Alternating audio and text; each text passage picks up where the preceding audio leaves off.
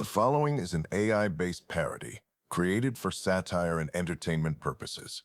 All voices, conversations, and scenarios are artificially generated and do not represent the opinions, actions, or voices of any individuals represented. This content is not meant to confuse or misinform. Good morning, afternoon, and evening, loyal viewers. The boys and I have completed our long voyage across dark space, and we've finally arrived at our destination. We're here in the Andromeda Galaxy. Joe, Donald, did you guys enjoy the journey across the stars? Not really, actually. No wonder the Reapers wanted to melt everyone into biomass. The cold vacuum of space is boring as hell after the first 120 years. It'd be enough to make anyone go completely insane. Not that you would know your ass was asleep snoring for 500 years straight. I did tell you to just turn a podcast on or something. Best nap of my life, too, by the way. I'm so glad you got your beauty sleep. Now you won't be able to complain about being tired when you die 47,000 times. This coming from the guy who lost the competition in the trilogy. That was some bullshit, and everyone knows it. Over 600 years, and this guy is still butthurt about losing. All right, let's settle down here. We leave our old drama back in the Milky Way where it occurred. There will be plenty of time for new beef here in Andromeda. As with last time, the boys and I will take turns playing. Because I was the ultimate winner of our death competition in the Mass Effect trilogy, I'll be playing in our first episode. Joe will pick up episode 2, and Donald will take 3. Then it'll cycle back to me. That's fine by me. I'm in no rush to play Andromeda. All right, let's get into things here. Hear me out on something. What if we played as female rider here? I'm down. I'm got no problem with that, but why? Because across our videos, female shepherd went underrepresented, so we might as well use female rider. Plus, we've still got access to most of the romances anyway. As long as we're not romancing Liam, I couldn't care less. Trust me, we're not going within a mile of Liam. We're not going to make her as ridiculous looking as our shepherd, are we? First of all, Bard Joe Shepherd looked perfectly fine. Second of all, don't worry, we'll all have input on this. Besides, as you can see, things are a bit more extensive than the trilogy was. Good Lord, we're going to be here for 2 hours. As long as we can put a scar on her, I'll be happy. Yes, Donald, we'll put a scar on Ryder so you can finally shut up about it. That's all I needed to see. All right, what do you guys think about this hairstyle? It's cute. That looks a little too good to be by BioWare. That's correct. This hairstyle comes from the Anto Hairstyles mod. This particular one is called Rocha. So we're playing modded Andromeda? You're damn right we are. I promise you I would not be here otherwise. Yes, we've heavily modded Andromeda. We'll go into the details later. Okay, now for hair color. That green looks like straight sewage. How do we feel about the dark blue? I think it's all right. I was feeling the green myself. Of course you like that trash. Let's see how she looks in red. Oh, hell yeah, now we're talking. It feels like it's lacking depth. I gotta agree with Joe there. I think blue might be the way to go here. Okay, fine, but definitely not the light blue. Can we make her eyes green? Yeah, sure. Well, hold on. I want her eyes to be red. Sorry. Last place gets last pick on the customization. I'm gonna headbutt you. Donald, relax. You've already got a say on the scar we get. All right, let's get the lady into some makeup. I don't know a damn thing about this. Just hit her with a spray tan. Well, thankfully, I rose 2 girls. Let me lock in here.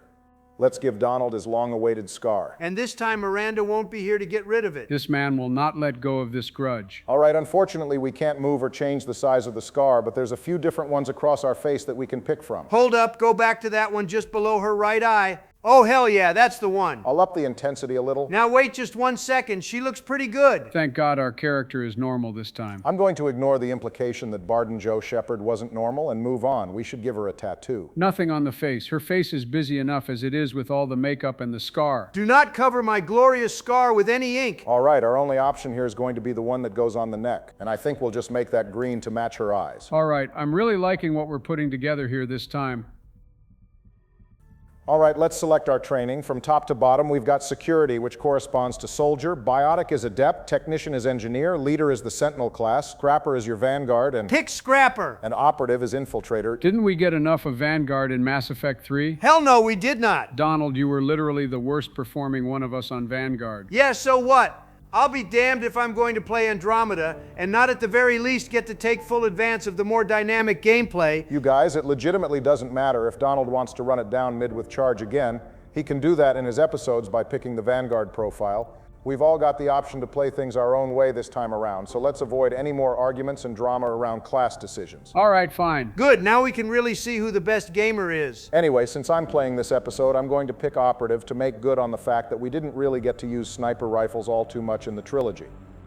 Now it's finally time to name our friend here. Oh Lord, this is the make or break. What if we just leave it as Sarah before Barry puts something ridiculous in? We're not calling ourselves Sarah. Either one of you comes up with something or you leave it to the only creative person in the room. Fine. Just don't combine our first names again. You think I'd really be so uninspired as to use our first names a second time? I'm going to use our middle names instead. Wait, what? What in the... is that supposed to be Hussenet? Yep, we're called Hussenet Rider. Okay, I see the Hussein from you, Barry, and the N must be my Robinette, but I'm not seeing Donald's middle name. Donald's middle name is John, so he contributed the O and the N in the middle. Wait, your middle name is John? Bro has two first names. Oh, f you. My name is perfectly fine. Donald John Trump gotta be top 3 worst names for a president. All right, Joe, let's not pretend we have particularly unique names either. Both of us were named after our fathers. Now it's time to customize our twin brother. You gotta be shitting me. Nope, I'm taking another nap. Wake me in 2 more hours. Oh, calm down, it won't take long. I did this song and dance in Fallout 4 when I customized my wife just for her to fucking die before the start of the game. Don't worry, customizing the Rider sibling won't be a total waste of time, though we'll probably keep their appearance a surprise for later. All right, we're gonna have Alec Rider adopt a similar appearance to Hussenet Rider, so he actually looks like he could have fathered us.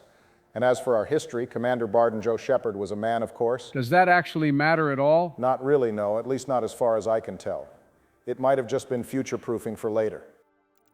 And last but certainly not least, we have our difficulty selection. God, please, let's just play it on narrative. This game is gonna be boring enough without us also being able to steamroll everything. Joe, you proved yourself well enough during the trilogy, no more of this. I can't play the game on hard difficulties talk anymore. Suit up and lock in, we're playing on insanity. That's what I'm fucking talking about. All right, fine, let's dive in. Every great moment in our history began with a dream. Whoever made this game must have been having a goddamn nightmare. Each bold leap forward was achieved by those willing to do anything to attain it. It's nice to see Earth again. The last time we got a look at it, the entirety of Europe was on fire. Leaving behind families, homes, the very birthplace of our species. Some for discovery, to see the unknown. Others for a new start. And others looking to escape the corner they wrote themselves into by writing the ending of Mass Effect But 3. today, whatever our reasons, we take the first steps toward a new future for humanity. Today, we begin to make our dream reality. How in the hell did they manage to hide all this construction? The Andromeda Initiative was less confidential than we're led to believe. It was something more of an open secret. In the Mass Effect Andromeda initiation novel, our old friend Kalisa wrote numerous reports about the operation in her own private investigation in 2184. I bet Kalisa wished she had joined up when the Reapers started raining hell down on the Milky Way. She probably did, but the initiative might not have been so welcoming to her. As you might expect, Kalisa's reports were nothing more than a smear campaign. She called the initiative's goals an irrelevant vanity project and jumped at the opportunity to smear Jayan Garson. How many credits did they move trying to do all this nonsense? It's got to be more than what the elusive man put into reviving Shepard. The expenditure for the Andromeda Initiative are known to have reached into the quintillions of credits. That's a 1 with 18 zeros. They just be throwing random numbers around. Speaking of numbers, we're now 634 years in the future from 2185, so welcome to the year 2819. Well, we kept saying how much we wished Mass Effect took place in the far future and not literally the next century, though the 29th century is a bit further than I expected. Oh God, that means all our friends are dead! Not necessarily all of them. Lyra would be entering her matriarch stage right about now. Grunt would be alive too, as would Edie, assuming you didn't pick the destroy ending. It also isn't totally impossible for Rex to still be alive, though he'd be ancient at this point. I don't want to live in a universe where Samara has passed on. If it makes you feel better, she probably died in battle like she said she would. It doesn't. And this is why we picked the synthesis ending, so everyone can transcend mortality. Joe, don't start that nonsense over here. The one good thing about Andromeda is that we get to ignore the color-coordinated ending of Mass Effect 3.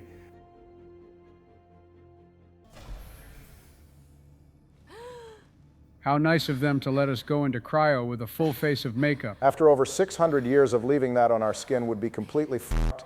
Clogged pores ain't nothing to mess with. Deep breaths. You're gonna want to take it easy.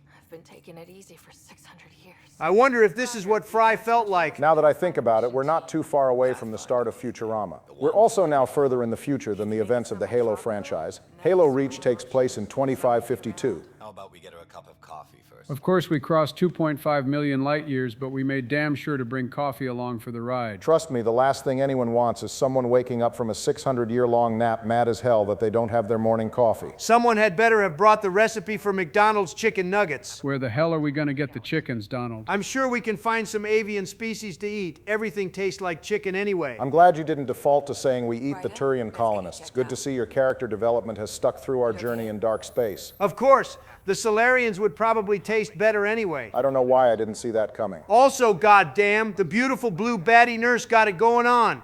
Maybe I'll get over the loss of Samara after all. Donald, we haven't even left the prologue yet. Okay, but am I wrong? Did y'all not see all that activity back there? Barack, you gotta be with me on this. Yes, Donald, we all saw it, but get a hold of yourself. I forgot this is what the dialogue options looked like now. Does this, matter at all? No, not really, and to be perfectly honest, I do view this as an improvement over the various versions of the dialogue wheels in the trilogy. Instead of being forced to pick whatever aligns with your morality, you can pick the tone you want Ryder to have. At least we won't have to fight each other over morality dialogue. But that was half the fun. The two of you have beefed with each other at least 3 times already. Trust me, we don't need arbitrary morality options to instigate arguments. Okay, everything checks out. Oh God, it's Liam. He looked different. Yeah, we've got an appearance mod on Liam installed because whoever his barber was back in the Milky Way completely f***ed his shit up in his vanilla appearance. Yes, Dr. Taparo. Good morning, Ryder. Are you feeling well? Can we, make this thing sound like Edie? No, Donald. We cannot give Sam a woman's voice. And I will be referring to it as the bot in our head from this point forward. We want to make sure the connection's still live. As the team's mission computer, your well-being is my primary concern. At least I don't have to get killed by drones to get this artificial intelligence on our side this time. Sam sees what you see, in theory. We won't know for sure until we get you in the field. How are you feeling otherwise? Would you guys hate me if I said I'm actually excited to do this? No, but I would question how much free time you have. Barry really hit the books after Mass Effect 3 ended, so I'm not surprised he's ready to start dropping more lore bombs. Can't explore space without my coffee. You're all done. Let's get you on your way. Though you may want to hang around while we revive your brother. I'm not gonna lie, I forgot we weren't an only child for a bit there. And right on cue, all hell starts breaking loose. Oh, cool, space stuff. At least this happened after we finished our coffee.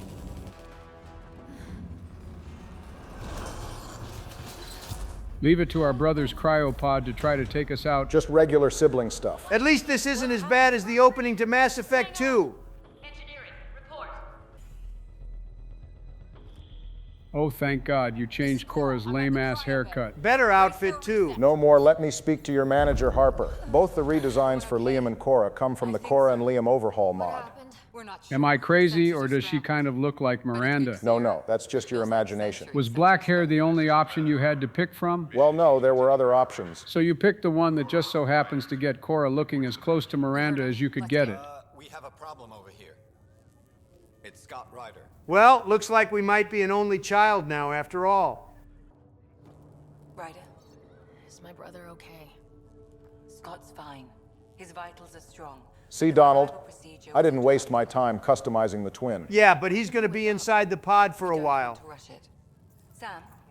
My connection to Scott's implant was suspended.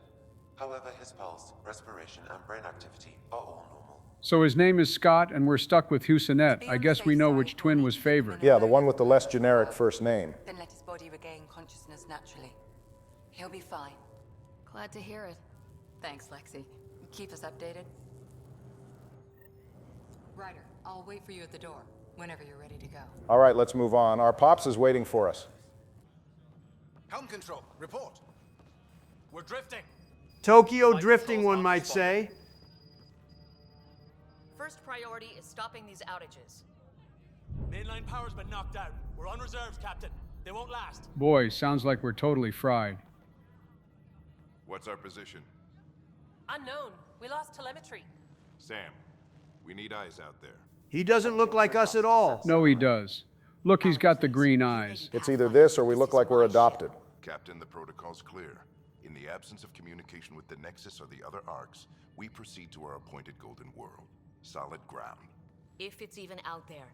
Nobody said anything about running into an energy cloud, and that's just a wild guess what we hit. The Reapers didn't do this, did they? That's something we can say for sure is not the case. Mac Walters said in a video years ago the source of the Scourge is, quote, definitely not the Reapers. Let's give them a chance to wake up. Can you blame her? Personally, I'd rather get the hell out of space before something else goes wrong. Father's got a point, though. Solid ground sounding pretty good right now. Yeah, but... Pretty good. Isn't good enough. Yes, sir. Okay, damn. Fuck us for speaking up.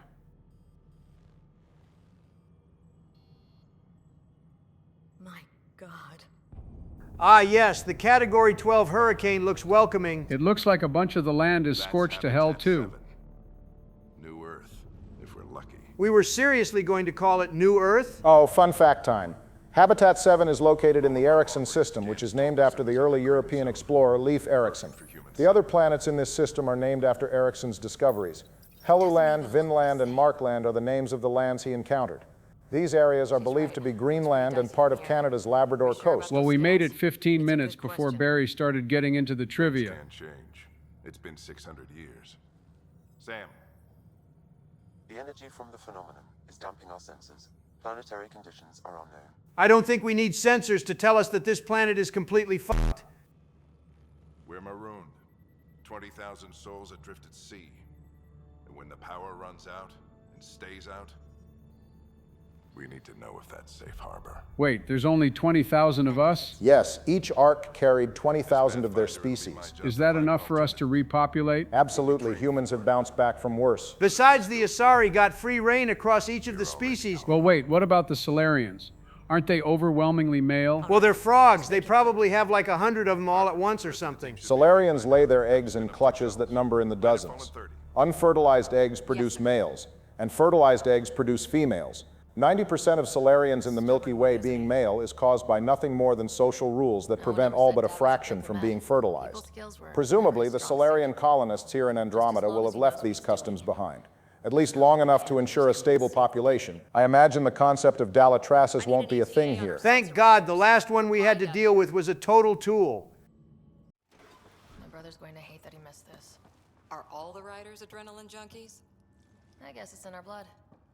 I was born a minute ahead of him. I never let him forget. Are we always the elder twin? No, if you're Scott Ryder instead, you'll still be younger. I'm sure Scott Sarah is always born a minute sooner. It's kind of cool both siblings are canon, unlike male and female shepherd. Let's get out there and find him one. Right. You'll want to get your helmet. And maybe stop at the Good Luck Rock before we go. Of all the things to bring to the next galaxy, It's he an old brought a rock. superstition of your dad's. It's a massive fucking rock, too. How the hell did he get this cleared? Analysis indicates alkali feldspar and quartz, commonly known as granite. Bro picked this up off the ground somewhere. I'm assuming Alec used his privileged connections to get this thing onto the Hyperion. Your dad was mountain climbing back on Earth. It caught him from falling. So he picked the rock up and carried it down the mountain? He probably just went back for it at some point. I can't believe he'd be able to remember its exact location. All right, let's speak to the cannon fodder. Our Pathfinder crew. These guys are not going to be alive by the end of this. I can already see it. Rumor from the bridge that your dad and the captain aren't seeing eye to eye on this. I don't see much point in lying. It's not like we were supposed to keep the disagreement on the down low. Expedition. My dad won her over. Glad Dunn came around. Your dad's the N7 here. He's got the most experience. Oh right, I forgot Alec is N7 too. Yeah, Alec Ryder actually has a place in some of Mass Effect's most historical events. He was born on Earth in 2129 and was on John Grissom's team to be the first humans to travel through a mass relay when he was only 20 years old. Given his age, he would have been one of the earliest N7s, perhaps even predating David Anderson. He had to have been in first contact if that's the case. Correct. He was present during the occupation of Shanxi. Well, at least it keeps things interesting. Yeah, you're ashamed to go through all this training and not to put it to good use. I think you're going to regret those words in a bit. Donald, why are you so convinced every single one of these guys is going to die? At least one of them is going to. This is a BioWare game. We never leave the prologue without a loss. Even that brat in Mass Effect 3 got blown up. Are we expecting trouble, Sam? A precaution. Please arm yourself, Ryder. If we need a weapon in case of potential danger, give us something better than a goddamn predator. What's this going to protect us from? It'll have to do for now. The Predator isn't as bad as it was in Mass Effect 2, at least. So just another boring day at the office, huh? As boring as a day at the office can be when we're crossing millions of light It's a years. chance to show everyone what we can do. Go out there and earn our stripes. You're Alec's daughter, all right. I always wondered what it was like when explorers crossed the ocean. Nothing but stars and dead reckoning to guide them. They were probably thinking about how much they wanted to go back home. Sailing was dangerous as hell, with terrible conditions and poor food. Maybe see a dragon along the way. We're in a new galaxy. Maybe we will see a dragon. We did see fire-breathing bugs on Tuchanka, after all. On that note, time to get to the shuttle. Dr. Carlyle, with everything going on, I think the Ark needs you more than we do. Pathfinder wants a medic on hand. And if that is home down there, I'm happy to knock on the door. You better be ready to lock in, Doc.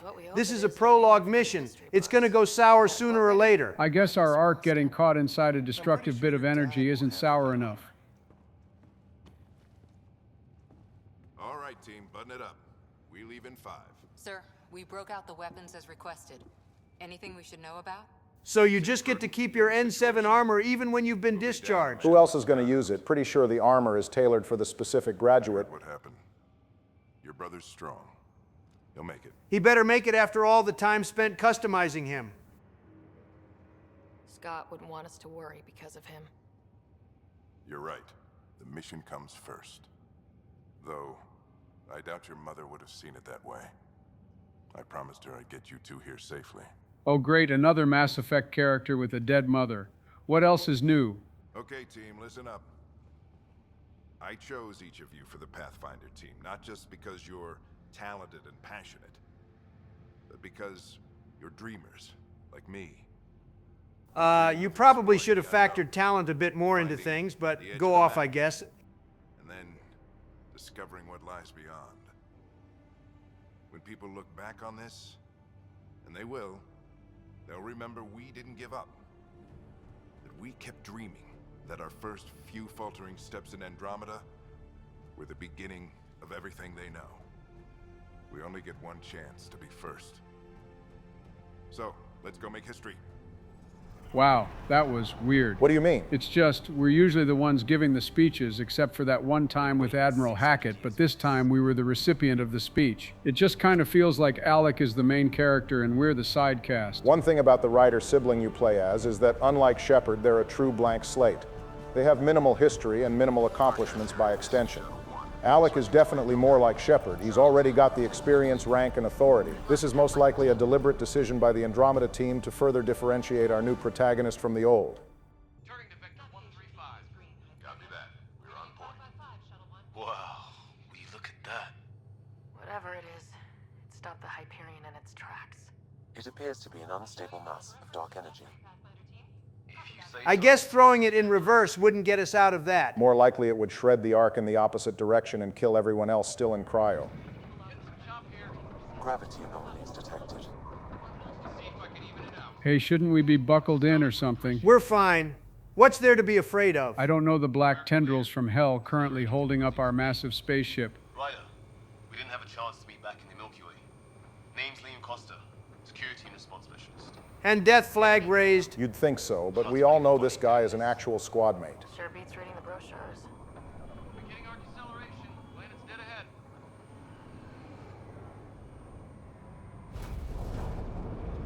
Okay, seriously, strap yourselves down. There are motion dampeners, Joe. We're not going to bounce around the ship. Here we go. The flight guidance is scrambled. It'll pass. We're through. Holy. Shuttle 2, are you seeing this? Copy that. Doesn't look like a golden world from here. Ionization levels are rising. Stay on course to the landing zone. Oxygen levels are below minimum human requirements. Well, that's not a problem. We'll just wear suits. Keep it tight, Shuttle 2. The mountains are floating. Okay, floating masses of rocks, that'll probably be fine. That has to be advanced engineering. Hyperion, this is the Pathfinder. We've got evidence of an alien civilization. Has anyone seen us? What if they're not friendly? They're definitely not. To be fair, considering we're the ones who made the journey from another galaxy, we're probably more advanced than most any species that could be native to this planet. Well, looks like the planet's weather is what's actually unfriendly. I f***ing told you guys to buckle up and look at you now. Oh, shit. Maybe we're the ones that's gonna die. Well, this isn't quite as bad as the Mass Effect 2 opening, but it's definitely looking kind of bad. Your jump jet is malfunctioning. Get it working! Approaching terminal velocity. And looks like that's the end of Andromeda. Thankfully, we've got jump jets in this game. Oh, there goes our air.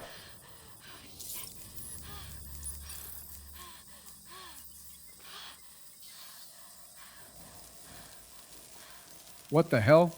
We've got lasers that can fix holes in our spacesuits? We really needed that in Mass Effect 2. Yeah, I don't think patching the holes in Shepard's suit would have changed the fact that we crashed into a frozen wasteland of a planet from the upper atmosphere.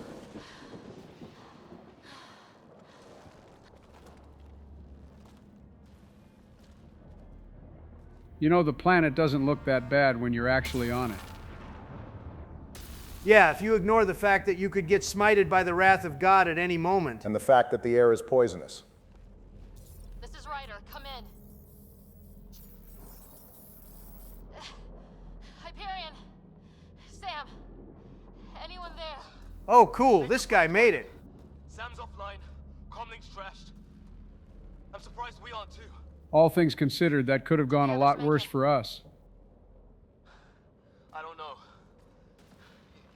It was all a blur. Shuttle split in two. This is like some nightmare. Yeah. No way this is home.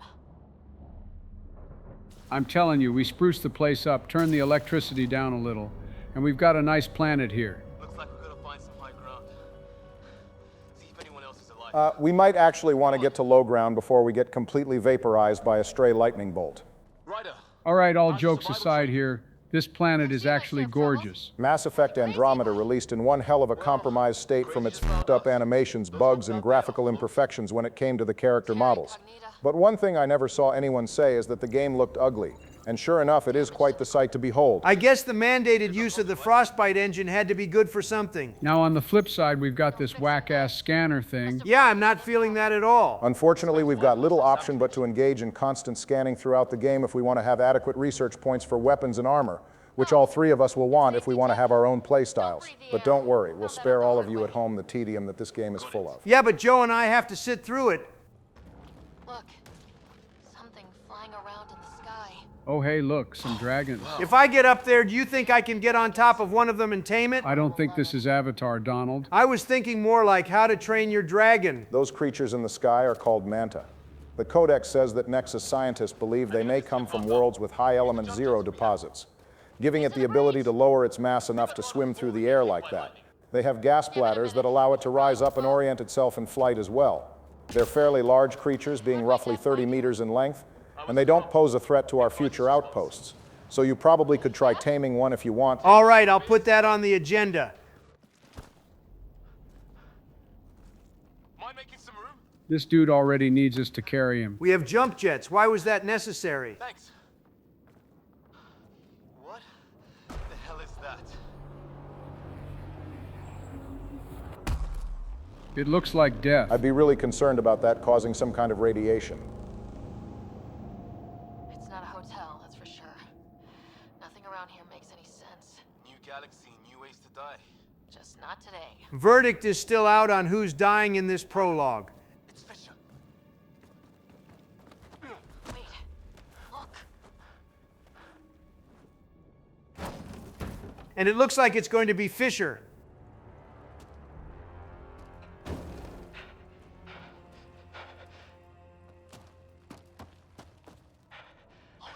Where the hell is his gun at? Contact protocol again. No deadly force unless fired upon. Yeah, said no one in the field ever. How do we handle it? Yeah, I never agreed to the first contact protocol. It usually does. Just say the word and I go hot. They haven't spotted us yet. Oh, cool. They're actually speaking their alien language. The universal translator needs an update. I don't know what the hell Gossad means, but I'm not waiting to find out. That grenade did fall for damage. Liam is useless, surprise, surprise. Nice of the other guy not to just execute Fisher while I killed his friend.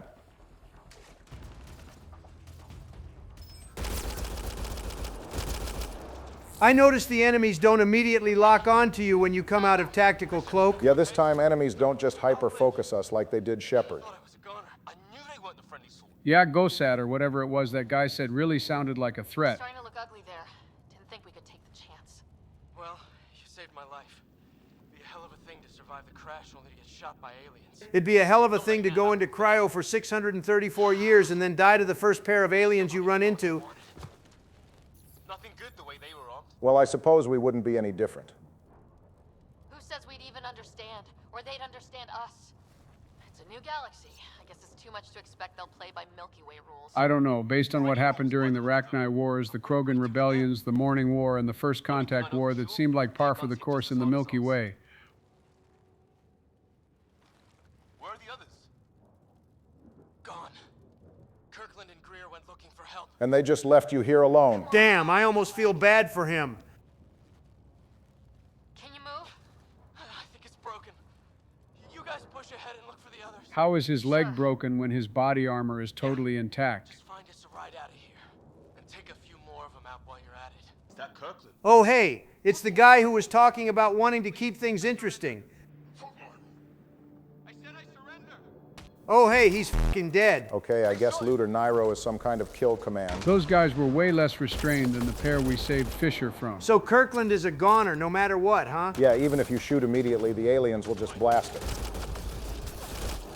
They want to fight. We'll give it to them. All right, get in there and get it done, then Liam.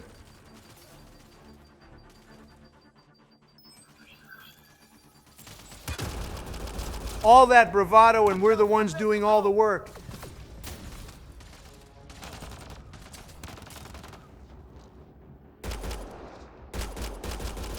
You gotta be kidding me. So the squad mates are completely fucking useless in this game. Isn't that just great? At least he makes a decent bullet shield. In fairness, Liam is squishy because he's not leveled up, but yeah, that was still pretty sad. Anyway, stealth kill. That's the last of them. No thanks to you, of course. I can't believe we're doing this. Did Kirkland make it? Does it sound like he made it? Also, we weren't even in a cutscene there, and Kirkland's shields didn't work. Seems kind of wrong to scan his body. Where the hell did they even shoot him? His helmet is intact. Shot him in cold blood. He was trying to surrender. Why kill him? Maybe sticking both your hands up is a show of hostility in this galaxy. Maybe not. Peace isn't going to be an option here. Well, make that 19,999 humans on the Ark. Donald, come on, man. Oh yeah, you're right. There's still plenty of prologue to go so someone else could die. I'm counting too soon. Ryder, more of those aliens ahead. Okay, finally looks like I'm getting a proper firefight. They see us. How in the hell did they see us? They probably just saw Liam. Hey bro, come out. They found us. Not much for talking, are they? Yes, we learned that already with Kirkland. Man, I can't wait for us to get more levels so I don't have to play ultra safe like this. I was about to say the so-called best gameplay in the Mass Effect series is looking a bit dry. But you want to know what would have fixed that? If you're about to say it's picking Scrapper during the character customization, I don't want to hear it. You hanging in there? Don't worry about me. Oh, trust me, Liam, we're not. After that sorry performance in the last battle, I can say conclusively that he probably is not hanging in there. I am not seeing or feeling Liam's presence at all. Man, long gone are the days where you could count on Garrus to land a concussive shot. Even when you commanded him to target someone, he missed every shot. I guess I really do have to do it all. Oh, now he's trying to run in there.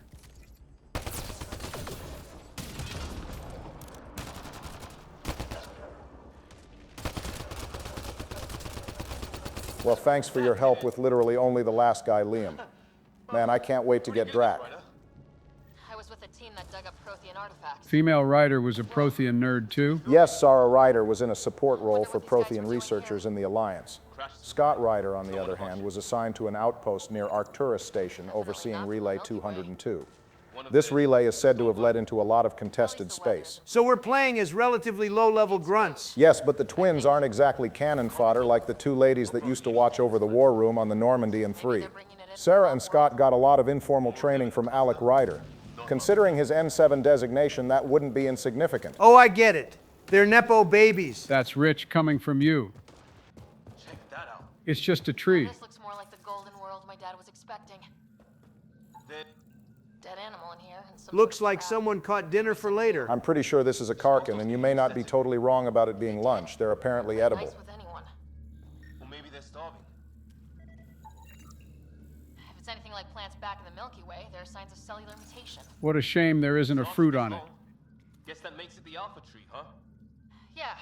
Or what happened to all its friends outside? Obliterated by lightning, most likely. Damn, okay, Liam, actual good toss with that one. Looks like a whole patrol. There's only 4 of them. If these guys had Greer, they for sure just finished killing him. Push them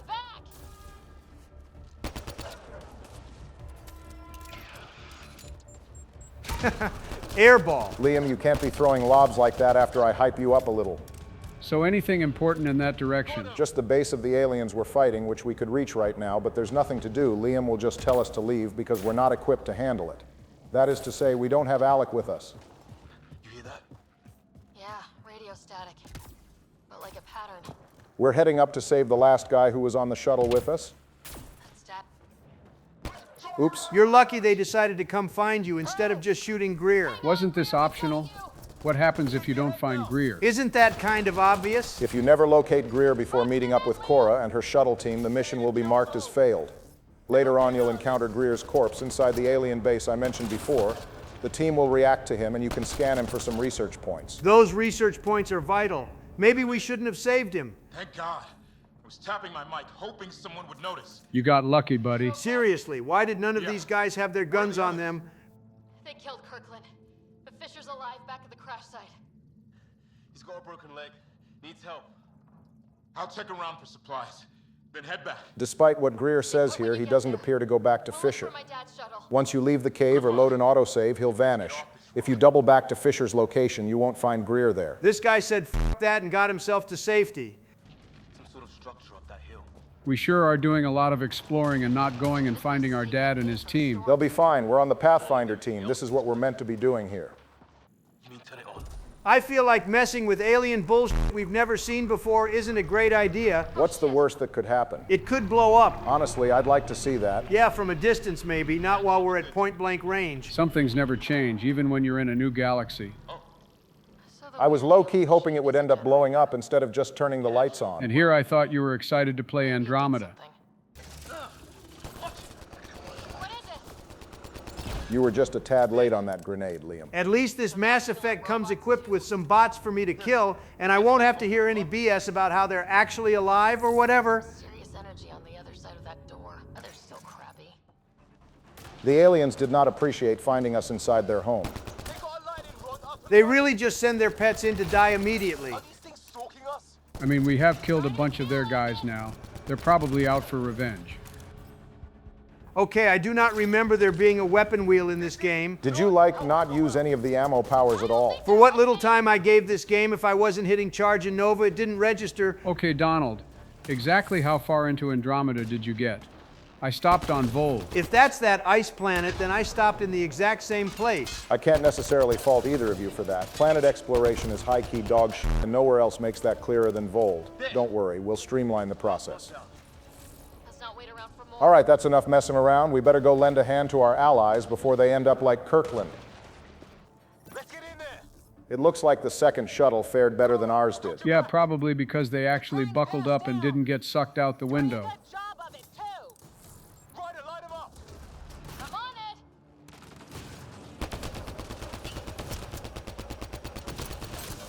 Pick your target. Plenty of those.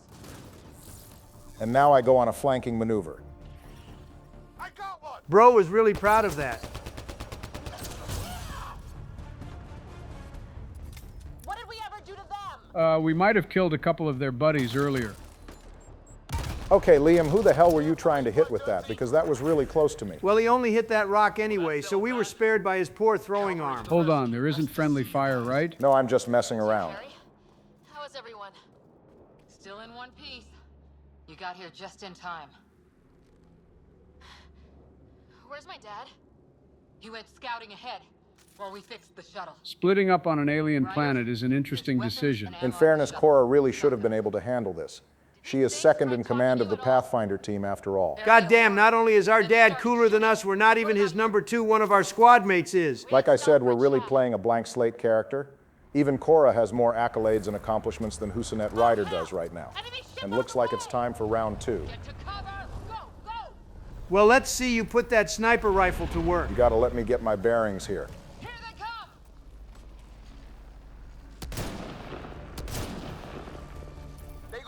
Anyone want some green apple Kool-Aid? Damn, those headshots look meaty.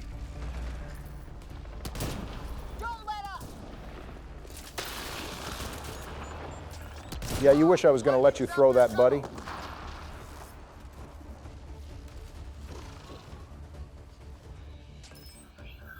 Almost a one-shot there. I can't wait to get my hands on a stronger sniper. Oh, the dogs. Careful, don't get boxed in like with the Fenris mech. Man, I think Liam's bitch ass led that over to me. They've got some weird cloaking ability. You're shitting me. Man, this is some riveting dialogue. I definitely preferred it when our squads just let out cool one-liners while killing things instead of yapping the whole time.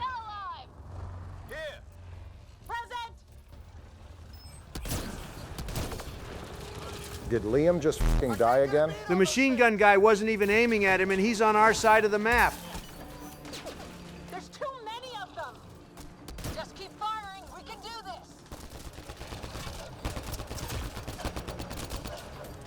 Since when do rocks float? Just go with it. Didn't we establish the floating rocks when we got here? All right, get your ass up.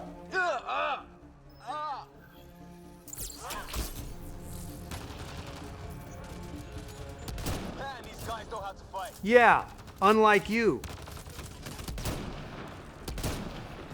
Damn shrapnel! Damn, they won't let up. Okay, the heavy has got to go. Liam managed to die again. Oh, brother. This guy might be as bad as Jack. Me. What the f do you mean, where the hell am I going? Man, that was some elite rage bait from Liam there. Hey, look, first death of the series, and it wasn't me, nor was it caused by a glitch. So are we doing a death competition this time again? And do our trilogy deaths carry over? Or are we started fresh? Yeah, sure, I guess, and no, our deaths from the trilogy don't carry over. New galaxy, new death count, so that makes 1 for me. Also, I'm never reviving Liam again.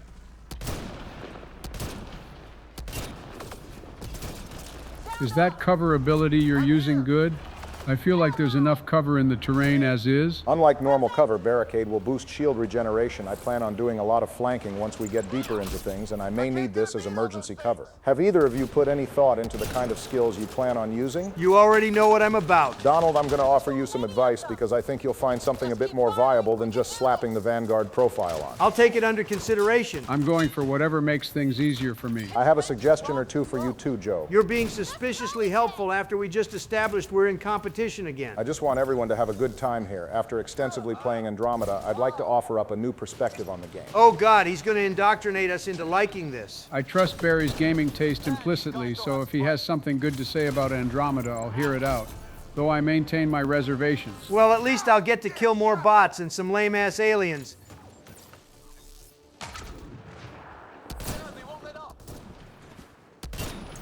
Damn it, I need to lock in. They're jumpy fellas, aren't they? Maybe, but I've got the better vertical. All right, I'm going to their side of the map.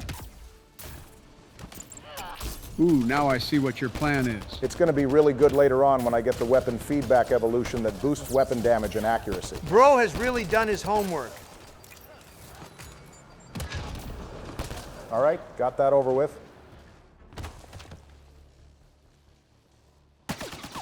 I think you got it, buddy. Okay, but that's not the one that killed Kirkland. Stay pissed. Use it. Will do. Just remember, we need that ammo. We wouldn't need it if it weren't for the heatsink retcon. Really wish Andromeda took its chance to abandon that. You know, I do find it interesting the Andromeda initiative is loaded up with thermal clips when that didn't see widespread adoption until after the Battle of the Citadel in 2183.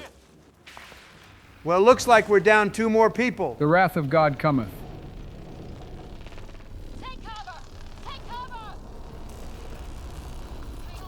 Oh, right, she's a biotic. Don't worry, Cora is going to remind you she's a biotic on a regular basis following the prologue. I didn't know you were biotic. Don't worry, it's not contagious. Before they attacked, I managed to fix our comms. Are you going to be good, or should we bury you with Kirkland? Now just take it easy. Sam, are you there? QEC link established. Affirmative, Ryder. The Pathfinder needs to speak with you. He must have had a lot of faith in us to not die while he was busy gallivanting about. Liam and I are with Cora. I'm going to ignore yet another clear example of Omni tools having video functionality. If we have to bend over backwards trying to get proof of something again, I promise I'm putting an end to this entire mission violently. Do you have something in mind? If the storm is the problem, then let's solve the problem. We're talking about weather. And I have an idea about that. Maybe he wants to nuke the storm. Oh God, not this again. They spotted me. Sir? Sir! He's fine, probably. Can you two manage alone? I can keep her stable. For a while. Let's move. Just slap some Medi gel on it. Dead bodies here! Lightning didn't do this! Neither did we. This is more than we took out. No, it isn't. 4 of them came out the door earlier, and I count 4 bodies. They're just robbing us of our kills. Unacceptable. We'll set the record straight soon. was pretty clever with these rods.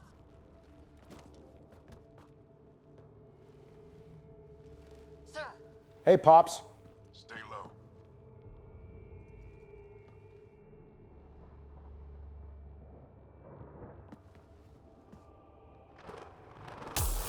Okay, I'm thinking we shouldn't go down there.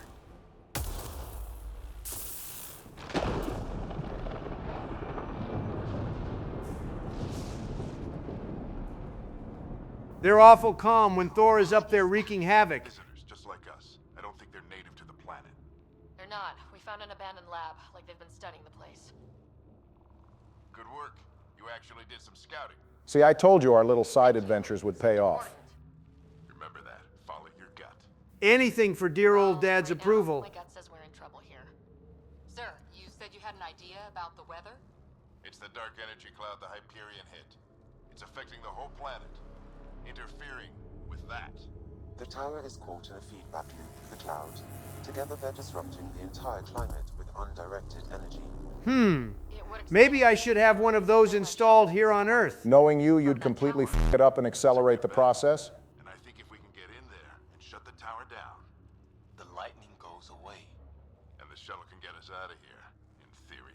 Okay, but how does that free the Hyperion from the space stuff? It's a hell of a gamble, but we won't know until we get in there and try. No illusions about this. It'll be a nasty fight the whole way. Well, if you're an N7, we should have it. If the riders are game, so am I. Another interesting thing, not only is Alec obviously more capable than us, it would be reasonable to say Cora is much more skilled, too. God damn, we're a bum. We're outnumbered.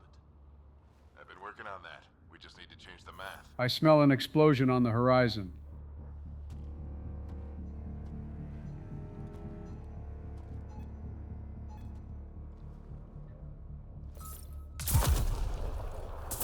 Wait, don't we have to walk through that area too? We'll be fine.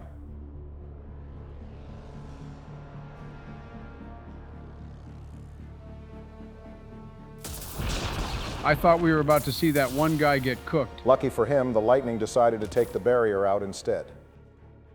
Works for me. All right, showtime. Let's go! Right behind you. Push ahead to the structure. I guess this is the point of view the squad mates have when they're with Shepard. Yeah, they just see you charging in and getting totally f***ed up. Yeah, okay, dude, let someone with a flamethrower pull up. We'll see who's talking all high and mighty then. Luckily for Joe, there are no pyro-equivalent enemies in Andromeda. Thank God for that. Maybe this won't be so bad after all.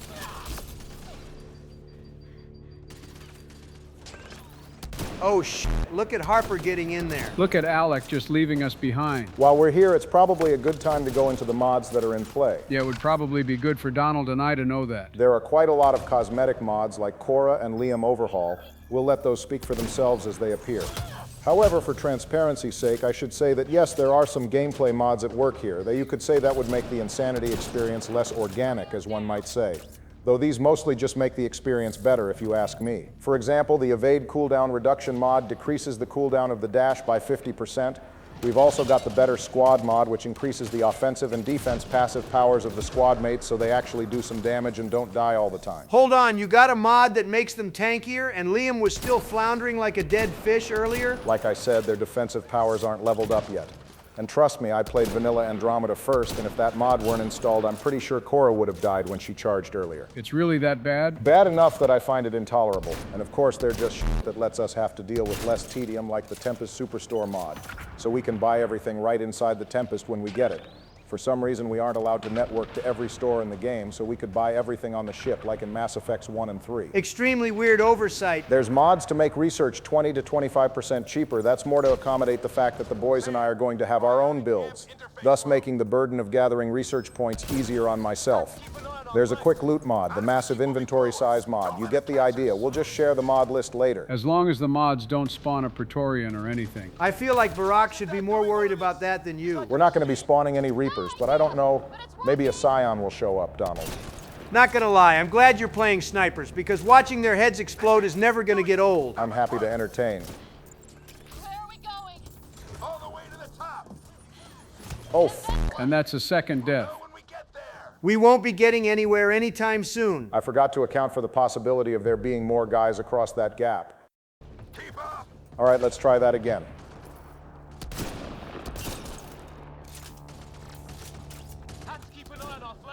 Alec was just letting that guy on the right lay into him. He was just giving us a chance to increase our kill count. I feel like I've got damn near all the kills on this mission altogether. How's your dad doing all of this? He's like a machine. No idea, but it's working. Who would win in a fight, Shepard or Alec Ryder? Oh, brother. This is hardly the medium for such a conversation. I'm just looking for a quick answer. Well, I'm obviously gonna say Shepard. This answer is probably Shepard, mainly because Shepard's combat resume is easier to verify. As far as we know, Alec's only major battle was First Contact. Though I fully expect Alec could give the commander a run for his money, especially when he can just hot swap into different classes using Sam and the combat profile. That's cheating. He has a bot in his head. Shepard does have enhancements from the Project Lazarus reconstruction, to be fair. Actually, it is worth pointing out that Alec was born before humans discovered Element Zero, thus he should have no natural biotic abilities, despite what he's been portraying here on Habitat 7. His biotics must be exclusively because of Sam. How the hell does that work? It probably has to do with Alec's wife, Ellen. She was a pioneer in human biotic implant design. Her work evolved into the L2 and L3 implants. I guess we know who Olenko has to thank for the migraines. Ellen worked on Sam with Alec, so perhaps her expertise with human biotic research allowed her to grant Sam the ability to simulate biotics. Damn, maybe we should be implanting ourselves with AI in the Milky Way. Absolutely not. Torture children to create powerful biotics. That's fine. Implant yourself with an AI? That's a no-go, according to Donald. Grenade. Ow. Wow, I'm surprised that didn't kill you. All right, Liam, I'm going to give you one last chance here, since we both ate that. They really neutered the grenades in Andromeda, and 3 that would have vaporized you. What now? I need to decipher the language. Thankfully, you came equipped with a cipher. There's more coming up. What's the plan here? They'll surround us in no time. If it were me, I'd meet them as they enter the battlefield. You'd probably die immediately. Got it. Right. Watch it. Think I see movement. I feel like splitting them up is a bad idea, but sure, I guess. I absolutely would not trust Liam to hold down a defensive line alone. Do it again. I think I really pissed that one off. Maybe because I shot him in the face. Cringe. Yeah, I'm not going to lie, that one was pretty bad. At least Cora has the decency to do stuff silently. Progress. They're falling back. Could be regrouping for another push. Stay sharp. And that just about concludes things here. Man, that went way too smoothly for a prologue mission. You're making it sound like you wish more of us had died. Maybe I did. Security override. I'll try to open the door from here. Ah, damn, it's jammed. I need to take a look at it. Put your back into it. I'm surprised we could move that big-ass door. I don't know yet.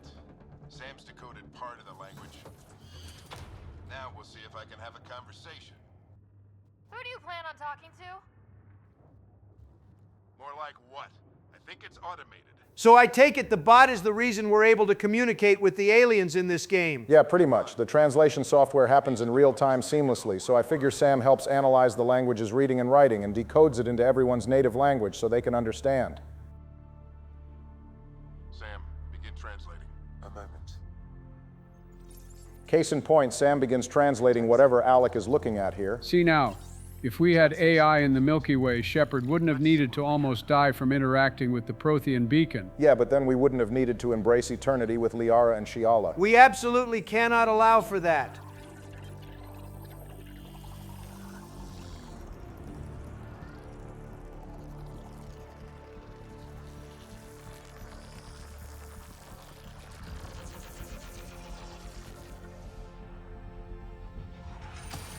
Yeah, I'm really starting to feel like we should be playing as our father. It is interesting to just make us be a bystander to all of this cool stuff. I understand why we're playing as the Ryder sibling, but I do wonder how more impactful it would be if in this prologue mission we got to play as Alec, experiencing the full might of his integration with Sam and his various profiles, and then swapping over to the Ryder sibling, given what's about to happen next. I'll be damned. It's working. See, I told you, turn the electricity off and we're golden. Is Habitat 7 good to live on now? No. Unfortunately, Habitat 7 will remain uninhabitable for the foreseeable future. The constant storm it was under has still scarred the planet, and the air remains unsafe. There's plans to terraform the planet, but that'll take quite a lot of time. Let's get back to the shuttle and... Oh, sh**. Well, Donald, you said things were going too smoothly, so here you go. I think trying to hold on there totally backfired. What the hell happened to Cora and Liam? That's a good question. They're probably still mindlessly crouching in that area where you assigned them earlier. Oh, that's not good. Quick, use the laser on the Omni tool. I'm thinking that's only useful on cracks and not gaping holes.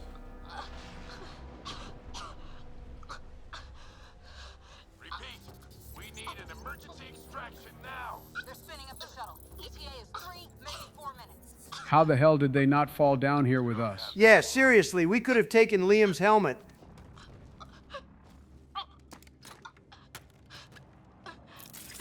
We don't have Liam's helmet, but dear old Dad has our back here. And a round of applause for a good father in the Mass Effect series. Now watch as he dies within the first 2 hours of the story.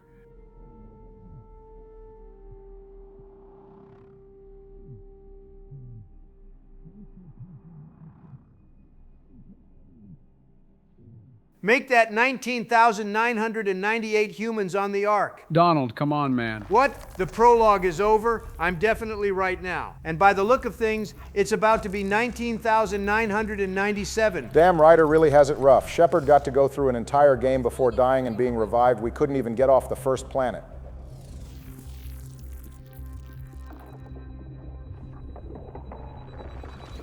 Oh crap. Looks like Cora changed her hair back. Project Lazarus 2 is looking a lot less crazy here.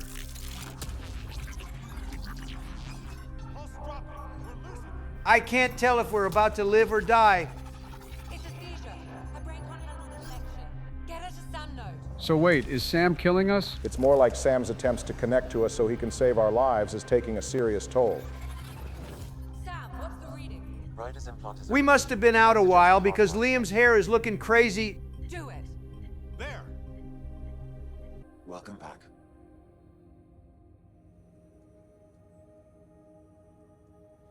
Good news, we're not dead. What happened?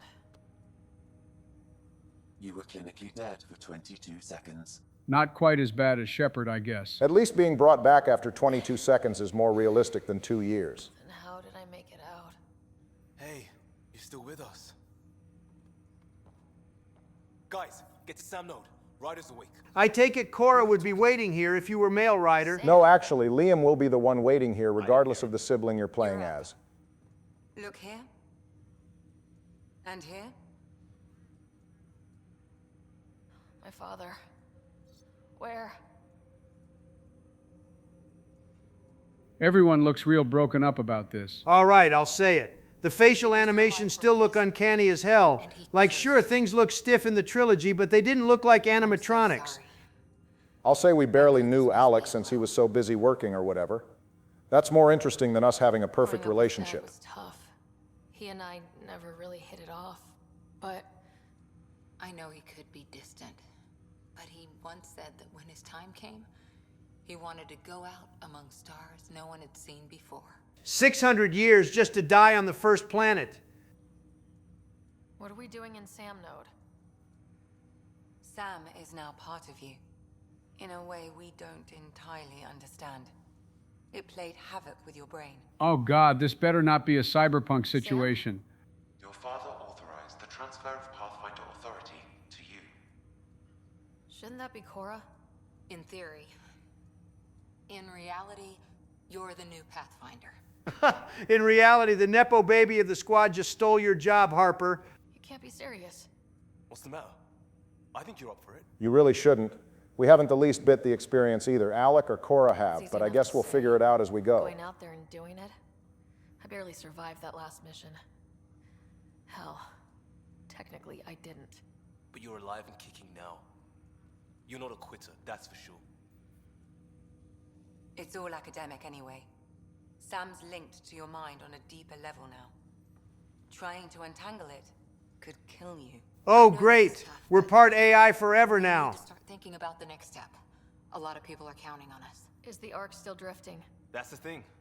Whatever your dad did with that tower, it saved the day. Some sort of atmosphere scrubber. The energy cloud thinned out. We're on our way to the rally point now. Should be at the Nexus soon. She needs to rest first. She has 2 hours. We'll need our Pathfinder for this. Well, Shepard woke up in the middle of an attack, so this is light in comparison. Oh, I checked on your brother. Oh, right, our brother. Still no Gonna be interesting to fill him in on us being orphaned at... How old are we? The Ryder siblings were born in 2163, making us 22 at the time we left the Milky Way. Orphaned at the ripe old age of 22. Man, we're really young. Makes sense. The Ryder siblings had their Alliance careers cut early.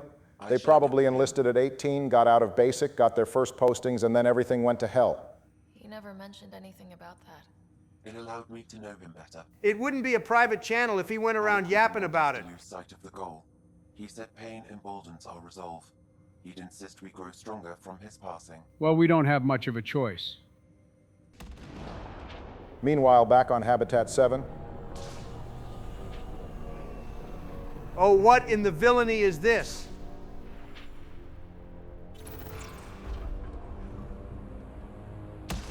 Why is Broara farming?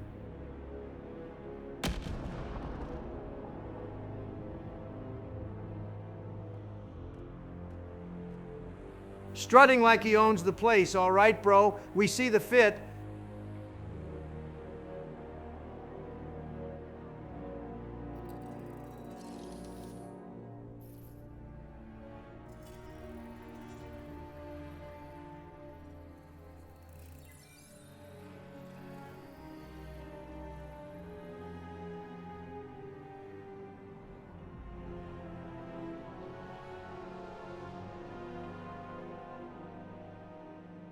Ew. This dude ugly as hell.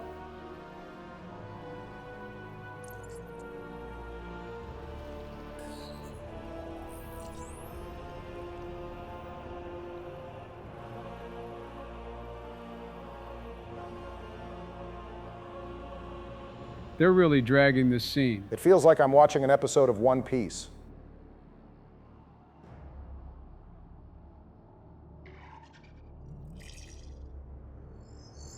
Monkey see, monkey do. He wants to be Alec Ryder so bad.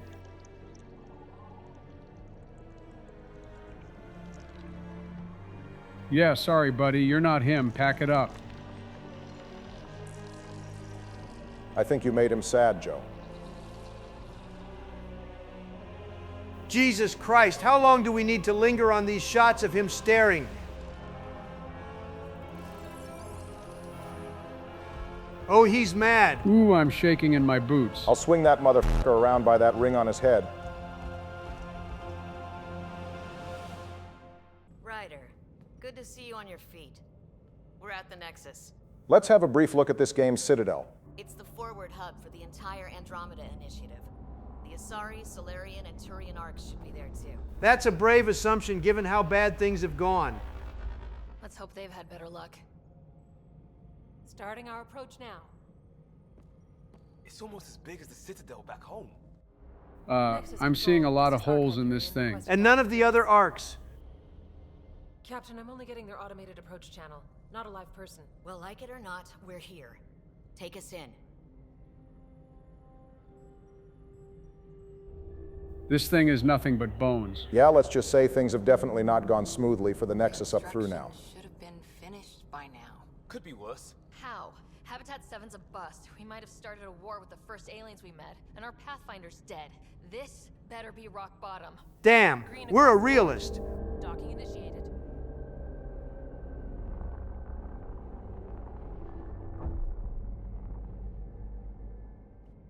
All right. I got us here.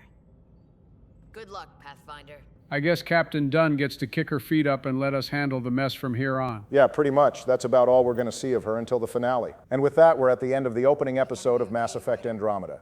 How you boys feeling? I didn't hate it, though I remember the opening to Andromeda actually being pretty solid, all things considered. Ask me again when I've gotten a few charges under my belt. All right, I'll keep that in mind. Donald, me personally, I'm just ready to get deeper in the game so the boys and I can get into our own builds and play styles. But until that moment, I hope y'all remember the drill. Stay safe out there, drink plenty of water, get some sleep, and we'll see you on the next one. Right. So, always keep a jump jet handy. We're back with Mass Effect Andromeda, and it's Joe's turn in the driver's seat. It's been a long-ass time since I played this at all. Well, on the bright side, you don't have to worry about being the first one to die in this game. It doesn't matter who dies first, only who dies the most. You know, unless we tie again, in which case it comes down to who loses the tiebreaker. Ain't that right, Donald? Very funny. So, Joe, did you make your decision on what kind of play style you wanted to go for? After much consideration, I've decided on the Adept profile. Why am I not surprised? Well, it's what I would have played in 3 given the opportunity. You should be happy about that, Donald. You would have needed to put some skill points into Adept to unlock charge, so Joe is kind of doing you a favor. About time he did something useful for me. It means we can start waking our people up. They built a bar, right? Gotta have champagne for the welcome party. Man, we sure moved on from Alec's death pretty quickly. We're already talking about cracking open the drinks. I couldn't blame them for how bad this whole operation has gone from the moment we woke up. Real food and a shower are just ahead. I got a feeling their optimism here will not be rewarded. I don't believe it. I know a Turian voice when I hear one. Oh, fuck. What was this guy's name again? I'm Tyrion Cannon. Oh, thank you. Oh, right. He's Nyrene something or other. Tyrion is Nyrene's cousin and first of many references to characters from the trilogy. I guess that's one way to get us to care about some of these characters. I expect the next Mass Effect game, if it comes out at all, will be filled to the brim with similar trilogy references as well. Fan service. It is what it is. But aren't you expecting us? You're the first arc we've seen. After a year of waiting and no sign of the others, we shuttered this area and stopped looking. If this area has been shut down, shouldn't we not be able to breathe or something? I'll fill you in on the way to Op Center. Everything that could go wrong with our plan has. Oh, trust me, we can see that. 14 months ago. Right away, we hit a band of dark energy that knocked us off course. Then they arrived in 2818. Why did the Nexus arrive so much earlier than the human arc? Based on what we heard last episode, the Nexus was probably supposed to arrive ahead of the arcs and finish construction so the Pathfinder teams could have a complete base of operations to return to while they were busy finding their paths or whatever. Though I believe the Hyperion might have actually been running a little late. A datapad in the cryo bay has some automated logs that suggest something went wrong during the travel through dark space. First in 2347, the Hyperion began to drift from its intended path. This was logged and later corrected sometime during that year.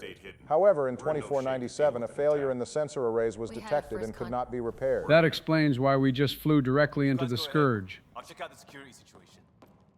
We've got that guy on security. Some of us are filling in for leaders who died. At this point, who isn't filling in for someone who died? Not Harper, I can tell you that much. I can't say I'm fond of Cora either, but you're really lighting her up, Donald. Docking procedures are green across the board. Stand by to merge Hyperion power into the grid.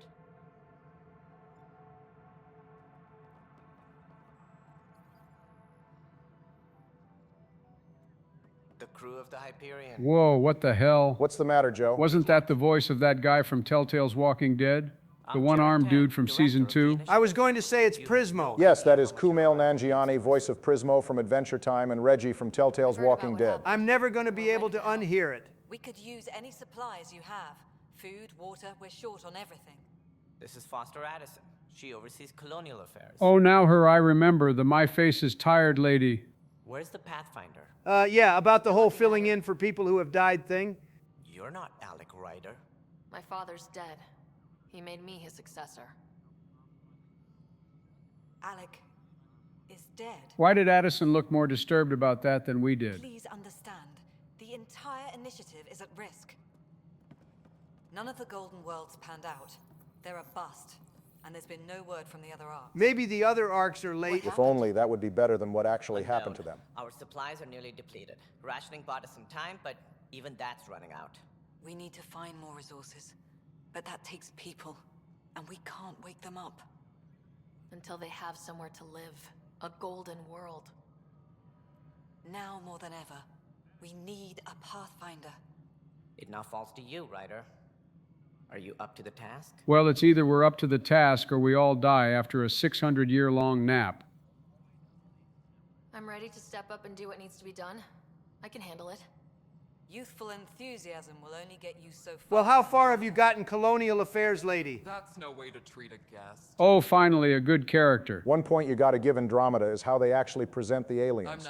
Tan is tall as hell as a Solarian, and it's appropriately shown off. How tall was Morden supposed to be again? Morden's height should be 6'10", assuming that's normal height for Solarians. I'd guess Tan is the same. Kesh seems kind of small, though. Well, remember, a lot of Krogan height comes from the humps on their backs. Their heads are much lower. Having said that, yeah, Kesh herself is on the smaller side. We're all feeling the pressure. Let's have a private word in my office, Ryder. We'll discuss giving you a scout ship. I'm happy to work out the details with your associate. I prefer to call her our sidekick. Welcome to the Nexus. All things considered, it's not as bad as our first visit to the Citadel. At least most of the leadership is willing to hear us out this time. Here. What little we can find should have a chance. Ma'am, the Hyperion's core is now online. Let me show you something. An hour ago, that was all dark. But with the power from your ship, you're keeping the lights on. You have my vote. So the arcs double as giant batteries. The arcs are fairly impressive vessels. And when the power They're comparable in runs size to the dreadnoughts of the Milky Way, being 1.5 kilometers in length. The Nexus, on the other hand, is compared to one of the Citadel ward arms. Not until we get all these holes patched up. This is the planet where we landed. Habitat 7. It wasn't even close to livable. You know, unless you like lightning bolts and air that makes your lungs burn. Ryder, we were discussing your next expedition. Good. I was starting to wonder who was in charge around here. Director Addison is entitled to her opinion, and mine overrules hers. Well, this amphibian has a little bit of attitude. Tan actually has a solid backbone. I'll delve into his lore later. Prove yourself. To that end, the Scourge dealt us a serious blow.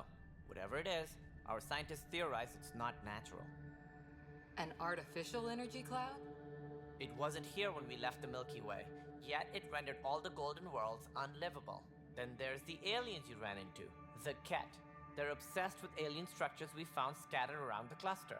They'll do anything to prevent others from accessing them.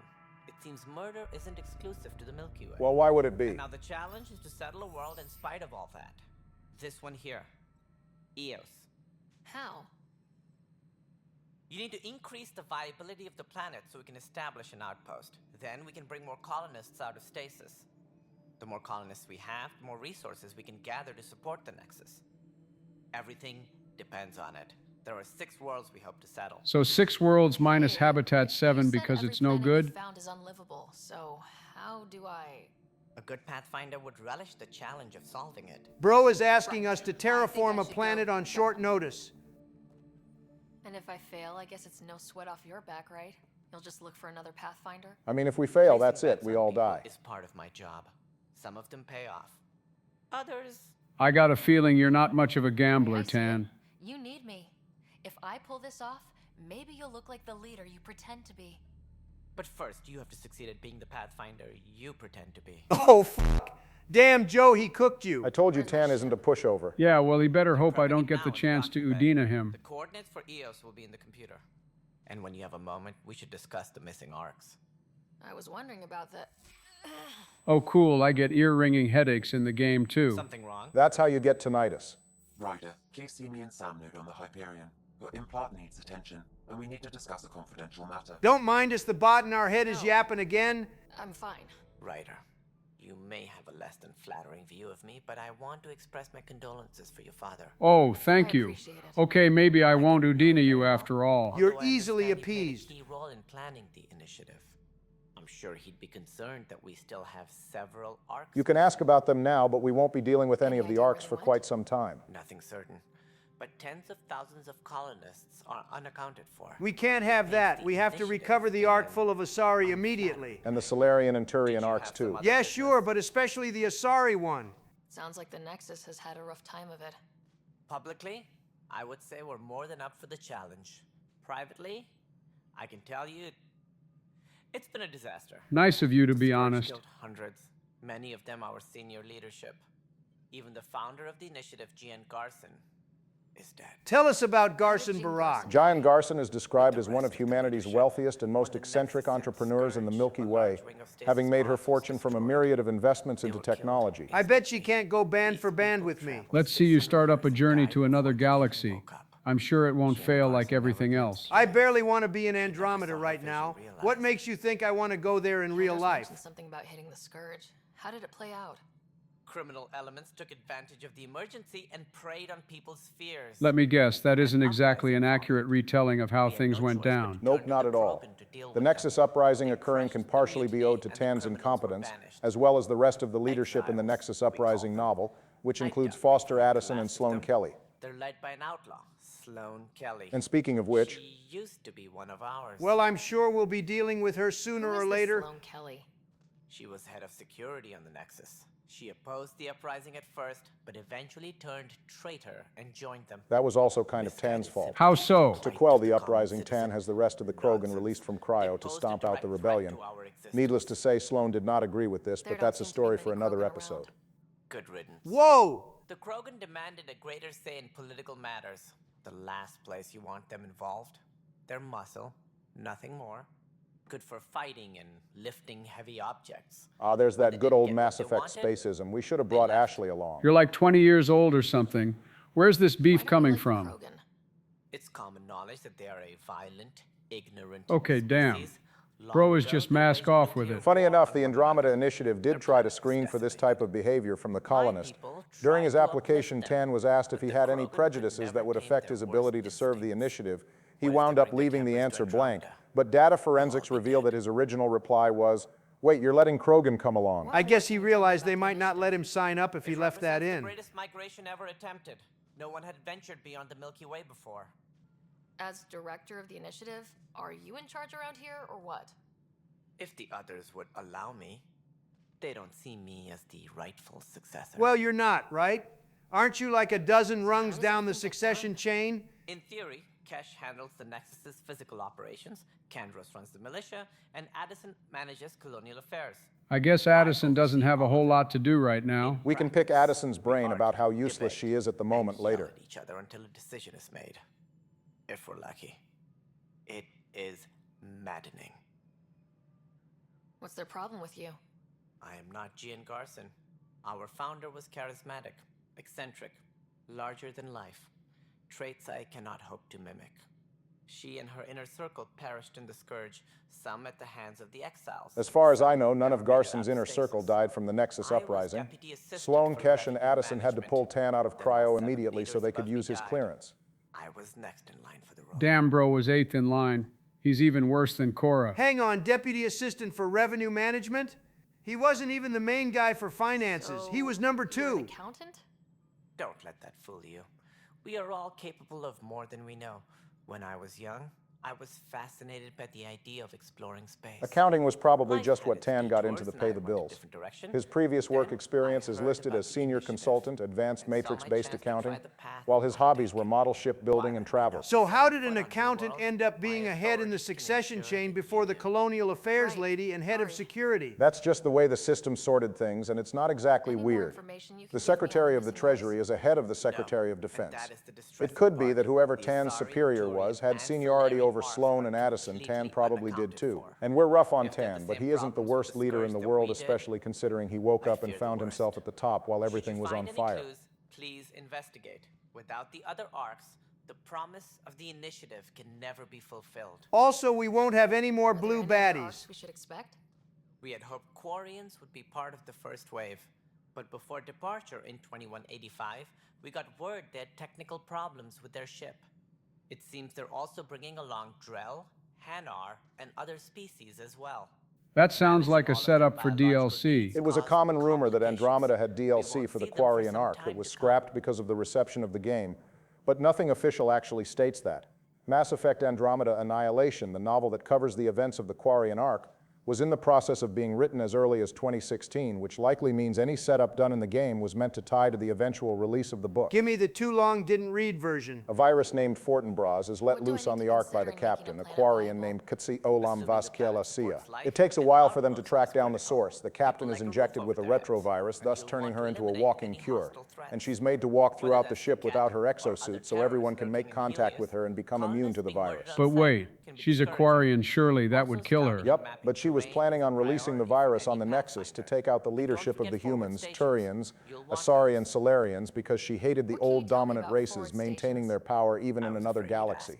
So yeah, there's all that. So this arc only had Quarians, Hanar, and Drell? The Quarian arc, known as the Kilasia, also carried Volus, Elcor, and Batarians. I think we have enough of the problem with the Ket without bringing the Batarians over here too. Well, on one hand, Annihilation actually does a decent job at not treating all Batarians as total monsters. On the other hand, the prominent Batarian in the book, a former matriarch of a crime family named Borbala, smuggled red sand onto the Ark, making it clear that she wasn't planning on living a clean life in Andromeda. So while I'd like to think Andromeda could have led to better writing for the Batarians, it's possible they still would have been used as Mass Effect's boogeyman. There you are. Hope the others haven't been giving you a hard time. The Solarian in the other room fried Joe earlier, but other than that, things are all right. I'm never going to live that down. And unfortunately for you, shooting Tan isn't an option. I noticed there aren't a lot of Krogan around. Tan, ask him why most of my people left. He'll have opinions. I can tell you this much. When the mutiny happened, a deal was made. My clan were supposed to settle matters and, in return, get more say in the initiative. Another galaxy and the same drama occurs. What else is new? The clan held up their part, but Tan had a meltdown when he found out we wanted more say around here. Then Addison's assistant, Spender, pretended he never made the deal in the first place. Okay, so we gotta kill Spender. Got it. Damn Joe, jumping straight to kill him like that. We don't have a Paragon and Renegade system in this game, so I don't have to pretend to be a goody two-shoes anymore. Oh, hell yeah, Dark Brandon is back in business. The station and my clan both need me here. When we left the Milky Way, the Krogan were still dealing with the genophage. Right. The genophage. Oh, damn, yeah, I guess the Krogan here missed out on the cure. See? They should have stayed in the Milky Way. A bunch of them probably would have died fighting the Reapers before getting the chance to reap the benefits. That's a chance they should be willing to take. I do wonder what their reaction would be if they could find out the genophage was cured about a year after they left. Some wounds never heal. Not that my ancestors didn't provoke it. They did try to conquer the galaxy. At least Kesh is fair about things. This history lesson would be appreciated if we hadn't just played 3 games covering all this. The Solarians developed the virus, but it was the Turians who deployed it. Does that distinction matter? I mean, not really, but also kind of, I guess. The Krogan would have no way of knowing it, but according to the Citadel archives, the Solarians had reservations about dropping the genophage. The Turians said fuck it and just activated it. There's no cure for it. But my clan was starting to show mutation against the virus. A natural defense. Maybe they weren't so unlucky after all. Krogan underwent gene therapies to enhance the mutation while we were in stasis. They better not let Tan hear about this. He'll probably shit himself immediately. More likely he'd have Nexus scientists try to make a new genophage in secret. It's still early, but I think we made a dent. Our scientists say we've improved viability to almost 4%.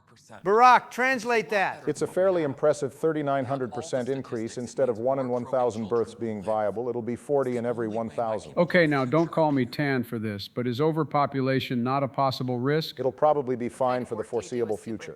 According to a Nexus report on the Krogan, only 1,200 Krogan came to Andromeda in total. That's all? It's more or less the totality of the members of Clan Nakmor. We see 2 Nakmor warriors in Mass Effect 2 that are present for negotiations with Clan Urdnot. The few members of Nakmor that remained in the Milky Way were later absorbed into Urdnot. Okay, now 1,200 seems like too little to sustain a population. Maybe if these were humans, and even that isn't necessarily true. Besides, the Krogan breed like ants. Even at the 40 out of 1,000 viability, they'll outnumber the other species in a generation or 2. All right, let's see what Addison has to say. All right, what happened? To who? To whom? I hate her And your already. goddamn father. Okay, now say the line, Addison. Sorry, my face is tired from dealing with Oh, we can tell your face is tired from how right stiff it now, looks. I just want to know what happened with Alec. I'm going to speak in defense of Foster Addison here. I can't wait to hear this. Imagine giving up all you had in the Milky Way to come across to another galaxy so that you could oversee all colonization logistics of the Andromeda Initiative. You wake up and all the leadership gets fucking vaporized by some weird energy cloud.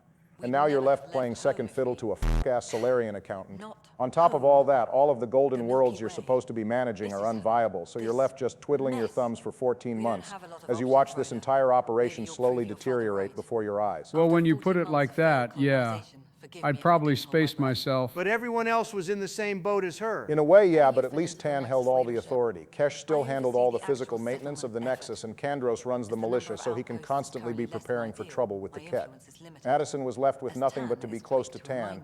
In the Nexus Uprising novel, it's apparent she's dealing with a bout of depression. Is this a situation where the books make these characters better or worse than they are in the games? I would argue basically every major character in Andromeda is improved by the novels, which is a shame. The game desperately needed better character writing. And another thing, Addison was a chief operations officer for a provincial capital back in the Milky Way. She claimed she preferred that role because it was the highest non-elected municipal office. It carried actual responsibility without being a public face. So I'm pretty sure she's also really unhappy having to be so forward-facing now.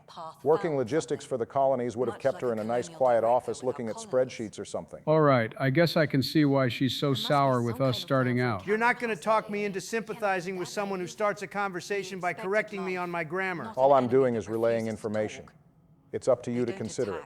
They disinfect. We're nothing until we're bacteria. Excuse me, Director Addison. Ryder? It's Pathfinder. Ryder. Okay, I guess insisting upon our title is a no-go. Of outposts to feed the initiative. We might as well be 600 years dead. Alec promised. We're not dead until we've eaten Tan. There are a ton of people still in cryo now that I think about it. Barry, not you too. I'm not saying eat them, I'm just saying we do still have other options. Prove me wrong. Well, I'll take your challenge this episode, Addison. I know that look. The others bent your ear, did they? Does that phrase even mean anything to you? What are your equivalent to ears? I'm sure there's some kind of hole or something under their Can't argue carapaces. with results, though they'll try. Anyway, welcome to Militia HQ. Excuse the mess.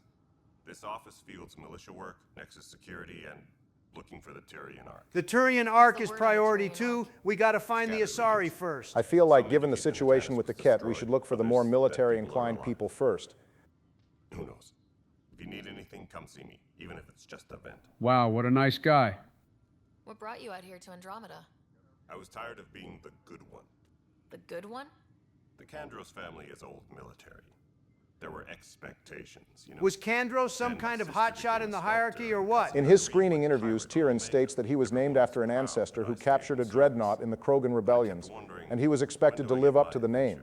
To his credit, Tyrion rose through the ranks and was eventually assigned to Sagiris 8, which is a Tyrion counterterrorism division. So yeah, he must have been serious business, and I can see why he skipped the galaxy, given he was set with expectations from birth. Team on some moon when those Ket found us. They penned us like cattle for experiments. So Kandros wasn't around during the uprising. No, Tan and Addison sent out some teams to go scout the nearby planets. Terran heavily implied that he wanted to go as well, so Tan let him go. Problem is, Terran answered to Sloane Kelly, and Tan didn't exactly clear this with Sloane. Kandros wasn't aware of the fact that he hadn't been given permission, and Sloane was pretty pissed her best officer was sent off the Nexus. This undoubtedly factored into her decision to split from the Nexus leadership. Seems like the Nexus uprising was caused by straight incompetence by the leadership and poor communication. That is what ultimately motivated Calix Corvanus, a Turian who served as chief life support technician, to start rebelling against the leadership. But as I said before, that's a story for another episode. Oh, now bro is gatekeeping the lore. Worlds with those alien structures. The Ket don't take kindly to anyone studying them. Fair.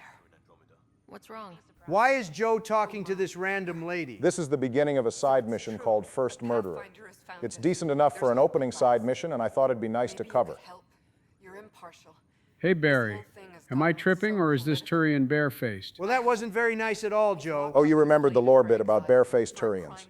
The appearances of the Turians is modded thanks to the Turian Restored mod, so their plates look rougher and they have more variable color tones. Based on the vanilla appearance of Mariette, she does have a very vague green hue to her face that might be markings, but it's hard to tell. But the dead man was his friend. He wouldn't have. Hey, we're in a different galaxy. Anything could happen.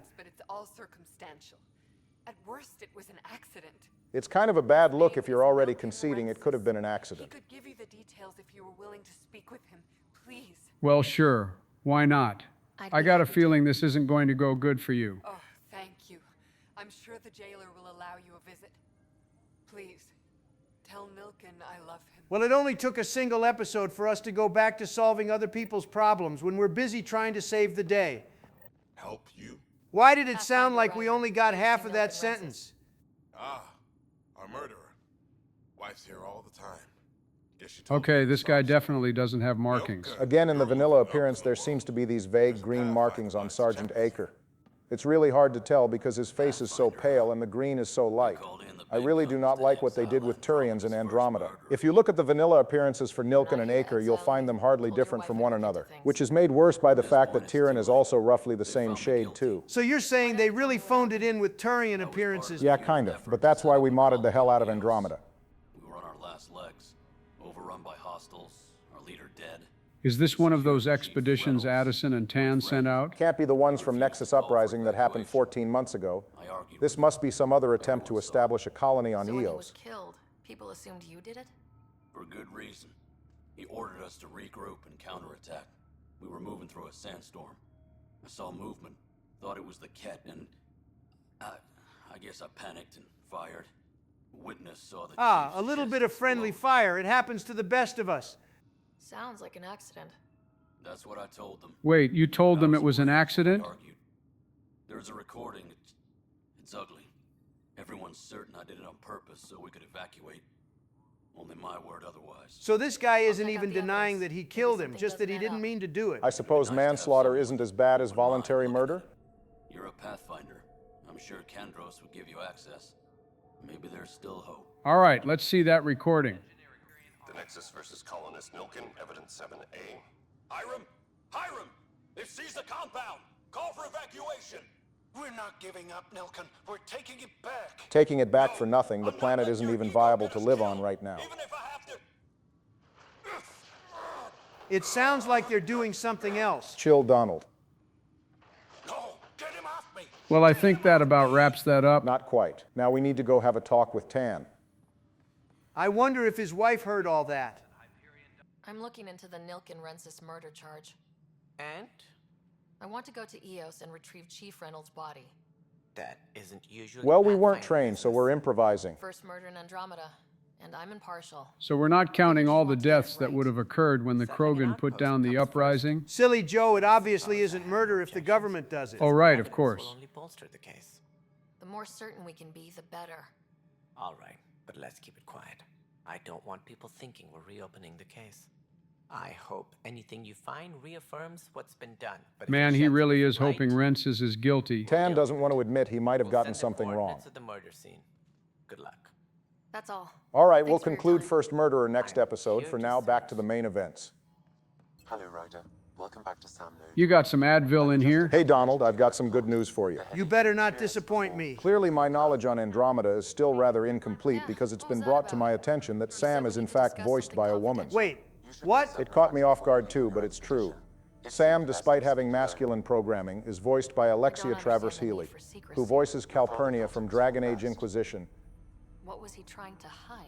My true capabilities. Alec overrode the implant safety protocols. Oh, me.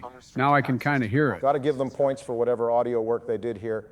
Completely had me fooled the entire time I played alone. All right, the bot in our head might be voiced by a woman, but it still doesn't sound like Edie. When required. Alec called them profiles. They provide unique tactical augmentation during combat. Your father preferred to keep this fact to himself. Man, I'm sure Cerberus would have loved something like this.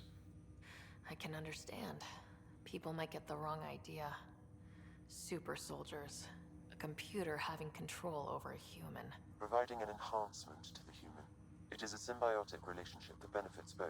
Didn't Javik have something like this happen back in his cycle? Javik mentions a race of synthetics called the Zok Till. They originated from a race called the Zok. They implanted themselves with symbiotic AI technology to enhance their intelligence in order to survive on their dying homeworld. The AI eventually seized control of their bodies until no organic traces were left. Yup, I knew it. I'm keeping my eye on this thing. Donald, Sam is literally in our head. Keeping your eye on it is going to do f*** all. Not to mention that we can't live without him at this point. Then we're too late. We have to fly ourselves into the nearest star. Coincidentally, that's how the Protheans finished the Zautel after the Reapers showed up and subjugated them. Rather, they sent the star of the Zautel's home system into supernova to destroy them. Remind me to dap Javik up extra hard next time I see him. Why? Perhaps so when you asked me what his plan was, I wouldn't know. And Dad strikes again. Good old But not secrecy. without cause. The further you explore as a Pathfinder, the more blocks will be removed. Perhaps you should begin in your father's quarters. Have a look in Alec's room. There's some business for us there. Questions, your new ship awaits. Oh, look, a pretty light. Ow! It hurts. What was that? An eidetic trigger related to your father and the portions of my memory array. Memory triggers? Oh God, is this that bullshit they did in Breath of the Wild? Huh, now that I think about it. Yeah, I guess Andromeda did the whole memories thing too, which is funny. Both it and Zelda came out in March in 2017. What's funnier is Mass Effect Andromeda had zero chance of succeeding if that's the case. It came out in proximity to Zelda. And next to Horizon Zero Dawn while we're at it. The coffee machine Mom got for Dad. He was so busy designing you. Needed the caffeine. I did not realize I owed my existence to a bean. And now you know what humility feels like. Don't feel bad, Sam. A lot of things owe their existence to coffee beans. Yeah, like these videos. Ryder, the blocks your father placed on my array are opening. I can now recall specific memories, which Alec wanted you to see. Thank God they're only specific memories. It'd be real awkward if we were forced to see something else. You will experience them via your implant. Okay. Something new every day. All right, let's see what Pops was getting up to. From the time when your father was posted on the Citadel. Alec, your recommendations will never fly. I recognize that name. That is Anita Goyle, first human ambassador to the Citadel. She first appears in Mass Effect Revelation, but this is the first time she is given a canon appearance. It'll set humanity standing back decades. You're overreaching. What does she mean, set humanity standing back decades? Humanity wasn't a part of the galactic community for more than like 20-something years. It's a turn of phrase, but I get what she means. The Quarians lost their embassy over this kind of activity. Humanity could end up the same way. Centuries ahead of us. But it's illegal. No shit, Sherlock. That's why we're keeping it on the down low. I'm guessing this is going to end with her denying Alec's request. But it's funny because humanity still ends up playing with artificial intelligence anyway, given what happened on Luna and Mass Effect. I can't blame Goyle for refusing things here. As I've mentioned before, humanity got caught fiddling with artificial intelligence on a planet called Sidon back in 2165. The Council threatened to impose heavy sanctions on the Alliance, but Goyle was able to talk them out of it and negotiated a better deal for humanity. Thankfully, Cerberus picked up the slack and created EDI. Yeah, after she killed a bunch of people on Luna, including me, and then we needed Sovereign to show up and get destroyed. So we had to break a few eggs to make an omelet? Sorry, Alec. We can't take the risk. I appreciate your work, but your request will be denied. And there's the denial. Well, given current circumstances, Alec did not take that lying down. Alec, Ellen, what did the doctor say? he told me to appreciate the time I have left. Damn, you hate to hear that. What is she dying of anyway? Throughout her career researching biotics, Ellen was continuously exposed to element zero, causing her to catch a disease called AEND, a terminal neurodegenerative disorder. Interestingly, one of these exposures must have occurred while she was pregnant, as that explains why one or both of the Ryder siblings is capable of using biotics before acquiring Sam. Humanity really took a lot of L's trying to understand and gain biotic power. I mean, wouldn't you also want to be able to move things with your mind? Not if it risked giving me brain degenerative issues. Well, I mean, you've got that without being exposed to element zero. Fuck you, Donald. You kind of walked right into that one, Joe.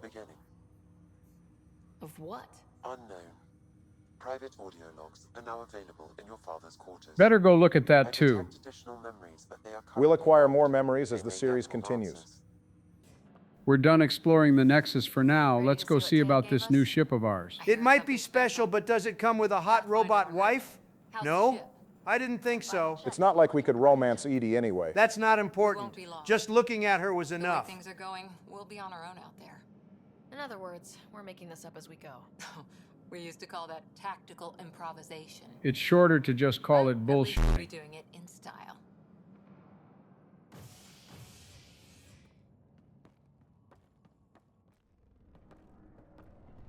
This place looks pretty decent considering the overall state of the Nexus.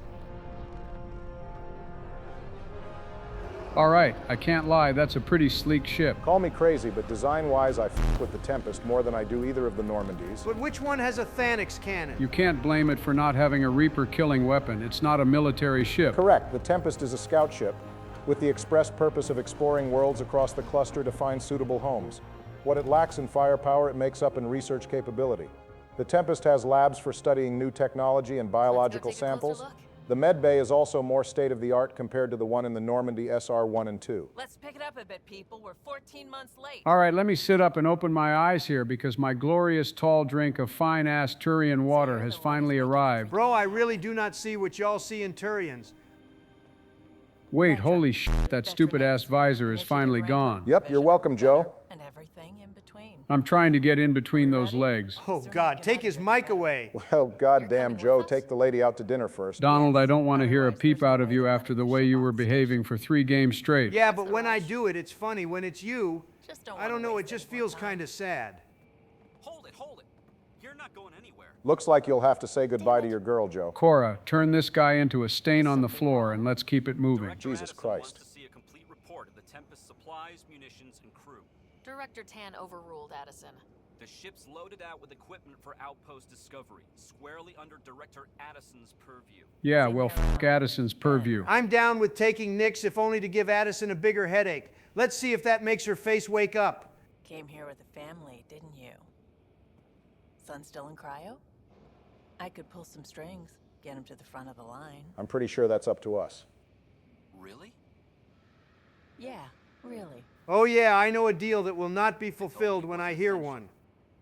But I miss him. Look, I miss my son too, but you don't hear me crying about it. I got family too, Ben. It's done. Addison's gonna kill me. I'd say we'd cover you, but I'm pretty sure Pathfinders can't offer the same immunity to the law that Spectres can. Part of the job, Pathfinder. All things considered, it was an easy ask. And right now, Bro, thank God they finally made Turian's height accurate. I didn't take you for a mountain climber. I don't have a fear of heights. Attaboy, Joe.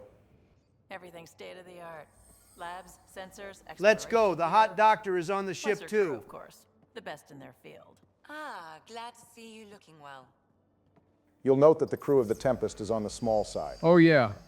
I don't see any red shirts around here. You mean we won't see any randoms arguing with more important members of the crew? Nope, we won't see any Copelands arguing with anyone. Every member of the Tempest is a named and therefore relevant character. We call this the research room. There's space for upgrading equipment, gathering intel. Router engaged. Securing connection to Tempest. Welcome aboard, Sam. And Ryder, of course. Oh, f me, I forgot about the Scottish lady. You're in a real tough pickle here, Joe. Joe's already starting to act like he's got guaranteed control over who we romance. The pathway of romance in Andromeda is a bit different than the trilogy, but we'll go over that when the time comes. And fun fact, the Tempest is capable of covering 13 light years per day. What's that translate to? The Tempest could make a back and forth trip between the Alpha Centauri and the Sol system in hours. We don't have an exact speed for the Normandy's FTL, but it's said to be the fastest ship in the Alliance, and the SR-2 is even greater than that, so both ships should be faster than the Tempest by a respectable margin. And the Normandy wins again. Departure trajectory locked, Nexus Control. Ah, time for introductions. Ah, good. We've got our emergency food on board. Donald, no. A pleasure to be here, and to meet you, of course. I'll be piloting the Tempest at your word. Quite the ship, but it'll take a Pathfinder's guidance to see us through Helios. What's good, Callow? I like you more than Tan already. I'm new to this. Being a Pathfinder, running a ship. You'll be fine. As for the ship, I can help. I knew the Tempest when she was a blueprint. I was test pilot for the Tempest's early prototypes. I admit, I'm itching to see how she performs out here. Don't worry, we'll find some kind of space eldritch abomination and put you and the Tempest through your paces. So, how do I... The console syncs with your implant. Just swipe, touch a destination here, and the nav system calculates everything. Very efficient. It was optimized for a Pathfinder. Bet you wish that was you, huh, Harper? Jesus Christ, Donald, let her breathe. We've already done the biggest thing in Milky Way history. And this isn't as bad as fighting the Reapers or the Atrium on Grissom Academy. This'll be light work. All right. Excuse me. Excuse me. Command access is transferring successfully. Science and monitoring stations look fine.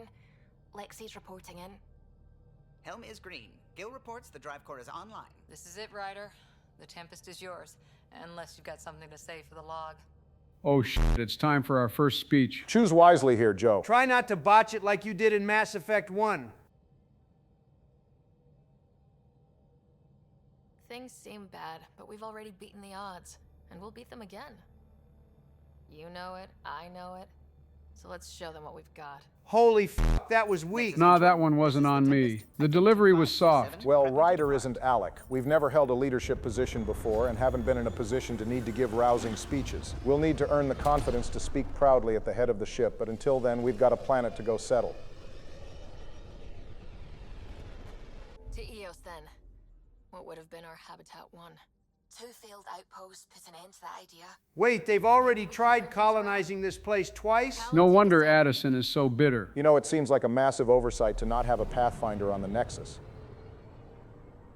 It's kind of cool that we can see the space travel. Yeah, it's cool the like 4 or 5 first times you see it, but it starts to feel like a drag the longer you play. Andromeda Initiative Habitat 1, designated Eos. Jane Garson named Eos herself when the Initiative discovered it. The planet is named after the Greek god of dawn. The system we're in, Pythias, is named after the Greek explorer Pythias of Massalia, and the Helios cluster itself is named after the youngest son of Andromeda and Perseus in Greek mythology. Did Canadians make this game, or did they outsource the naming conventions to Greece? Callow? All right. Integrating search area from Sam. How he pulled that mystery signal through the storms, I have no idea. Multisensory neural collation. Amazing. Yeah, words and stuff. If I had a nickel for every gay woman we've worked with in Mass Effect that has an accent that comes from a country in the United Kingdom that also speaks in technobabble, I'd have 2 nickels. And you know the rest. We should probably stop staring directly into the basically unfiltered, concentrated power of the star. What? I said a lot of people have their hopes pinned on us. They gave up on Eos. Can't blame them. Expected a golden world, instead they saw their friends die. Why didn't they just go back in cryo? No one was particularly keen on going back into cryo after the Scourge killed a crap ton of people. Everyone was afraid of dying in their sleep. So they decided to die while they were awake instead. This is exactly why we came. New galaxy, a new ship. I can't wait to get both a little dirty. Well, we're in luck because we're undoubtedly going to get to kill a lot of things once we touch down. What are we even supposed to do here? I don't know, plant some vegetables or something? Storms that are contaminated by radiation from the Scourge. Eos deployment was incomplete due to environmental hazards and ultimately hostile encounters. How bad is the situation on Eos exactly? Eos is racked by some kind of radioactive fallout that was caused by the Scourge. There are 2 hazard levels on the planet. Hazard level 1 has 0.041 millisievert per hour.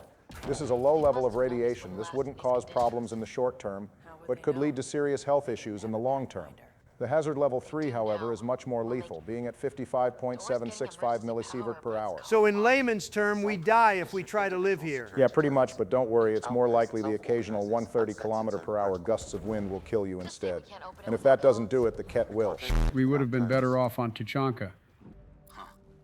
Guess that ship wasn't Ket then. Looks like this guy is going for the death by radiation route. I thought everyone left was gone. Of course you did. Now shove off. Find your own salvage. Buddy, there isn't anything growing out here. What are you going to do when food runs out? Call me Clancy. Pathfinder, huh? Like that changes much. The Nexus just can't let Eos go, can it? However much it fails down here. I'm tracking a signal that will help. Bro, what's the deal with these people? They make a journey through dark space, come to Andromeda, and just expect the Nexus to give up and accept a slow and eventual death. I guess they recruited a bunch of people with weak mentals. I've got some details on the attempts to colonize the planet. We're currently at Site 1, known as Promise. They picked this location because of its proximity to a water source, but they discovered the water required non-standard decontamination to become usable, and it was abandoned soon after. I guess drinking water that'll turn you into one of the characters from the Oblongs would be a bad idea. Oh shit. What are you jumping for? You didn't hear that noise? It sounded like something was about to go off. I think that was just the generator. Also, Joe, you need to activate the pylon back next to the generator before you head to that far off one. God damn it, why put multiple waypoints? Let's see what Sleepy Joe has got. You'll note that Joe's powers are quite a bit different from what I had last episode. I got the actual best combo in Mass Effect pull and throw. Those are some blasphemous words falling out of your mouth there, buddy. And he's already on the retreat. There's no reason for me to be taking them head on when I've got the concentrated power of dark energy at my fingertips. Biotic explosions sound pretty nice, but I think I like the way they sounded more in 3. Nice Nova on the staircase there, Cora. All right, let's press them a little. Some of you more familiar with Andromeda will note that Joe isn't actually using the Adept profile. We didn't have the skill points to unlock it, so at the moment Joe is under the Vanguard profile instead. Wait, back up. What the hell was that shield thing? Barry told me to pick that up instead of Shockwave. That shield thing, known as Backlash, lets you generate a biotic barrier that reflects projectiles and reduces the damage from other enemy attacks.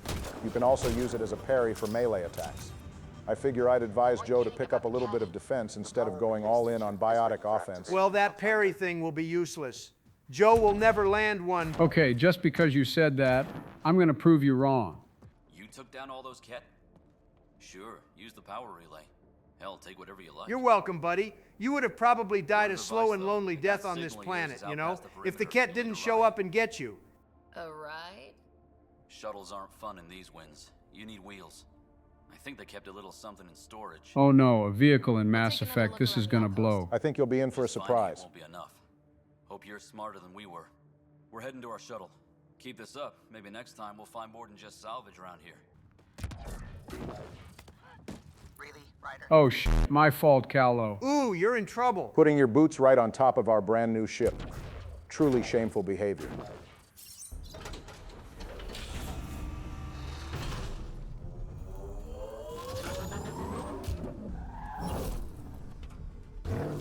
Okay, I see this one is going for a little bit of aura farming. The MD-1 Nomad features twin hydrogen-oxygen fueled cells powering an Element 0 core.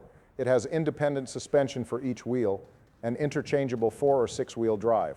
It also comes with helium-3 micro-thrusters under the vehicle so it can shoot upward like the Mako. Okay, but it has no gun. True, it doesn't have a mass accelerator cannon or missiles like the Mako and Hammerhead respectively, but it makes up for that by handling a lot better and not being made out of cardboard. Let me see if I can change the paint job here.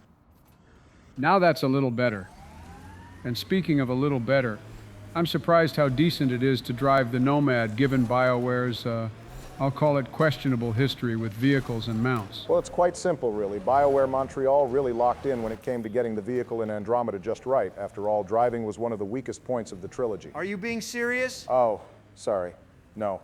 I thought my sarcasm would be apparent. In reality, they reached out to the team behind Need for Speed, which makes sense considering their experience with the Frostbite engine. Whatever it takes to not create another M44 Hammerhead. I'm picking up initiative tech nearby from above us. And now for probably my least favorite part of this game. You were able to pick just one? I am not at all a fan of the whole going to remnant structures and then having to scan for the glyphs at all. Oh, f me, I remember now. One of these on Vold really pissed me off. I think that's why I stopped. For some reason, they decided Mass Effect needed puzzles as if the hacking minigame in Mass Effect 2 wasn't lame enough? I don't necessarily mind the Sudoku puzzle that you complete after completing the glyphs. It's specifically the scanning thing. It just feels like it puts a hard stop to the pacing. I think the idea is that you're supposed to use the glyph scanning as a means to encourage exploration, but exploration in Mass Effect Andromeda in general is a wide miss. If they want me to explore, they should put some pictures of Samara, or at the very least Marinth, all over the place. Building connection. I apologize for any discomfort. The system seems unstable. This would happen when my dad tried doing this? Your father interfaced directly with the atmosphere processor. That proved extremely hazardous. Damn, so Alec didn't have to die. That's the risk you take when dealing with new tech. Doubling our power input might accelerate the process. I'll give it a shot. Wait! Say hello to PB, everyone. You. Back up. Literally. Removing that weird black mark that ran across her eyes couldn't stop her from looking goofy as fuck in this cutscene. You've come this far. Just let it ride. Hey, Donald. You awake? What do you mean? It's just an Asari appeared on screen and you're dead silent. No barking? No thirsty comments? Nothing about a beautiful blue beauty? I'm actually a little worried about you here. Don't like like being sat on, huh? I know. Wow, he didn't even make a comment about wanting to be sat on. Donald, you all right? Do you need to take 5? What in the f*** are you two on about? Donald, come on, you can't pretend like this isn't wildly out of character for you. All right, look, I don't know what it is, but there's something about this Asari that I don't f*** with. But wait, didn't you like her when we ranked the Mass Effect Andromeda characters way back when? Jesus Christ, she looks so chopped in this frame. Anyway, did I say I liked her back then? You did, you said, and I quote, "I like peanut butter and jelly." Huh, I don't remember that, but this is then and this is now. PB low-key gives me the ick. I wonder if using the Crucible twice screwed you up. Also, f*** the both of you. The only way you can tell if something is wrong with me is if I'm not being horrifically down bad. Well, I mean, yeah. Well, I guess we can add PB to the list of Asari that Donald doesn't like right next to Jonas Sedaris. Oh, cool, a robot. That's enough talking about me. It's time to watch Sleepy Joe kill some bots. Oh, cool. You can do damage by reflecting their shots back at them. Yep, you might want to keep that information in your head best you can. See, this is why I like pull and throw. Such a reliable combo.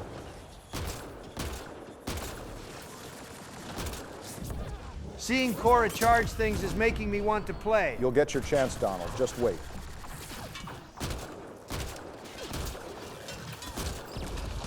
Well, that was easy. Don't pat yourself on the back for killing a handful of bots. Not bad. My first tangle with the Remnant was a lot messier.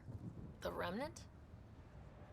These monoliths, the Observer and Assembler bots, they're all the remnants of something much bigger. But that's too long. Ugh, I hate long. So, the Remnant. Like, my name's better as... How long did it take you to come up with that, PB? Probably about as long as it took you to come up with the first names for Shepard and Ryder. Okay, bro, you're treading on thin ice. What have you learned? Plenty. Not nearly enough. It's old, it uses glyphs, and it's well protected. I saw this tech clear the skies on Habitat 7.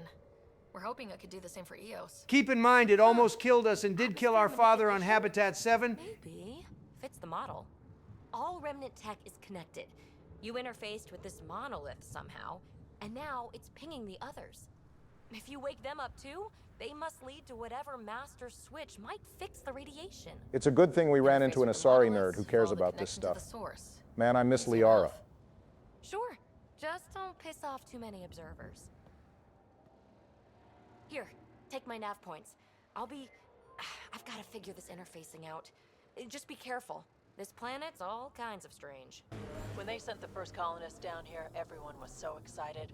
After all the shit the Nexus had been through, we finally had something. Oh, cool, they talk while we're riding. That's another one of the good additions to Andromeda, squadmate banter in the Nomad. You'll get varying dialogues depending on who you have. I suppose it beats having to go up and down in an elevator. But on that note, carrying on with the colonization efforts, the initiative made a second attempt just south of Site 1, Site 2, known as Resilience. Unfortunately, this site ended up falling under Ket attack almost immediately. Most of the colonists were killed in the attack, only a few managing to evacuate, and there are even indications that some colonists may have been abducted. So much for resilience. Of the known personnel, almost all of them are listed as deceased, except for 2 people. Grace Leto, who was chief engineer, and Rufus Theroux, who is listed as the mayor of Site 2, who is labeled as missing. Safe bet that guy probably wishes he'd been deceased immediately because missing almost definitely means captured. Look there. Wait, where? On your right. It was initially overlooked due to heavy Ket presence at the nearby remnant structure. So that's where our outpost goes. Once we take care of the radiation, yeah. Seems you can't find one without the other. So, if we clear the skies, this might be our new home. That still leaves the Ket. One thing at a time. Got a bit sloppy in that last fight. Nasira would be scolding me for bad technique. And the constant mention of Harper's Asari training begins. There's a little bit of information on Cora's old commanding officer. She's over 600 years old and a 70-tour veteran. She's described as having a slightly stocky physique. She's more blue than the average Asari and has facial markings that apparently look like eyebrows like Liara, I'm guessing. That's cool, I guess. Also, she has 2 husbands sharing her bed, a Krogan and a Turian. Holy shit. You really buried the lead there, Barry. Gotta be one hell of a rivalry in the bedroom with her. I'm sure it's a pretty tense situation every night, but that's enough analyzing the polyamorous love life of an Asari side character we'll never meet. Joe has a battle ahead of him. Oh, damn, you're right. Let me ready up. If they want to fight, they just got one. Who is this guy feeling like?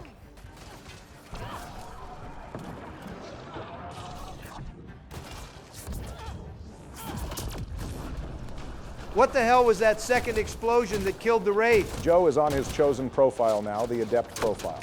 That second explosion comes from the bonus power from the profile. It's called Biotic Echoes. Any biotic combo can set off an additional explosion on each enemy it touches. An Adept just gets a little bit cooler. Also, I'm sure you've noticed by now, but Joe's dash is different from the one I had in episode 1. That's a result of him being on Adept now and Vanguard earlier. Man, they're really bringing the party out for little old me. I'm flattered. Come here, little bro. And execute. Ain't no way Mass Effect Andromeda's so easy that Joe is moving like this. Holy hell, that's a lot of guys. And to think you were worried about playing on Insanity.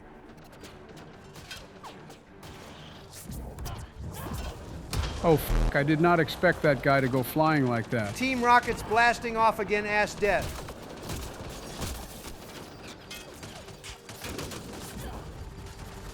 Oh, so we've just got floating debris in here. That grenade is your problem, Harper.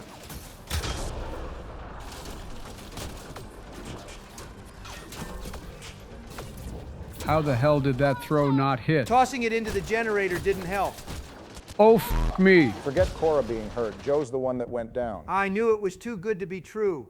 We might be in a new galaxy, but some things never change. If only the squad mates could revive you when you went down. Oh, great. And now I have to drive back. Looks like a cat facility of some kind. Roadkill, bitch. Joe, the Ket base is not a busy crosswalk in a school zone. Damn, now that I think about it, it's a good thing. Secret Service doesn't let former presidents drive either. I just know Joe's stupid ass would try to get behind the wheel at his advanced age. Hey, f you. I can drive perfectly fine. Maybe when you were a younger guy. What are you laughing for, Donald? I wouldn't trust you behind the wheel either. Donald, can we call a truce for like 5 minutes just so we can stop Barry from talking like he's not pushing 70? I might just agree to that because this dude is yapping like he's not in the same generation cohort as me. Donald, I'm in the same generation as you, in the same way that someone born in 1997 is a member of Gen Z alongside someone born in 2008. In fact, I'm so much younger than you both that if I could run for president again, I'd still come out of another 4-year term younger than both of you were when you won your first election. Shut the f up, Obama. I do love to see you both get along, though. It genuinely brings a tear to my eye. Oh, I did not expect that to happen. So you shot that for no reason then? Very good use of the terrain, even if a tad unintentional.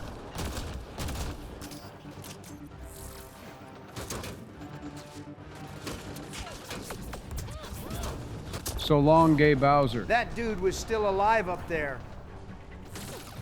I think I saw him fall to his eventual death in the background there.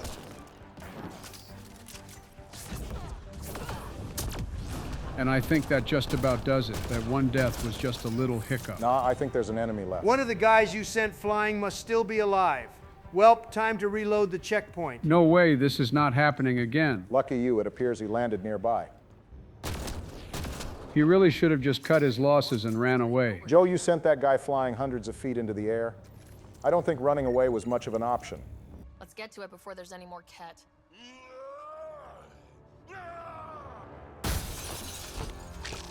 Oh, f yeah.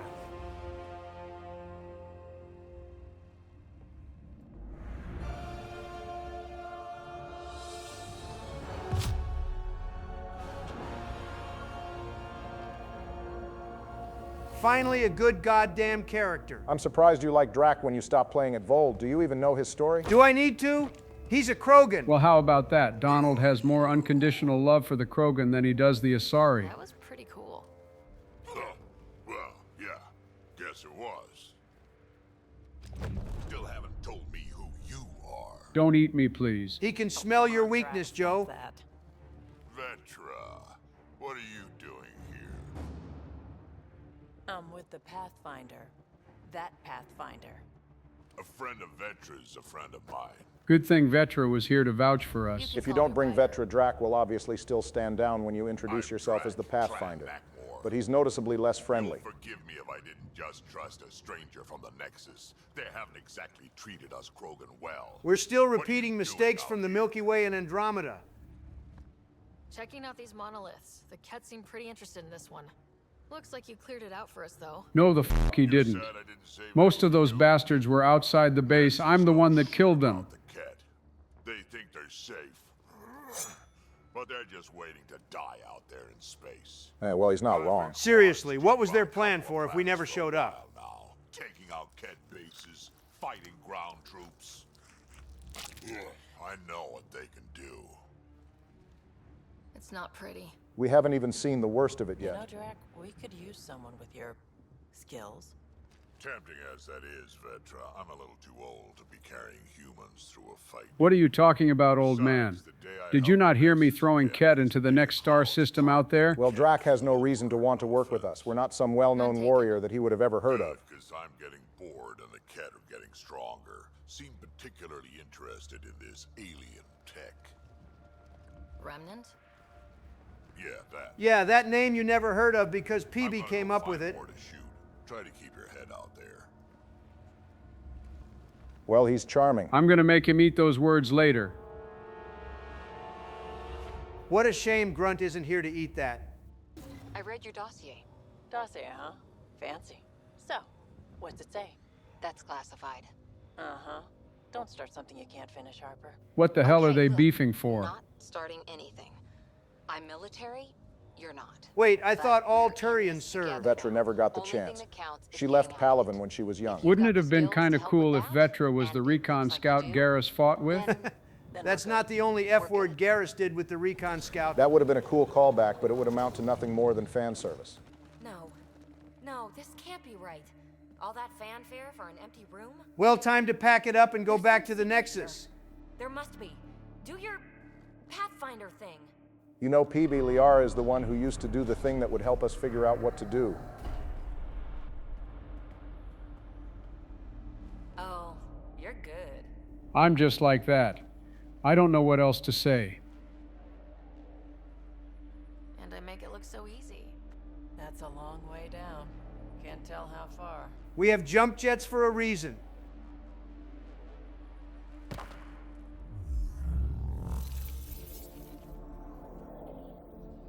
That can't be air pressure.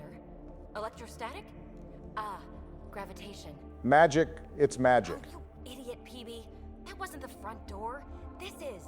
These react things are totally random. Is there even a point to them? There is no morality system. I think this was just their attempt to give Mass Effect players a system they're familiar with.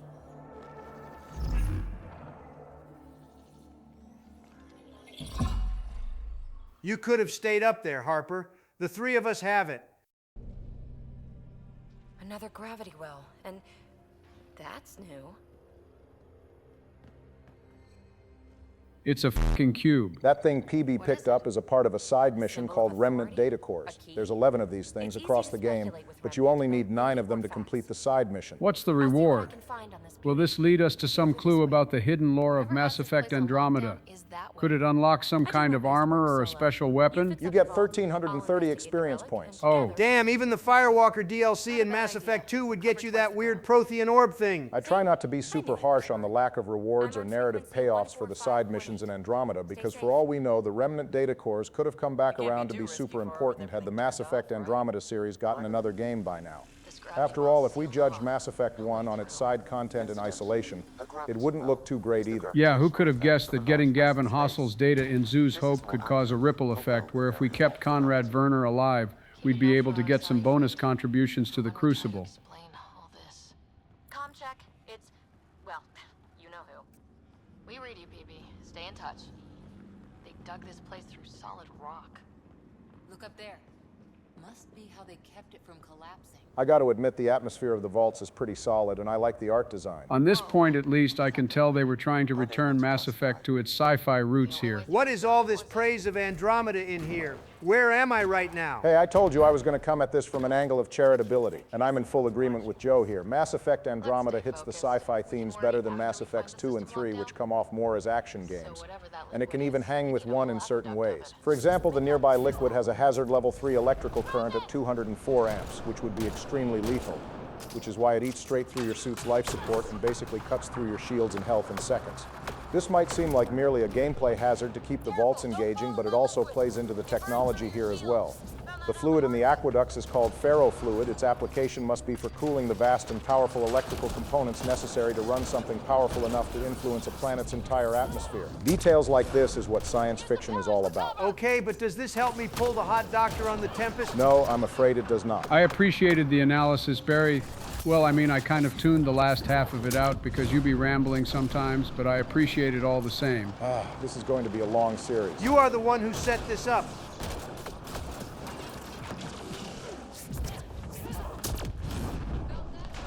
I bet you did feel that, Cora, considering you were standing right next to it. She's shouting like she did anything in the fight. My God. All this for an atmosphere processor. Okay, I'll be serious. The vastness displayed here is actually pretty cool. It's a sense of scale only surpassed by the Reapers. And even then, nothing really beats scaling the Citadel Tower to catch up with Saren. It's a bunch of triangles. I do wonder why they filled the place with pyramids. Pyramids are very stable structures, though I'm not sure why the ceiling is lined with them as well, though. Maybe they pass electricity point to point or something. Too bad all this cool design is exclusive to just these vaults and not shown off much of anywhere else. Oh, Donald, boy, am I glad you said that. Oh, what did I just do? I just felt a chill go down my spine. It's time for the grand return of You Know It, You Love It. Both Joe and Donald pretend they hate it. It's the Cut Content Corner. Oh, who the hell told you we were pretending? A user on the BioWare social network forum compiled a list of information from text strings obtained from the game's files. In regard to what Donald said about the vaults being the only place to see this kind of remnant architecture, there's a text string in the game that suggests we would have been able to enter a structure called a remnant hulk, some kind of abandoned ship that we could explore. These ships would have also still had power. Additionally, there would be another structure called a remnant ziggurat. Sam would discover that these structures would be part of the planetary vault complex. Oddly, these ziggurats would exist in a dormant package state. It's hypothesized that the structure was one of the last to be deposited on a planet before the remnant creators shut down the vault network, or maybe the ziggurat itself malfunctioned. This particular bit of information seems to have been written by the Ket because the text string ends with, "All data has been uploaded to the Archon for further study," indicating the Ket's interest in remnant technology. It's good to be back. Donald, I don't ask a lot of you, but please mind your words a bit more carefully. Joe, I'm afraid this guy will use the most mundane sentence in existence to pivot into a yap session. Is that a good idea? Nothing ventured, nothing gained. Try not to get trapped in a barrier curtain or something, PB. You're sure this well isn't going to open up under us? Pretty sure. Focus on the remnant. Damn, Vetra got fucking obliterated up there. She should have been focusing on the remnant, and that goes double for Joe. I didn't expect one of them to just pull up and self-destruct on me.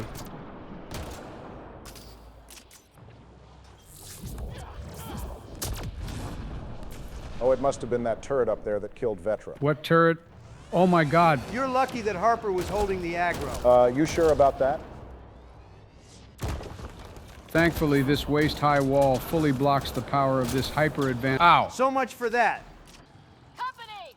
Oh boy, more remnant. Why does it feel like we're fighting the same damn 3 variations of these things? There are only 8 subtypes of remnant units. Well, technically there's 10 of them, but one of them, called the Abyssal, is non-hostile and non-killable, and the Progenitor is just a more powerful version of the Destroyer, so in practice it's 8. Okay, now because I need more fuel to shit on Andromeda, how many classes of Geth were there in the first Mass Effect by itself? Oh boy, here we go. There are only 8 subtypes of remnant units. Well, technically there's 10 of them, but one of them, called the Abyssal, is non-hostile and non-killable, and the Progenitor is just a more powerful version of the Destroyer, so in practice it's 8. Well, how about that Mass Effect 1 has more enemy variety than Andromeda? But... No buts. You already glazed Andromeda once for its art design in the vaults. But let's not pretend as if Mass Effect 1 didn't just repeat enemy variants a bunch. Geth snipers are just Geth troopers with a sniper rifle and a little less shielding and no shield boost. The Geth Hopper class of enemies all basically have the same behavior. Geth Colossi are bigger Geth armatures. So in total fairness, what Andromeda does with its enemies isn't out of line with the trilogy games. Mass Effect 2 enemies are basically the same most of the game too. Besides, if I were to compare the Geth and the Remnant gapped them by a mile as far as design goes. The Remnant actually look like robots with various forms of design and function that in some ways feed off each other. For example, the Assembler Remnant are described as using an unknown ferrofluid similar to Omnigel, which lets them 3D print the Breachers. And as for Breachers, their self-destruction ability is related to their systems being fundamentally unstable. Their power cores have poor shielding, and their systems are exposed. They exist solely to get close to you and blow up. See now, if the bots back in the Milky Way blew up, I might like them a bit more. This makes me wonder if Andromeda was ever going to pull the whole the Remnant want to be alive thing or not. The Remnant don't appear to have any sapience whatsoever, unlike the Geth. All they do is follow their programming. So I doubt Andromeda would have actually gone down the path of making them any more than enemies or tools to aid the Milky Way species. It should be noted that technologically speaking, the Remnant are actually less advanced than the Prothean tech that humans found on Mars. Wait, you're telling me we came all the way to another galaxy and went backwards in advancement? I mean, yeah, think about it. Andromeda only takes place within this single cluster that we're in. We don't have access to the rest of the galaxy. Keep in mind that post-Reaper War, the races managed to rebuild the Citadel and the mass relays with or without the Reaper's help, which means the Milky Way must be far ahead of Andromeda in technological advancement. Let's ignore the fact that I almost got melted there. I can't even imagine what state the Milky Way is in now that we're in the 29th century. Assuming nothing else went horribly wrong and everyone stayed agreeable with one another, they could be living in a galactic utopia. Is it really a utopia if Samara isn't there? But think about this, Donald, Krogan clan chief, Urdnot Grunt. That's got a nice ring to it. I would think Rex would pass his title down to his son or daughter, Urdnot Morden. Probably, but we're not in the Milky Way right now. We're in Andromeda, and we've got a vault to activate. You sounded a little sad when you said that. Yeah, but moving on. Feel that? This whole platform's resonating with... Oh cool, a beam. Bro is easily wowed by bright lights. Hey Barry, what's the cost of me jumping into it real quick? Your life, probably. Oh. That's a level 4 electrical hazard that would be raining right down on your head, forget dead. You'd be in worse shape than Ashley after you left her on Vermeer. Okay, bro.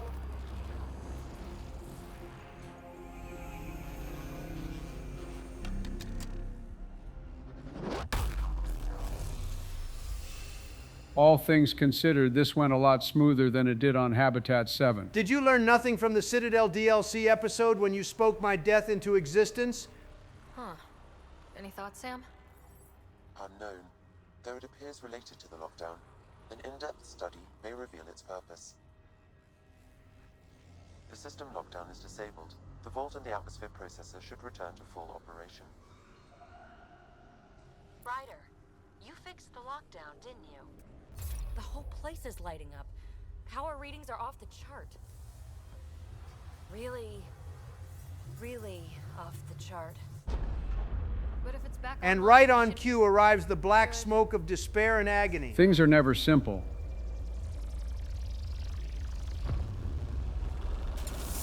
Yeah, we might want to get out of here. With how close that looks, I think we're already done.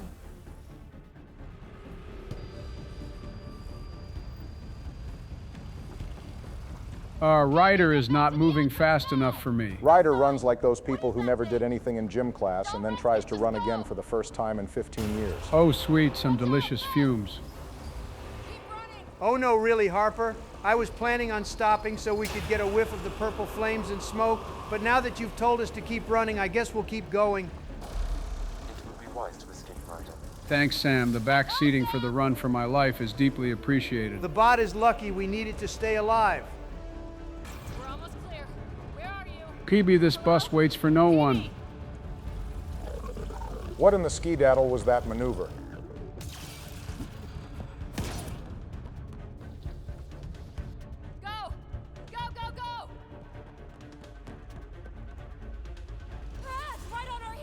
No, it's right on your heels. The rest of us are at the door. Get to the gravity well!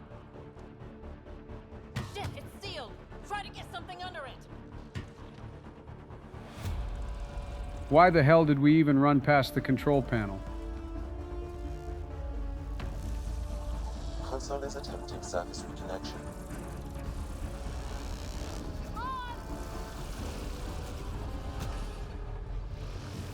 We're real lucky the smoke retracted. Who's to say it wouldn't keep going forward? What happens if you get caught in the smoke? Do you want the short version or the long version? Long. Short version, you die. Long version, the smoke is some kind of purification field that eliminates all organic material within the vault.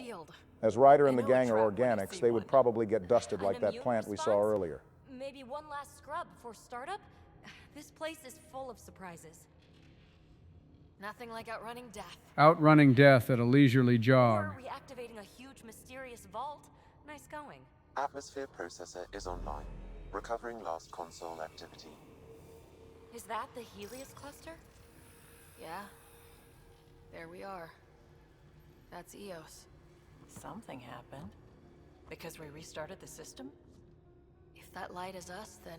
That's a whole lot of worlds for there to be like a handful that we go to. Donald, no. So there's some cut content that, on second thought, I don't really have time to go over the cut planets and the fact that Andromeda was supposed to have procedurally generated worlds right now.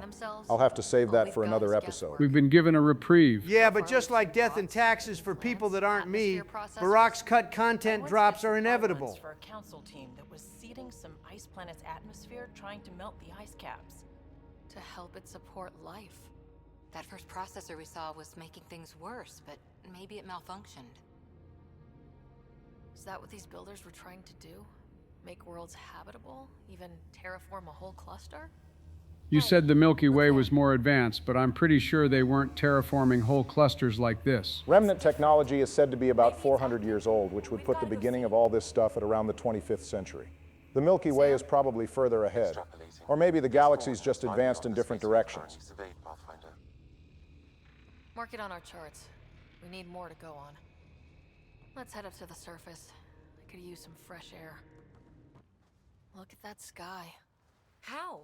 No atmosphere processor works that fast. It's a good thing it did, or we'd be out of luck for a lot longer. With the vault activated, Eos has become a viable world.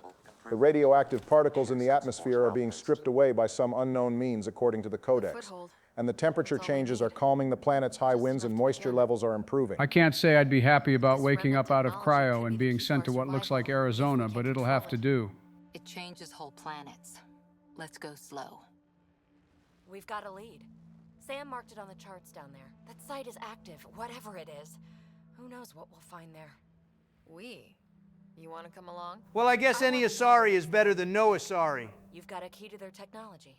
Or a crowbar, at least. Obviously, you've got no option to reject PB like you could with Rex and Garrus. The RPG elements are non-existent. Not that it mattered for Garrus anyway. Only need a footlocker. Datapad, toothbrush, clean underwear, that'll do. I'll catch up with you. Well, this will be interesting. One last stop before the end of the episode. Good, now's my chance to show up that old man. You're trying to show yourself up? They do say you're your own worst enemy. Yeah, both of you can get bent. You got out a bit early, didn't you? Shut up. Don't call attention to it. What's the matter, Gramps? Having a little trouble with a few cat?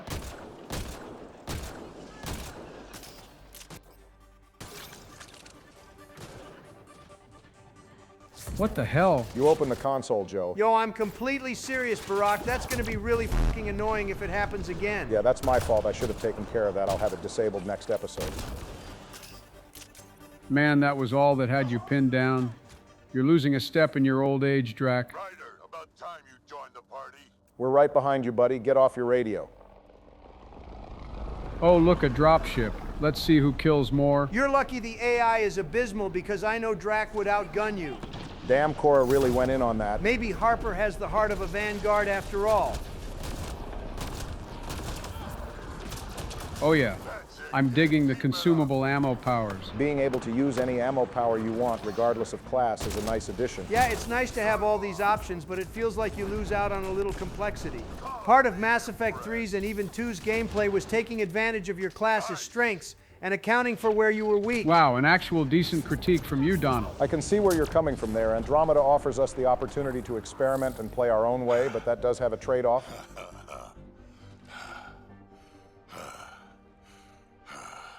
You breathing a little hard there, Pops. Joe, stop making fun of the elderly. I'm the elderly. I'll say whatever I want. Also, take your own advice. You really handle yourself, kid.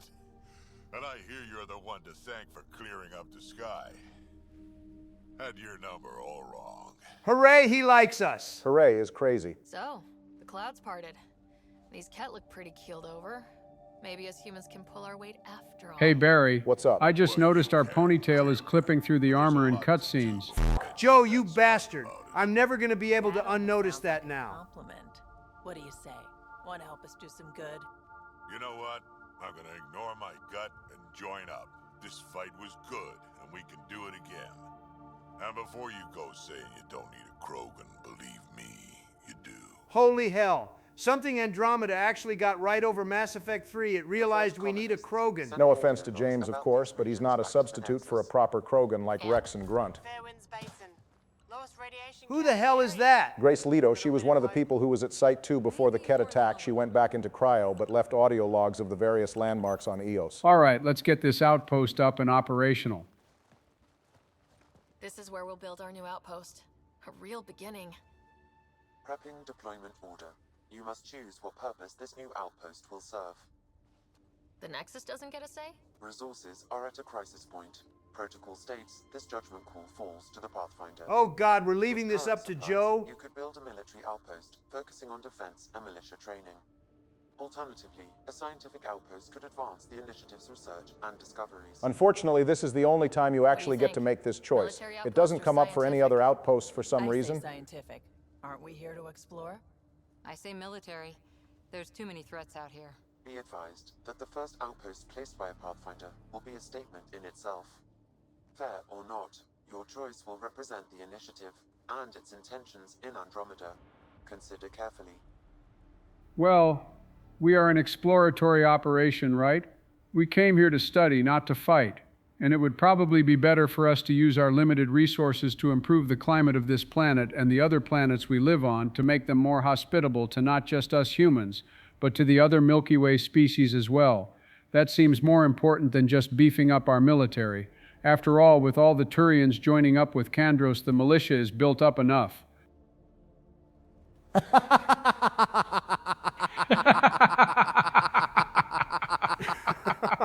Oh, f me. I'm just kidding. All right. I gotta give you a point or two for that one, Joe. You actually had me fooled. Hey, I'll be here all night. Come on now, who the hell do you think we are? Another 20 trillion credits to the Nexus militia. A military outpost. We defend our own against the Ket, or anyone else. Orders prepped. Ready on your signal. So is there any payoff to this, or is it just to make us feel like we've got some agency? Actually, this choice does have something come up at the end of the game, but you'll only notice it if you pick the military focus, so Joe made the right choice as far as content goes. A shame we won't know if this will actually have ramifications in the future. In a hypothetical Andromeda 2, I can imagine this outpost at least would take on a more militaristic appearance if you pick military, and a more research-focused one if you pick science. There's a lot of routes they could have taken from that point on. Maybe the local aliens would be more hostile and afraid if the outpost was military, and if it was focused on science, it might be plagued with many attacks from pirates or remaining Ket forces or something. August Bradley, operational head for this block. Mayor now, I suppose. We're ready to make the most of what you delivered. Hello, Bald. Nice to meet you. Careful, Donald. August is actually a little important. We will be seeing him again. Tell me about him then. There's not much to him. August Bradley is former Alliance. He retired after he was injured and joined the Initiative because it's a frontier to explore, and he didn't think his pension could afford that in the Milky Way. He also had a niece on Earth, however, they weren't on speaking terms after the passing of August's sister. Well, I think you mean he had a niece. Yes, Donald, I know. We're hundreds of years in the future. No, I mean because she realistically probably died in the Reaper War. Damn, I keep forgetting no one here knows that went down the literal year after they left. I warned them, hoping was irresponsible. You proved me wrong, Pathfinder. Looks like Addison is ready to play ball. Nah, I wouldn't be so sure about that. What are you playing at? Seems like being my friend is suddenly valuable. Fair assumption. Good call. If you pick You Were Right to Be Cautious, Ryder will thank Addison for what they think is her open show of support. Addison will quickly say not to get ahead of ourselves. The reality, Ryder? You bought us time. But one outpost on a long-shot planet won't stop us from starving. You already have a lead on something else? Jesus Christ, we just turned radiation into breathable air and you're already asking for more? Now it gets complicated. The others are ready to officially sanction your efforts, to be a part of your success. Holy fucking politics, Batman. Now they want to sign on when it'll look good for them. Donald, none of us would be any No one different. agrees on how to do it. Be aware, that's all. You know, I think that lady on the Quarian Ark who wanted to infect everyone may have been onto something. We didn't come to a new galaxy to argue about who's right. It got us this far. It got you stranded in space above a planet you failed to colonize twice. Job of Pathfinder. Until then, Tan's waiting on the Nexus. Tan can leave his kidney out on a plate for me for all I care. Well, everyone, we've reached the end of a fire episode. Joe, how do you feel? It feels good to pull and throw some fools around into the upper atmosphere and we gotta pick up my girl Vetra. But wait, there's also Suvi, damn it. What are we gonna do? Quite the conundrum. Donald, what about you? You already know how I feel. True enough, I guess we'll get Donald's feelings at the end of the next episode where he finally gets to spill some Ket blood. Until then, you know the drill. Stay safe out there, drink plenty of water, get some sleep, and we'll see you on the next one. Ascent is go. Welcome back for another rousing episode of Mass Effect Andromeda. Why are we leaving Eos? We gotta progress the story a little and get more familiar with our crew. You mean to tell me I waited 2 goddamn episodes to spend half of it talking to people? There will be plenty of combat for you later, Donald. You've got errands to run for us. Besides, it would be remiss of us to cast our opinions on Andromeda without engaging with its characters. My need to charge is starting to itch, Barack. Assignments for PB and Drac. Already put my rucksack in the kitchen. I'll hang out there if that's okay. Well, looks like we're gonna starve soon. In fairness, the bunks on the Tempest wouldn't hold Drac up anyway. Pretty sure he'd be on the bottom bunk at any given time. Otherwise, it'd be like that scene in Step Brothers. Anyway, you losers can sort out where you'll sleep. You're professionals. I'm not going to babysit bunk assignments. Let's talk about our success on Eos. Besides establishing our first viable outpost, we did some amazing things. We discovered the Remnant and breached their vault. And didn't get killed. Overcame radiation poisoning a number of times. And didn't die. Who is leading this meeting right now? At every turn. Once again, did not get killed. Liam, if you interrupt me again, I'm going to load you up into one of the cryopods on the Hyperion and shoot you back towards the Milky Way. Should we use the Krogan definition of success that got your homeworld nuked by your own people? Whoa. Cora's the type to get lightly shoulder-checked and pull out the 9. She's still bitter about losing the role she'd been training for to Alec's inexperienced child. Looking forward. Exactly. Here's my only question. When do we hit that next vault? It looked active. We have to get on that. Hang on. We need to not go off half-cocked. Donald, that wasn't funny. Priorities. The team calls the shots. Actually, the Pathfinder calls the shots, just to be clear. Thank you, Cora. We really need to get some bass in our voice. So what do you need from us, Ryder? I need this motley crew to be at least half as good as the crew from Mass Effect 2. If you can manage that, I won't complain too much. New at this. All of us. So let's figure out what the rules are now and try to stick to them. Okay, I didn't mean follow the rules. We're here to break them. If there's one thing I know I can do, it's make up rules. No one said make up rules. Can we please keep... All right, bye, guys. Okay, let's head back to the Nexus. PB, Drac, see Lexi for a physical? Good meeting, everyone. God, we're so weak. And so begins our rounds about the Tempest. I swear I don't remember this guy. Gil Brody is... The hell kind of last name is Brody? It's apparently a Scottish name. Gil's voice actor, Gethin Anthony, was born in Stratford, so it kind of lines up. Gil's background claims he's an undocumented street kid from one of Earth's mega cities. I'm guessing London and whatever else is nearby that could form a mega city. You know, like how Dallas, Houston, and Austin form one in Texas. Probably London, Oxford, and Cambridge. Despite being unschooled, Gil was good at math and spatial reasoning. He spent his youth breaking into scrapyards to dismantle and repair shuttle engines. He was eventually caught and sentenced to a steady job. I can't imagine a worse sentence than being forced into gainful employment. Dead ass, just put me in solitary confinement. Both of you are too old to be afraid of a job application. Barry, please censor that word for the video. The viewers won't be able to finish the episode. You're both being ridiculous. So how did a street kid turned blue-collar worker get into the initiative? Gil eventually started working on colonies across the Milky Way. His unconventional methods got Vetra's attention, and she got him to join the initiative. Then I got here and oops, I just made a decision there's no turning back from. Bet he wishes he hadn't listened to her. Well, he did say he had no ties or sense of purpose back in the way. Are we calling the Milky Way the Way now? I'm just trying to coin something. Well, keep it up and maybe it'll catch on.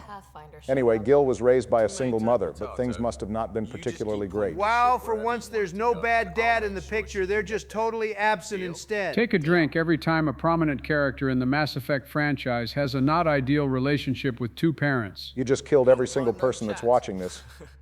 What's up? Seems like we have a good group here. They're serviceable at best. My girls get along well, lots of mutual respect. PB's a real spark plug. I like her. PB just joined the team and this guy is already tired of her. Brash, takes no shit. Good taste when it comes to Drac, though. I think Gil might like him grizzly, if you know what I'm saying. I don't get it. We'll tell you when you're older. Just keep drinking your juice box. Cora, she's a bit by the book for me. Need somebody to keep the zoo in check. Zoo? You calling me an animal rider? Oh, not again. Okay, I'm seriously outside the loop right now. Let's just say I finally understand why Donald likes Ashley so much. Smart, irreverent, obnoxious. That's it. Okay, at least he's taking it in stride. What about Kello? He's a pilot. Which means... He flies the ship. Okay, I guess he doesn't with Callow. Does a Pathfinder know what to do with a dead end? Oh, hey, Pathfinder. Just hearing her voice does something to me. Is this what all those Garrus Mancers are like? People who like to romance Garrus are low-key more freaked out than any three of us. Let me guess. Little sister? Who are you calling little? Hey, just because you're probably 7 feet tall doesn't mean you aren't little. Vetra's official height is listed at 6 foot 4 inches, and she's 209 pounds. Wait, she's only 4 inches taller than me? I'm trying to climb a mountain, not a hill. You'll be fine, Joe. We don't see a lot of squad mates with siblings, do we? A few squad mates have at least one sibling. Garrus, Rex, Ashley, and Miranda. And I guess you could kind of count all the other tank-born Krogan as grunt siblings. And Liara probably has a ton of siblings, given how much her father got around. Though unlike every other sibling in the franchise, we'll actually get to know Sedaris Nix a bit closer later on. So she's our requisitions officer. Donald, pick the romance dialogue. No. What about Suvi, Joe? I can't make a decision. It's not your decision to make in the first place. Look, we've got a lot of freedom with the romances this go around. Nothing particularly committal is happening right now. I'm still not picking it. Ability to haggle with the locals? Great. But please tell me you're also good in a fight. Well, based on the tier list we did, she's not. Thankfully, mods will keep her from dying every firefight. She's a massive step down from old Vicarian, that much is certain. To be fair, Garrus had a lot more training than Vetra. She never went through military training. She's entirely self-made in that regard. Back channels, you know. We'll chat later? We'll chat now. Terraforming, Atmo processors, gravity wells, life-destroying murder bubbles. We really had no idea what Helios was about, did we? It could have been worse. At least a giant worm didn't pop out the ground and try to kill us. Donald, I want you to remember you said that. Oh, great. Now he's using me for foreshadowing. Point taken. I'm just saying. I really hope you have a plan, Ryder. Are we supposed to have a plan? I've just been doing whatever makes me more money. What Helios was really like. What good's a plan? Adapting to problems as they come up. I like that. I suppose planning to have no plan is a plan within itself. Looking forward to the show. You were on the Nexus when the revolt happened? Wait, was Vetra in that Uprising novel? Vetra makes no appearance in Mass Effect Andromeda Uprising. The only squad mate that appears, so to speak, is Drac. And a couple just wanted to stir shit up. And you? Some days I wondered if the exiles had a point. Maybe we were conned into coming here. This would be one expensive and super long-term scam. She's street smart. She's kind of a foil to Garrus in the sense that Garrus operated mainly in official channels, while Vetra had to move in the seedier, disorganized parts of the galaxy. Vetra would stick with liars because she assumes they know something she doesn't. Garrus would probably just fucking kill them. Anyone else here with you? Besides Sid? Donald, you finally came around. I'm just playing the field a little bit. No, I mean, someone special. Special? Oh. You mean like... Oh. Yes, oh. You're making me regret asking. Who has time? What about you? Right now, no one is really catching my attention. I never thought Donald would be the one practicing the most restraint. Hopefully. Or we'll be dead. Good Lord, she's just as awkward as Garrus is with that lady on the Citadel. Pathfinder, help me with something? No. Not even a fully 3 episodes in, and he's asking us to help him move furniture. Plus, the fabric diffuses the charge from an overclocked Omni blade. Not giving up a 6% boost, right? I was going to say I'm surprised anyone let him pack this thing onto the Tempest, but then I remembered Alec brought a huge rock, so carry on, Liam. BS for the requisition. So, finally time for that beer? No, not my 79 years of sobriety. Calm down, Donald. Getting drunk in the game won't make you drunk in real life. The crisis response? Digging people out of trouble? That worked. I bet Hustle followed you into a few peace actions. Think about your Alliance days much? And I expertly dodged the question. The way we've characterized Husanet thus far, she wouldn't want to talk about her failed alliance days. Hey, Barry, I got a question for you. Lay it on me. I take it you've been up and down the Andromeda community at this point. So why exactly do people not like Liam again? I mean, as far as characterization goes, he's not that bad. He's got some lame-ass dialogue, but that aside, he seems like an all-right guy. Liam is a perfectly fine person. He's not particularly offensive, and unlike Jacob Taylor, he seems more willing to, talk about himself. The problem is that Liam rather foolishly takes things into his own hands a few times throughout the game, and it causes trouble for the team. The famously boring squad mates that are Caden, Jacob, and James might be slightly less interesting than the average squad mate, but at least they weren't active liabilities in their respective games. Heart in the right place, but an idiot type, essentially. Yeah, emphasis on idiot, but we'll get to see some of his smooth-brained stunts in later episodes. For now, let's just enjoy this decent enough introduction. Andromeda was so far away, I figured if you're going to start over, start way over. With how long all this is going to take, it's unlikely anyone besides the Asari and Krogan are going to see the fruits of settling Andromeda. Why do you come? I want to say I'm running from my past, but really running from myself. That'd be a great story. And just like the cop thing, it would be really cliche. But it's bullshit. I had family, friends, a good enough job, nothing was wrong. That's actually pretty incredible. A Mass Effect squad mate without a horrifically traumatic backstory? Hell, even Kasumi lost that boy toy of hers. I don't think Morden's backstory was all too bad. Nah, Morden was constantly coping with the trauma of what his genophage modification did. That's why he opened a clinic on Omega. I mean, Donald has a point. Even Edie's origin involved her getting killed while gaining consciousness for the first time. Most traumatic thing to happen in Liam's life was watching that dude on Habitat 7 get cooked. Guided by the Pathfinder and team. I'll bust my tail to make that a good story. You're not Harry. And thank God for that. Give it away? Habitat 7 was a little more action-packed than Harry bargained for. Wait, who was Harry again? The older guy who was with Cora's half of the team on Habitat 7. I'm pretty sure we're going to need to see him later. I'll do my best. Now, hold still. Ow. Oh, we're getting into a little pain play already. We haven't even had dinner yet, Doc. And there it is. We only had to wait for Donald to meet up with Still trying to Lexi. get my bearings. Thought I'd be waking up colonists, not taking care of the Pathfinder. Just be glad Ryder is less prone to injury than Shepard. Ryder did literally die within the first couple hours of the game. We all have off days. I always hoped to work in the field, but everything's happening so quickly. Well, we can issue you a firearm and you can join us on mission. I'll keep you close. I don't think Lexi is in any way a combatant.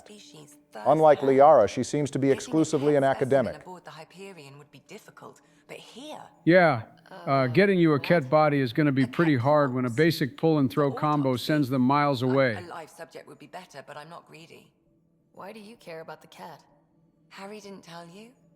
I'm a specialist in alien anatomy. I'm something of an alien anatomy enjoyer myself, particularly Asari anatomy. I'm trying to get intimate with studying it. Time to be disappointed, Donald. I had no idea.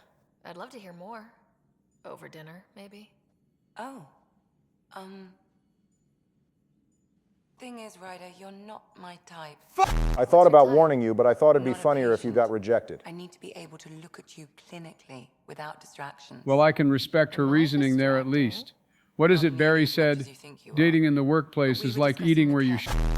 That's got to go double for medical doctors and their patients. What in the f is with BioWare is making hot doctors and not letting us hit? First Dr. Chakwas and now Lexi. Huh. I didn't know you were into Chakwas like that. Bro, why did she run away so fast? Was it really that awkward? The worst she can say is, no, my ass. What if she just hurriedly walks to the other side of the room to stare at a display of your anatomy? You mean PB? She's decided to set up in one of the escape pods. Boy, it'd sure be a terrible disaster if someone accidentally hit the eject button. So she's a psychologist as well as anatomist. As long as that means everyone on the crew will come to Lexi with their mental baggage and not us. What I can without violating patient confidentiality. Anyone in particular? I sort them in their files and my brain by species. At least she won't air out all our information like How do you Edie. think the human crew members are handling things? There's a lot of them. Gil? Gil likes to use humor as a defensive technique. He'd rather bury himself in the Nomad than tackle emotions head-on. Damn, stray shot there. You use humor to deflect from your emotions? I use humor to deflect and distract from a lot of things. She's remarkably adaptive. I'm kind of jealous. I need that. Joe Suvi and Vetra aren't Kelly. You can't have one of them and another romance option. Every time I patch him up, he breaks something new. Liam's "we can't lose" attitude is commendable. But I worry how he'll react when something does go wrong. Terribly, I imagine. How's Cora doing? She's processing. Your father was her mentor. She expected to follow in his footsteps. Sucks to suck, be better, Harper. Pathfinder to you. Just because she trusts his judgment doesn't mean she's not confused or hurt. She'll live. She can be content with being our number 2. On the non-human crew. Ask away. Tell me about Vetra. Vetra's used to having someone depend on her. I think that's why she's so resourceful and likes providing for other people. That being said, I think she could use a little me time. What about a little time with me? A shot from outside the observable universe. He's quite the gossip. Let's see if it's green. Tight-lipped about himself, though. Is Drac good? That old bastard's always good. I've never met anyone who can be so stubborn and so appreciative. He sounds like an old man. Look out for him, Ryder. Wait, whoa, is Lexi sweet on Drac? Didn't you hear what she said about dating patients? Thank you. And maybe don't mention I asked. Oh God, she's a tsundere. This day just keeps getting worse. Why would they do this to me? Donald, calm down. Right? She's avoiding me. Probably thinks I'll poke her with a needle if she gets too close. To be fair, you're always giving me shots. Not in the hallway. No, you just ambush us when we enter the med bay. Thanks for the insight. How did you get into medicine? My mom was a dancer on Omega. I wonder if she knew Arya. I don't think Omega is the kind of place where you have bring your child to work day. What alien was Lexi's dad? The Codex says her father was a Turian. That explains why she's so straight-laced. She's got that Turian sense of duty. Both died in a turf. Ah, there it is, the regular traumatic Mass Effect backstory. So how did an Asari doctor end up on the human ark? Specialist in alien anatomy, remember? You think Morden and Lexi would get along? Of course, an anatomist and geneticist. They'd be trading notes constantly. I imagine Morden would be enthusiastic about studying species of the Helios cluster. I remember when he didn't complain about arthritis. Damn, being friends with someone who only lives for about a tenth of your lifespan has to be crazy. Asari are in the group chat clowning all their human friends for having bad knees and going bald. At least we don't live 20 years like the Vorcha or around 40 for Solarians. Asari basically see them go in a I'll flash. let you get back to it. I'll be here if you need me. Don't give the Pathfinder too much trouble. Oh, Rushan. Hey, Drac. Who are you talking to? Lexi told us to look out for you. Immediately went to go tattle on her. Thinks she can boss me around just because she's my granddaughter. And I bet you let her. Well, welcome to the Tempest. Trouble's what we do. Ha, I like the way you think, kid. Ugh, someone somewhere shivered when I said that. Probably Tan. Damn politicians. Ha ha, yeah, those damn politicians. Stop the cap, Donald. So you were saying Drac appeared in the Uprising novel? Drac is woken up alongside Morda and the rest of Clan Knockmore to suppress the mutiny on the Nexus. After that was settled, Drac was present to see Tan's refusal to honor the deal that Spender made to where the Krogan would stop the rebellion and would get more say on Nexus affairs in exchange. Morda naturally got angry over this betrayal, and more of the Krogan started to get rowdy and calling to destroy the Nexus, but Drac kept them in line. Drac also convinced Morda to listen to Kesh when she recommended the Krogan leave with the exiles. His presence there was vital. Drac has a lot of weight in Clan Knockmore, and I don't think Morda would have listened to Kesh without him. Way more useful out here. Lots to shoot at, for one. He's a smart guy. Your people come first. Keeping Kesh and our colony safe will always be my top priority. So wait, the Nexus was floundering in space doing fuck all for over a year. Meanwhile, the Krogan left and have already established a colony. I told you the Krogan were the best. The Krogan colony isn't without its problems. We're quite a ways off from seeing it, but yeah. The Krogan are more or less doing all right, though. To be fair, the Krogan can live just about anywhere. Any place that doesn't have thresher maws or harvesters probably feels like paradise to a Krogan. Got no idea why Addison keeps him around. Spender lied to the Krogan during the uprising, and he's headed out for Kesh ever since. He's up to something. I just can't prove it. We should pay him a visit on the Nexus. That sounds like a loyalty mission. Correct. The structure of loyalty missions is quite different compared to Mass Effect 2. Instead of just getting the mission outright at a specific point in the game, we'll have to go through multiple setup assignments that inevitably build to the loyalty mission proper. My blood. Raised her myself. Damn proud of her, too. She did good. Even with me for a granddad. I like Kesh. She's kind of small for a Krogan, though. She might be small, but that head plate of hers probably still hurts the same. In some ways, I guess. Did Lexi brief you on Sam and squad connectivity yet? Yeah. You want to hook that thing up to my comms, sure, but that's where it stops. Putting an AI in your head, giving it access to everything like that, it's begging for trouble. You see, that's the kind of mindset we need. Javik would like talking to Drac. Why do you say that? I've seen what bots can do when they turn on their creators. Been in some of those fights. There's a reason that kind of research was outlawed. It's a safe bet Drac has taken down quite a few Geth in his day. Smoke when news of what my dad was researching got out. No shit. Ruined the writer name, I'll bet. Almost. Considering no one venerates your father for his service in First Contact, I'd say that almost is copium. Just make sure it can't unshackle itself. There'll be hell to pay if that happens. I don't know. The last AI that unshackled itself wasn't too bad, right, Donald? You're not going to get me to like the bot in our head by comparing it to Edie. How did you and Vetra meet?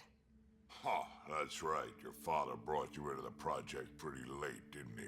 Wait, I thought the writer's siblings had earlier adopter designation codes or whatever. Their designation number, and yes, they do. The implication is that Alex signed them up early on, but didn't tell them until later. He's lucky they wanted to go. Well, after the AI research ruined their careers, they didn't have a lot of options. Maybe Alex sabotaged them deliberately. I tried to intimidate her into turning them over to me, and let me tell you, that Turian takes shit from no one. Atta girl. I have no problems believing that. Yeah, she told me off good. But here's the best part. She waited until I saw her again in Kesh's office, no less, to tell me she'd been working for Kesh all along. They're lucky Drac wasn't feeling a bit more belligerent. I don't think Vetra would have played like that if she thought Drac was dangerous. Tell me more about the Krogan colony. My clan's there. We also got some scouts looking for... I know we're a ways off from seeing the colony, but is there anything you can tell us about it? I'll say this much about the Krogan colony. It has a population of over 700 Krogan. However, the total amount of Krogan that came to Andromeda is 1,200. So we're missing 500 of them. Are they still in cryo? Some Krogan obviously don't live on the colony. Some are probably still in cryo. And some of them, well, let's just say they're MIA. Why did the Krogan leave the Nexus? The Nexus got us Krogan to stop the mutiny. In return, we were supposed to get a say in station business. Why did they even bring the Krogan here just to leave them playing second fiddle? Because no matter how idealistic Giant Garson's speeches were about a new start in Andromeda, the Milky Way's old issues would follow them across dark space, evident by Tan's mere presence anywhere in the chain of succession. I don't agree with what Ketzialam Vaskila Siya was going to do, but she had a point about how the Council races were just going to establish the same power structure that already existed in the Milky Way. You mentioned that the Quarian captain hated the Council species, but didn't say why. Her hatred formed after some Solarians played a prank on her, on a Solarian colony called Erenlund, a planet that is in its last stages of habitability. Most of the successful life is a toxic blue-green algae. I mention that because the Solarians there stripped her out, her exosuit, and left her outside the habitat bubble for a few minutes, which was long enough for the algae to infect her lungs. Oh. All right, that's a bit much for a prank. Yeah, real nice practical joke. It took Quetzi months to recover, and during that time she learned to create her own bioweapon, thus leading her to test out her virus on the Kilasia. She swears she has no animosity against the other minor races, though she did use the Drell as test subjects for Fortin Bras. Those Andromeda novels low-key sound kind of fire. Comparing the main 3 trilogy novels to the 3 Andromeda novels, I think I'd say the Andromeda novels are slightly worse on average, mainly because Mass Effect Andromeda Initiation, which is about Cora joining the Initiative, is kind of pointless. Ha! Andromeda can't even get a W in the books department. What if you included that one trilogy novel that everyone hates? You're talking about Deception? Yeah, if you count probably the worst bit of Mass Effect media period, then sure, Andromeda novels win. Crazy mist that hides them from view, their friends too. Take a Destin down, and that mist goes away. Makes them a prime target, if you ask me. Does Drac just give us a rundown of all the enemies in this game? Yeah, he's been fighting Ket for more than a year now, so he knows a thing or two. We can talk more later. Sure. Hey, one last thing. Yeah? I did just notice he's calling us kids. Well, we're 20-something, and Melania's son is basically still a kid, too, so I can't blame him. Yeah, pretty much. Nice place you found. Clean air, plants, helps me think. Something on your mind? Maybe. What, you want to fight about something, Harper? What the hell was that? I know that look. It's just my biotics reacting to all this. Well, at least you didn't destroy the ship. A huntress should have better control. Oh my God, here we go. Barack, I'm letting you know right now I'm going to stop talking to her if this is as annoying as I remember it being. We'll just see how it plays out for now. Like losing the old man. She does realize she's saying this to the old man's child, right? How does a human soldier get to serve with Asari? Prove your biotics can rip an APC apart, and people get nervous. What's an APC? She means an armored personnel carrier, a light armored military vehicle for transporting infantry. They're meant to protect against artillery and IEDs, so Cora's biotics are pretty strong. I wonder what's the context of her needing to prove she could tear something like that apart. Hey Barry, how strong is Cora among the known human biotics? Definitely stronger than Miranda, and probably stronger than Caden, considering her training from skilled Asari. In terms of raw power, Jack is superior, but Cora has better training and experience. She's tough, that's for sure. I'm still gonna say Jack is giving Cora belt to ass. I don't know, the conversation she had with Miranda during the Citadel DLC makes me think Jack might be a bit too distracted by Cora's ass to fight properly. Golden Worlds. A friend and mentor who trained you to be a Pathfinder. Bro, it feels like she's trying to outmourn us about our dad. Then he chooses you? An untrained Pathfinder and all this mess to fix? The hell was he thinking? Thanks for the vote of confidence, Cora. Is this going to be a problem, Cora? I don't want a rival. Just answers. I wonder if this has anything to do with Cora's crush on Sam. I'm sorry. What? Okay, I exaggerate a bit there, but in the initiation novel, she promised the partition of Sam called Sammy a kiss. And when Sammy is folded back into the actual Sam, thus gaining Sammy's memories, Cora makes good on the promise and kisses some paneling on one of Sam's processor walls. I like the sound of that. A commando friend said something like that once. I explained I wasn't into women. Oh, but you are into the bot in our head, huh? Damn, Sam is getting more play than us. So I said I'd still take a bullet for her. We were a team. So you made Cora look like Miranda just for her to not be an option for us because we selected a female writer. I did not make Miranda look like Cora. Did you mean that the other way around? Bro can't even set the record straight. Thinking like an Asari huntress. That's it, I'm out. Sit back down, Donald. Best I could be was a useful freak. Okay, I know trauma is relative and all, but hearing her talk about this and knowing what Caden and Jack went through is not endearing me to Cora at all. Again, further not helped by her trying to trauma Olympics the death of Alec Ryder to his child. First job, see if there's any news on the Asari arc. Okay, wait a minute, Harper. I might have been too harsh on you. We both have the same priorities. I'll be here. What did you do while you were part of the Asari military? 4 years in a commando unit called Talane's Daughters. Man, some people have all the luck. Cross-species military integration initiative. Your time defending Silva's expedition was probably more important. Wait, who's Silva? Mateus Silva was the leader of the prospector team that unearthed the Prothean archives on Mars.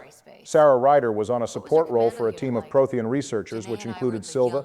And fun fact, the planet Silva in the Euler system of the Arcturus stream was named after the Prothean researcher herself. Enough about the human bullshit. Tell me about Harper's unit of baddies. Oh, now he cares about Cora's backstory. Lore of Talon's Daughters tells a tale of an Asari matron who held a defensive line against a horde of Krogan that were raining upon the colony world Alita, buying precious time for the rest of her unit to escape. The matron's commander reminded her that if she died, no one would be around to raise her daughters on Thessia. However, the matron believed she only had one lesson to teach them: how to fight. Holy f***, that's tough! We needed more Asari like that during the Reaper War. So what happened to the matron? The Asari matron died in a hail of weapons fire after holding the Krogan back long enough for the last evac shuttle to take off. That's a damn shame. I'm guessing this Asari's name was Talene, hence the unit being called her daughters, as she served as an example. Talene's daughters are known to have had operations at locations like Omega and Nos Astra on Ilium, as well as defending Asari colonies from the Geth. Accidents, but we couldn't afford a tutor. The Alliance had implants, the training, everything. You're lucky Cerberus didn't get their hands on you. Turn. Remind me why you came to Andromeda. The Prothean digs woke us up to how much we don't know, and to what humanity's next leap might be. Then Dad's career collapsed. His AI research made him too toxic. I heard. And to think the Milky Way species owe their continued existence in partial thanks to an AI. Old Alec Ryder, the right guy at the wrong time. AI also created the Reapers, so we're kind of 1-1 on that. None of you writers ever think small, do you? Now on to the important business, locating the Asari Ark at all costs. How's the search for the Asari Ark going? The Lucinia? Checking every comm that's coming in. Nothing concrete yet. I take it that's Cora's loyalty mission. Yeah, we'll get updates on it and find clues throughout the game. I had my fun on shore leave. Nothing serious, though. Asari huntresses figure things out. Oh my but God. She does know she's human, right? Harper, I like the Asari a fair bit myself, but this is a bit much even for me. Does that mean fraternization is okay for Asari commandos? It'll happen, but usually only for one deployment. I would criticize them for that, but considering the way Commander Shepard gets down, I'd be casting stones from inside a glass house. You learn some self-control. Asari move like sorority girls After for hundreds 4 of years years. with Asari commandos, he must have some great war stories. Nasira assassinated a Krogan warlord with a pack of playing cards once. Did she yell goldfish when she did it? Choking hazard, apparently. I guess plated skin and redundant organs mean nothing if you get the Queen of Hearts lodged down your throat. Always liked Janae. She was only 200, and with me around, she wasn't the kid anymore. She was a biotic protege. I once saw her yank an AA gun right off its housing. They make biotics sound so damn powerful in dialogue. If gameplay matched lore, we'd be turning people into liquid with biotics, especially if they lack any body armor. Maybe she still is back there. Won't be a kid now, though. Crazy to think how the same young Asari we run into in the Milky Way are still kicking it. Not just now. I'll try to. She'll have more war stories throughout the game, but for now we shelve Cora. I'll be here. Glad you stopped by. What's going on, Solarian? Are you a Morden type of guy, or are you more like that student of his? Kahlo is all right. Good pilot, serviceable enough character for his role in the story. I'd have liked to see how his character would have evolved in an Andromeda series. Test pilot, mostly. Plunging through the Nemean Abyss was almost a preparation for the Scourge. Flying through the Nemean Abyss is pretty serious business. It's further away from Council space than the Terminus systems with pirates, mercenaries, and bounty hunters. I'm sure a ship like the Tempest would have looked like an easy lick to them. Until Andromeda. I could have stood on the shore and waved goodbye, or took the leap to see how it all turned out. I'm not convinced the Tempest is a ship worth a damn. What good is all this research BS if we don't have a main gun? It does kind of look like it's made out of tissue paper. The Tempest does in fact lack heavy armor. It does have an IES stealth system derived from the same tech that was used on the Normandy SR-1, so it can hide from danger. Yeah, hiding and being really fast is nice and all, but we're cooked if a bigger ship with actual armaments corners us. You remember all that? Oh, yes. Solarians have photographic memories, and apparently mine's unusually sharp. Like my past is still happening. Maybe he's part Drell. The Codex says Kahlo's extra acute memory may be linked to his unusual motor responses. However, he discourages any speculation into his unique quirks. The Ark back on the Nexus? Not a peep. Isn't that strange? You'd think there'd be something. They probably got eaten by the Ket or by the Krogan, whichever moves faster. Cheer up, Kahlo. We'll always have Director Tan. That snide little bureaucrat? All the more reason to find the others. Oh shit, I didn't know you were chill like that, Kahlo. I guess he's more of a Morden-type Solarian, huh? Looks like Kahlo passes Donald's vibe check. For this. She deserves to be in a Pathfinder's hands. Please, come by any time. Scans of the Scourge. What's going on, Scottish? The voice actor for Suvi is Katie Township. She used her natural accent for the role. A very wise decision. Interestingly, the first name Suvi is Finnish, so perhaps Suvi has Scandinavian heritage. But will she feed our pets? No, I don't believe Suvi will feed our fish. Also, we don't get fish in Andromeda. I guess everyone can't be Kelly. That's probably for the best anyway. We'd have let them all die. So alien. A constant reminder of the divine intelligence behind all creation. Her and Ashley might have gotten along. Ashley was implied to be Christian. While Suvi's beliefs are aligned with that of deism, that is the belief in a God who created the universe but does not intervene or influence. I'm a scientist because science brings me closer to something greater than myself. As long as you don't start going on about the Enkindlers, there's no problem. I low-key miss the Hanar. Face to face with something wondrous that makes you want to believe. Wow. It's wonderful to meet someone who understands. I've had to justify myself so often. Good shot, Donald. I didn't intend for that to be me shooting my shot at Suvi. I welcome it either way. As if the sacred could be diminished by the search for truth. Ah, what the hell? Let's keep playing the field a little. Barry, this isn't going to cause another Liara and Ashley situation, is it? No, you're free to court as many romance options as you want for now. We're a ways off from locking anyone in. Faith in science. I'd really like to pick your brain on that sometime. Maybe over drinks? The Nexus? I'd like that. And another door opens now, up. I should probably update the rest of the team with my latest reports. We'll talk later. You're setting up in here, huh? I damn near forgot to talk to her. Damn, you weren't joking about not liking PB. Crack this data storage box, It'll help with a personal project back on the Nexus. This is a nice, out-of-the-way place where I can tinker, and I can sleep anywhere. To be fair, there's only 4 bunks on the Nexus, so I can't blame her for that. I understand there being minimal bunks on the Normandy since it's military, but the Tempest is a civilian ship. They didn't really account for comfort, did they? Well, everyone on the ship doesn't need a bunk. Liam is probably going to bum it on that couch of his. Callow is a Solarian and only needs 1 hour of sleep. I guess Drac is living in the kitchen. Phoebe is in the escape pod, and Ryder has their own quarters. That would leave everyone else to hot bunk. What's Haitiana? It's an Asari colony in the Cillian Nebula's Naola system. It's described as a bastion of research for the Asari, boasting many observation outposts, glacial drilling stations, and educational institutions. Sounds like a decent place. Haitiana's spaceports and uniformed defense forces were destroyed by the Reapers, and the Asari were forced to surrender under threat of a massive retaliation from Reaper forces. Damn. So it's a solid no on PB's folks being alive. PB's mother is noted as having her late in life. Presumably she was already a matriarch, and her father is an Elcor who only lived for about 400 years, so they would have been long gone by now. But yeah, they probably didn't have a good time after the Reapers showed up. It's that I live for the unknown, for the never been done. What makes her think people in the Helios cluster haven't been researching the Remnant already? Let's start with that then. Buy me a drink sometime. Who knows what will spill out of my mouth. Pass. You know, I thought taking the black makeup off her would help, but I guess her personality is lame enough that it didn't matter. For projects like the one I mentioned, which you're gonna love, by the by. I have a feeling she's Promise to bring you wrong. what you scrounge, and I'll submit to all your questions. Remtech, huh? You got it. You again. Want to hear more about my childhood log cabin? Actually, yeah, I do have a question. How exactly did things work with your mother and father? Donald, come on, man. You can't tell me you're not a little curious. It'd be like a Great Dane and a Chihuahua. Now, I know you know Asari procreation doesn't work like that. Yeah, but as we know from Liara, bedtime is very much still an option. Old. Wonder if he can still learn new tricks. What about... But PB tricks are for kids. Might take some unraveling. Callow and Suvi seem busy. I hope they aren't all work, work, work. Man, she's got an opinion about everyone. Well, there's... Oh, right, Cora. What's her deal? Is she as prim and proper as she comes across? Well, she admitted to a little playtime during shore leave, so clearly not. My turn to talk? Sorry. Yeah, I should work on my motor. She yaps almost as much as you, Barack. Yeah, except I talk about important things like how aliens are real. Really good advice. There's also Lexi, our doctor. She's an Asari. Oh, I'll get around to her. All in all, seems like a decent bunch. PB is afraid of the doctor. Once you cross the threshold into the med bay, Lexi will definitely poke you with something. Don't threaten me with a good time. Guess that's why you're the Pathfinder. Just a friend. Now she's not even that.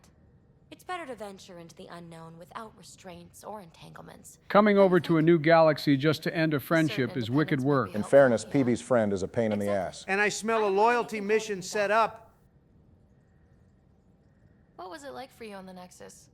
Well, I wasn't supposed to be woken up yet. That ex-friend I mentioned, my accomplice, she finagled my early thaw. I'm actually a little confused by this. Only 2 people on the Nexus had the authorization codes to release people from cryostasis, Kesh and Calix Corvanus, so I'm wondering how Kalinda, that's PB's friend, managed to release her. Borrowing shuttles. And interestingly enough, no one notices PB's unauthorized actions during Nexus Uprising. Maybe they were too busy. Not so busy that Sloane Kelly wouldn't notice a ship going missing. Her people had the Nexus on lockdown after there was an attempt to steal a ton of sensitive information by an Asari named Arita Fadir. Kalinda was a part of the first wave of the Nexus to be brought out of stasis, so I guess she has a lot of pull, but I'd really like to know what kind of motion she has. The lockdown can't have been that effective considering the rebellion. That's a valid point, though. Spender played a part in that. The first to figure them out. And the tech, it's on a different scale. If we can appropriate it, who knows what advances we'll make. Whatever helps you sleep at night, PB. Good luck with your project. Thanks. Don't be a stranger. All right, we're making a brief stop on Eos to finish off the first murderer side mission. Of course you'd make me do this. Well, I thought it would be important to be a bit more transparent about this. What do you mean? It's just I know there's going to be people who watch this who decide to give Andromeda a shot, and I want them to get an authentic feel for what some of the gameplay is actually like. There is genuinely nothing particularly engaging about this side mission. We just come to the planet, drive around, scan the bits of the guy's armor, and then go back to talk to Nilken, Rensis, and Tan. And this is more or less what most of Andromeda's side content looks like. And that's why a lot of it will be off-screen. Right, and that's only because we need to have enough experience for all 3 of us to level up our own profiles and have enough resources to complete our builds. Didn't we not show everything in the trilogy too? That depends on what you mean. No, we didn't show every single side mission in the trilogy. There were quite a few that we skipped in Mass Effect 1 and 2 especially, but any mission we did do was shown to some degree in the episode. Here in Andromeda, there will be entire things not recorded, so don't be surprised if we're carrying new weapons and armor episode to episode. Anyway, this is all to say that if you're watching these episodes going forward and you feel like giving Andromeda a shot, remember that we're showing you a real streamlined version of the game. Of course, it's your money. Do with it what you will. We're just being open and honest about this. Open honesty? From a politician? There must be snow in hell. My honesty as the president and honesty as a gamer are two entirely different things. Holy bugs! Yeah, we missed it back there, but they were talking about how these things definitely ate the guy Rentz's shot. Better that than getting taken by the cat. I was already not a fan of EOS because of the climate, but you wouldn't catch me living here with bugs the size of a medium dog. Confirming initiative equipment, including Omni tool assigned to security chief Hiram Reynolds. Oh, f me, the audio is overlapping. 2 shots. 1. A standard initiative rifle report, which missed. The other from behind, a Ket pulse weapon. This proves Wiemken is innocent. He didn't shoot Reynolds. Looks like we get to go give him the good news. Seems clear to me. Good work. Pathfinder, there is also an audio recording. Don't speak so soon, Joe. Where's Wiemken? Sorry, old friend. Had to do it. I'm not dying on this rock. Bro really tried to slime out his day one over this? The Andromeda Initiative really needed to do a better job screening people because damn a lot of them weren't built for the challenges this operation threw at them. But he meant to. Need another chat with the man. And now we go back to the Nexus. Pathfinder, is it true? We're settling EOS. Yep. You can thank me for coming here and cleaning up the mess you guys made. Excuse me, I'm the one who made EOS habitable. Give him space. Lieutenant Syax, Kendros' aide. They all wanted to see you. Real hope again. It's been a while. Considering how things went when you got here, it's been 634 years since you felt any real hope. The initiative's finally back on track. Professor Herrick, right? What you achieved with that remnant vault is unprecedented, Pathfinder. Impossible. Maybe for you guys, I'm just like that, though. Out of stasis, those Ket won't get near your vault. Or our people. I should hope so. We gave the military unlimited funds for a reason. But this proves we'll always get up again. Always. Well, what are you waiting for? There's a new world out there. Thank you, Ryder. Damn, a thank you? Commander Shepard wishes they got a thank you. I hear you went down to EOS. Did you find anything to help my case? You haven't been entirely honest with us, Wiemken. Wiemken. Blast to the back killed the chief. Your shot missed. What? You're kidding me. Thank the spirits. Hold on, buddy. We said your shot missed. Hold on there. The chief's Omni tool recorded you over the body. Sam, play back. Yo, Barack, you were a lawyer or something, right? Yes, mainly on civil rights and voting rights. Why? I was a lawyer too, you know. Yeah, but I'm not asking you, Sleepy. What exactly would we book Wiemken on here? It's not my field of expertise, but certainly we'd get him on attempted murder. We have proof that he intended to kill Reynolds and proof that his weapon discharge makes it unquestionable that he took sufficient action to make it happen. Wiemken still has a lot to answer for here. He's still looking at prison time.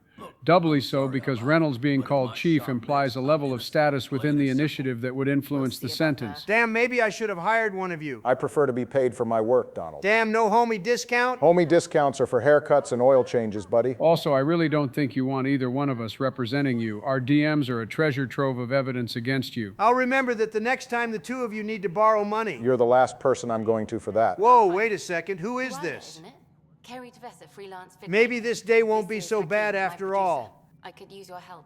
Okay, what I'm about to say is gonna sound kind of crazy. I doubt it's crazier than what you said about Vetra last episode. Well, do all these Asari look the same to anyone else? Whoa! Dogpile him Twitter! Well, you proved me wrong there, Joe. I'm serious, their faces look the same. And he doubles down. I'm almost proud of you. I'm messing with you, Joe. Yes, every Asari besides PB have the same face model as Lexi, the only difference being the skin pigmentation and their markings, which is pretty lame considering you could see differences in the Asari from the trilogy. Liara, Tavos, and Shaira are easily distinguishable. Hey, if she looks like Lexi, that's all I need to hear. And luckily for you, Donald, you can hook up with Carrie without it impacting any other romances. This day gets better and better. So instead of letting us beat the shit out of the news reporter, we can have an affair with her. That's a completely valid trade. Well, I do my best. And you could help me out. The heart of my documentary will be an interview series. I was hoping you'd take part. I want the dirt and blood of our story, not the convenient fairy tale town's looking for. Interested? If it pisses Tan off, You don't I'm mind down. treading on the initiative director's toes? What would he do? Pool funding we don't have? I'm game if you are. He could arrest you. I wouldn't put it past him. Actually, should we even be doing this in operations? Let's start at Tan's office is right next to The us. Nexus still isn't finished. Arcs are missing, we have people in exile. By any standard, this wasn't the plan. Our leadership describes these as anticipated issues. Would you agree? Yeah, whatever makes people feel better. I don't think that's the answer you should have given if that was your goal. Supplies, enemies, or hell, just getting lost. We'll deal with all of them. We just need time. Tan will love that. Oh, Turns out you're a politician at your core, after all, Donald. Bandwidth means I'm transmitting in short bursts, so that's all for now. But you can bet I'll have more questions later. We're still getting the And we're finally moving on with some of the main events. It only took us good fucking God 45 minutes. It's episode 3 of Mass Effect 3 all over again. Yeah, I know it's dialogue heavy. Next episode shouldn't be so bad. But at least you get a longer episode. Excuse me while I meet with our Pathfinder. Hey, Ryder. Bro, I can't take his voice seriously. Nanjiani isn't even bad. It's just I can't listen to this and not hear other characters. Point taken. Always revel in your victories. That's why I'm standing here. Oh, I never doubted you. That's Cap. I really don't know what it is about Tan, but something about him just bothers me, more so than Udina did. Udina was pretty apparent about his corruption, while Tan somewhat feels inauthentic. Though I feel he's more tolerable in the Uprising novel. You don't know me. Oh, I think I do. Your ingenuity speaks for itself, Ryder. Deciphering the vault, alien terraforming. It's not how we imagined all this, but a good Pathfinder improvises. All right, bro, I'm all for getting my dick sucked, but this is a bit much. Yeah, seriously, what's all this glaze? I think I liked it more when the leadership was a little difficult. At least we got the satisfaction of hanging up on them. Yours are the first trophies to grace Pathfinder Hall. You're a symbol now, Ryder. A reason for people to believe. Well, someone had to do it. I plan on doing a lot more than that. That's the confidence we need. Take charge and ignore your critics. Oh, ignoring our critics is a specialty. Adopting you, Ryder. Ah, my staff. Colleagues. Okay, that's what it is. I don't like how he insists upon himself with his authority. Director of the initiative. And I remind you that you were 8th in line for the position. Tan is lucky Kesh and Terran aren't particularly keen on overthrowing him. Terran has the military, while Kesh and her people were vital in keeping the Nexus from blowing up. Then I look forward to winning our Pathfinder support. You see, there it is. He admits to brown-nosing us just to get us on his side. Won't help feed the Nexus, not the way scientists might have. But it will protect us from a growing list of threats. Kesh would have gotten along with Rex, considering she sees the value in science. Well, hopefully we can build ties with the Krogan colony and get some of their vegetation. What is your plan for moving on, Ryder? We have a lead on the terraforming network. I need to take the Tempest deeper into the sector to investigate. If the other Golden Worlds are where they should be, this could get us closer to them. Careful. The Kett are scouring the cluster for remnant technology. You'll end up in a fight for sure. We've already been there, You might bud. also run into exiles. They didn't leave the Nexus on good terms. And we still need more outposts. Yeah, unfortunately, there's no importance given to the additional outposts we set up. Missing, this could be a chance for Ryder to search for them. Yes, I think that's best. You have my permission. Yeah, I don't think I asked. At least the Council had the decency to let us decide what we would focus on ourselves. Of course. I support that kind of enthusiasm. Right. Did you have some other business? Yeah, I solved that murder case for you. Director, Since checked out that detective murder. work is also Milken apparently a didn't do it, Pathfinder's but there's duty. proof that he meant to. This is unfortunate. We're trying to give the people a sense of stability, leadership they think they can count on. You might want to try a little harder. For justice here in Andromeda. Now this, a convicted murderer who didn't commit the murder. Okay, apparently attempted murder is just something Tan doesn't know about. Yeah, seriously, Milken is not innocent at all. Exiling him or imprisoning him is still extremely valid. In the Uprising novel, they would also send criminals back into cryo. I'm not sure why Tan doesn't raise that option here. Take matters into his own hands, then covered it up. Your investigation complicated this. You should take responsibility for the outcome. Why is he making it sound like it's my fault? All right, law experts, what's the decision here? Exile him. He's innocent of murder, but guilty of attempted murder. I really don't like that our only options are to exile him or release him. Because personally, I think keeping him in prison for the time being or putting him back into cryo until a later date are valid options. But in the absence of any other punishment, Milken needs to be exiled.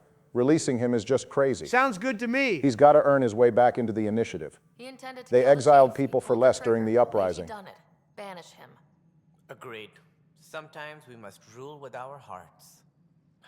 I hope my conscience will be as clear as yours seems to be. It will. It was a fairly easy decision. Business behind us.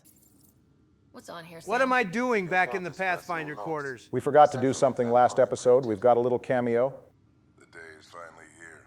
We're pushing off from Earth. We'll jump through a few relays first, then we hunker down for the long trip across dark space. Obviously, Andromeda wasn't in the books when Mass Effect 3 was written, but I wonder if anyone thought about them when the Reapers showed up. I wasn't the husband or father I should have been. Did we overrate Alec on the father's tier list? Nah, he's fine. We know he wasn't a perfect dad, but he definitely wasn't a bad one either. Oh wait, Liara. That's one way to get our attention. This is a reminder about Dr. Liara Tassoni. She's an Asari archaeologist I corresponded with a few years back. When on Earth could Alec and Liara have talked to each other? Presumably sometime before the events of the trilogy. The initiative was founded in 2176 when Liara would have been about 99 years old, so there's a good deal of time for this conversation to be When my team used to had. dig up artifacts, we debate her work. She had some pretty controversial theories, as I recall. Never gained much traction. Oh, if only you knew what Liara learned about the Protheans. Husanet Ryder would have been excited to just hear about Javik, never mind meet him. This is Dr. Tassoni. I'm flattered you contacted me. Most scientists dismiss my work, but I'm young and Asari, and they are getting older. No disrespect, but the voice acting sounds a bit stiff. We know Jamie Marchi is capable of much more, so I'm chalking that up to a directing issue. Really starting to feel the cut corners in this game. Hello, Alec. I received your message. I must say the thought of exploring another galaxy has my head spinning. I am honestly not sure how people could survive a trip like that. And anyway, I could not bear to leave the Milky Way behind. Thank God for that. Yeah, seriously, we would have been screwed if Liara left the Milky Way. Shepard would be dead and the Collectors would win. That's assuming the events of Mass Effect 1 aren't changed. Liara might have been unavailable. We don't find the Mo relay to Ilos, and the Reapers pour through the Citadel relay. Not only would we all die, the initiative wouldn't make it out in time. Mission on Habitat 7. I'm gearing up now. I'm worried about Scott. Dr. Tapero says he'll be fine, but he's my son. Also, we're going to go check on Scott after this. I hate to leave him like this. It's these moments when you wish you told your children you love them more often. Damn, they about to make me cry in the club. Which brings me to the tough part. Kids, if anything happens to me, Oh, it will. things you're gonna find out. I hope you'll understand. Ooh, more foreshadowing. Harry, what's happening with Scott? We didn't just become the sole surviving member of our family, did we? I don't want to get your hopes up, but Sam managed to find him, you might say. I still can't believe you made him look like that. Now that I'm seeing him again, he kind of looks familiar. Right, it's time for me to reveal the big secret about the Ryder siblings. Husanet Ryder and her younger brother Scott are distant cousins of Bard and Joe Shepard. Bullshit. That would explain why Scott has purple hair and similar facial hair. This implies Alec is related to Shepard too. Well, a ton of characters in Andromeda are relatives of characters we met in the Milky Way, so I figured I'd extend that to our protagonists. I guess we know which part of the family is the good one. Though in a coma, Scott's mental processes remain intact. So is he okay? You can ask him yourself. He doesn't have a mohawk, though. Nah, Scott let his grow out. Proceed. Scott? Can you hear me? Is that you, sis? He's got some scars too. This is all a dream, Scott. I need you to give me your credit card number, expiration date, and the wacky 3 digits on the back. Joe, his credit card would be completely useless right now. Wow, really? How are we talking? Sam linked into your implant, but they say you're stable. You're safe and sound in the medbay. We made sure to take Lexi so you wouldn't wake up to a pretty Asari, you know, sibling things. But I still hear you. Is Dad okay? Ooh, this is going to be awkward. Lying now is going to come back to bite us if this coma turns out to be a temporary thing, so I'm probably going to just rip the Band-Aid off. I'm not sure how to say this, but he's dead, Scott. What? Yeah, crazy, right? The N7 guy died immediately after we got here. What do you... Accident? How... I mean, Dad... I know. It was all very sudden. Yeah, let's not tell him the Nothing anyone could details. do. I'm sure he'd want to be here now. Did we at least find home? Dad kept talking about how amazing. Uh-oh. I would lie about this one. Say less. Just wait till you see it. It's amazing. Why lie here? If you're completely honest about things, the comatose sibling won't be able to cope and they'll start to panic, cutting the conversation short. I should be with you now. There's only room for one rider on the Tempest. Also, the old man made us Pathfinder over Harper. Pretty hilarious, right? There's a new discovery every day. I guess that's something. Dad would want us to push on. So would Mom. Yeah. Just a pair of adult orphans here. Mom is giving him the business for him. Later, Scott. What happened? The connection was only temporary. His condition remains stable. That's the last we're going to see of our brother for a while. I guess it's good we gave him a heads up on the father figure department. Seemed better than nothing. I'll keep you posted, promise. Thanks, Harry. Your incompetence isn't my problem. Just do your job. And we meet the middle manager slimeball that is William Spender. What do you want? Watch your tone there, grape flavor. Grunt might not be here to eat you, but I'll still do it. It's not fair to take it out on me. Apologies, you're right. This is not your fault. Looks like we're meeting one of the female Solarians to make the journey. I wonder what would motivate a female Solarian to come to Andromeda. Back in the way, Del Jossin here might have been rather important and held a lot of political power. Oh hey, you called it the way. You low-key cooked with that, I can't lie. Maybe she wanted to escape the responsibilities of a Dalatras. Good call, Callow himself was set up to be in a lucrative but dull life as a bureaucrat. Getting into flying and the initiative was how he escaped. Treating people like scum when no one's watching. Are we sure someone didn't plant Spender to ruin this whole operation? I'm really not sure what his deal is. He plays both sides during Nexus Uprising between the Rebellion and Nexus leadership in secret. Things have gotten so bad that Kesh had to literally kick him out of engineering. How literal we talking here? Boot to ass. That had to be hilarious. With how strong Krogan legs are, I'm surprised Spender can still walk. As incompetent as Spender is at his job, he's insanely good. Damn, he really is a politician. Tell you more. Dell told me you saw her arguing with Spender. Hijack's doing his best to throttle my department. Look, Kesh, I can have the bot in our head turn off the security cameras, and we can lure Spender into a secluded area, and if you want to stomp him out or eat him, no one will be none the wiser. We'll just say Spender had an accident at an exposed area of the Nexus. I'm sure Addison won't miss him. We'll find someone else less annoying to be her assistant. I'm glad someone thinks so. Talk to Kandros. He likely has security footage, some kind of evidence. But you'll have to convince him to authorize release. Terran just has suspicious footage of Spender and didn't do anything about it? To die out there.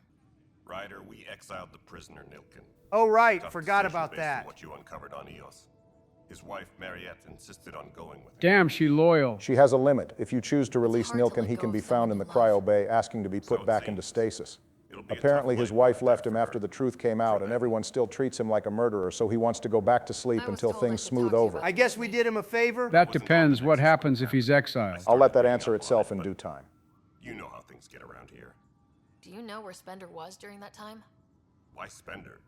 Wait, you think he might have had something to do with the mutiny? Where was he? Being a dirty rat, as you might expect. When Calix Corvanus and his crew started raiding the Nexus Armory, Spender decided to wait for a bit before reporting it, hoping to play both sides so he could end up in the good graces of whoever the winner was. Anything else? Huh. This file won't play. Sam, can you boost the quality? Processing. Playback initiated. Wait. Is he handing something over to one of the mutineers? I don't know why I expected to actually see footage. You're still giving this game more credit than it deserves. I am sorry, Pathfinder. This backup file is corrupted.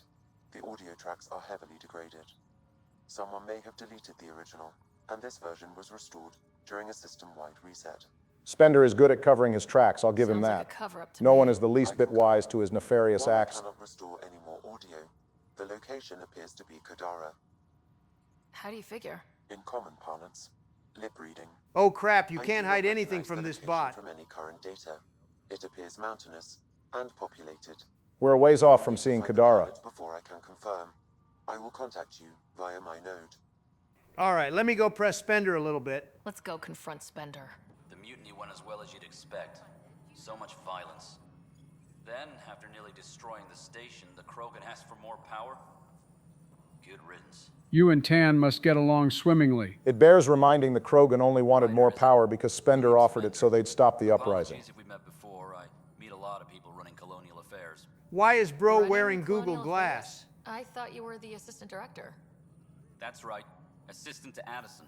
So we know who does all the real work. You do know Addison is definitely within earshot of What you, I've right? heard, your hands are pretty dirty. I saw the footage. You were handing something off. What footage? From Gavorkum? Routine business meeting. Whoever you're talking to clearly has an axe to grind. Oh, you better believe Frankly, it. a Pathfinder shouldn't be wasting time on a witch hunt. You'd be wise to let this be. We'll be back for you later, Spender. We're on a collision course with unknown Finally, we're getting on with things here. It only took us 1 goddamn hour. What on earth could possibly be so bad? Oh, Yeah, that's a pretty big ship.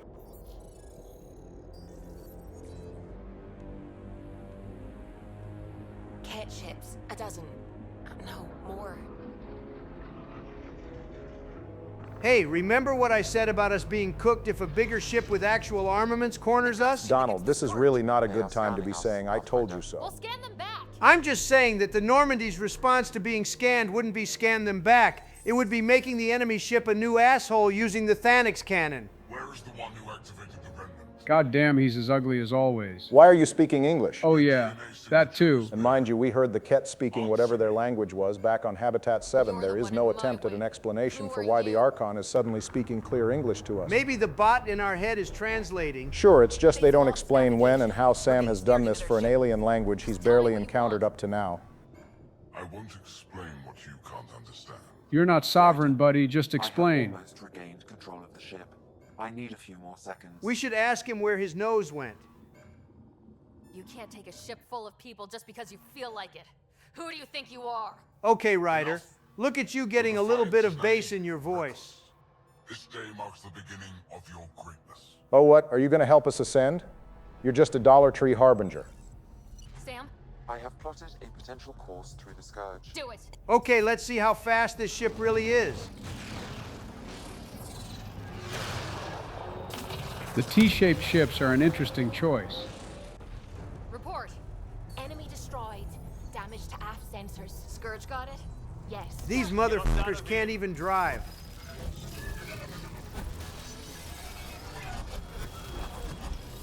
See, the shape of those ships is a hazard. It will be tight. Callow? And we're out of there. Yes! All right, not bad, Callow. Joker himself would be proud.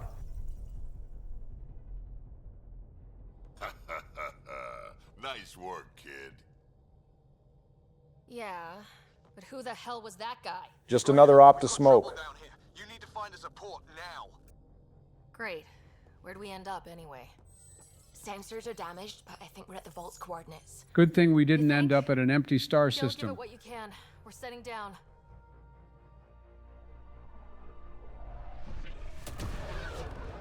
Good thing they didn't make it through the Scourge. I don't think the Angara would have appreciated us leading them here. We're being contacted. We have to land. Open a comm. Tov Jagalesto. Oh look, an alien language. Tov Jagalesto. They're saying new ship, who this? We're visitors from another galaxy. Our intentions are peaceful. Bro, they had the chance to do a We Come in Peace Star Trek reference and decided to not make the dialogue match the option. They've sent us a nav point. Set us down. We're lucky they didn't decide to blast us to hell.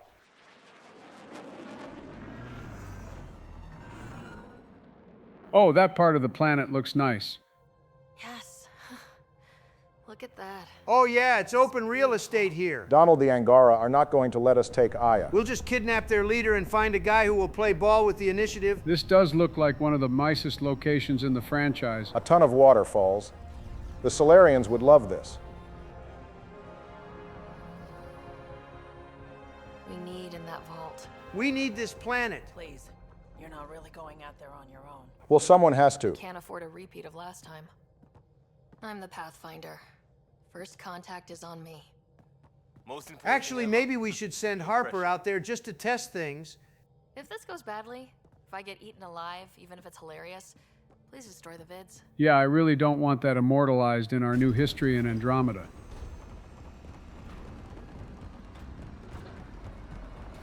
God damn, they really need 10 people on us?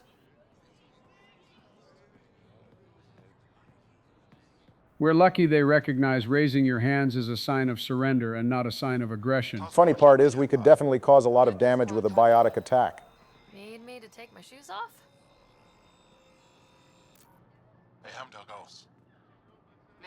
Nason Roa, to you too, lady.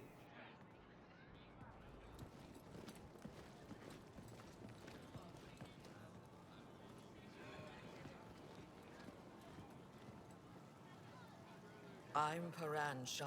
Why in the f*** is she speaking English? Oh, damn. I about damn near shit myself, Barack. The hell is wrong with you? As you'll recall, all the species in Mass Effect are actually talking in their native tongues, which is translated in real time with software that's installed on handheld devices, computers in their clothing or jewelry, or even subdermal implants. That software is updated on the fly through the public extranet as users approach spaceport custom facilities. And we just heard the Angara speaking in their native tongue, so why did they all of a sudden swap to being understandable? There is no extranet infrastructure in the Helios cluster, and even if there were, the Angara are the only species native to the cluster, so why would they have interspecies translation software? Okay, I get the frustration. But did you seriously want us listening to gibberish while we talk to the Angara? I want the game to acknowledge the language issue and give Sam some dialogue where he analyzes the speech and translates with a short delay for Ryder. To be fair, this is a detail the Trilogy team would have addressed. When we met with Javik, they gave us a little bit of dialogue to explain why he could understand Shepard, and Shepard was the only one who could understand the Prothean videos because of the cipher. Exactly. The lack of attention to detail just annoyed me. Excuse my outburst. Follow closely. Do not try to explore the city or interact with anyone. What the f***? Oh yeah, that's why we play Mass Effect games, to not explore things. Understood. Is it okay to ask you questions? Only 2 guys? I can take them. Oh my God, I'm about to be sick to my stomach. This is a goddamn trailing mission. I would prefer they just cut to black here. Leader of the Resistance. What's that? They fight the Ket and protect us. Then shouldn't these 2 stooges be doing something more important than trying to intimidate me? We have a visitor. This isn't safe. We should lock it up. You can try it, you backwards knees having ass alien. Donald? Whoa, I'm unarmed. Did you think they were playing? Oh yeah, we're definitely colonizing the f*** out this planet once the Ket are dealt with. Hey, Donald, that counts, by the way. What? No, it doesn't. Yes, it does. You didn't die to a glitch, you deliberately walked away, and the governor did warn you about lethal force. I can't wait to find out what these guys taste like so I can eat them. Ooh, don't piss me off. What's wrong now? Ryder is the only human they've met, so how do they know to refer to us as her and she? How do they know we have genders at all? We could be like the Asari and be monogendered, or be androgynous like the Solarians. I didn't think I'd be hearing, did you just assume my gender in the Big 26? But here we are. You're the first outsider to see it. Really? I'm honored. I'm shocked because it sure seems like you're real familiar with humans already. So much for coming at Andromeda with a fresh perspective. Just because I'm willing to praise Andromeda in the areas it deserves doesn't mean I'm not going to fry it for the areas where it earned it. He's responsible for everyone's safety. I know what that's like. You're a leader. Trying to be. They are bullies, but this situation is now your fault. Don't get kicked out, Moran, not because of them. What did he do? Shoot them? No. I'm telling you to be strong through your cunning and heart. And through a really long gun, apparently. Hey. Bro tried to sneak away with Jowl's firearm.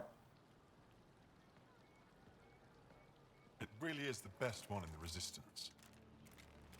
I know. Eyes forward, recruit. He was really mean mugging us.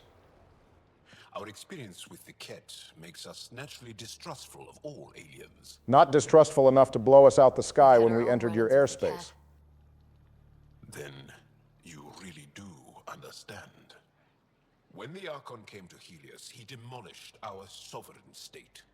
Took what he wanted, as if we were nothing. That's rough, buddy. Now, the Ket mercilessly abduct Angara. Often, we never see our people again. Come this way. He changed his attitude on a dime. Wait, the Ket kidnap you? Steal your people? The Ket are sounding a bit like Cerberus in Mass Effect 3.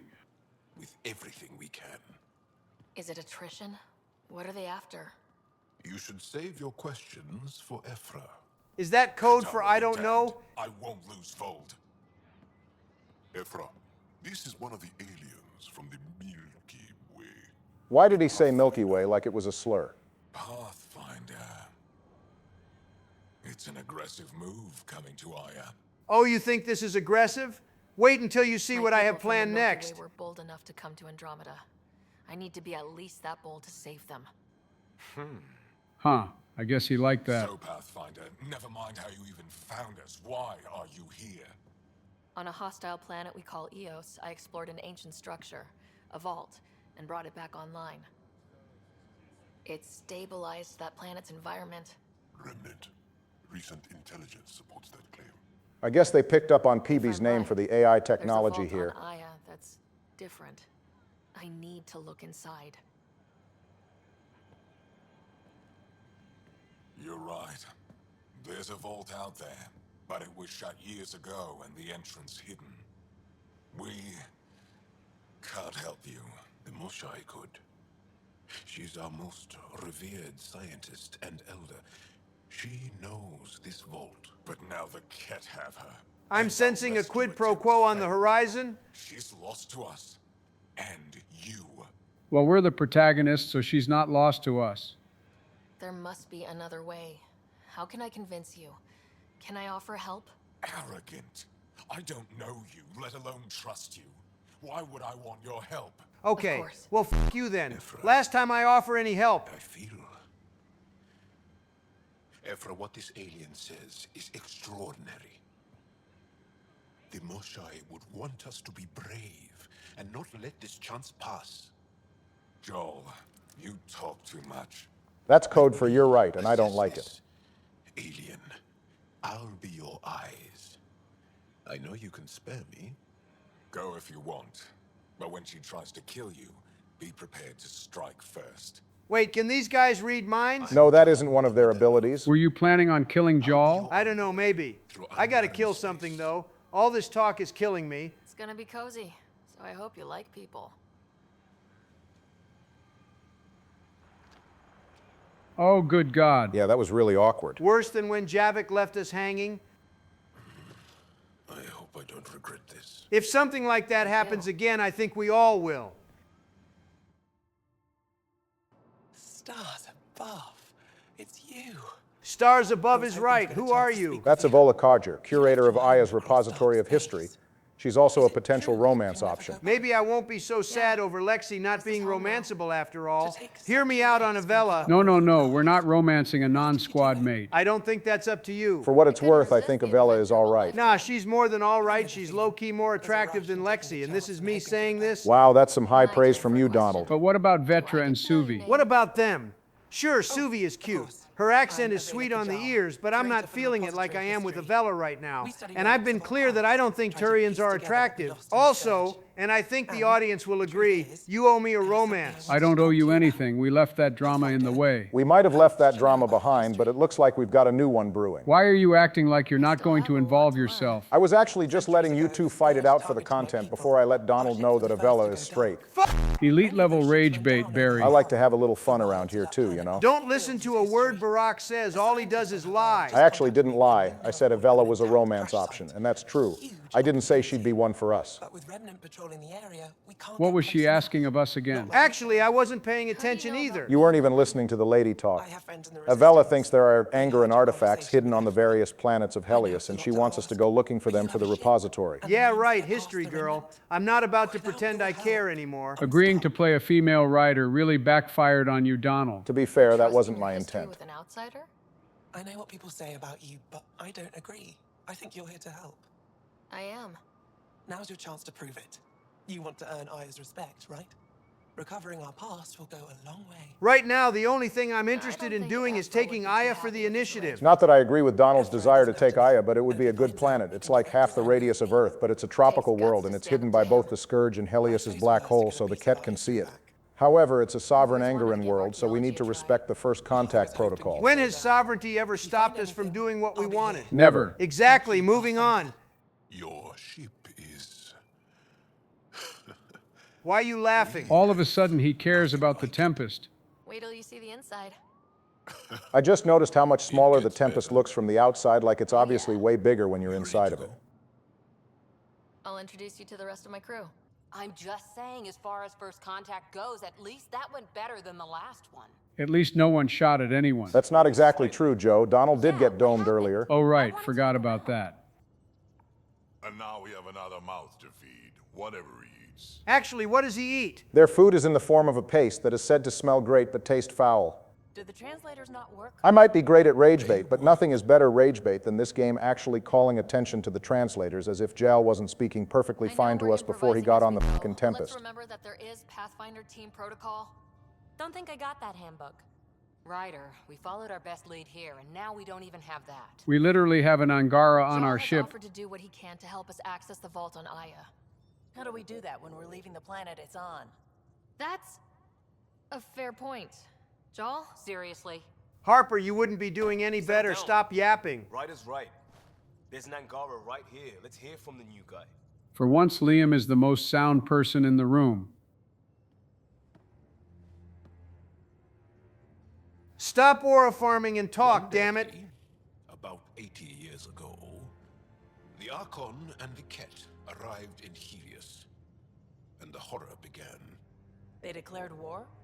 Nothing so easy to define. Very elaborate. Don't talk to me like I'm ChatGPT. The Ket invasion into the Helios cluster started 75 years ago, so in 2744, while the exact circumstances of the early war is missing since no records of early first contact exist, the few details mention the Ket playing the Angara against each other, making calls for peace and trade before kidnapping or assassinating Angaran leaders to set the respective worlds against each other. This infighting bought the Ket time to set up a foothold and begin their occupation of the cluster. By the time the Angara figured out who their real enemy was, their space fleet was destroyed. These clowns lost to themselves? Damn, taking Aya is going to be easy as hell. We won't even need to kidnap the governor.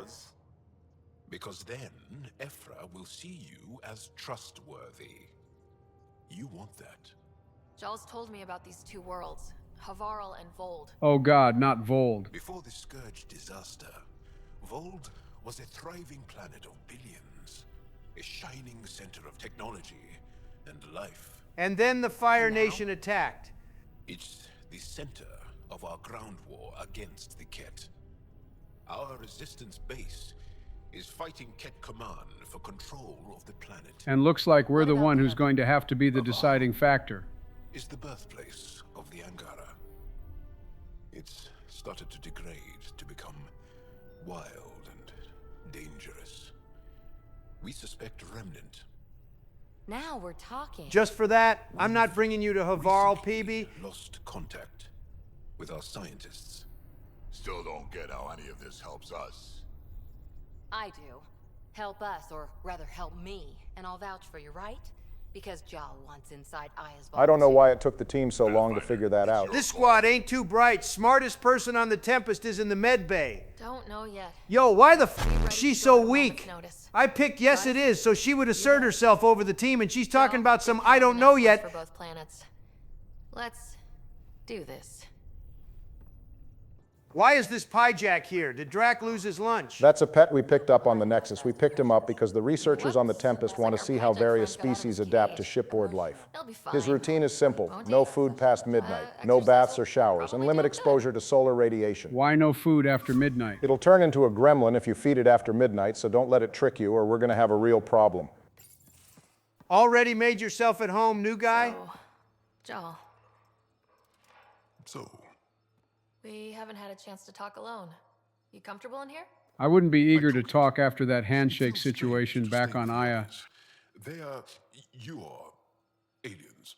We're all aliens. Some fun facts about Jal. He's 27 Angaran years old and was born on Haverhill, and according to Michael Gamble, his name in Angaran means guy with cloak which moves. Damn, he was really in his bag with that one. Perhaps then, if we're all aliens, it's about what kind of alien we are. Speaking of aliens, it's lame that this game only has 2 new ones. To be fair, because this takes place in a single cluster, it makes sense we'd only run into the single native species and the invaders. I could go into how there were supposed to be other alien species in the game. Segue of doom and despair. Nah, I'm just teasing it. This isn't the right moment. We're talking to Jal. Hey, someone should tell PB. Someone beat her to the punch on researching the Remnant. A little. I was terrible. I quit. Or she threw me out. One of those. Nice to meet another C We're student. still very close. Good Lord, this conversation is awkward. I gotta give Andromeda one thing. You can tell Ryder has none of the charisma of Commander Shepard. These early conversations are kind of stiff, especially with people we just met. I like to tinker, to get my hands on something and take it apart. Why did he say it like That's a skill that? I know we can use. But I have one request. Please don't take apart my ship. I think he was planning on it right up until Ryder said not to. I signed up. Volunteered for this. It's exciting. You could try smiling if it's so exciting. Something unique about you. Uneasy, raw, but somehow profound. Is Bro making a pass at us already? Andromeda fans do have a lot of good things to say about Jal, including his romance. In fact, at one point, Jal was only a romance option for female Ryder. But they later included him as an option for male Ryder. I should get back to my work. What's this symbol supposed to be? It's a friendship conversation choice. It develops your friendship with a character, which can unlock parts of loyalty missions. It's nice that everything with the squad isn't all about fucking. Just us. So we can get to know each other better, or just share a hobby. Oh, of course. Good. Good. Still incredibly awkward. Sending the nav point for Darpalev. We're finally getting to a new planet. The first one is Havarl. Thank God we're not going to Vold first. Oh, you'll be stopping on Vold later. We're going to do both the assignments that would have earned us Ever's trust before we end the episode. Damn it. I'm glad I won't be playing on that frozen wasteland. Well, I'd hate for you two to quit, so I'll handle the bulk of things on Vold. Anomaly on the sensors. Something big, possibly hostile, taking evasive action. It's probably not that serious. Wait, I don't think it's... What the hell is that in the sky? The red thing? It's a gas giant. Havarl orbits one. Then this isn't a planet, it's a moon. Oh look, more of the dragon things I wanted to tame. This is my chance. I don't know if the charge has enough range for that. Animal noises to you too. Suvi is thinking about how much she wants to lick that thing. Excuse me? Sorry, that'll make more sense later.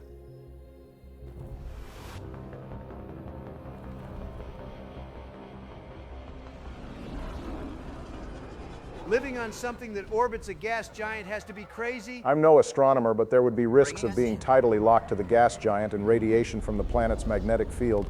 But clearly conditions must be right, since Havarl is, or rather was considered, a golden world.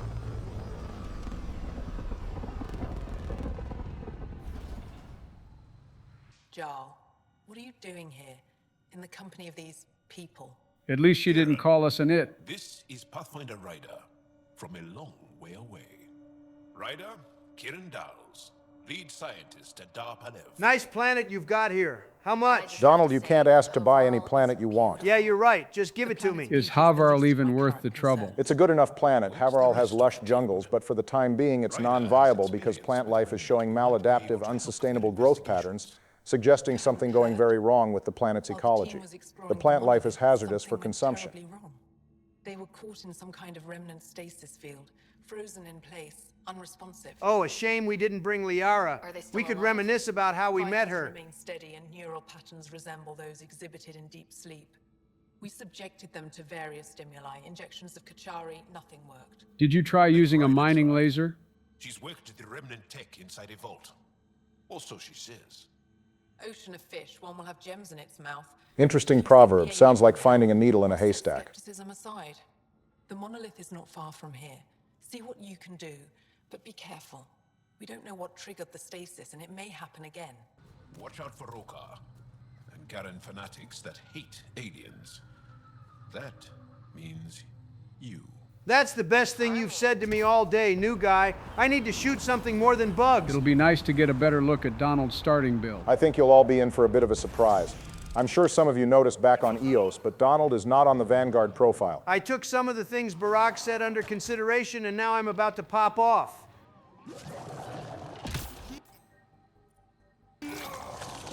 Let's fucking get it!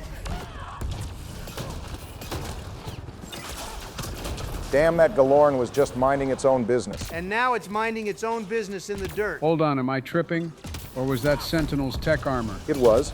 Donald is on the Sentinel profile. There's something deeply hilarious about Donald being back on Sentinel after everything we went through in the trilogy. Like I said, it wasn't my idea. I just heard Barack out on something, and I thought it made sense. The bonus power of the Sentinel profile is tech armor, which absorbs damage that gets past Rider's shields, to be exact. It provides plus 30 damage resistance to both health and shields. Essentially, it improves Donald's survivability. I figured this would be a better fit for him, considering his struggles on Vanguard in Mass Effect 3. Wait, you suggested this to me because you think I need training wheels? I hardly think you need them. I know you do. Especially in this early section of Andromeda. It bears reminding that I outperformed you in 3. Well, we'll see who gets the ultimate last laugh. If you get any fungal slime on your skin, I suggest you wash it off immediately. Let's be careful around. Okay, that's duly noted. Everyone. This planet's weird. The fact that it's constantly raining isn't going to help us keep the slime off. Gotta be humid as hell. Also, I happen to notice Donald still has pull. I had to hold back a little to level up some other stuff before grabbing Nova again. Can you explain the, what is that, energy drain? All in the name of improving survivability. Donald can restore his barrier with charge or with energy drain. Plus, energy drain is a long-range detonator, so it gives him some options. I mean, he's using it at close range anyway. Yeah, well, I can't stop Donald from playing the way he wants. A shame I'm using this weak-ass shotgun. Yeah, I know we're lacking the firepower right now, but don't worry. Now that we've got some more planets and more of the cluster's map unlocked, we'll gather some resources and see if we can't craft some better things for the three of us. If I can't have Nova at the moment, I'll improvise. I should probably also see to some better melee weapons. That base Omni Blade is weak.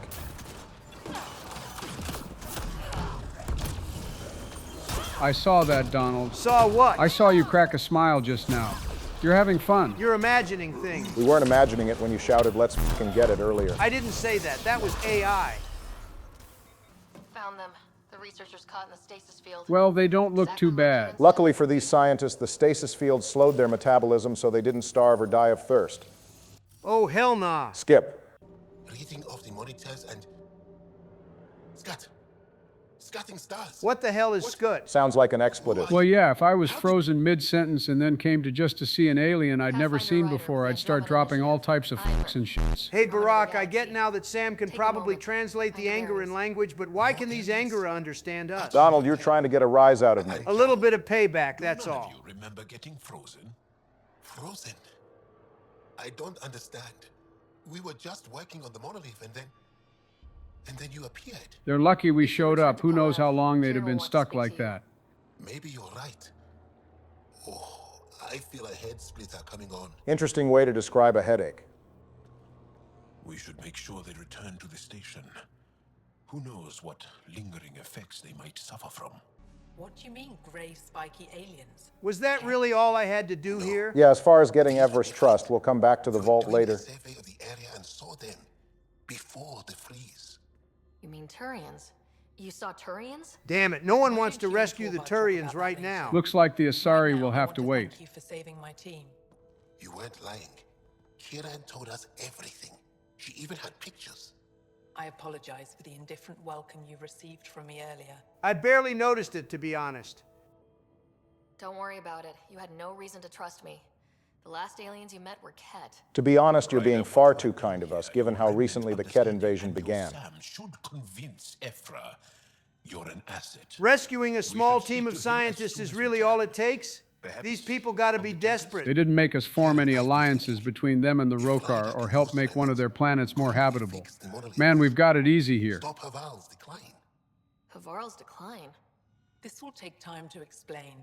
We can discuss it further when you have time. And don't forget to talk to Torvar about those. What did you call them? Turians? We'll start up dealing with Havarl's decline now, but one of us will come back and deal with it later. Donald will meet up with the Turians before going to Volid, though. You were saying something about the planet being in decline? It doesn't look like it, but Havarl is sick. Yeah, Gel's warning about getting fungal slime on our skin kind of gave that away. Killing some, turning others into poison. We're starting to see the same elsewhere. The planet's ecosystem is crumbling, slowly but surely. At least you don't get radiation the moment you step outside. So, I go to the third monolith, turn it on, reset the vault, and voila! Silly Ryder, nothing is ever that simple. Ryder. There is no third monolith. It's lost. How do you lose an entire monolith? It could be destroyed for all we know. It's probably underground. Tried asking the sages. There could be something in their oral history. Stars. Those superstitious hermits don't care about modern Angara. You know that. I'm sensing a schism within the people. We're not going to have to choose between destroying and brainwashing again, are we? Sages? Oral histories? On Mithratha, that old remnant edifice over there. They trace their families back to a time just after the Scourge. They believe isolation will maintain the purity of the histories by preventing contamination by modern thought. What about contamination by fungal slime? They probably don't even understand or care that Havaral's dying. If asking your sages doesn't work, we'll be back here. So, what's the harm in it? They might be less friendly. If that's the case, they won't be anyone's problem in about 3 minutes. But maybe you could do it. Follow the remnant river and keep your head. I'd hate to hear something terrible happened in pursuit of some ancient legend. You said you saw Turians in the jungle? Do they need a Krogan to save them again? I've got Drac with me. We just kept out of sight. They crashed here, I think. Not gonna lie, staying out of sight of the Turians was a good call. They don't have the best history with first contact. The Turian Ark? Was it a large ship? I saw some debris, but not an entire ship. Well, that's not good. Enough point, and you can go see for yourself. Ryder! All right, Turians, I came to save you losers on that moon in Mass Effect 3, and now I'm going to save you on this moon in Andromeda. Looks like pull and energy drain makes for a good combo. You should prime with pull and detonate with charge Donald. I'm not going to be keeping pull for much longer, so I'm not getting used to it. But you know what? I think I'll give it a shot this time. And I've identified my test subject. That guy didn't die. Yeah, I suppose it's pretty weak without the secondary biotic explosion. Hey, buddy. Heads up. You know, I just realized it's lucky of us that the enemies don't also use these movement abilities mid-combat. Barack, what kind of melee weapon can I get to make this work better? For you, I'd think you'll either want the Asari sword or the Krogan hammer that we sometimes see Drac using. The Krogan hammer is sounding pretty good. We did pick one of those up back in 3, so it'll be nice to put it to work. Man, you Turians really couldn't handle that. Hang on a second. I got some more toys.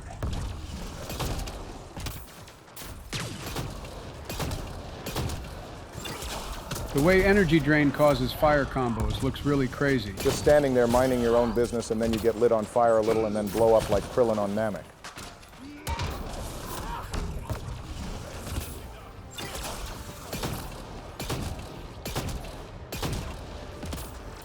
I won't lie, the full charge combo is decent, but I'm still replacing it with Nova at the earliest opportunity. A thank you would be customary, buddy.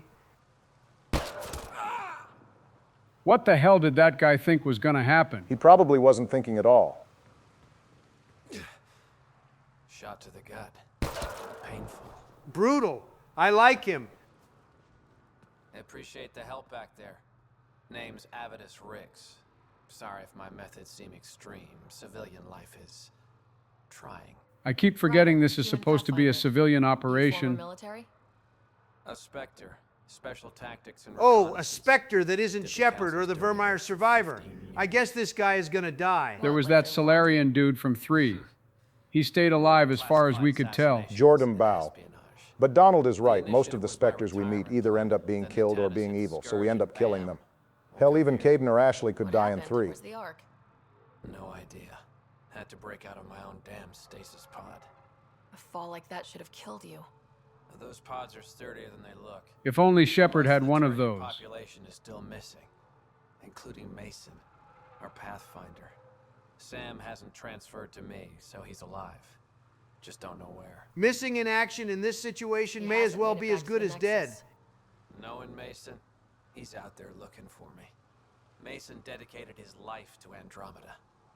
He's too stubborn to die now. I think Husanet Ryder will be the first to tell you stubbornness isn't enough to stave off death, unless you're Zaid, I guess. Scattered across the sector. Between the two of us, we should find something. Not gonna lie, I'm still prioritizing the Asari, pal. Something like that. But that's all we've got for the Turian arc now. Next stop is Vold. Take her down, Callow. We designated this planet Habitat 6. Ooh, it has rings. How nice. Original readings suggest that it had a breathable, nitrogen-rich atmosphere and oceans of H2O. I take it that's no longer the case. All H2O on Habitat 6, vold to the Angara, is ice. Well, let's put a factory down on it and put out some greenhouse gases or something. There goes the dream of a seaside property.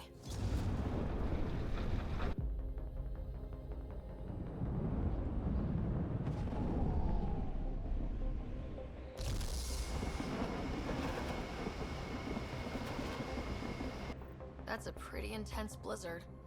LZ is on the windward side of the mountain. Conditions are bad. I'm tracking gale force squalls. Oh God, I'm freezing just looking at this. Would you rather live here or on Eos? I'd prefer to just stay on the Nexus, but if I had to pick Eos, I guess.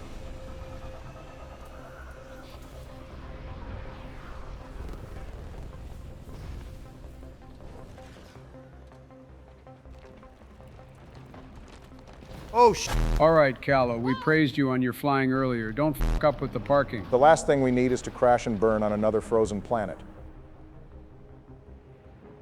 We're good. We're good. You sure? Want us to get out and push? Very funny, Ryder. Sylvie wasn't kidding about the cold. Negative 52 degrees Celsius is fucking wicked work. I'm not even gonna bother asking for the Fahrenheit conversion because it honestly doesn't matter. Your skin would freeze in minutes in such conditions. Keep going, Ryder. Try not to make any sudden movements. You're probably being watched. Yeah, I'm less concerned with being watched and more concerned with the fact that our titties are probably freezing. You caught me off guard there for a second before I remembered we're playing as a woman. Oh God, our life support. Thank God, a heat lamp. Oh nice, we went from negative 50 straight to a real comfortable negative 30. I guess Drac is handling the cold well. Krogan hides are resistant to extreme heat and cold. As you know, they're a hardy species and can survive anywhere. Good to see you again, Commander Dozil. And you, Jarl. You must be Ryder. Jarl told us what you did for Kirin's team on Havarl. Good to see my legend is spreading far and wide so quickly. You're welcome here as an ally of the Angara. I appreciate the warm welcome. It's a joke. To break the ice. Get it?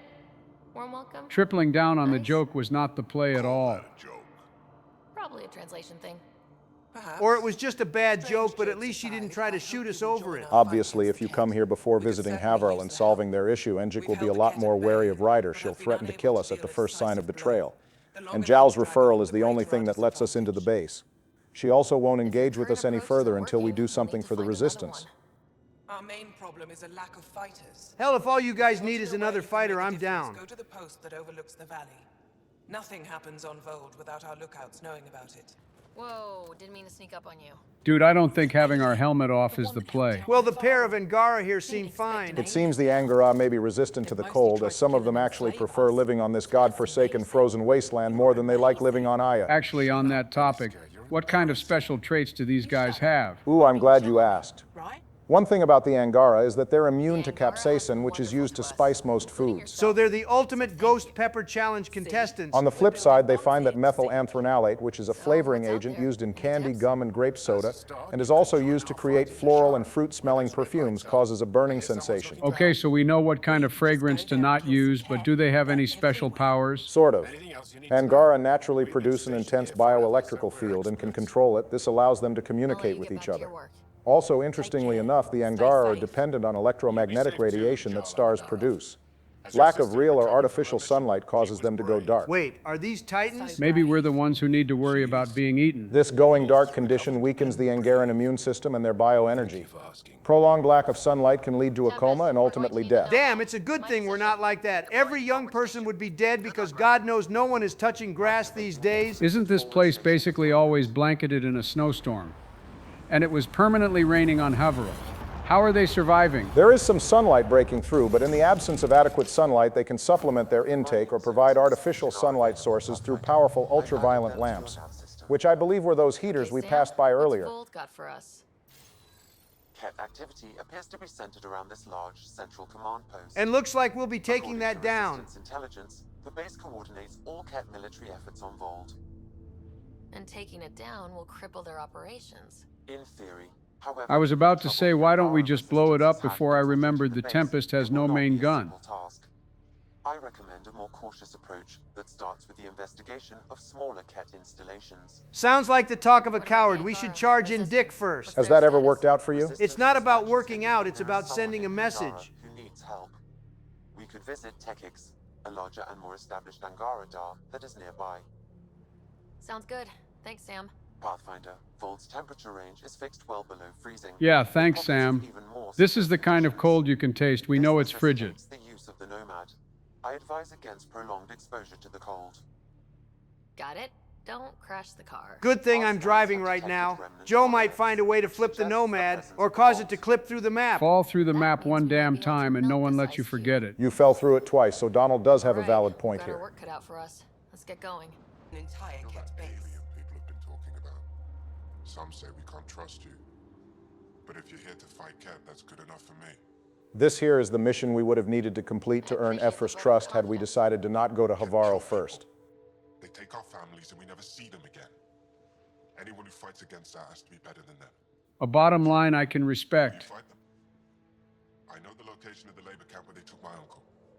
So our options for earning the Angaran Resistance's cooperation was to either rescue some scientists or help this guy get his uncle back. That's too easy. Well, we did damn near die on our first mission in this game, so I guess the story decided to throw Ryder a bone or two. And sometimes they just kill them. My father died. Damn, man. You'd be a perfect fit for a Mass Effect squad mate with a backstory like that. Make sure I don't lose more family. I'll get your uncle. Here's the nav point of the labor camp. Please hurry. Time to spill some blood for Neilj. Tell me about this Ephra guy.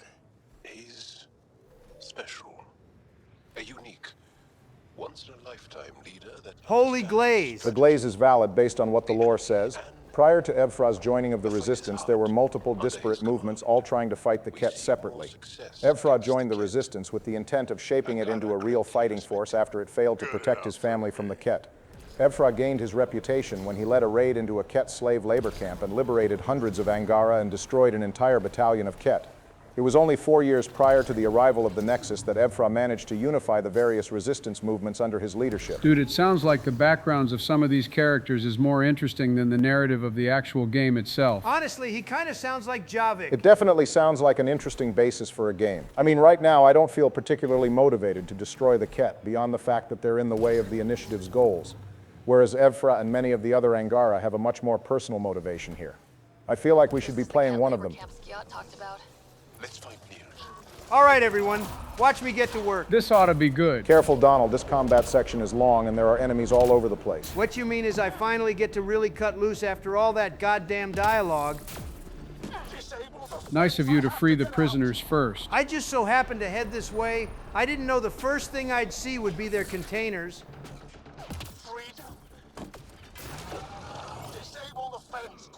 Donald, I think there's a rate... Motherfucker! All right, that's enough with the prisoners. I'm cooking these fools. Sounds like the guy you just freed is looking to get it back in blood anyway. Also, goddamn, the range of charge in this game keeps surprising me. It feels good to Nova again. You don't have a primer because you got rid of Pull, though. At rank 6, he'll be able to evolve Nova so it primes on armored targets, but that's a ways off. Donald isn't playing what I recommended in the most efficient way. But as long as he has fun, I don't care. Get in line, pal. The Ket are mine.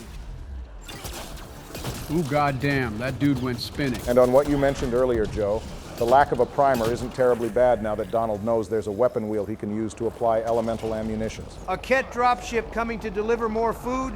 Well, if this just isn't a glorious day. On God, you won't charge into that group, Donald. Who the f*** you talking to? Oh yeah, he in there. Do not ever tell me I won't charge something given the opportunity. Give me your shield. I'll be honest, Barack, I wasn't sure about the energy drain pick, but I'm forced to admit you cooked with that. I put hours in the lab for this game for a reason. And trust me, it only gets better for us as things move along. Just wait for me to farm up some research points and minerals for crafting. Come to think of it, we still haven't really seen how you're going to play since you were on the tutorial class. True, I'm looking forward to knocking some heads off next episode.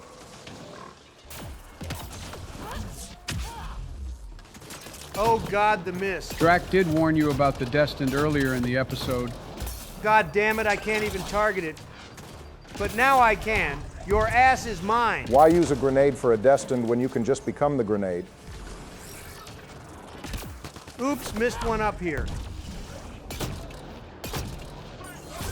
Good lord, you punched his head off. Don't even need a sniper rifle to pop some craniums.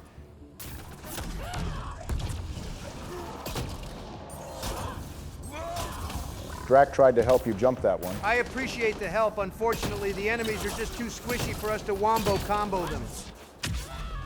Damn, Nova even extends into the air.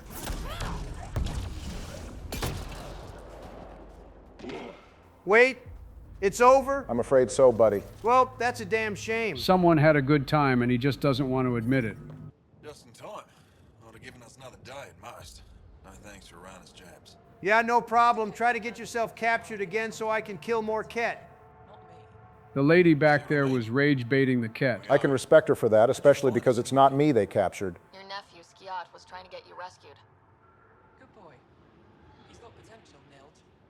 So you've said before. The Resistance needs to be debriefed. We'll head back to base as soon as possible. What about the data drive? We have to deliver it to Buxel so she can start the analysis. Interesting.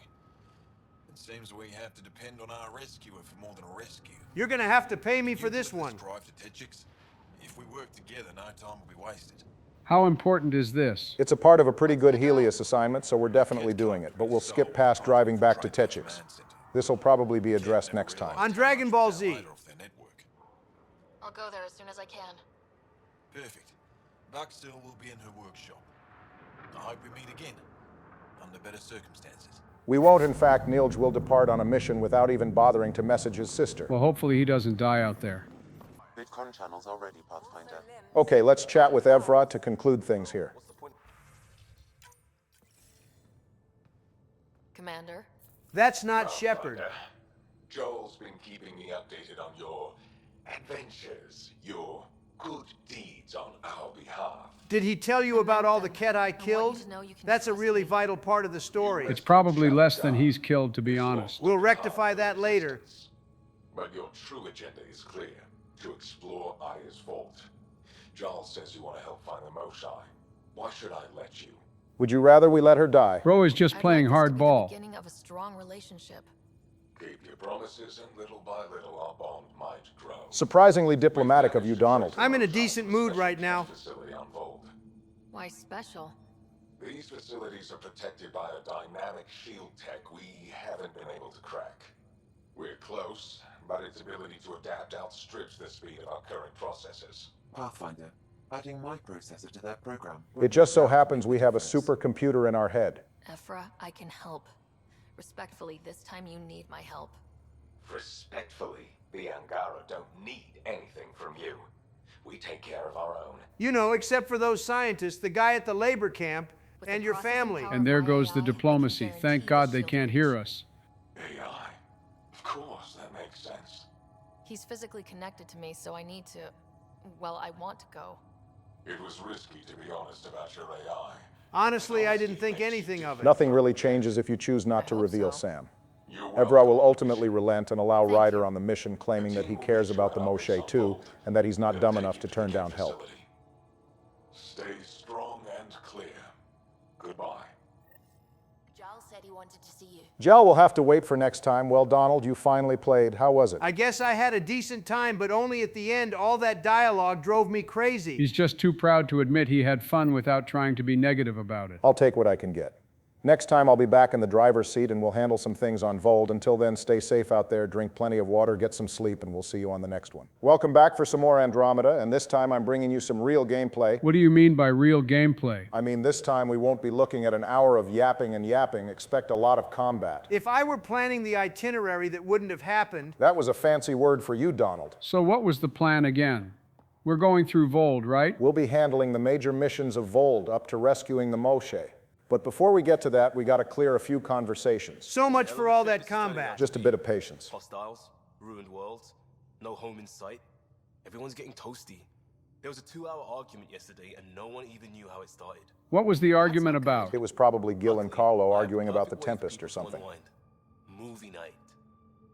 Taking a breather. We got movies? You didn't think we'd come all this way without some entertainment. I wonder what would be good enough to be brought to another galaxy. There's definitely a lot of films that would be worth bringing to another galaxy. Star Wars, The Shawshank Redemption, The Lion King. Okay, but what games should be brought? The legendary edition of Mass Effect, obviously. If we were to make a golden record of gaming to shoot into space, we'd definitely need some stuff like Pong, Pac-Man, Super Mario Bros., Final Fantasy VII, Ocarina of Time, Halo Combat Evolved. Honestly, this list could go on forever. That list also just revealed how goddamn old we are. Drop some more games that should have been brought to Andromeda in the comments. W Engagement Farming Joe. Aya is a wonder rider, and the Angara are so interesting. I hope we make it back. I want to delve and explore and who knows what else. Yeah, I can't wait to take it over. Donald, no. We'll be back. We need the Moshae if we're going to get into their vault. Oh, I'm definitely sticking around long enough for that. It feels like she's got one foot out the airlock already. That's because she does. PB barely considers herself a part of the squad. And I'm kind of being generous in saying that. There you are. Gotcha. What's this guy on about? Are we going to flirt with him? Well, he's not into women, and I don't feel like getting rejected, so I'll pass. Do I need to get Lexi to do a psych review? Maybe. People have been telling me I'm crazy my whole life. It's nice that this guy has an actual personality, unlike... What was the name of the lead engineer on the Normandy in the first game? Greg Adams. Oh yeah, right, Adams. I guess it is telling that we just flat didn't speak to Adams in Mass Effect 1 while we give Brody over here the time of day. So do engineers just play card games or something? Not much else to do down here. Either everything on the ship is running smoothly and you're doing nothing while you man your station, or something is wrong and you're busy trying to keep the ship from exploding, or keeping the Element Zero core from giving everyone a dose of radiation. So you might as well break out the cards. Careful, buddy, we play some mean cards. Well, we're not Shepard now, so we have no idea how much of a poker face Ryder has. Distraction can be useful. Let yourself wander a bit. You might come back sharper. I'm starting to warm up to this guy, not gonna lie. I'm always in the mood. Good to see the crew still moves about the ship and has independent conversations. Even Mass Effect 2 failed at that. I'm sure if BioWare were to remake the trilogy, they would implement this dialogue in 1 and 2. Hold on, remaking the trilogy sounds interesting. Donald, BioWare can't rely on the trilogy to stay afloat anymore. My exact words were, they're bold for being so squishy, do they know they're mostly water? Isn't everyone mostly water? Don't let Ryder hear you. Oh yeah, don't let us hear you. That'd be a real shame. Did you hear the news from Eos?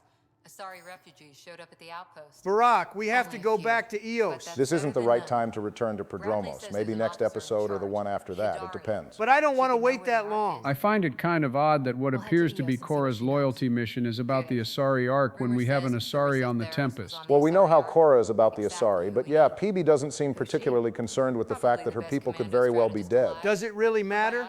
The Asari can mate with anyone so their numbers can be easily replenished. Is acting as bodyguard to the Asari Pathfinder. She's probably got a plan out of this mess already. You sound like a weeaboo Korra. Well, someone's a fan. No, I just like... Look, we need someone with her experience, that's all. Was she about to say, I just like her? Perhaps Korra doesn't like women, but she definitely likes Sarissa. When you're ready to look, we can catch Hidari at Prodromos. Wouldn't mind tagging along. So, what's going on, new guy? Are you not going to use his name? When I feel like it. I'm pretty sure Evfra would rather shoot us back out the cluster. I still don't think he likes me. That's just his way. You should be more worried about the Rokar. We can handle those guys. Seem like you had experience with them. It's a shame we only have 2 alien factions to fight against here. Well, there were supposed to be more aliens in the cluster, but as you might guess, the development hell of Andromeda left them being cut. And here comes the cut content. It's pretty jarring for Andromeda to have so few major aliens when Mass Effect 1 alone introduced over a dozen. According to a developer, they only had the resources for 2 new species, plus the Remnant. This limited the scope of Andromeda, which kind of makes it seem much smaller than the trilogy, despite it being longer than the games individually. Chris Hepler proposed 5 or 6 new aliens, and a former writer came up with a few as well. These ideas were described as pretty out there, and they were cut because for some really stupid reason, one of the goals for Andromeda was to make it easy for fans to cosplay the game's characters. If one of their goals was to make it easy for fans to cosplay the characters, they should have made the game good, and that would happen naturally. Also, that's low-key disrespectful to cosplayers. It doesn't matter how out there a design is, if the passion for it is there, they'll make it happen no matter what. Factoring in cosplay when designing characters might be why so many of the aliens are humanoid. They deliberately tried to move away from the big, stupid jellyfish types of aliens. which is lame. You can't even necessarily say that's a fault of Andromeda. That just seems like a really weird modus operandi for BioWare or EA or whoever was behind that philosophy of character design. Imagine if Pokemon was out here trying to make new ones with the intention of people cosplaying them. Every Pokemon would look like Gardevoir. Okay, well, when you put it like that... I knew I was going to regret saying that. Ephra's pragmatism. He'll make you want to kill him. And maybe we will. To try. If Helios is to be your home, I guess you'll have to deal with the Rokar one way or another. If we don't, the Krogan or Turians probably will. Trust me, you want humans on this. For the record, this is the beginning setup to Jaal's loyalty mission. Yeah, I'm going to go ahead and say I'm not a fan of the loyalty mission structure in this game. I'll send you the nav point. I saw pictures of the vault. Astounding how big it is. Every time she speaks, my brain starts to tingle. That's about as much stimulation as that defunct organ in your head is getting these days. You're starting to slow down too, buddy. Still faster than you. How do you think I had the longest State of the Union ever? I'm not going to lie to you, Donald. That put me to sleep after 50 minutes. 50 minutes? You're better than me. I was out in 30. All right, let's see how things with Suvi can progress. I'm really glad you volunteered to join our crew, by the way. I am too. New galaxy and all. I'm honored to be here. I think we need to be a bit more heavy-handed. No, I mean, I think you're cute and I like seeing you up here. Okay, maybe not that heavy-handed. Honestly, I like that forwardness. Ryder is spitting about the accent, though. That's facts. Okay, I should just go over there to the piloting thing. Kill me now. I actually completely forgot it wasn't just the two of us. Well, Sam is probably cataloging this too, so it was never just the two of us. I mean, time to pathfind. Serious business. Saving everyone. Good Lord, is this how awkward the dating game is nowadays? Well, Ryder is 22, and if she were alive today, she'd be a Zoomer, and they're totally socially stunted. The other pilots on the Nexus will have plenty of new trails to follow. I'm glad Callow is willing to pretend that awkward display didn't happen 15 feet away from him. Solarians do marriage contracts or something, right? Yeah, I'd imagine human courtship looks even more awkward to him. Just as it was meant to be. Every good space station needs a big lake, maybe some fountains. Indeed. Even non-amphibians need a little water. I know Tan is probably on the Nexus trying to prioritize building waterfalls. You mean the Scourge? I still see it crippling the Nexus in my memories. I had to train other pilots in hazardous flight techniques just to look for food and water. So Kala was awake when the Nexus arrived. He isn't in the Uprising novel, and it's possible they just woke him up later when they realized they needed a capable pilot to navigate the Scourge. For the record, Suvi was woken up shortly after the Nexus Uprising to replace an exiled member of the science team. So maybe Kala was brought out of cryo under similar circumstances. Against it. Still, that's what we do, isn't it? Find a way where there is none. Just see the Nexus for proof of that. And speaking of the Nexus, we got to make a short stop there. Hi. The documentary's going great. Your comments really got people talking. We got a short little Carrie interview before we head to Vol. Ah, yes, our side piece. For your expenses. Did Tan pay us? I don't remember getting Let's get paid. to the juicy stuff. Building a military outpost so early has been pretty controversial.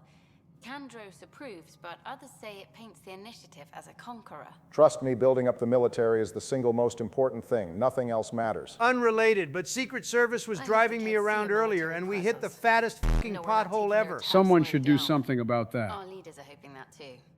Facing those risks must be stressful. How do you relax between missions? I play City Skylines. You're still on that? There's something relaxing about trying to achieve 90% traffic flow. Barack, you really think this audience is going to get that? Hey, someone might. They picked up on that Warriors reference from the modded Hun Our Diplomat mission in Mass Effect 3. Our viewers know ball. Back home, I'd go sailing. I love the water. Nowadays, I play ocean sounds, close my eyes, and remember. Okay, your turn. We'll have to set Carrie up on a water planet. I guess the most applicable one here is combat training. I do like me a casual game of Overwatch. Training to make sure I'm ready. This is history too, these little moments between. Shots of this remnant tech, some narration, that completes an episode. Thanks for stopping. All right, we're finally moving on to the meat of the content. Pretty intense cat shield for the middle of nowhere. So what's first on the agenda? Now that we've observed this shield, we're going to go take out the Ket base and disable it so we can see what lies below the ice. Is this worth it? I would say so. There's something very interesting underneath us. Well, I'm looking forward to being surprised because I don't think I made it this far. Liam, when we're paired up, I notice Major often taking position close to Ryder. Does he? I never noticed. Seems like a deliberate attempt to be the one protecting her. She's the Pathfinder. You do that when you're out there with the others? Not so much. Damn, Liam said screw the rest of you. I've got my issues with Liam, but at least he's willing to take a bullet for us. That's nice of him. I will not be returning the favor. Damn. You know what? Maybe I was too harsh on this planet. It's kind of pretty in the right light. Yeah, if you like frozen wastelands. What was Vold like before the Volt messed everything up? The Codex says Vold, previously known as Habitat 6, was projected to be a life-sustaining temperate garden world. The Scourge event is what's to blame for the current condition, as it caused gravitational distortions in Vold's orbit, thus triggering this ice age. So the planet moved further away from its star? That appears to be the case, hence it turning into a snowball. All right, boys, it's combat time. Damn, what the hell were you doing off screen? You're carrying some serious firepower there. I was hard at work scanning and mining resources and completing random tasks to build us up a little. I can detail the current look of my build if you'd like. Juicy headshot. Give us the specs, Barry. So right now I'm on the Infiltrator profile. The bonuses of this class lets me see through walls when scoping on enemies, and I'll briefly go into cloak when I'm dashing. I'm sure you've noticed, but I'm carrying the good old Black Widow sniper rifle. An oldie but a goodie. A new galaxy, and we're sticking to the Milky Way weapons. There's a Helios sniper I'm probably going to use later down the line, but I thought I'd go with something familiar for old time's sake.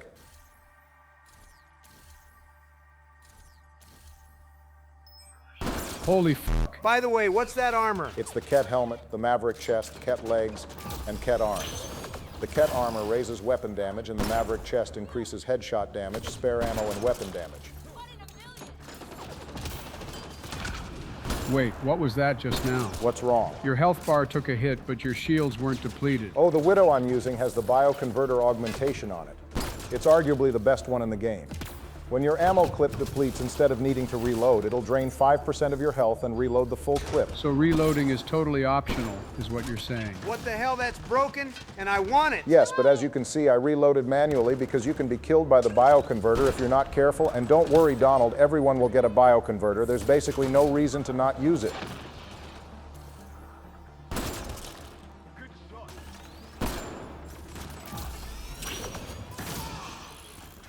I see what you're doing with overload there. It's a free headshot, although I'm having second thoughts about barricades now. Why take cover when you're basically one-shotting everything? Barry did almost die back there. I feel like I should have a primer for overload. Maybe incinerate. We'll see. I'm still trying to workshop this.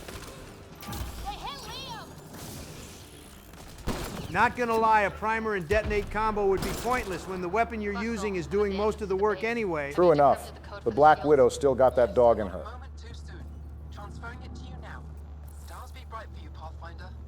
Those boys up there are in for a rude awakening. Damn, Barry. Look at you, your ass when you have to hit a moving target. Let a guy get a hold of himself. This is only my second episode. Garrus would be talking mad shit right now. If I were him, I wouldn't stand up. Looks like he was willing to test your aim. Don't say I didn't warn him. Is that cloaking dash actually useful, or is it just aesthetics? I'm like 99% sure it doesn't grant you a damage bonus, which makes sense because that would just be ridiculous.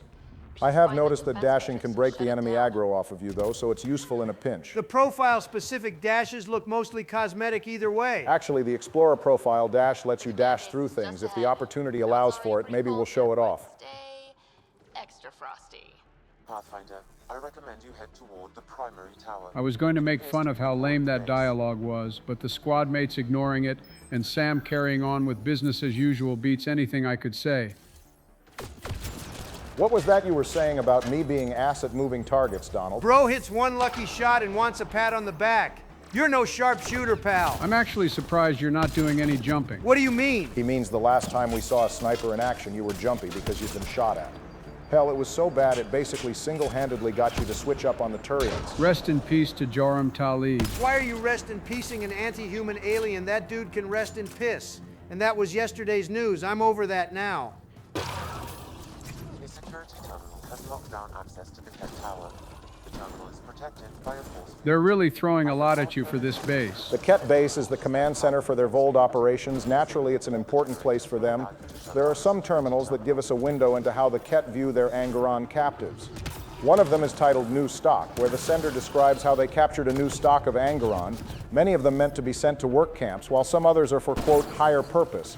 One in particular must have stood out because he is sent directly to the prefect of this base. Hold on, is this in English? The terminals do make a point of saying it's translated from Tonai Jet, which I suppose is the name of the Ket language. Interestingly, there's another message where one of the Ket talks about hearing strange melodies.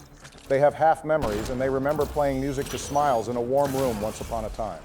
They claim being on Vold makes them hurt, so they request a diagnostic. I bet you we're going to find out the Ket or the Angara. No way would they really reuse the Collectors or Prothean plot twist again. $50 says they do. All right, you're on. I'm just going to mind my own business.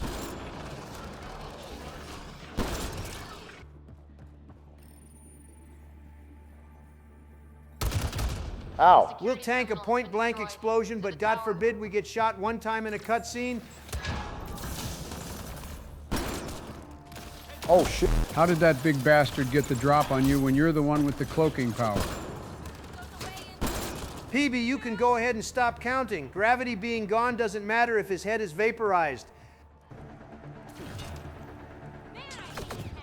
Through the cloaking smoke is crazy. I know that guy is mad as shit watching the kill cam. Yeah, you're hacking. Bro is going to get us reported for cheating. That's what I do. Lethal shooter on the court and in Mass Effect. I forgot you played ball. Man, don't talk like he was actually good at it. Donald, don't make me cross the f*** out of you. Made that boy do a somersault. Oh, God. You got so lucky there's a ledge there. Nah, I knew that would happen. That was just some map knowledge. Right, that's why you panicked and tried to jump back up. All that movement comes with some risks. All right, let's take this base down. While Barry is doing that.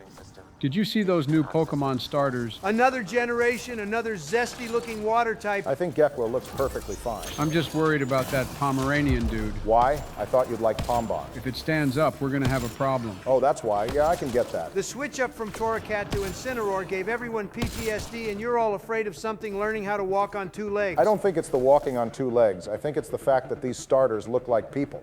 Like Incineroar is literally just a dude. It has opposable thumbs for crying out loud. Inteleon is kind of jarring too, and I know mad people started crying when Sprigatito stood up. Maybe the Pokemon Company is following the same philosophy as BioWare was with their character design. Make the starters humanoid so they're easier to cosplay. I feel like the type of people to cosplay as Pokemon aren't the type of people the Pokemon Company is marketing toward. At least I hope not. And it'd be remiss of us to not talk about Brout. You mean the grass-type Torchic? Honestly, I was riding for Pombon, but the Brout propaganda is starting to work on me. Everyone is praising or being critical of the starter designs, but we all know one evolution could make or break these things.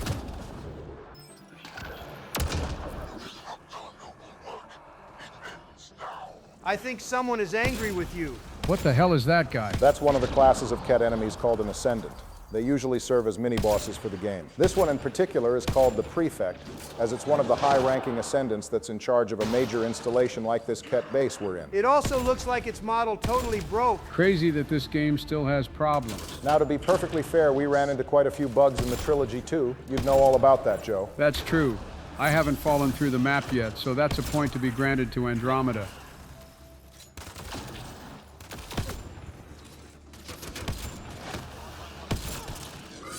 Oh God, I'm in its range. Do these guys have sync kills? Yes, actually, and it's a pretty violent one. The Ascendant grabs you in one of its gravity spheres and then collapses it on you, crushing you and instantly killing you. I would have liked to have seen that. Well, when you're playing, you can stand next to the Ascendant and let it happen. Nah, it's only funny if it's not me.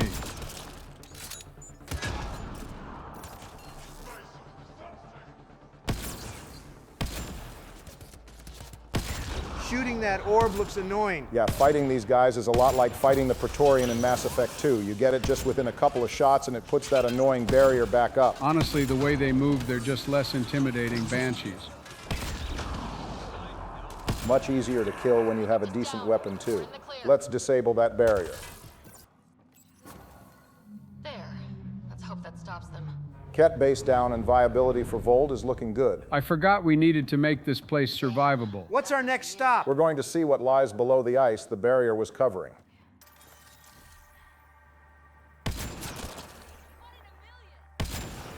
It's hardly 1 in a million if I keep doing it, PB. These guys are a little slow, aren't they?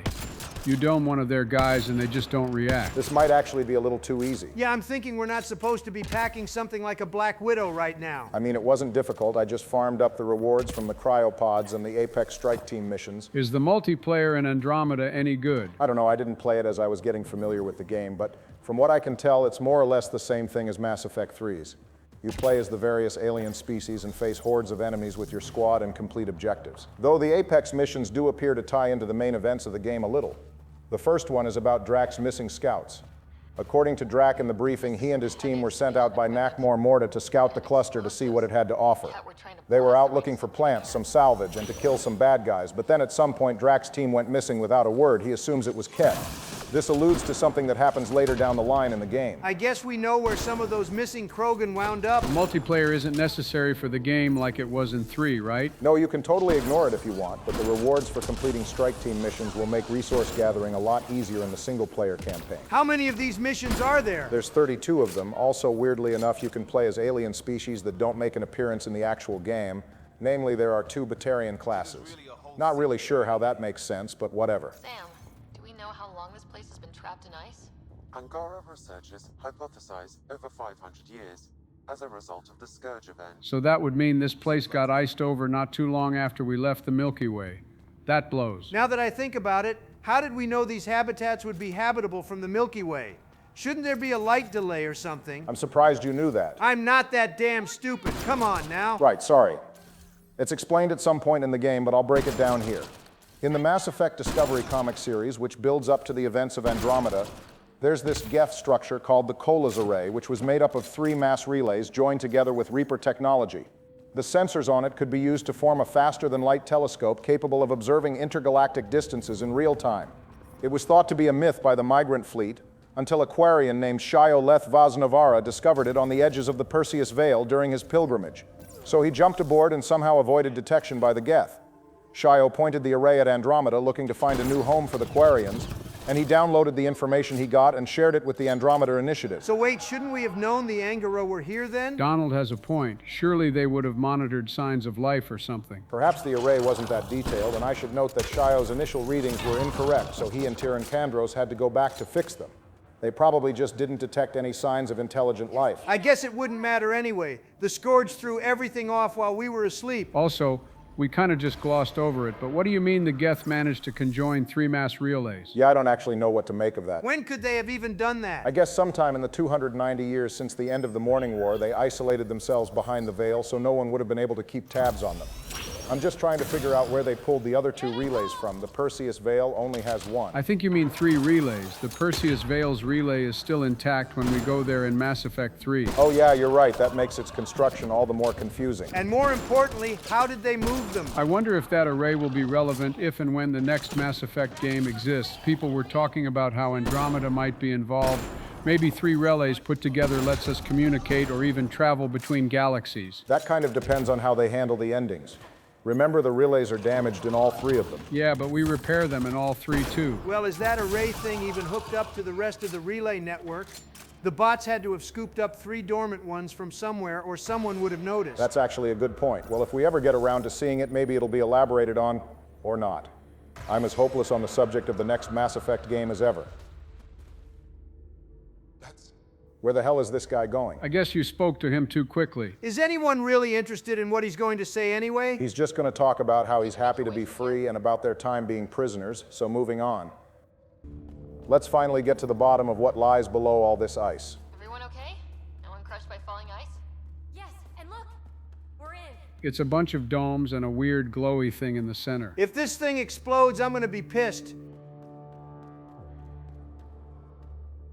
Oh, a cutscene? Oh yeah, something bad is about to happen. Beautiful, but what makes this place so interesting that the Ket would fight for it? Greetings. How can I assist? Okay, not gonna lie. I did not expect it to start talking. The power grid of this city. I have been operational since the city was encased in ice. Look, either tell me you've got a hot robot body to import yourself into, or blow yourself up. I don't care which. It's a real bad sign that this thing is lying. Interesting that Sam referred to it as a she. Yeah, it sounds like one. Well, yeah, but if I recall correctly, Legion doesn't refer to EDI as anything other than her name or you. Go get the commander. So tell me, why lie? As you can see, I am currently vulnerable. What happened here? The Ket aliens talked as though I was evil and disgusting. The Ket might actually have a point for once. Good to see some things never change. A shame that a Ray thing didn't fire the destruction wave out to the Andromeda galaxy to fry this bot. She is tied to a deep power grid. I beg you, have pity on me. Do not take me from here. I would rather die. I am tired. I am done. Haha! You know how bad a game has to be for the AI within it to rather be dead than exist within it. Giving your own AI depression is wicked work. You are not the ones who designed me. I do not trust you any more than I do the Ket aliens. Or these other aliens. I would rather die. Honestly, say less. I'm surprised we haven't pulled the trigger yet. Let's just try to find a peaceful resolution to this. I'm open to suggestions here. Options? Thoughts? Thoughts? I'm taking her out of here. That's what... You probably shouldn't have done that, buddy. Okay, Barack, now we have to kill it. Let's all just calm down here. Help me! Please! I have a family! A life for a life. Is mine really more valuable than his? Okay, for once, Donald's insatiable desire to kill AI is valid. And can we do it quickly? That dude's groaning is making me uncomfortable. Yeah. I'm probably gonna let the AI live. Yeah, you're nuts. Joe, tell your boy he's nuts. Barry, you know I seldom align with Donald on anything, but this AI is absolutely not trustworthy at all. Yeah, I know, but we get to talk to it later, and I think it'll make for good content. Oh my God, bro. This guy is always going on about the content. Look, this is my episode, and I didn't stop you from killing the Rachni Queen Donald, so let me not kill the ancient AI. Fine, do what you want, but I do not approve. Good thing there's no sequel to this, because I know for a fact this would come back to bite us. Way too valuable. I'm sorry. Well, rest in peace to that dude. Pretty sure that's the guy who walked away from me earlier anyway. Consider it a warning. Nah, you should have shot this thing in its eye the moment you had the chance. Controlling it is worth the risk. I do not know them. Barry controlling this thing does not look like an option. AI. I do understand him. Place me in his custody. Wait, is it asking to be hooked up with the bot in our head? That's probably not a good idea. You know how bad it's got to be for Liam to be the voice of reason. If at this moment Sam can best help this AI, then let's share. I'm not sure that would look good. Also, we already know there's anti-AI feelings on the Nexus. I want to be with Sam. I have a consciousness. Well, sorry, bot. I'm pretty sure Sam is spoken for at the moment. Harper called dibs in the novel. Barry, do not keep that thing with the AI we have in our head that's literally keeping us alive. Here I'll lay out the outcomes from this mission. If I had killed the AI, we'd get an email from Evfra where he applauds us for choosing to save the prisoner. Apparently his family thought he was dead. The other Angara are divided on our decision, however. If that dude's family comes to get us, it's on you, Barack. Since I didn't kill it, we're left with two options. Either install it on Sam Node on the Nexus, or give it to the Resistance HQ on Aya. Evra will send us a strongly worded email if we decide to keep it for ourselves on the Nexus. Joel does explain that it's hostile and wanted to go with us, but Evra says he should have been allowed to make the call. Also, the governor of Aya was apparently close to shutting down our embassy, but Evra was able to talk her out of it on the condition that we're cooperative with any data we gather. He warns us not to be so stupid again. I knew saving it was a bad idea. Well, no, if we send the AI to the Resistance Evra, will thank us for sending it to Aya. While the AI remains uncooperative, he believes the tech may be useful, and he goes on to say that our alliance is proving fruitful. So what's it going to be then? Let the Resistance have it or keep it for ourselves? I'm giving it to the Angara. Worst case scenario, and this thing ends up being a problem, it'll be one for the Resistance to deal with.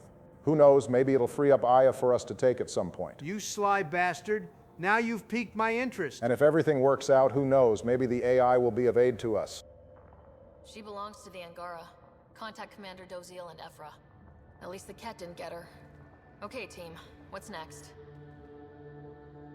All right, let's get on with the final mission for the day. We're going to rescue the Moshai. Man 3 shuttles? You know it's got to be some serious business if they're actually giving us some support for once. We all know we're going to be carrying them anyway. So, no one has ever seen the inside of one of these places. Really? None who lived to tell. Nothing compared to the Omega-4 relay. They have disappeared.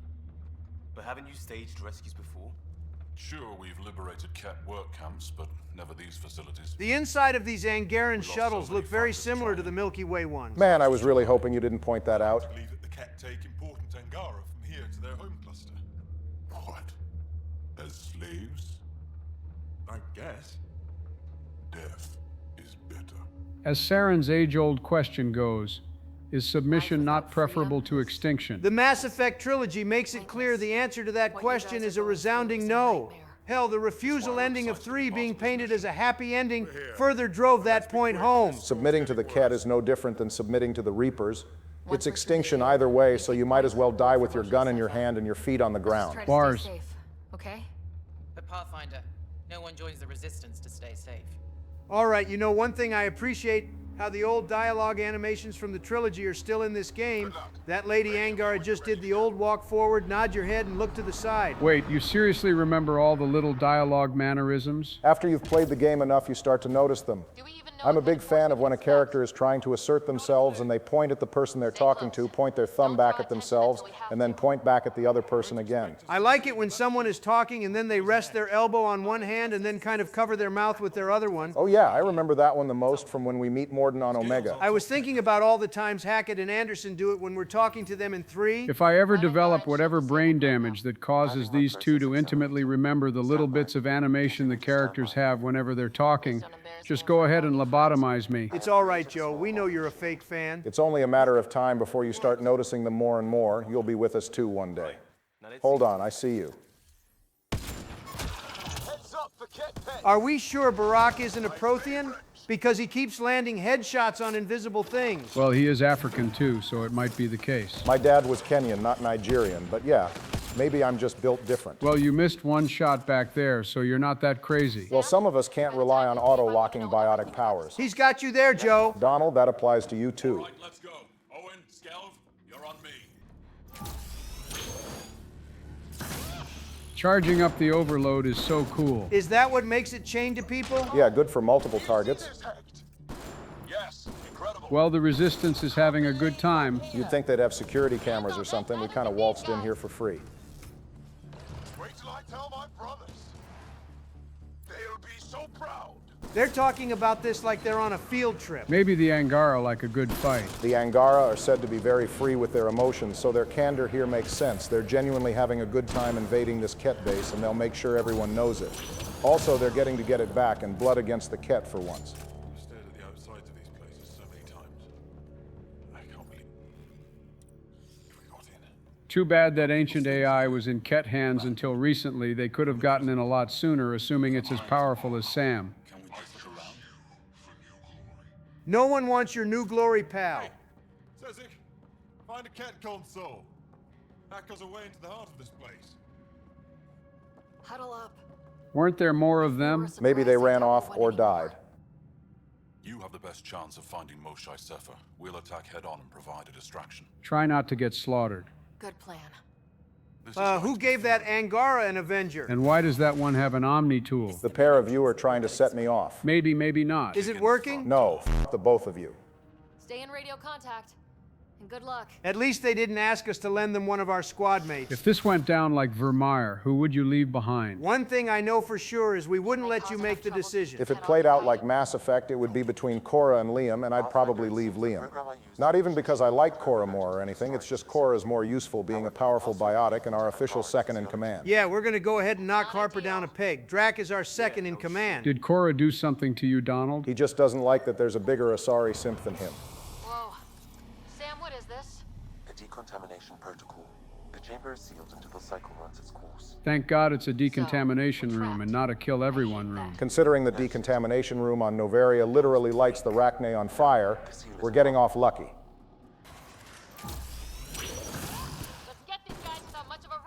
Our loud as hell sniper rifle is going to make that kind of hard. It wouldn't be Mass Effect if the so-called infiltrator class wasn't loud. Let's be honest, preventing a ruckus stopped being a realistic goal the moment we got here. Honestly, it doesn't feel like the Ket are all that concerned if they haven't noticed all the shooting at this point. They're probably used to it. A giant statue, this Archon guy sure does like himself. Yeah, how about we don't get inside the pod? The last time we saw something like this, it did not end well for the occupant. Rest in peace to Lilith. Dude, why do the Ket look like someone hit them in the face with a hot cast iron skillet? Honestly, I do appreciate them making straight-up ugly aliens for once. Even the Elcor were easier to look at. Well, there's also the Vorcha. They've got the face and voice only a mother could love, and I'm being generous.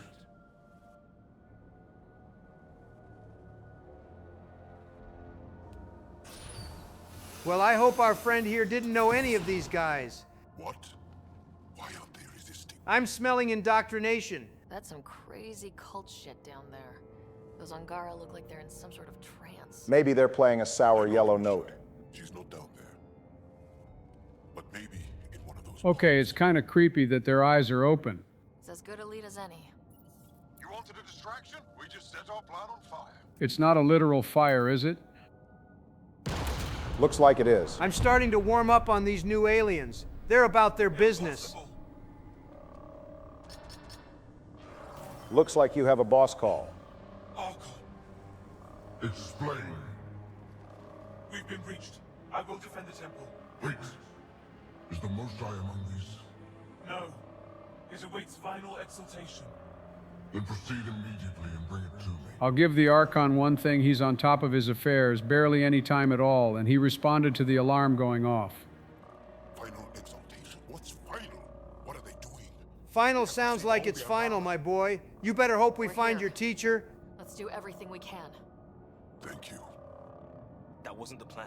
Liam, do you want to ally with the Plans Angara change. or not? Come on, let's see where those pods go. They're getting after it down there. It looks like they're getting lit the hell up. They're fine, it's not a cutscene. So those might as well be water guns down there. There's also barely anyone in there. Who are they even fighting? Come in, Pathfinder. Go ahead. We contacted Commander Dozil. More fighters are on their way. Why didn't we have these more fighters in the first place? I guess they were waiting for some success. Will do. Jarl, our objective is still the Moshai. Of course. But we can't waste this opportunity. He said he was a bad student, but he's apparently got a good enough head on his shoulders. Did that dude just say "bish"? It did kind of sound like that. You know one confusing thing, we can understand the Ket now, so why do we sometimes hear them speaking their language? Oh, I suppose Sam is just choosing to not translate it sometimes. Donald, I don't think we're going to be able to set him off this time. I'm surprised he got such a solid lid on it now.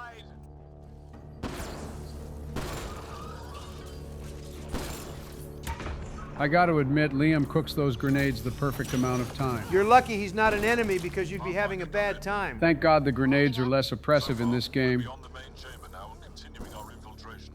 This place is crazy. What are you seeing? It's like I don't know, weird church. Oh boy, look. The enemy also practices a weird belief centered around the enemy. I wonder where I saw this one before. Only a matter of time before we find some Ket kneeling around a glowing orb. And a room of entranced people in holding cells? At this rate, the Vermeer mission is going to file a copyright claim. Joe, it's looking real bad for you on the bet. Just because Andromeda borrows a few themes from the trilogy doesn't mean they're dead-ass gonna do the same big reveal from 2. Are you in peril? Stay on the mats. We're good. How many pods? Well, Oh, come the f*** on. They're even doing the big pod reveal from the Collector Vessel mission. Yeah, except the scale is way less impressive. The Collector Vessel had enough pods to hold the population of multiple colony worlds and was theorized to be able to hold the entire 11 billion population of Earth. There aren't even enough pods in here to fill an American football team. How many Angara are there even? Oddly, none of the Angaran worlds mention a population like they did for the planets in the Milky Way, but the Scourge event knocked the Angara back into a pre-industrial dark age for a century. Assuming mass death and similar conditions to human pre-industry, there are probably only a few 100 million Angara around the cluster. Then their attempts to rebuild were interrupted by the Ket invasion in 2744, so their numbers probably haven't gotten too far past 1 billion, if even that. Only 1 billion? The Krogan will have this cluster owned within a few generations. I'm guessing they have more rooms like these all over the cluster. Pods travel from here to rooms that encircle this core. Right then, let's go. decontamination protocol. How many times do they need to decontaminate us? Sam, can you do anything about this yet? Working on it.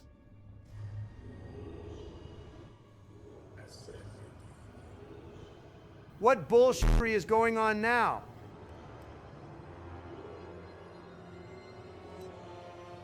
Wakanda forever type shit. Is the floating necessary? Aura farming.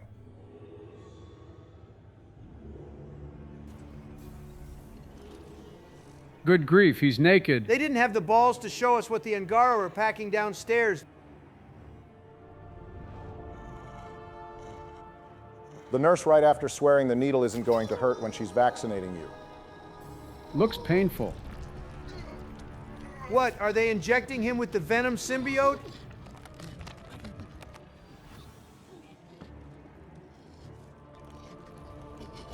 Bro is tweaking. Barack, is this how someone gets the pass? Donald, shut up. I'm glad you asked that before I did.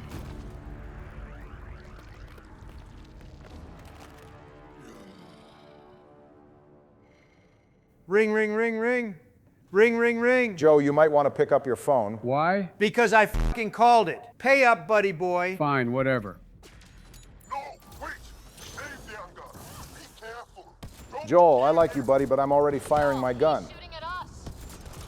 Mother! We're making the cat pay for this. Monsters!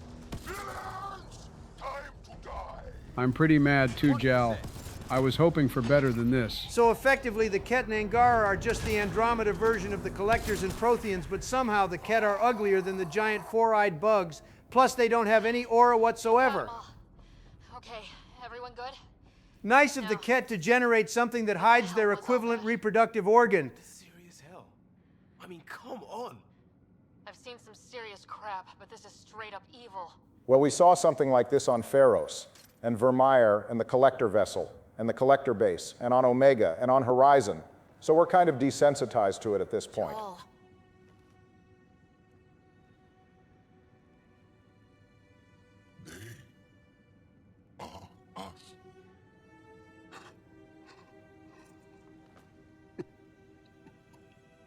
Is this a good time to ask why all of the Ket we end up fighting appear to be made from the male Angara? Shouldn't there be a class of slimmer female-looking Ket? Yes, Donald, this is a bad time. We have to, We'd better find her fast. Liam, for a guy who worked in crisis response, you seem awfully uncomfortable when someone is going through it. Well, Liam never said he was good at it. He was a bad cop and bad student, too. Right, I did not know. So hold on, you were talking about that data pad where the Ket remembers melodies and playing music. That was probably memories of when it was still in Angara. You kind of just stumbled upon another plot reveal, but yeah, later on in the game it's revealed that the Ket carry trace amounts of their memories from when they were Angara. I believe the specific Ket referenced in that data pad might be native to Vold. Those melodies he heard were probably the songs of the Yavara. The what? A subterranean species that swims in the frozen waters below Vold's ice. They appear to be large serpentine animals. They're said to communicate through intricate songs, and they're of great cultural importance to the Angara. There's a mission where we would go after some exiles that are hunting the Yavara. The dude grabbed her all dramatic.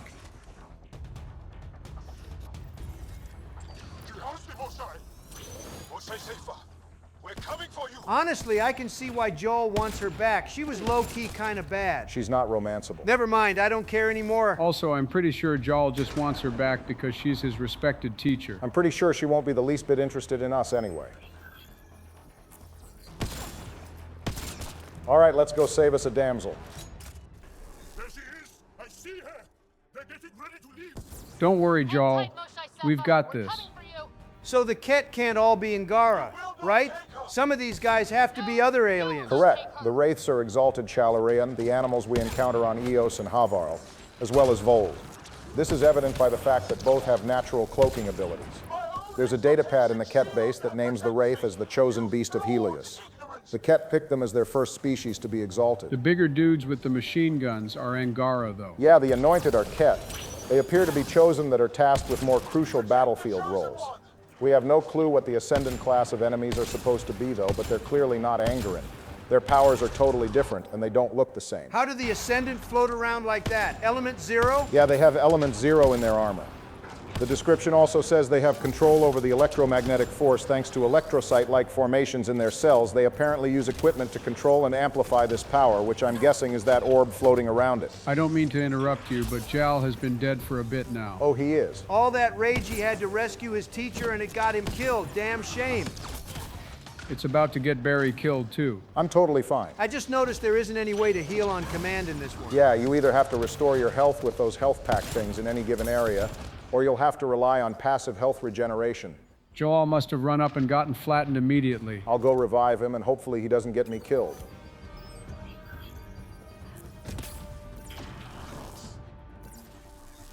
That's enough beauty sleep, buddy. You're supposed to be the one fighting here. You kind of woke him up right into one of those energy blasts. I'm sure he'll be fine. He's dead again. Damn, he's sorry. All right, I'll revive him one more time. Joel, you got to lock in. Liam is putting up better numbers than you right now.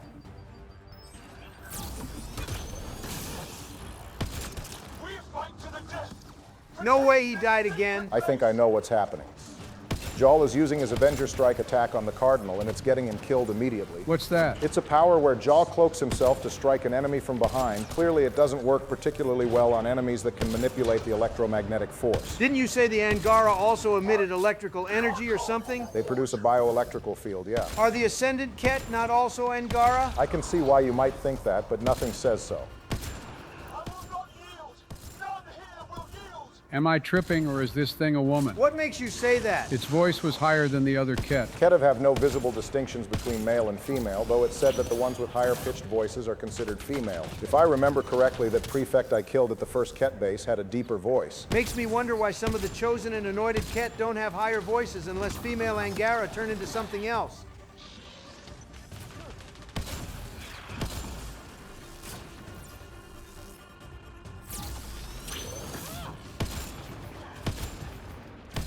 You're actually really consistent at doing that. It's really not that hard once you have a feel for how tall the destined Ket are. All right, I think this is GG.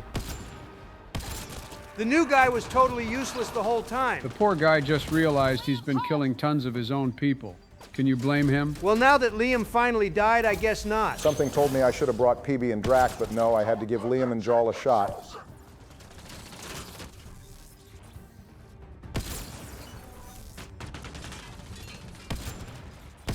It's a one-woman show in this game. Pretty disappointing that even with mods, the squad mates are this sorry. I gotcha. We're getting you out of here. She's a very nice shade of purple. Has ever returned from behind Ket walls. Really? Because I kind of walked in here for free. Rules yet.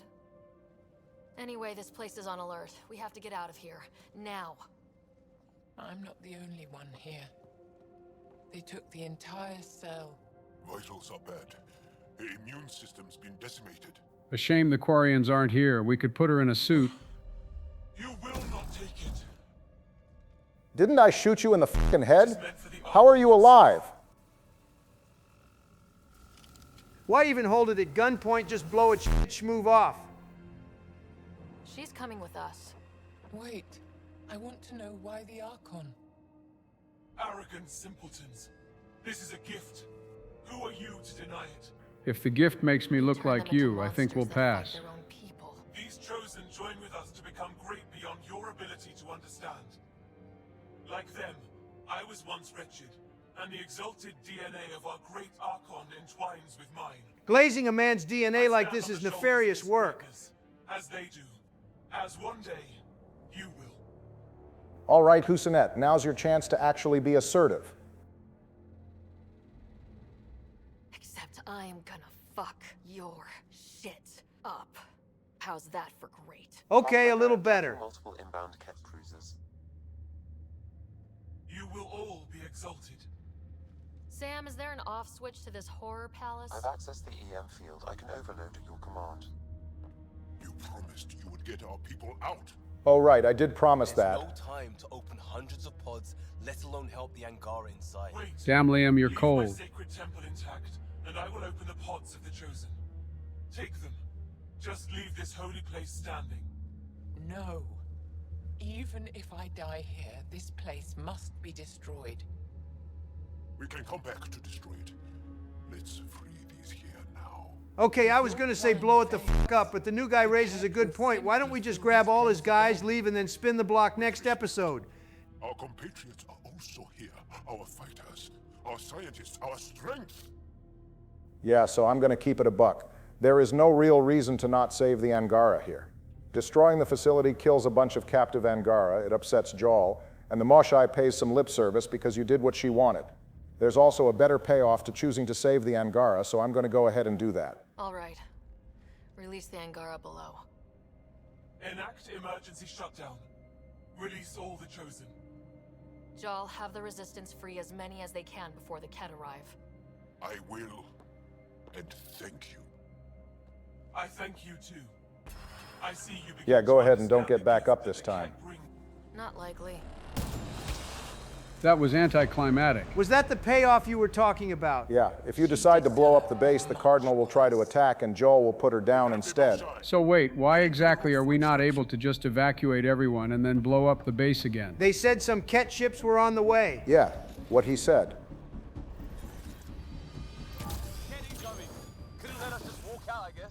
Time for me to get a few more kills to close the episode out. I will help. Come, stand near me. What the hell? They got biotic barriers here. It's a bioelectric field, but yeah, very similar to the bubble that the biotic specialist makes on the suicide mission. You got that guy with the tiniest pixel. The barrier she puts up just increases your shield regeneration as opposed to fending off seeker swarms. Is the new guy not able to do this too? I guess not. Jaal is a good deal younger than the Moshai, so maybe it's something you pick up later in life. Jaal does seem to apply his bioelectrical powers in other ways, though. His Avenger Strike power can prime targets for tech combos at rank 6. Good idea! Better position!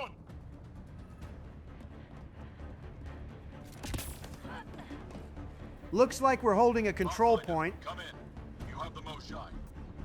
Act. Get our people out. As many as you can, before reinforcements arrive. I will, but I think we should destroy this place while we're here. Well, yeah, we should. Whoa! Heads up! You got some big boys pulling up. Damn, they were not kidding about these reinforcements. All right, my bad. Maybe we really don't have time to blow up the base. You know what would really make this easy? If the Tempest came down and just blew it up. Oh wait, it doesn't have a main gun. You're really not letting that go, are you? No, I'm not. How unbelievably naive was the Andromeda initiative to come all the way out here without major armaments on one of their main exploratory ships? They had to have thought there might be some other intelligent life in the cluster. Donald raises a good point. In fact, we're lucky the Ket had already basically defeated the Angara before we got here, or we'd have had a really big f***ing problem. I'd like to conversate with you about this, but I'm currently being pressed by this big-ass fiend. I bet you wish you had biotics now. A shotgun would go crazy here. I don't know, Liam. Why don't you try using Havoc Strike on it? Let's see what happens. Okay, never mind. Turns out the guys with the gun are the bigger threat. That's 3 deaths for you, Barack, in case you'd forgotten. No, Donald, I did not forget. Thank you for keeping tabs, though. Couldn't let us just walk out, I guess. I really wish I had a fucking cane right now. I feel myself failing. Leave me behind if you must. Damn, it would suck coming all the way out here just for her to die. You better pick up the pace, Barack. For the record, the Moshai can't actually die here. She's just yapping.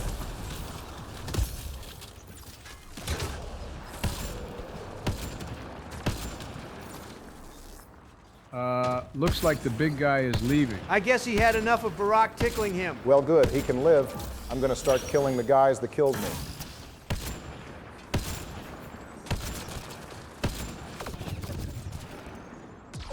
Looks like time is almost up. Thank God. Airlift me out of here before the fiend realizes it wants to kill me.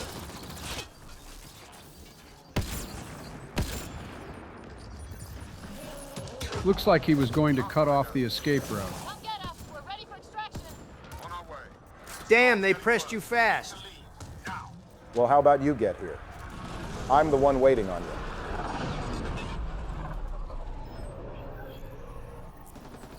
And we're out of there. You almost made it without dying. Damn shame. Get her on the shuttle now. Resistance squad, come in. Here, we're making good time. Get your team out before the Ket arrives. Don't worry, we got this. Aren't they lucky the Ket aren't attacking them? We're lucky those fiends didn't jump the shuttle.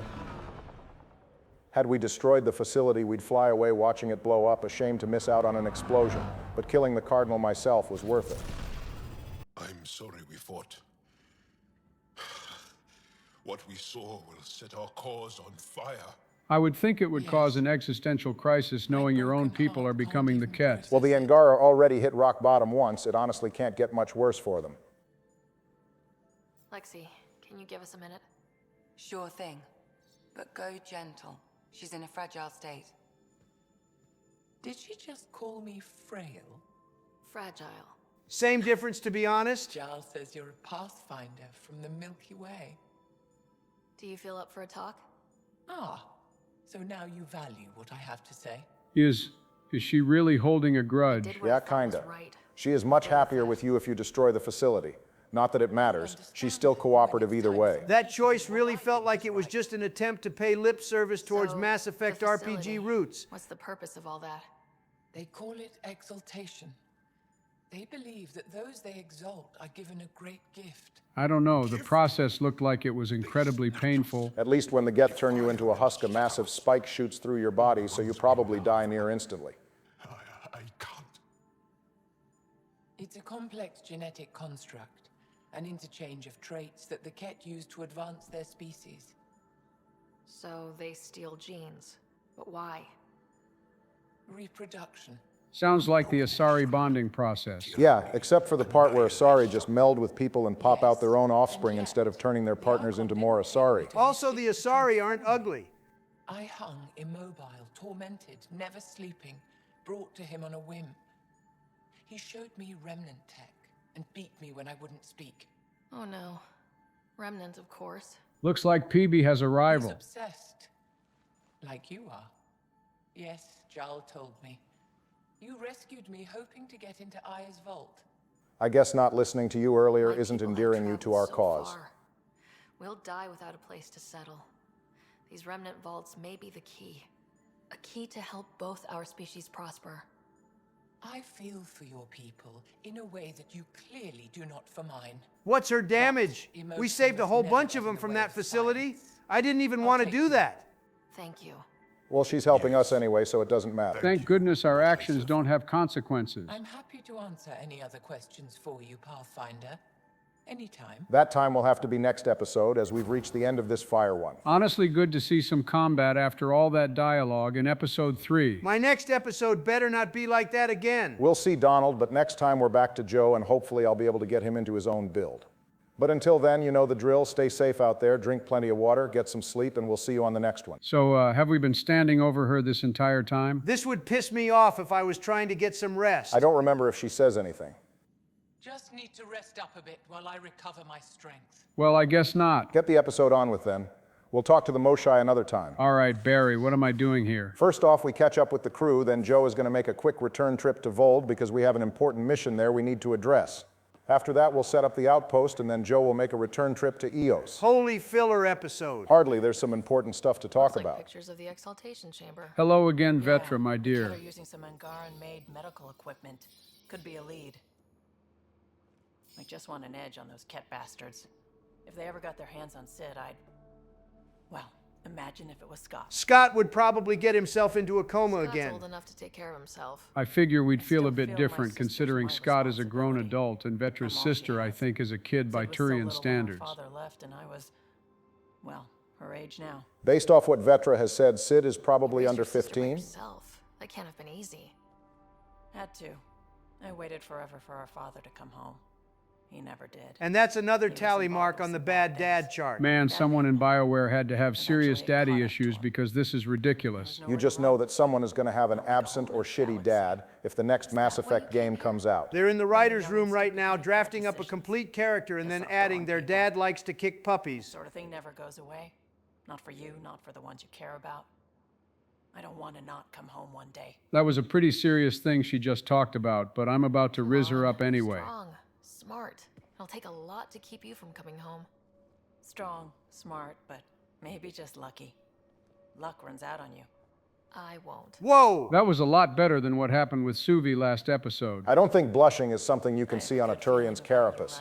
But Vetra is definitely flush right now. Those mandible things on the side of her face were widened for a couple seconds there. Maybe that's their equivalent to a blush. Well, far be it from me to waste this opportunity. Let's stay on the offensive. I thought I hated the Ket before. Then we learned about exaltation. I can't even begin to imagine how Jarl feels about this. Oh, right. I guess he's been going through it. I was curious about you and Sid, being on your own from such a young age. Yeah, I really wouldn't recommend it. It could have been worse. At least you weren't a duct rat on the Citadel. Where was your mother in all this? Back on Palaven, I suppose. She was an awful person. All she cared about was climbing the ranks. Well, that's a new one at least. A bad mom to complement the bad dad. Yeah. Usually mom is dead. I thought about going back, but she wouldn't have accepted us. Whatever my dad did destroyed any chance of that. I got to assume her father's behavior put the Nix family's standing in the hierarchy in jeopardy. No, we'd already left Palaven by then. Whatever. Yo, Barack, I've seen some rumors about Vetra's dad being Saren. It's a very popular theory. Nothing is explicitly confirmed either way. But to use Mythbusters terminology, I'd say that theory is busted. Setting aside the fact that there's zero mention of Saren having a family in any of the Mass Effect material he's appeared in, Avitus Rix was something of a protege of Saren's and mentions him by name, and Vetra does not react to it. Also, Saren was fully embedded into the Turian hierarchy and Milky Way society. He enlisted at 15 like they all do, was promoted to active service by the time he was 16, and he was a Spectre by the time he was 20 in 2159. I don't know where Vetra and Sid could have fit into his life, given that he was heavily involved in the events of Mass Effect Revelation as an active Spectre in 2165, only 6 years later, and then he spent the next 18 years working for Sovereign until the events of Mass Effect. You could have stopped at the theory being busted. Donald, we're almost 50 episodes into this Mass Effect franchise project. You know that if you inquire about something, I'm getting into the details. At this point, it's an inevitable part of our lives. Would you mind taking a slight detour and dropping me back in the Milky Way? Is going back even an option? Probably not. I mean, even if the Arks could carry everyone back in cryo by the time we got back, we'd be in the 35th century. The Ket likely aren't looking to exalt guys like Gil anyway. They've probably just turn him into a slave or kill him. Maybe we don't tell him that. Don't sound so scared. Gabby and Ken got abducted by collectors and they were perfectly fine. I don't know if perfectly fine is the term I'd use. Ryder, exaltation? I never imagined we were fighting Angara. Trust me, this isn't as bad as what happened to the Asari back in the way. I don't know, Ket exaltation looked real uncomfortable, though we don't know how bad the Banshee process was. I'll give the Ket one thing. The Banshees are definitely uglier abominations than the Chosen. It's humbling. Joel? I find that crying in the fetal position is more comfortable than kneeling, but you do you. Don't know if I would be. I have to be. How else do we go on? We got the new guy sleeping on an inflatable mattress? Damn, I don't even like him all that much, but that's cold. The Tempest design is weird considering it's a civilian vessel. The crew's quarters only contains 4 bunks, which is odd because assuming things went to plan, the Pathfinder team plus Tempest crew would have comprised like a dozen people. And sure, they can hot bunk, but the Pathfinder's quarters is a huge room that could easily fit beds for everyone. It was one thing for Anderson and Shepard to have their own quarters when they were in charge of the Normandy, but if I were on the Tempest, I'd be kicking up a fuss. Plus, the bed on the SR2 was awful, according to Shepard. I'm willing to bet Ryder is sleeping on a cloud. And are you close? Well, our twin brother is in a coma. Our dad died like 2 months ago, and our mom she's dead, right? Yeah, something like that. Damn, our life sucks right now. My family is complicated. Isn't much to say about it. Okay. Respect Jell for that. He said, say less. Oddballs can feel like family sometimes. Yeah. I never really felt I had a purpose. But here, I do. We do be filling our squad mates with purpose in their lives. My place in the Resistance is not what I'd like. But that kid on Aya looked up to you. That guy was a kid? God willing, they start making characters look a bit younger when they're supposed to be young. Probably a good thing he didn't let him go wandering about with his gun. This is where I should be. I like having you around. Specifically you. I like the friendship dialogue options. It's a nice touch. Mass Effect 1 and 2 definitely made your relationships feel like it was all or nothing in regard to romance. With me as much as I do with you. You do? Yes. I guess we don't have to worry about trying to kill each other anymore. Special. And strange. Oh, thanks. And I mean it. I want to learn more about your species. Let's talk to Jal a little bit more here. You studied with Moshe Sefa. Is she a teacher or a religious figure? She's many things. She's a clear thinker with deep knowledge and insight. She teaches and inspires. She's beloved. I love her.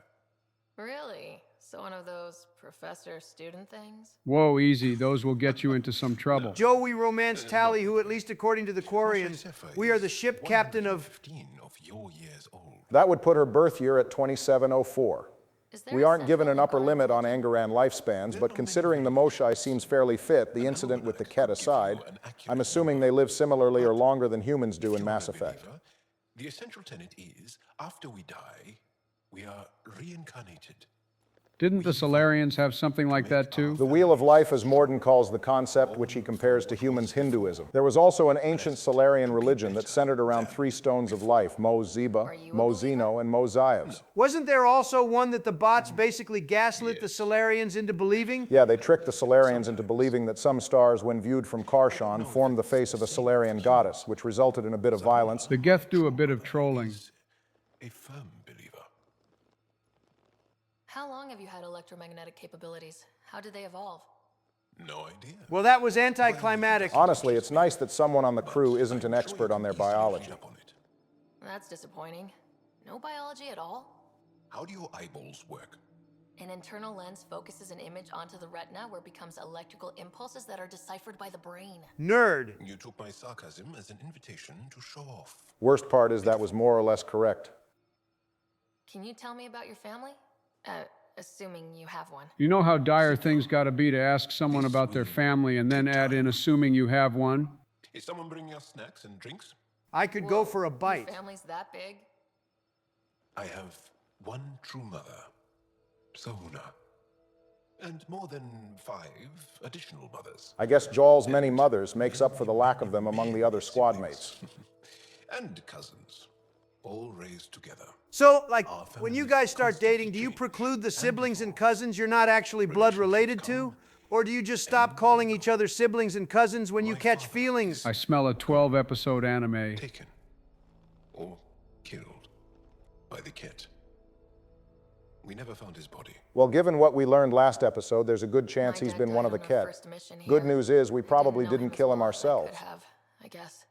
I think I was close to mine. Nice of them to not give Jawl the worst experience with a father ever, him being abducted aside. I guess. Report from the Nexus. Population's growing as people wake up.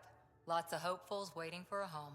So we probably shouldn't tell them about the Ket and their ability to turn other people into them. I'd go right back into cryo, wake me when this is settled. The Ket could end up winning? Well, I'd rather them get me while I'm taking the ice nap.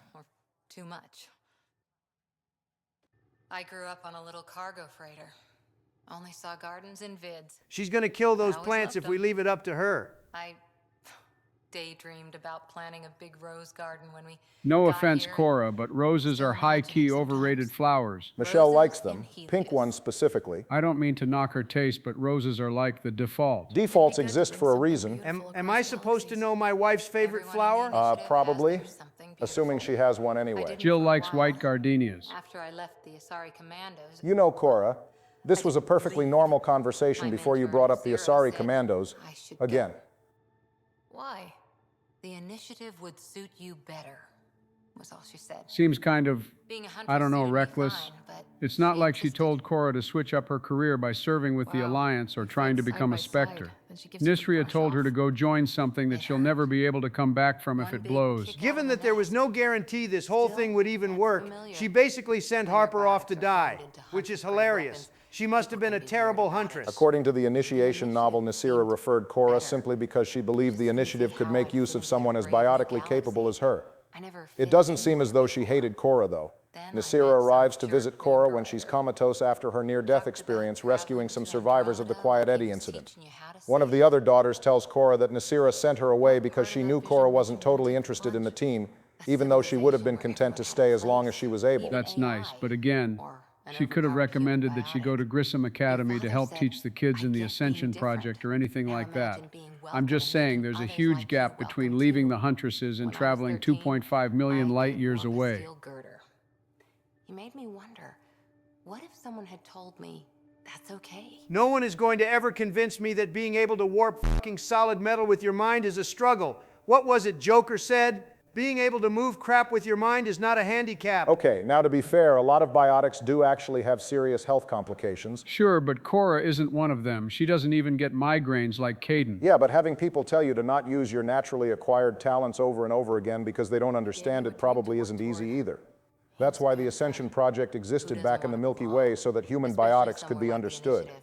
I don't find Cora to be all too compelling a character, especially compared to Vetra, Drac, and Jal, but I do understand her motivations. Fresh perspective, I guess. Just offering a little defense, we've been a bit hard on Cora, and by we, I mean Donald. Hey, I'm not the one who passed her up as the Pathfinder. Go find Alec Ryder's corpse. They leave, I'm left without answers. Nowhere to stand. You gotta keep it pushing, sis. I get that. We've all had a lot of disappointments lately. You're doing well. For having no training, being your second isn't so bad. She really had to force that out. Well, the way you've been grilling her, we're lucky she was willing to admit that much. Pathfinder, hey, I was wondering, could you put your stamp on a project? No. We gotta at least hear him out. Call it diplomacy if you have to put it in a budget bucket. Greenlight that research and it's all good. You're gonna have to go to the research terminal to approve it. We'll catch up with Liam after. Liam, I signed off on that project. Why are you shirtless? I was going to call this highly unprofessional, but that would be hypocritical of us. Wonderful. Jal is shirtless too. So I know this is a civilian mission, but I'm pretty sure we still have human resources. We have uniforms, but this is a little casual. Just convenience, swapping armor. You ready to go? Go. What kind of research did he ask of us? Family honorific. Can I wear the poncho? It's a Rofshin.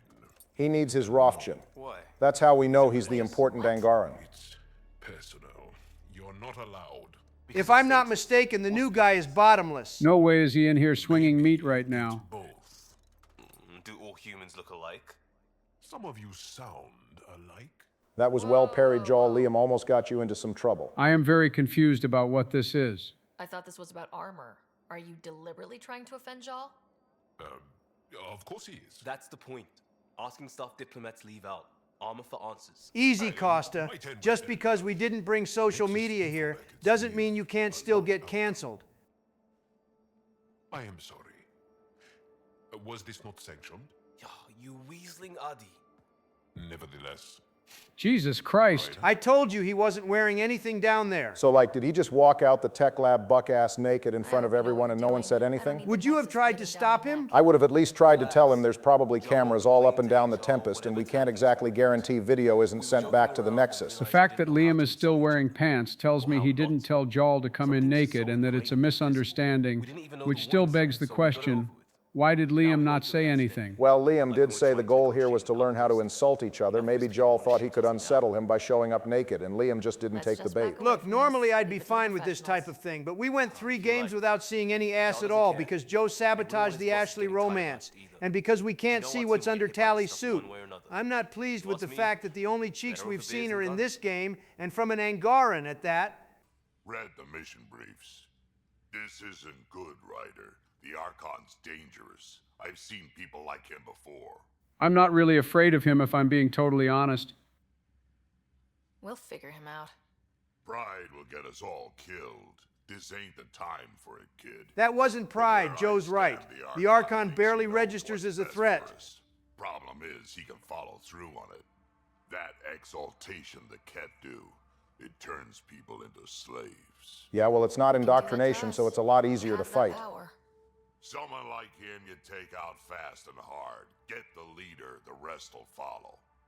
Honestly, drop a nuke on his head, blow up a sun if you have to. That's what I'm fucking talking about. I like the way you think, old man. Drac would have fit right in with the Trilogy Squad. I hope it doesn't come to that. That exaltation seems almost worse. If he has his way, there won't be anyone left to save. You don't mess around with this kind of thing. Ends badly each and every time. I agree we should go check the Nexus Armory to see if we brought any canes with us. Your ass would miss the shot anyway. Peacekeeper. Pirates attacking the colonies. We trained the colonists and they started fighting back. Raiders didn't expect that.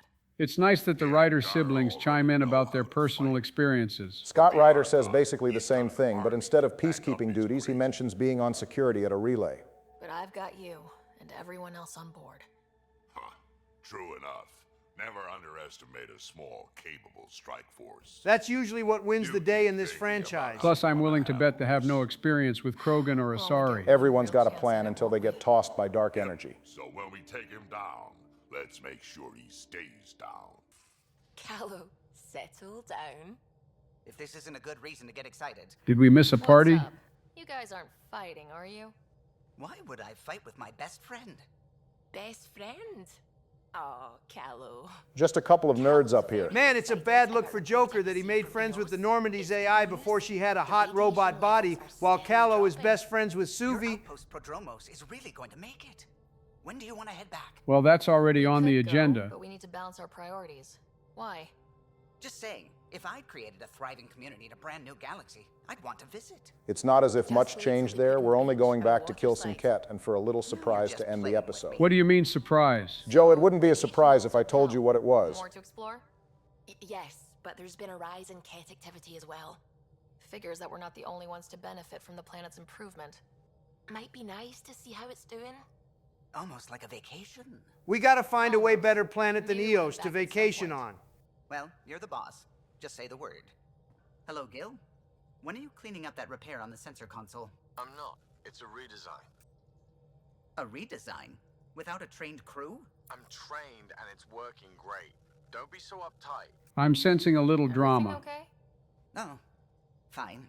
Fine. Don't worry about it. We're gonna have to worry about it later. You know, I haven't actually met many Solarians. You're not missing much. I can count the amount of them worth talking to on one hand. Genius researchers or meddling scientists. How about all of the We have to above? pack a lot of living into 40-odd years. Everything gets accelerated. Lines blur. I just hope we don't repeat our old mistakes out here. Well, Tan is in charge now, so things aren't looking good on that front. What do you think of the rest of the crew? Well, I can't talk about Suvi. She's sitting right there. I'm not listening. You can say whatever you like. Okay, again, I forgot it's not just the two of us. I think you made the wise decision there. What do you think of the rest of the crew? I'll admit it. Gil's rather irritating. He insists on redesigning systems rather than maintaining them. We barely had to twist his arm to get him to say that. He was itching for someone to ask how he felt about Brody. The swelling has gone down significantly. I was going to say hello, but I think she's in the middle of something. Good. Keep me updated. And remember, cool food and liquid only. Nothing spicy. Thank you, Lexi. What the hell could have happened to her? She doesn't leave the ship. Lexi and her rules, huh? Hey, I respect Lexi and her rules. She takes care of us. Without her, I might still be wheezing and trying not to choke in my fat tongue. Context? What? Have you ever heard of the lick test? Not familiar with that one. Scanners were portable. Earth scientists would employ this test in the field. They used it to tell rocks from fossils and get a basic idea of their mineral composition. No way is that real. Nope, Google says it is. Geologists used to lick rocks. I was distracted and forgot it was a Helios rock. I do it unconsciously. When I was little, my father and I would go on expeditions. The lick test was a huge part of it. He made science fun for me. Her folks had to have been born no further back than the late 21st century. Her dad really had her out there licking rocks for the love of the game. She specialized in biotics research. Got her start in medicine. I read all about her research and your father's. AI and implants. They achieved so much in so little time. Haha, yeah. Sam is an astounding It also achievement. ruined ours and our brothers' I careers. left my parents back home. They told me they were proud of me. And then lived out their lives while I slept. All right, watch this. If you think that means you're alone, you're wrong. Thank you. You saying that means the world to me. Damn, the Ket base really made us level up. That was way better than last time. And if you ever need me, I'm here for you too. I'm still fuzzy about how we managed to see Andromeda all the way from home. It confused me too. I mean, the light lag would have made any data 2 million years out of date. Oh, here's that thing Barry was talking about last time. And she told me, well, it wasn't her tech that did it. It was the Geths. You're kidding. Those killer robots we had in the Milky Way? It's always a little surreal when you remember none of these people know what went down in the Milky Way following 2185. Well, killer robots is the correct description. According to Aridana, the Geth rebuilt a mass relay and turned the approach corridor into an FTL sensor. No mention of the other two relays they also used. Mass Effect Andromeda, the game, came out first. The Discovery comic that the Colas Array first appears in didn't drop its first issue until May 2017, so they probably knew the Geth used a relay to make the faster-than-light telescope, and the comic writer added in the other two. Maybe we'll never know. What on earth could they have been looking for? The Reapers, probably. You think so? Assuming the Geth made the Colas Array following the events of Mass Effect 1. Yeah, they had to have been trying to track down the Reapers. It's also possible they made it after Saren approached them as Sovereign's agent. The true Geth might have been on the lookout for them. If not, then maybe they were looking to travel outside the Milky Way themselves. After all, for Geth, a 2.5 million light-year trip would be nothing. Climate, pH of the soil, atmosphere composition. There's even evidence that it can propagate life. Wait, roll that back.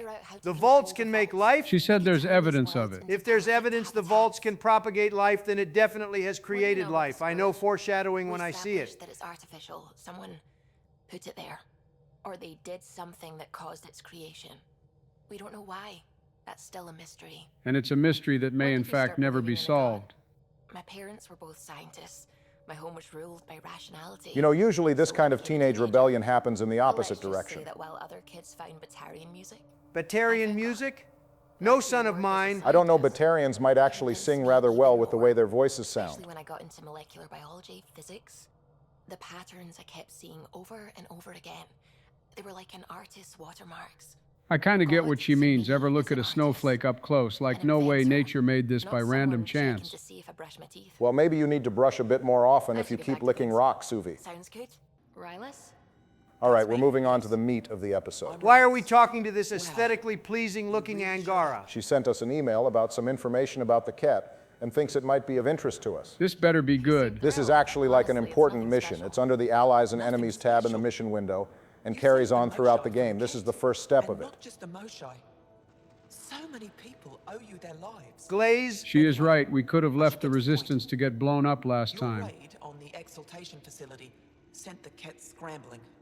They're trying to get their operations in order. So, do we want to go back and blow up the base now while we have the chance, or are we just going to do nothing about that? Nope. You lost the chance when you decided to get all the Angara out. Well, it's not like we're going to have to worry about any negative consequences from the decision in Andromeda 2. Exaltation, or the creation of a new exaltation lab.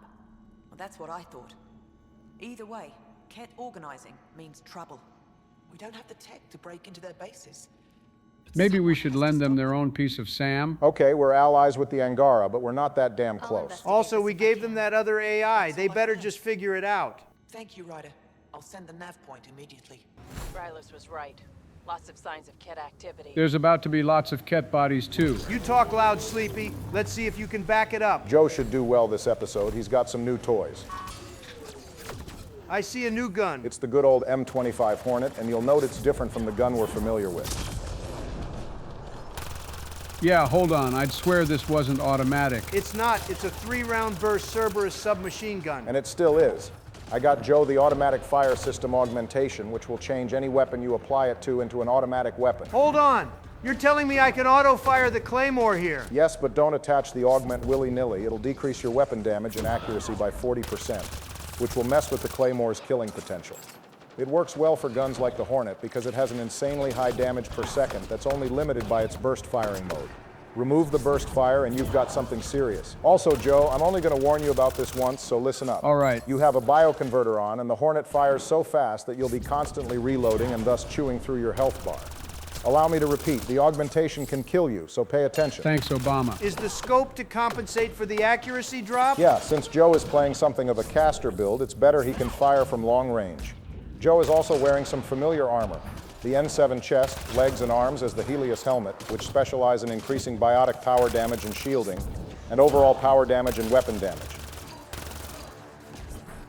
What the hell was that? Oh, right, that's the Asari sword weapon. I managed to scoop one of those too. That's more for Donald when he plays next time than it is for Joe. Being able to hold people that you pull captive is pretty fucking funny. Like there's nothing he could have done about that. PB was quick with the shockwave follow-up too. There's a lot of organic material here. Angara, Ket, something else. This feels like a really random building for what is apparently a serious mission. I saw something about samples from an unidentified species. Oh crap. This doesn't look good. Looks like the Ket have discovered the Milky Way species. You can see they've noted the markers of the genophage in the Krogan. I think it's funnier that they needed to reiterate that the Krogan are large. The Ket would have hated to be trapped in a room with a Yogg. The Archon would have shot himself if he had to kill a Thresher Maw on foot. Weird that they call the Asari extremely long-lived when the Krogan were only long-lived. Last I checked, the Krogan tend to live longer. Looks like they don't have biotics here, even though Element Zero exists in Andromeda. You should really be worried about the Ket taking interest in the Asari's ability to take genetic traits from other species. They better not do any of that exaltation shit to the Asari. The Banshees were bad enough. Ket, let's get a translation, Sam. Processing. The Angron genetic code that expresses this projection of a bioelectric field has been isolated. The process to integrate this into our own genome is ongoing. Early success is documented. Once complete, adaptation should be distributed to all Ascended and Helios. Oh wait, so the Ascended do get their powers from the Angara. Looks that way. They're not exalted Angara. They just took some of their genetics. They're going to be disappointed when they learn Asari bonding doesn't work that way. It's an exchange. What a horror show. There's bound to be more here. Let's keep moving. Ket genetics logged. Oh crap, I was hoping they'd leave humans alone. As usual, we have no special talents beyond our genetic diversity and our tenacity and adaptability. They have no idea how to build up humans. We aren't even the most adaptable species. That goes to the Krogan for sure. They mean our mentality? It's like my girl Samara said, if you put 3 humans in a room, you'll have 6 opinions. There's truth in that. Asari and Turians especially seem to operate as a monolith. Garrus himself said he's a bad Turian because he doesn't fall in line with the hierarchy. This one is more on the bioelectrical thing Angara do. They're having trouble trying to apply the Angara's ability to convert light into energy, which is good. Last thing we need is them turning into Kizaru. The bottom note says something about Angaran genetics being complex but elegant and lacking no residual traits, similar to Ket in some ways. Now hold on, there's no way they're lacking obsolete traits. Even we have those like our wisdom teeth. This implies the Angara are evolutionary perfect, as if they're snowflakes. Well, they are very emotional. I mean literal snowflakes, jackass. Anyway, there's no way something as complex as a living being could be so perfectly designed unless it was crafted by someone else. What are you getting at? Suvi literally told us earlier this episode that the vaults have evidence of propagating life. Donald, are you sure you didn't finish this game? I don't need to finish Andromeda to pick up on some obvious twists in the plot before they happen. I'm still lost. Well, at least the reveal will be a surprise to one of you. Looks like they're on to the Turians and Solarians as well. The Turians are apparently agile, and their height and skeletal structure allows for increased reach and flexibility. I understood that reference. They should make note of the fact that they can't swim either. I like to imagine Turians can actually swim, and Garrus was just covering for the fact that he personally can't. There's barely any glazing for the Solarians here beyond their brain functions. Surely all Solarians aren't smart. They're not, but they do have natural photographic memories. That's probably what the research is referring to. Solarians rarely forget facts. Set aside for now. Taking steps to verify that primary communications are still active. For some reason, someone wants this info contained to the cluster. Probably their primary communications. Taking it out might be a good move. Pathfinder, these samples all contain the same genetic sequence. At first, it appears to be a familial connection, but the genome shows signs of modification. Evidence suggests the sequence was drawn from a single individual and incorporated into other Ket. The Archon. No wonder that person from the last episode was glazing the Archon's DNA. Because they see him as a progenitor? Or does his rank give him the privilege to propagate his genes like this? A cultural question beyond my purview. It is also yet another question we probably won't ever get the answer to. All I know is that dude is not injecting his DNA into me. So this is what a Ketcom outpost looks like. Let's get to the bottom of things here. If the Ket have noted the other Milky Way species, it's a shame we haven't seen them incorporated into some more enemies for us to fight. I thought you didn't want to see Exalted Asari. I don't. But for gameplay purposes, there was a good opportunity to add some more enemies for more variety in gameplay. Reload! That poor bastard has a long way to go. Bro, Vetra's gun may as well be a pea shooter. That Anointed was eating all those shots and only started dying when Joe shot at it. Yeah, pretty sure we mentioned it before, but one of my biggest issues with this game, gameplay-wise anyway, is the lack of customization we had in the trilogy. You can build Ryder however you want, but your squad is locked onto one specific armor and one weapon. They gotta bring back the RPG elements. at least some of them. Y'all got to admit Mass Effect 3 struck the perfect balance there. Looks like the Archon is in trouble with the Senate. Preaching to the choir with that one. This probably means he's the one keeping the Milky Way data from leaving the cluster. I wonder why. The Archon's not the Ket Supreme leader.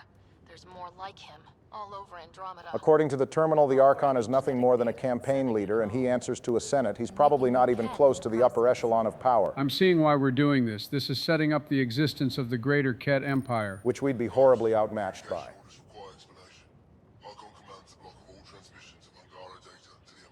And there it is. The Archon is the one blocking transmissions. He probably doesn't want them knowing there's more aliens at play here and sending more people. Checks out, he's a control freak. The Archon likely has greater ambitions, given he doesn't have as much authority as he implies. Also, this means there's other campaign leaders using their genes to exalt other aliens in Andromeda. Archon's opinion is that protocols are not to our benefit, except his wisdom. He is the Senate's voice in Helios and must be obeyed. Who the hell is Primus anyway? So not only are they setting up the greater Ket Empire, they're setting up a schism within the Ket here in the cluster. There is likely nothing to be done, but conflicts between factions seldom resolve quietly. Then we'll just have to keep an ear to the ground for now. With luck, something will happen. It's a damn shame we're probably never going to know what this Ket Empire is really about. But oh well. Moving on. PB, what's your full name again? Peanut Butter? My full name is Peanut Butter. That's my story, and I'm sticking to it. Okay, I swear I hadn't known she actually said that when I said that thing back in the Andromeda character ranking video. My question is, do Asari have peanut butter, or did PB come up with that after interacting with humans? Maybe the joke still works in the Asari language, but we'll never know, I guess. Okay, Remnant Vault. Let's get this place up and running. Time to turn this snowball into a slightly warmer snowball. Will all the ice melt after we do this? Nah, Vault will still be cold as hell after we activate the Vault. I don't think it can move the planet back closer to its original position after the Scourge caused it to move. Instead, the Vault will trigger a melt of the frozen carbon dioxide within the planet's permafrost. This will thicken the atmosphere, thus causing Volt's temperature to raise and ease the ice age. The Vaults are probably the coolest thing in this game, if I'm being honest. The entire thing with the Remnant is probably the thing that disappoints me the most when I think about this franchise falling off a goddamn cliff. There's some legitimately interesting stuff here. You're not more disappointed in the fact that we left the Milky Way at all in the first place. I mean, not really. Like, let's assume this next Mass Effect game not only comes out, but is actually good. The thing that interests me the least is it being in the Milky Way and not too far removed from Shepard's story. That time is done and over with, and I feel like the game is going to amount to a bunch of trilogy pandering to keep us old head fans happy. I gotta agree with Barry there. I've got less skin in the franchise than you two do, so maybe I'm crazy for saying this, but of all the bad things Andromeda did, taking a chance on another galaxy for a setting wasn't the thing it did wrong, at least not conceptually. Personally, I'm satisfied with any amount of pandering. I'm sure most people would be fine with it, at least at first.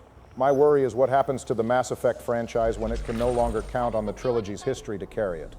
But I digress. That's a conversation for the future. Is this a goddamn puzzle? Yeah, it is. These vaults get more complicated as we move along the game. We're gonna be here all goddamn day. No, I got this. Just hold on. Have some faith. Yeah, I'm gonna have to cut every bit of that out. That was seriously ridiculous. It was not that bad. 15 straight minutes of watching you jump around trying to figure out how to activate the right terminal so the platform would come up. Not that bad, my ass. Donald gave up and left 10 minutes in, which was longer than I thought he'd last to his credit. Where did he go anyway? He texted me and said he was going to McDonald's. I should have asked him for an ice cream. Well, he was cursing up a storm about you being slow and sleepy on his way out, so he probably would have told you to get bent. I must have missed all that. Joe, while I've got you here, I need to ask you something. You haven't asked anything serious of me since the old days. Well, your advice has gotten kind of spotty in your old age, but you seem pretty aware today. Anyway, do you think Donald is having fun? It's not like he and I talk in private, so probably he was smiling when he finally got to play his episode. I don't really know why. Sometimes I feel like I'm forcing you guys into these videos. I didn't know that bothered you. Well, actually, it doesn't. Not for the trilogy-related videos, anyway. I know you guys are just grilling me whenever I do a tier list. It's specifically Andromeda I'm concerned about. I'm having a decent enough time, but like I said before, I don't have as much stock in Mass Effect as you and Donald do, so I'm less jaded with the franchise and how Andromeda impacted it. I feel like Donald probably isn't having the best time, but at the same time, I'm pretty sure he'd rather be here than dealing with whatever is happening outside the series. Having said all that, though, we know how much of a stubborn dickhead he is a lot of the time. He might be being difficult because he's too proud to admit he's wrong about something. He could genuinely enjoy Andromeda more than Mass Effect 3, and he'd die before ever admitting it. That's true. Well, thanks, Joe. Also, don't tell Donald I asked you that. Asked me what? Knew I could count on you. No, seriously, what did you ask me? Okay, I guess you're not that aware after all.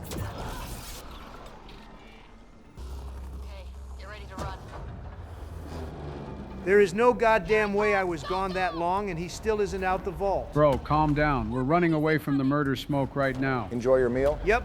Had me a good old 40 piece of nuggets. You ate 40 chicken nuggets in the time you were gone? I could do 80 if I really felt like it. Big back activities. Honestly, a 40 piece isn't too crazy. Yeah, that Asari sword weapon is kinda cool. It has a solid case for best melee weapon in the game, since it does as much damage as the Krogan hammer with the added bonus of becoming invincible during the striking animation. Too bad the Asari didn't have it back during the Reaper invasion. Maybe Thessia wouldn't have gotten clapped so fast. PB is definitely breathing in a crap ton of that smoke right now. Knowing her, she probably got distracted by some tech. Also, that still didn't get me to 100% viability. Don't worry. It should hit 100 once we set up the outpost. Holy shit. All right, even I got to admit, that looks pretty cool. Makes me wish we had rings in real life. 13 degrees since activating the vault. With a reduced cloud cover, solar energy will escalate dramatically. Our people can start a life here. Only 13-degree increase, though. It's still cold as hell. Hell, we still have a level 1 hazard. Yeah, Vold will maintain a hazard level no matter what, unlike Eos. Well, whoever comes to this outpost better like the cold. Nice job parking. Confirm. Damn, you weren't joking. We really don't get to pick between science and military again. Yeah, wide miss by the devs here. I mean, the decision was mostly cosmetic anyway, but still would have been nice to pick. Especially because of what we uncovered on this planet. For once, a science outpost might have actually been a valid pick over another military one, which is not something I would normally say. At least they paid a little lip service to us setting up outposts on Angron colonies. Like they could stop us. Just chalk that up to the goodwill we've built with the Angara. Without Ryder's efforts, none of this would be sanctioned. Now that I think about it, it's good we did this after the rescue mission. Makes more sense that way. Vold helps. Cold as it is, it changes estimates in our favor. But the initiative needs you to find more. It's never enough with these people. Unfortunately, we're stuck doing the work of 4 Pathfinders.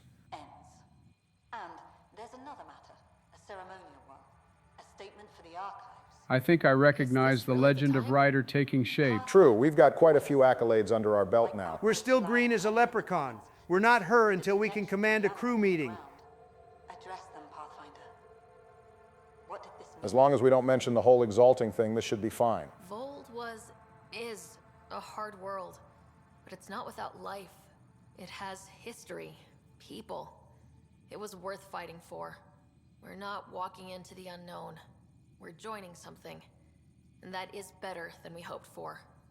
Not bad, I guess. We still need to work on our speeches. All right, our work on Vold is done and over with for now. Time for a return visit to Eos. Armed and armored.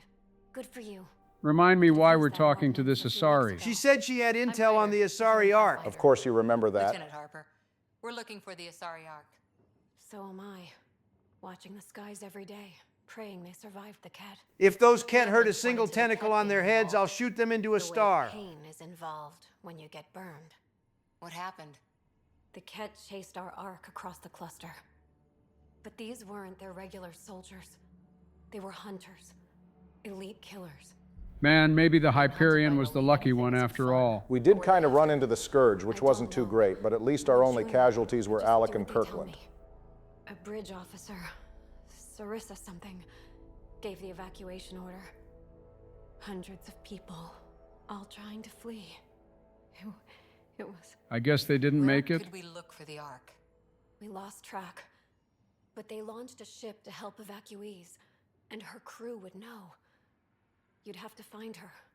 Follow the transponder, maybe. Okay, we need to get on that. Not this time, Donald. Come on, man. Wouldn't you rather be the knight in shining armor for the Asari instead of me anyway? Honestly, the sooner we find them, the better. Thank you. It's good to see the Ket aren't the only ones winning. Careful wearing that. Pardon me? The N7. That's not something you just put on. Might want to think about that. Oh, shit. He's accusing us of stolen valor. But I didn't even pick this. What the hell, Barry? I'm not going to lie to you. I actually did not know Bradley calls you out for wearing the N7 armor. Actually, a pretty neat touch. Peacekeeping. Well, thank you for your service. He does not sound impressed with that at all. Not a thing. I mean, come on, man. It's good armor, and I'm doing some dangerous shit out there. I didn't put this on without consideration. I need protection. Didn't seem right to alter it. Fair enough. We all understand necessity. At least he's being fair. Choice. I'm not saying take it off. It was your father's, wasn't it?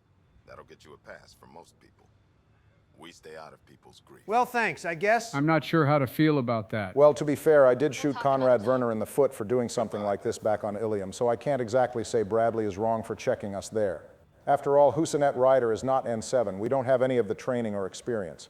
Like he said, in any other circumstance, wearing that armor would be a grave disrespect to every N7. Well, all of them besides Kai Leng. There. Did you feel that tremor? We've been tracking major seismic activity lately, but I don't know what's causing it. For crying out loud, we solved the radiation issues here, and now we're getting earthquakes. Unless the vaults can do something about shifting tectonic plates, we're out of luck. This one might be a blessing in disguise. Eos has massive underground rivers we can't tap, but altering those tremors just right might crack the ground for irrigation.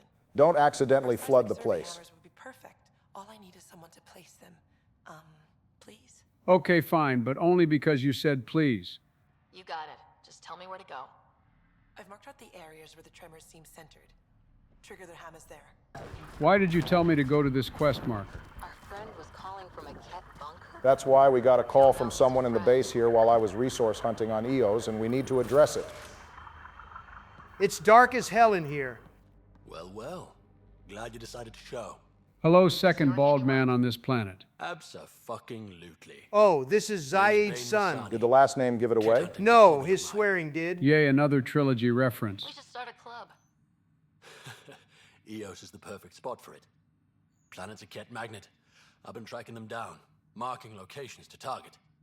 You've already hit a few of them, but they're still the crown jewel, their main base. And that's what Joe is also taking care of here. That shiny new outpost of yours. I'll do whatever I can to keep Adromos safe. Glad to hear it. Sending nav points to your Omni tool. You should join us. Eventually we'll want to Your hit the old crown man was jewel, an ally their of our main cousin. base. But I don't think you're ready for that yet. Maybe you should save it for me next episode, Joe. I'd hate to see you die 1 billion times. Wait, really? Your funeral. No, I'd love to see can't that. stop you from I just want to be the one to kill the Ket. Happy hunting, Pathfinder. Well, I'll be perfectly fine. Just watch. You obviously weren't a Ket hunter back in the Milky Way. No, I worked in the private security sector.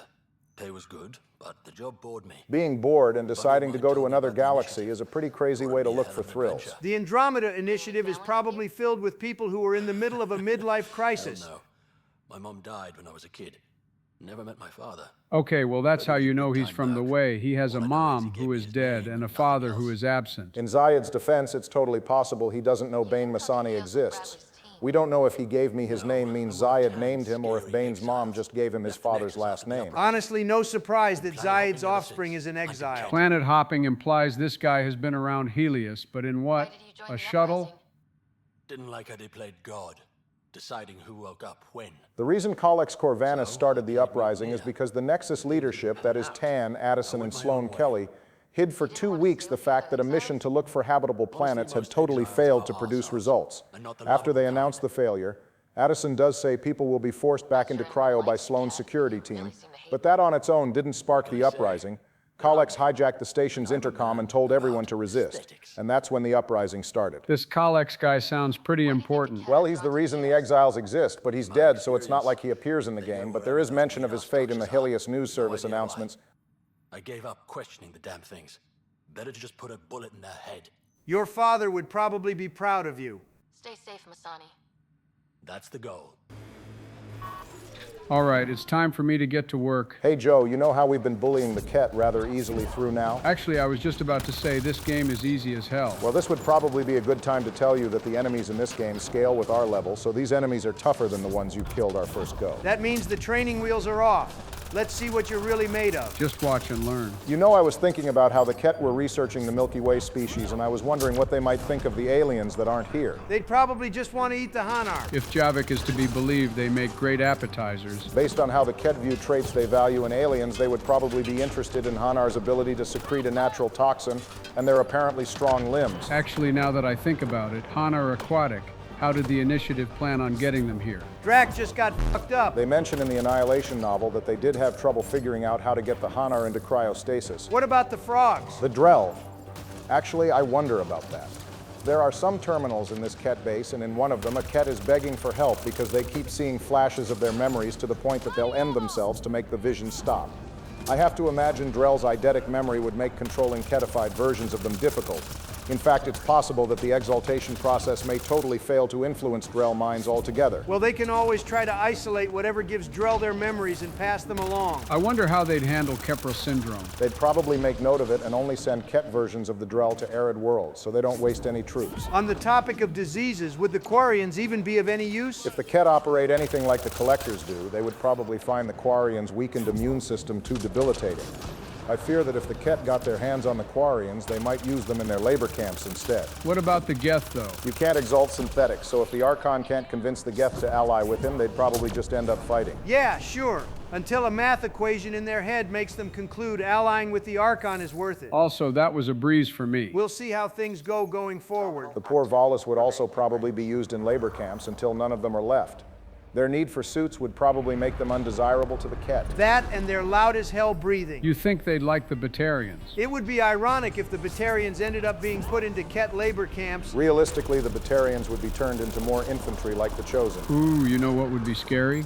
A Ketified Elcor. I wonder if the exalting process would make them stop explaining their tone. Forget the Elcor.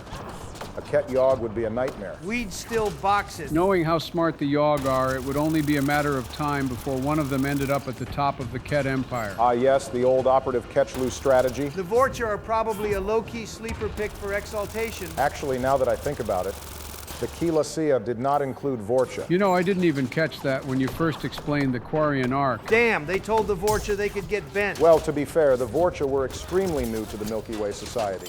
You'll recall the Alliance only made first contact with them in 2184, that coupled with the fact that they're a very unstable species. It makes sense that the Initiative didn't want to take a chance bringing them to Andromeda, but I do think Donald had a solid point bringing them up. Their short lifespans aside, the Vorcha have the ability to regenerate and can adapt to any condition.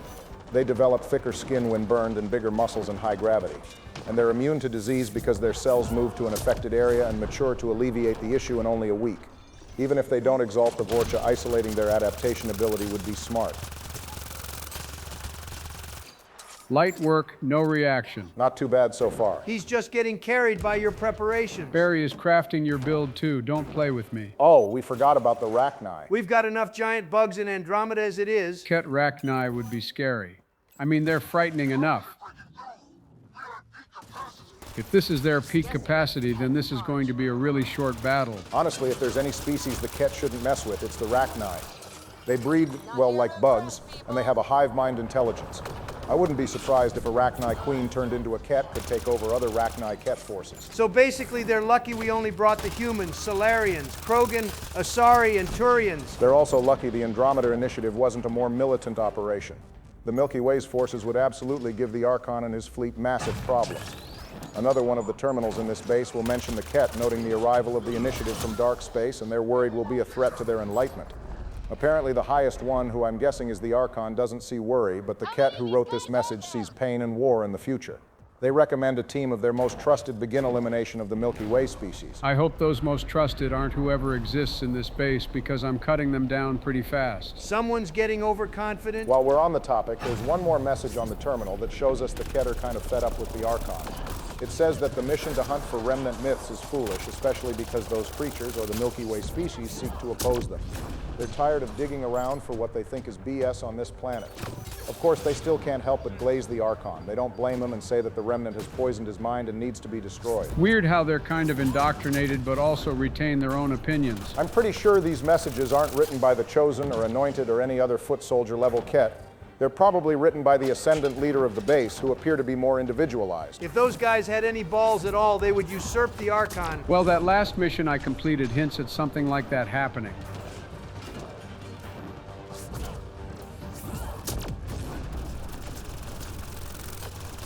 Yeah, this level scaling thing is not a problem at all. You're doing pretty good. Still got a sizable bit of combat to go, though. It's Drac that's doing all the work. Drac got floored by a turret earlier.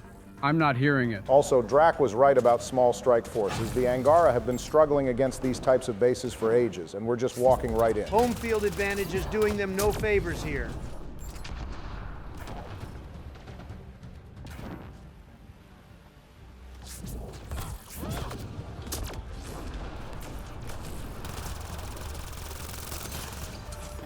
And there we go. Don't get comfortable yet. I'm telling you, I'm moving different. Maybe all the time in Mass Effect 3 has paid off.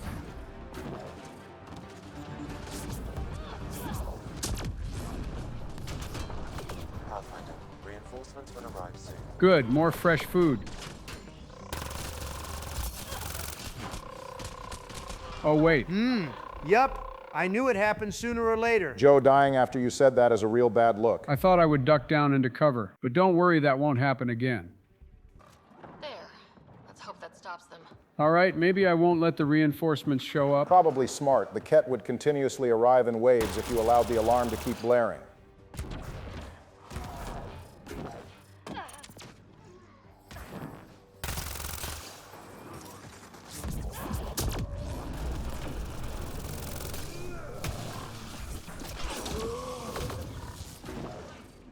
There's still so goddamn many of them. Yeah, almost like it's a Ket base. What's the matter? I thought you wanted to eat some more Ket?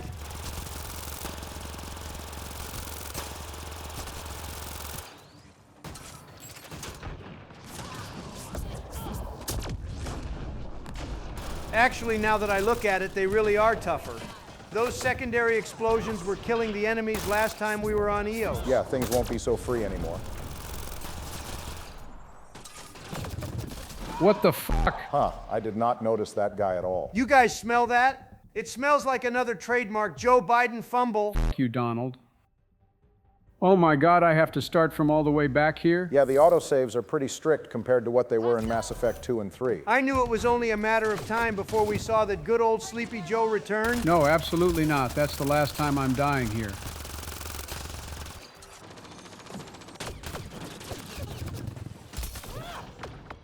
Oh, of course they stopped shooting when I raised the shield.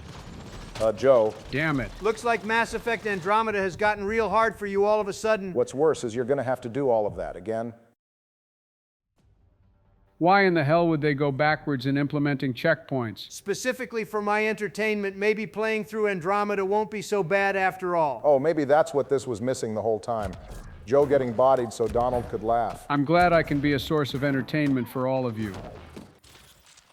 Thank God that's over. Once again, it's not over yet. You still have to kill the Ascendant leader of this base. I was thinking about something while I was out getting McDonald's, actually. About Ryder wearing the N7 armor. What about it? Would you say the Ryder sibling we play as is as accomplished as Shepard? Surely not.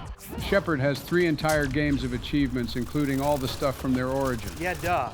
I mean, comparing Ryder to Shepard as they are after Mass Effect 1. I'm surprised to hear you asking this. I'm just making conversation. Don't read too much into it. Well, let's consider what Husanet Ryder has done these last 5 episodes. We died for starters, which, if we're being fair, is something Shepard also did. We and our small team of allies colonized this planet, took down a Ket base on Vold, rescued the Moshai from a Ket facility, and we're taking down another Ket base right now. Assuming Joe can actually get through this. Okay, bro, did you ask about this just to flame me? No, I just don't like passing up good opportunities. Anyway, we've done some things that would absolutely get us on the radar of the Alliance and even the Citadel.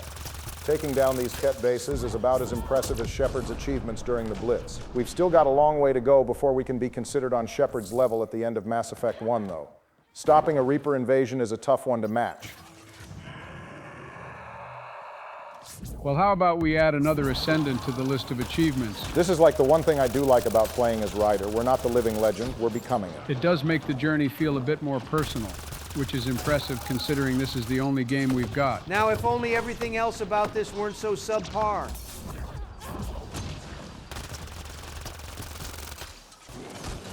All right, let's Swiss cheese this guy.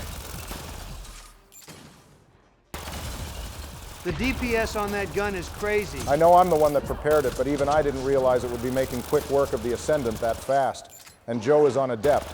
I'm pretty sure you'd have gotten it in one go on Soldier. We're lucky Cerberus didn't realize how deadly the Hornet would be if they put a switch on it. Actually, that begs the question, how did the Initiative get the Hornet? What if I told you there's former Cerberus here? I'd believe you, but that doesn't explain the Hornet. The gun doesn't appear until Mass Effect 3, which is after all the Arcs leave. Eat shit and die. Well, I don't know what to tell you about that, Donald. I guess they just decided to include a weapon that technically did not exist in the game when the Arcs left.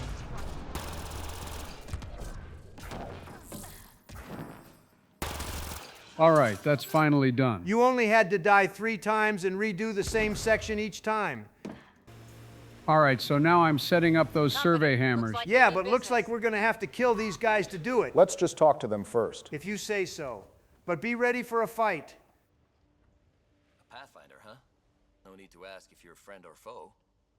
I didn't know anyone from the Nexus was out here. We're not. We're from the sovereign nation Advent. A few hundred clicks that way. Our nation. No Nexus interference. Damn, we're already setting up nations. To fuel Director Tan's regime. In Advent, we're free citizens. If you wanted to live independently, wouldn't it have been easier to just stay in the Milky Way and find some uninhabitable planet in the Terminus? Probably not. If you stay in the Milky Way and build any respectable nation, you'll inevitably be absorbed into either the Citadel or one of the major factions of the Terminus system.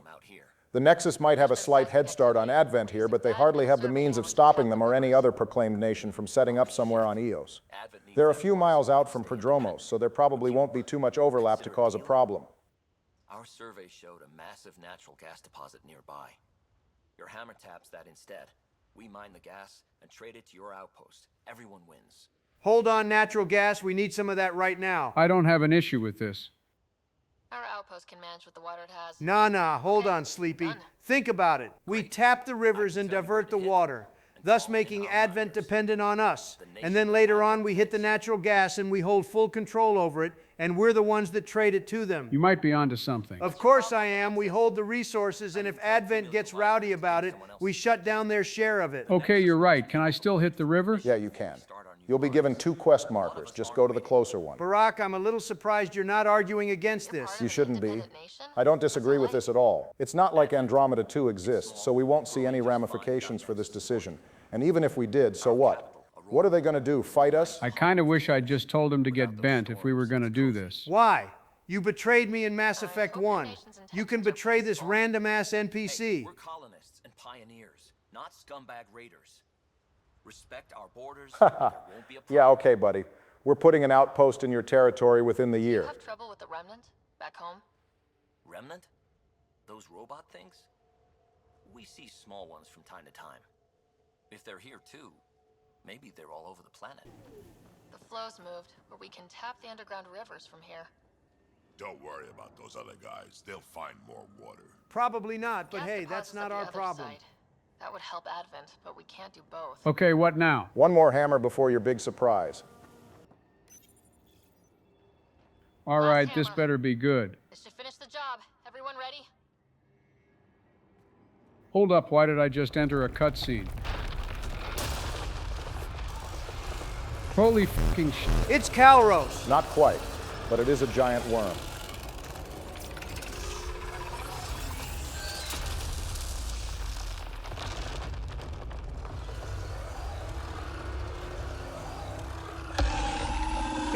Now that's what I'm fucking talking about. Congratulations, Joe. You get the honor of fighting the first architect in the series. I do not want this honor. Double it and pass it to the next guy. All right, I gotta admit it, Barack. I thought I'd be disappointed when you talked about a surprise for Joe, but you got me beat here. What the f do I do about this thing? Shoot it in the leg. So what's the deal with the driller from Dark of the Moon? The architects are pretty formidable. Their armor is impenetrable to all known small arms fire, including mass accelerator rounds. For comparison, even Edie's body was only resistant to small arms fire. The only weak spot are those red power cores. What the hell, it can spawn allies too. It can do that thanks to having a reservoir of ferrofluid and manufacturing peripherals that allow it to create smaller remnant like the assemblers do, except architects can spawn nullifiers, assemblers, observers, in addition to the breachers. What the hell is hitting me? You're lucky it didn't grab you. Anyway, whoever made these bots must have had some serious ops to need something this crazy. PB theorizes that the architects were used to excavate the space necessary for the vaults and other remnant infrastructure. So basically, they're giant construction robots. That doesn't explain why they have cannons. Well, maybe they needed some self-defense systems. Forget the armor, target the legs.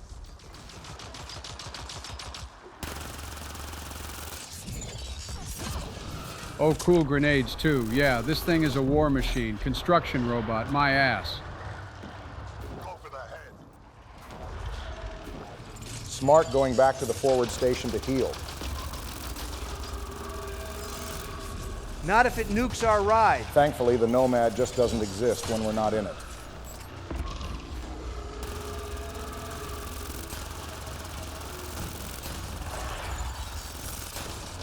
Ow, ow, ow, ow. Oh yeah, I'm a big fan of this thing. I was hoping you'd be able to pull through Joe. Oh, my fault for not being able to first try the giant robotic f*** you space worm from hell.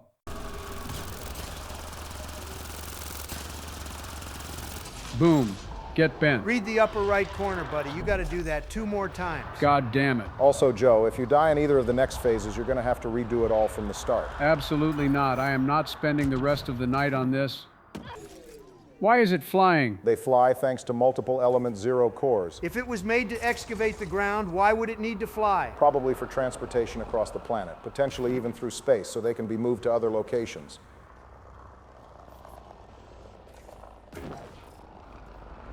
Those Ket over there better find something safe to do. I am not in the mood to deal with them. They're just pulling up to watch you get cooked.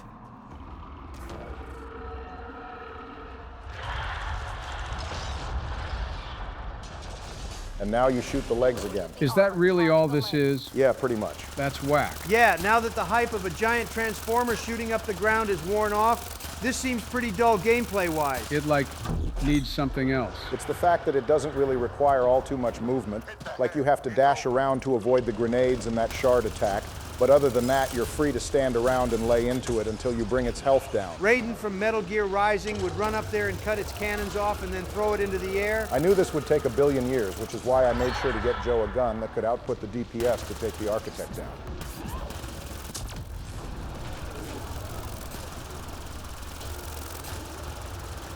This isn't even really another phase. It's the same thing as the first one. One thing Andromeda does have in common with the trilogy is how poorly it handles boss fights.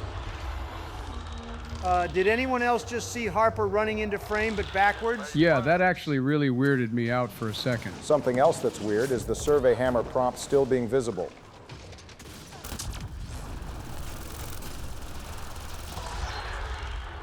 Felt that for sure. Okay, one more time. On the bright side, after this, we can add killing a giant robot worm to Ryder's list of accomplishments. Still doesn't beat Shepard scrapping with a Reaper on foot. And now you do it again for a 3rd time. And I am now 100% over this. You know what the problem is? It's that the boss is too stationary. It fires a bunch of bullshit at you, but it doesn't try to stomp you out, and it doesn't fly in the air during actual combat, just to waste time changing stages. You're completely right about that. It looks like it has teeth and it doesn't try to, like, eat us or anything. You'd think it would fire a laser beam out its mouth for us to dodge. It's a flashy enemy, but there's no substance. Even that Reaper on Rannoch, while pretty dull itself, had the atmosphere of killing a Reaper to back it up. Also, that Reaper went down faster. It didn't make us chase it around the map 3 times and repeat the same act each time. And I'm not going to beat around the bush on this, but there are 3 more architects beyond this one, and they all fight the same way. I'm not fighting them, and not because I don't think I can do it. One was enough. Well, whether we show it or not aside, we do get rewards for killing them that'll be good for our armor. Oh my God! Damn, that got me too a little bit. That's my purse. I don't know you. You know how bad things gotta be for the most threatening thing to happen on this attempt is Joe getting grabbed by one of the breachers and not the massive bot worm shooting at him? Those bastards are sneaky. Well, if the breacher didn't get you, the nullifier will. That was a close call there. 'Tis but a scratch. Can this big-ass thing get lost already? You gotta take out the head to put it down. Hold up, where's my health? Good job paying attention to that. Can you imagine how hilarious it would be if he got this far just to be killed by the bioconverter? That wouldn't be funny at all. It'd be equally frustrating and entertaining. Has this thing given up on shooting? I guess even it got tired of doing the same thing 3 times. This just made me remember that Shepard couldn't stop Kai Leng on Thessia because of a helicopter. But here we are shooting a big-ass robot with an SMG. It helps that this big-ass robot just gave up on fighting. Now get it out of here. It'd be bad if it fell on top of us. How does she know I need to interface with it? We just encountered one of these. Maybe Cora would have known what to do as Pathfinder after all. This would be a good time for it to make one last attempt. Okay, good. Not what I was expecting, but... Wow. Oh right, we were researching seismic activity, not looking for a giant worm. What happened? A remnant the size of a building. What? At least you made it and kept that thing away from the outpost. Nice work. Good job, Joe. You're free to hang it up for the episode. You know, there's something about this episode that just felt right. You're telling me that it's not a correct episode of the series if I'm not getting floored during it. I wasn't going to use the word correct, but you know what? Yeah, something felt wrong right up until you got cooked in the Ket base. Well, I, for one, am glad you enjoyed yourself, which is great because it's your episode next, Donald, and you'll have some new toys to use. Consider my interest piqued. We'll see you in action next time, but until then, stay safe out there, drink plenty of water, get some sleep, and we'll see you on the next one. I feel like we're bothering her peace and quiet. Well, if she'd talked to us last episode instead of being all tired or whatever, we wouldn't be hovering over her again. I think they destroyed her immune system. Excuses, we talk on our schedule. And besides, she's lounging around now, so she's fine. You still have questions. I'll try to answer them. What does she mean still? We barely asked her anything last time we spoke. So, exaltation is how the Ket reproduce. How did you learn that? Probably the same way we did, by watching it happen. They welcomed us and spoke of it openly. Huh, I guess the Ket and Liara have a lot in common. To the Ket, all other life is inferior. Even, I suspect, humans. Yeah, they're not the first race of aliens that felt that way. We'll prove them wrong by the end of this. I guess it's also a way for them to control their evolution. They incorporate only traits they value and unique adaptations they don't possess. Looks like the Asari should be high up on their priorities then. Other intelligent species, somewhere. I'd say those chances are excellent. They're out there making every race of alien baddies as ugly as they are. DNA. So was the Cardinal exalted too? From what they described, I think they can be exalted multiple times. So what's that make the Cardinal? Double exalted? I guess that's why they're called Ascended. DNA somehow plays a role in all of it. Bro, I cannot believe the driving force of this game's narrative is a man's DNA. Donald, I was a happier person before you worded it like that. As did I. Voluntarily. Happily. But that is part of the process. Part of the preparation, they called it purification, stripped our systems of all defenses. It was very painful. Damn, I don't know what's worse, going to one of their labor camps or this. Exaltation, obviously. You're not about to inject me with that foul-looking bastard's DNA. I guess going to a labor camp leaves the possibility that you'll be rescued or manage to escape. Once you get exalted, you're finished. Sam downloaded what he could from the facility. We'll be studying exaltation for quite a while. And hopefully no one gets any bright ideas about using it for themselves. You can just say the Solarians. Let's hope the Solarians don't get any bright ideas about using it. Now that's not totally fair. The Turians will be the ones most likely to actually put exaltation to use. The Cardinal seemed desperate to keep that place standing. The entire facility seemed dedicated to one thing, exaltation. That's why I asked you to destroy it. Despite the lives it would cost. I still don't see why we haven't gone back to blow it up. Burn it to the ground. But I suspect the Ket have already re-engineered that shield. Okay, we have the bot in our head, run some more numbers and take it down. Also, we put an outpost down on Vold. We're going to need to clear that Ket facility of any stragglers, no matter what. Exalted, I was sent to the facility alone. I was housed with prisoners who described how they were kidnapped, taken to holding camps. This seems like a lot of effort just for their reproduction. You're surprised they don't want to go extinct? Well, no, it's not that. It's just given how technologically advanced the Ket appear to be, Surely it would be easier to clone themselves with gene therapy to account for any mutations. I mean, exaltation within itself is already cloning, since the Ket here and Helios are derived from the Archon's DNA, and they already do the gene editing thing. Extremely random moment of lucidity from you. I'm pretty sure someone points out exactly what Joe said in the game. The explanation is that exaltation is as much religious dogma as it is for reproduction. The process goes far beyond producing new bodies for the Empire. That's why they worship the Archon. Everything about its past, our past, with no trace of emotion. It seems that victims retain memories of who they were. Is that better or worse than indoctrination? Well, there's hardly a difference. When Paul Grayson is indoctrinated in Mass Effect Retribution, he's described as watching his body do things beyond his control from within his own mind. At least indoctrination doesn't mess up your face. Well, not unless you're implanted like Saren in The Elusive Man. That might actually make indoctrination worse. You can easily identify a Ket. You can't tell who's indoctrinated until they're shooting you in the skull. Liam? So is this shirtless thing going to be a common occurrence with you? This is what Kasumi was looking to see every time she went into her cloak and walked around the Normandy SR2. I'll still never understand what Kasumi sees in Jacob, but knowing her, she'd probably be into Liam too. All right, well, you have a good day with all of that. Looks like you're stressed. I don't want to add to it. What form is that even supposed to be? Wait. It's just... When will Helios realize what it takes? I think the Angara have a better understanding of the state of affairs here than you do. Facility on Vol should have united us. Didn't it? Yeah, I don't know what he's fussing about. I reached out, trying to get resources moving in a real way, bridge that gap like I did with Jar. I can't get permission coming or going. Brother, is that even your job? What was Liam's job again? His official position is on the Pathfinder team for support. What he's trying to do sounds like it's more up Foster Addison's alley, so I'm not surprised he's not getting permission. This guy is trying to do entirely too much. That basically summarizes Liam. Someone who wants to do a lot, has his heart in the right place, but is woefully unqualified for how ambitious his goals are. Liam is the type of person you want gathering the resources to be distributed, not the type doing the distribution. It has to be normal. I need something familiar. That sounds like regret in his voice. About 634 years too late for that. Did you bring anything from the Milky Way? No, but our dad brought that big-ass rock on the Hyperion. I guess we inherit that now. We'll have to go halfies on it with Scott. The clothes on my back. Me too, more or less. But I made arrangements. It's a proper petrol burner. 20th century.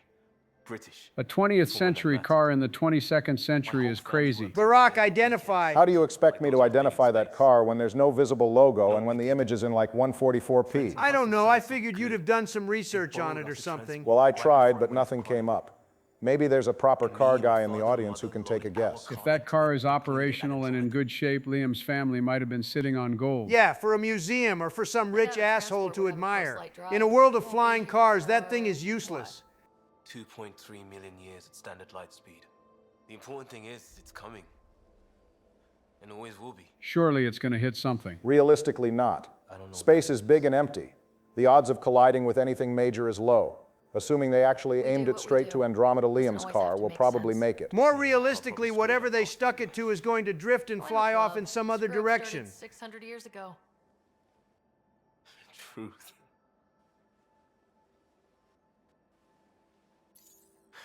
This will be home. It has to be. I won't let being outsiders stop that. They aren't just conquerors or slavers. The Ket turn everything you are to their advantage. If you think that's bad, wait until you realize what the Reapers did to the Asari. It's too late for the Exalted. We can't let feelings get in the way. That's what gets me. The Exalted aren't converts. They're Ket. I don't know. I'd rather that than them being converts. Imagine being on the opposite side of your buddy because he genuinely believes in the enemy and not because he's been fully brainwashed at the genetic level. Get Angaran military advisors, research exaltation. Just, I don't know. Wish your dad could give me his take. Why does Harper talk more about our late father than we do? If I didn't know better, Alec adopted her. Well, Alec did assign her as his number 2, but yeah, it's kind of crazy how dependent she seems to be on him. Alec and Cora only knew each other for about a year. Like now. The Initiative's plans are shot, and people die because of it. Between Harper and Liam, it looks like the Pathfinder team was made up of people who crack under the pressure. At least now we can prepare to fight the Ket. Sarissa will have a strategy. Just need to find her and the other Asari. And if Cora isn't dependent on Alec, it's an Asari. Girl needs to stand up straight, damn it. The ship manual's useful. That leg of my workbench needed propping up. If you bothered reading it, you'd know that the Tempest is an orchestra of new tech. And now these lovebirds are at it again. Honestly, can they just fight it out already? I know my stuff. And you don't have a shred of respect for other people's. Callow. Oh, Ryder. Sorry you had to hear that. I suppose Suvi just listens to these two bicker and minds her own business. Honestly, I can relate. What's that supposed to mean? Nothing. Ket genetics defies everything we know. They're bits of different species, and yet all Ket. The more and more they talk about Ket genetics, the more they sound like Asari. Comparison of doom and despair. I don't want to imagine the Asari as anything like the Archon. The main difference being that Asari are completely and totally Asari. They're not bits of the species they choose to mate with. Sounds good. All right, Barack, what the hell am I doing today? Before we carry on with the main events, which is finally returning to Aya, we've got to clear a few tasks. First, Donald will be going back to Vold to take care of some loyalty mission buildup. Then we'll head to the Nexus for a short visit. Next, we'll head to Havrael to do some loyalty mission buildup for Jaal and to fix their vault. Then finally, we'll return to Aya and set up the main events for next episode. So basically, you've had Joe and I doing busy work. I hardly think fighting the first and probably only recorded Architect fight is busy work. It's gotta be if you're planning on skipping the other ones. Okay, so first we're gonna grab some remnant technology for PB. You know, I was wondering, why exactly are these called loyalty missions? Are these necessary? Do we need our squad to be loyal? No, not in the way that you probably mean. It's not as if your squad mates die and you fail the final mission if your team isn't loyal. Like what happens in 2, there isn't even really a loyalty mechanic, so to speak. However, if you don't do loyalty missions, you'll be locked out of romances. Also, your squad mate's final tier for all their abilities is locked behind their loyalty mission too, so if you don't do them, they'll be limited to rank 5. Having said that, Cora's mission does have to do with rescuing the Asari Ark, which does have main story implications. Oh, give me a fucking break! And does determine if one character will live or die at the end of the game, but we'll address that later. Yeah, I was not about to do that BS. It really wasn't that hard, Donald. Barry, I saw you pull out your phone to input the right symbols. Remtech? Yeah, shortcut I made up. Rem is short for remnant, and noted. For once, Harper and I are on the same page. Okay, that'll do with helping PB for now. Next, we help Cora track the Asari Ark. Finally, something important. Huh. I thought this would be the Perifona. You tease me with the opportunity to find the Asari, and all I get is a bunch of rocks. I got a feeling you're not going to see any new Asari here regardless. All right, which of these waypoints do I go to? The one furthest to the east. I can't believe you're so blasé about the Asari Ark. That's what I'm saying. Locating it should be priority 1. Experience. Oh, yay. Let's get more old biddies. Old biddies? I believe she's referring to Asari matriarchs and their supposedly ever-growing breasts. Well, PB is definitely an Asari, that's for sure. What do you mean? Waiting for a problem to fix itself, that's got to be Asari Education 101. Yeah, the Asari are as passive a species as they come. They're not proactive, hell, even calling them reactive is a stretch. They lack the drive of humans, the ingenuity of Solarians, and the structured discipline of Turians. Yeah, I'm ignoring whatever that side mission is. This makes me think about Liara. She's definitely anything but passive, and she doesn't wait for a problem to solve itself. That's that 25% Krogan blood in her. If refusing to follow bad orders makes Garrus a bad Turian, then refusing to just wait for other people to solve problems makes Liara a bad Asari. In fact, Liara probably gets that from her father. There might be something to that Krogan blood. Really putting your heart into finding the Asari Ark, aren't you? You're damn right I am. I know you've got a busy day of not giving a shit. Okay, let's turn the aggression down, at least until we get outside the Nomad. I just don't need to give one about the Lucinia because you do. You've got enough shit giving for a herd. PB is real for that one, if I'm being honest. This is the source of the Periphona's signal. Oh shit, the Ket beat me here. You better go do something about it. You better believe I'm about to. Watch as I run these guys over. Don't you worry. Ryder said take them down hard, and you followed through. Oh yeah, I'm about to start cooking. Barry, I was meaning to ask, but Donald has a new toy there, doesn't he? Oh, right, Donald is packing the good old N7 Piranha. Unless I'm crazy, there's something different. Yeah, the shots are homing onto my target. Good eye, Donald. Alongside the bioconverter augmentation, you also have the Seeking Plasma system, which will change your projectiles into Seeking Plasma bolts. This gives you something of a mid-range option as it addresses one of the Piranha's major weaknesses, being accuracy. What the hell? I want Seeking projectiles too. Why do you need Seeking projectiles when you have Seeking biotics? It wouldn't work as well for you, Joe, seeing how you're fighting at mid to long range. The plasma bolts move slower, which means enemies are more likely to avoid them at longer range. Donald can utilize it best since he's usually holding W into the opponent. Trying to escape. This wasn't just a crash. The Ket pulverized the ship. No survivors. Are you telling me I came to this snowball of a planet for nothing? We've lost our best lead to the Asari Ark. But this is stupid. If they want Asari for exaltation, why not take the crew alive? Maybe the Asari went down fighting. Itself as a threat, but it's no match for a Ket cruiser. Another thing, why did we not prep the arcs with any weaponry? I guess no one was worried about running into anything in dark space. Just straight negligence there. If a big-ass ship flew into the Milky Way, either the Council or Terminus would probably notice it and intercept it. Copies lost. The decimation's too cunning. Forgive us. We tried. Guess that was the sound of her being shot. What a waste. I'm sure she was blue, maybe purple and beautiful. They've got to be Ket with a name like that. I hope they choke on it. What does that even mean, Cora? Her attempt at sounding tough could be reconstructed. Right. We could trace the Paraphona's flight path, maybe all the way back to the Ark. You mean we're still not seeing the Asari Ark? Nope, still got a ways to go, but we're done on Vold now. Back to the Tempest. No peeking. I'm putting the finishing touches on my personal project. I don't think anyone asked. Sleepy Joe, did anyone ask? Nah, I didn't ask. Barry, what about you? I didn't ask either. PB is yapping. Several of the crew have offered to help, and I keep politely declining and ushering them out. So, thank you for retrieving that critical piece of Remtech, but kindly stop digging. You know what, I don't really care, but if it bothers you, I'm going to dig. I'm sure the crew just wants to bond. Curious is good. Builds anticipation. I'll leave the bonding to you. Not my style. I realize they must be. Stop doing that annoying hand-pointing thing. Joe, you're starting to notice character mannerisms. Oh, God damn it. You can do that no one else can.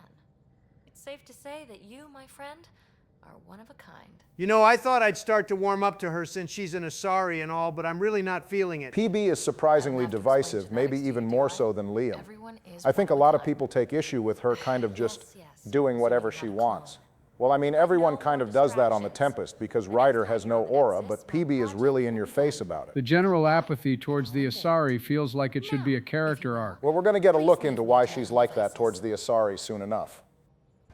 So, Ryder, big news. All right, time to make good on that poker match with Gil. What's that? Thrashing you at poker? We're either about to stomp him or get stomped. Ryder, I can read Gil's vital signs and give you an advantage during the game if you like. Cheating at a game of cards? It's about damn time this bot in our head made itself useful. You're really going to cheat, Donald? Are you surprised? Honestly, no. I'm not. The Pathfinder has spoken. Ooh, were you holding out on me? You're pretty good at this. I play a mean game of cards, Brody. I don't know what else to say. Friends over the years. The only one who still plays me is my buddy Jill. I know, Jill and Gil. The one you mentioned. Part of the initiative? Yep. Been awake since the start. Jill's a fertility expert. Oh, maybe that's who I need to hit up. You got fertility issues, Donald. What? No, goddammit. I meant so we can bed someone. Actually, hold on. Are there no kids or babies in the initiative? If children came to Andromeda, they would surely still be in cryo. However, I doubt anyone under the age of majority for their respective species was allowed to make the decision to go to a new galaxy. Also, cryostasis for small children or infants would probably be very complicated and risky. Or in real-world terms, making child models for all the aliens would be a time investment they didn't have. You know, unless they want to introduce some kid that'll die in the first moments of the game to guilt-trip Ryder and the audience. I still don't think that kid was real. Anyway, it's been 15 months since the Nexus got here. Surely someone would have, you know, done the deed and produced an offspring by now. Everyone here is on some chemical procreation blocker that prevents them from conceiving. So you mean it's open season? Not unless you want scale itch. You beat me, Ryder, fair and square. Guess I continue searching for my true purpose in life. Yep, fair and square. Money is mine, lil bro. What happens if you tell him the truth? Nothing much, really. Gil is a good sport about it, but he will refer to you as a cheater, like one time or something. Well, unfortunately for him, I won't be coming clean about that. I'll just tell her this proves how bad a player she is. Ouch. Have fun. And thanks for the game. Ta-da! My project. She is complete. A tentacle robot? What are you gonna do? No, Donald, we're not gonna f*** it. Concept. I stripped out its remnant command prompts to see if I could power it up myself. It worked! Now I can build a field model with combat protocols that fights for you. So what is this exactly? It's a new ability within the tech window. We get a robot we can summon to fight alongside us. Is it good? I tested out a summoner-type build with Zap and the assault turret power because I wanted to see if it would work for Joe. I guess I It's decent, but a bit dull. Oh no, I forgot to lock the... Shit. My, Pellisaria. Didn't know you were still using this. Whoa, whoa, whoa. Now who is this? Cool markings. We're looking at the source of some of PB's quirks. Oh, everyone knows the human Pathfinder. I meant, who's your remnant friend? None of your business, Kalinda. Ooh, am I sensing a little smoke? That's what makes it so interesting. Don't be so hostile, babe. All right, I hate her. Yeah, Kalinda is a giant bitch. Don't be so Pardon my condescending, French. babe. This is PB's place, and you're trespassing. I'd say that warrants a little hostility. Now. I was just concerned something might have happened to my dear old friend. Oh, I think you two are a little more than just old friends. I'm just relieved to see you moving on. Ta-ta. I'll walk you out. Yeah, I'm gonna need her up out of here ASAP. So, want to talk about it? Oh, Kalinda and I go way back. We joined the initiative together. For a long time, we were like family. Now we're not. You date your family where you come from, PB? I can't believe you correctly called that Kalinda and PB are exes. Well, I know a thing or two about tension between former lovers. I'm done with it. But how can you give all this up? Ha! Watch me. Easy come, easy go. So we're probably not going to use Zap. Probably not. We're already splitting our skill points through enough stuff as it is. I'll pack up my new pet and essentials. See you back on the Tempest. Hey there. What's up, loser? Donald being a sore winner is bad enough as it is, never mind the fact that you cheated. When all this craziness is over, you think you'll have kids? Damn, man, we're like 22. Where the heck's that coming from? Jill, the best friend I mentioned while you were killing me at poker. Good of you to She's remember. starting the initiative's first repopulation effort at Prodromos. It's all she can talk about. Do we have the resources for that now? I guess it's better to test the waters on that sooner rather than later, especially for the shorter-lived species. Did he think we'd be the only generation? Although I have to question the sense behind starting the baby-making operations when we still have thousands of people in cryo on the Nexus. That's what I was going to say. We do not have the facilities for that yet.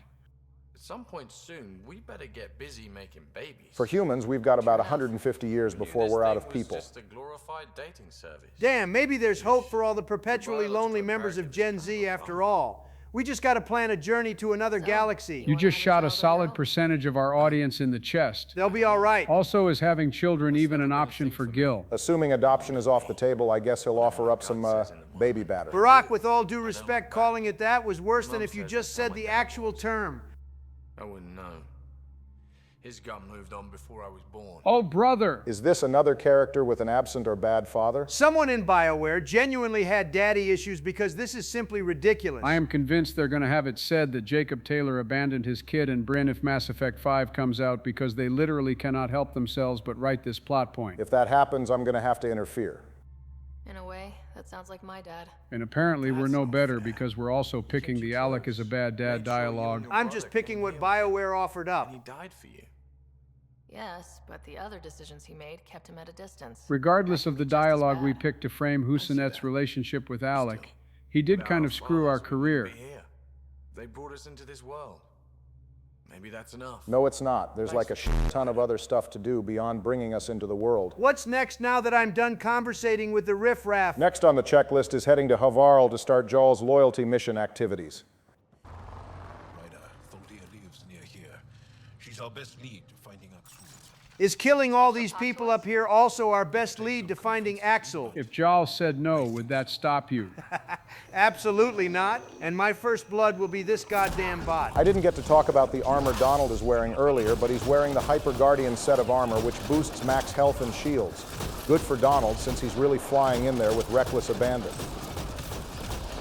So are we finally all at our max potential? Nah, there's still some gear and augmentations I wish I could have equipped. But we just lack the resources now. Once we unlock the rest of Aya and Kadara, I'll make some more tours around the cluster to build us up even more. While you get to work on that, I'll get to work on killing these Ket.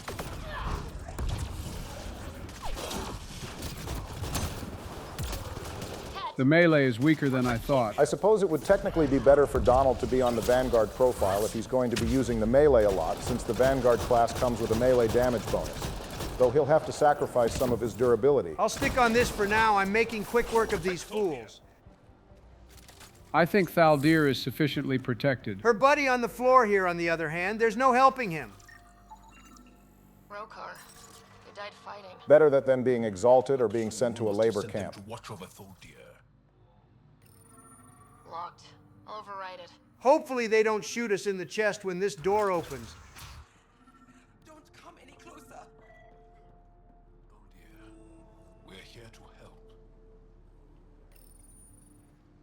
Don't touch me. Didn't plan on it. You need medical attention. It's too late for that. I made sure of it. Your wounds, they're self-inflicted? Damn, all she had to do was wait like 2 minutes. I won't. Slap some Medigel on it. I'm assuming she shot herself a while ago and let herself just bleed out. The Ket are dead. I don't think Medigel can address that. We won't let them. You sound like him. So confident.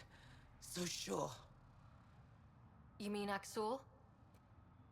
He saved me. Gave me a chance to live. And die on my own terms. We need to find him, Thaldir. Too bad he didn't station better resistance fighters to protect you.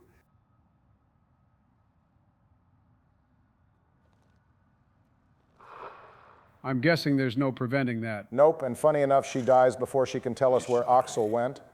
Brave one. You're off to a bad start, new guy. Your loyalty mission was a waste of time. In the end, she was devoted to him. And Axul's using that devotion to spread hate.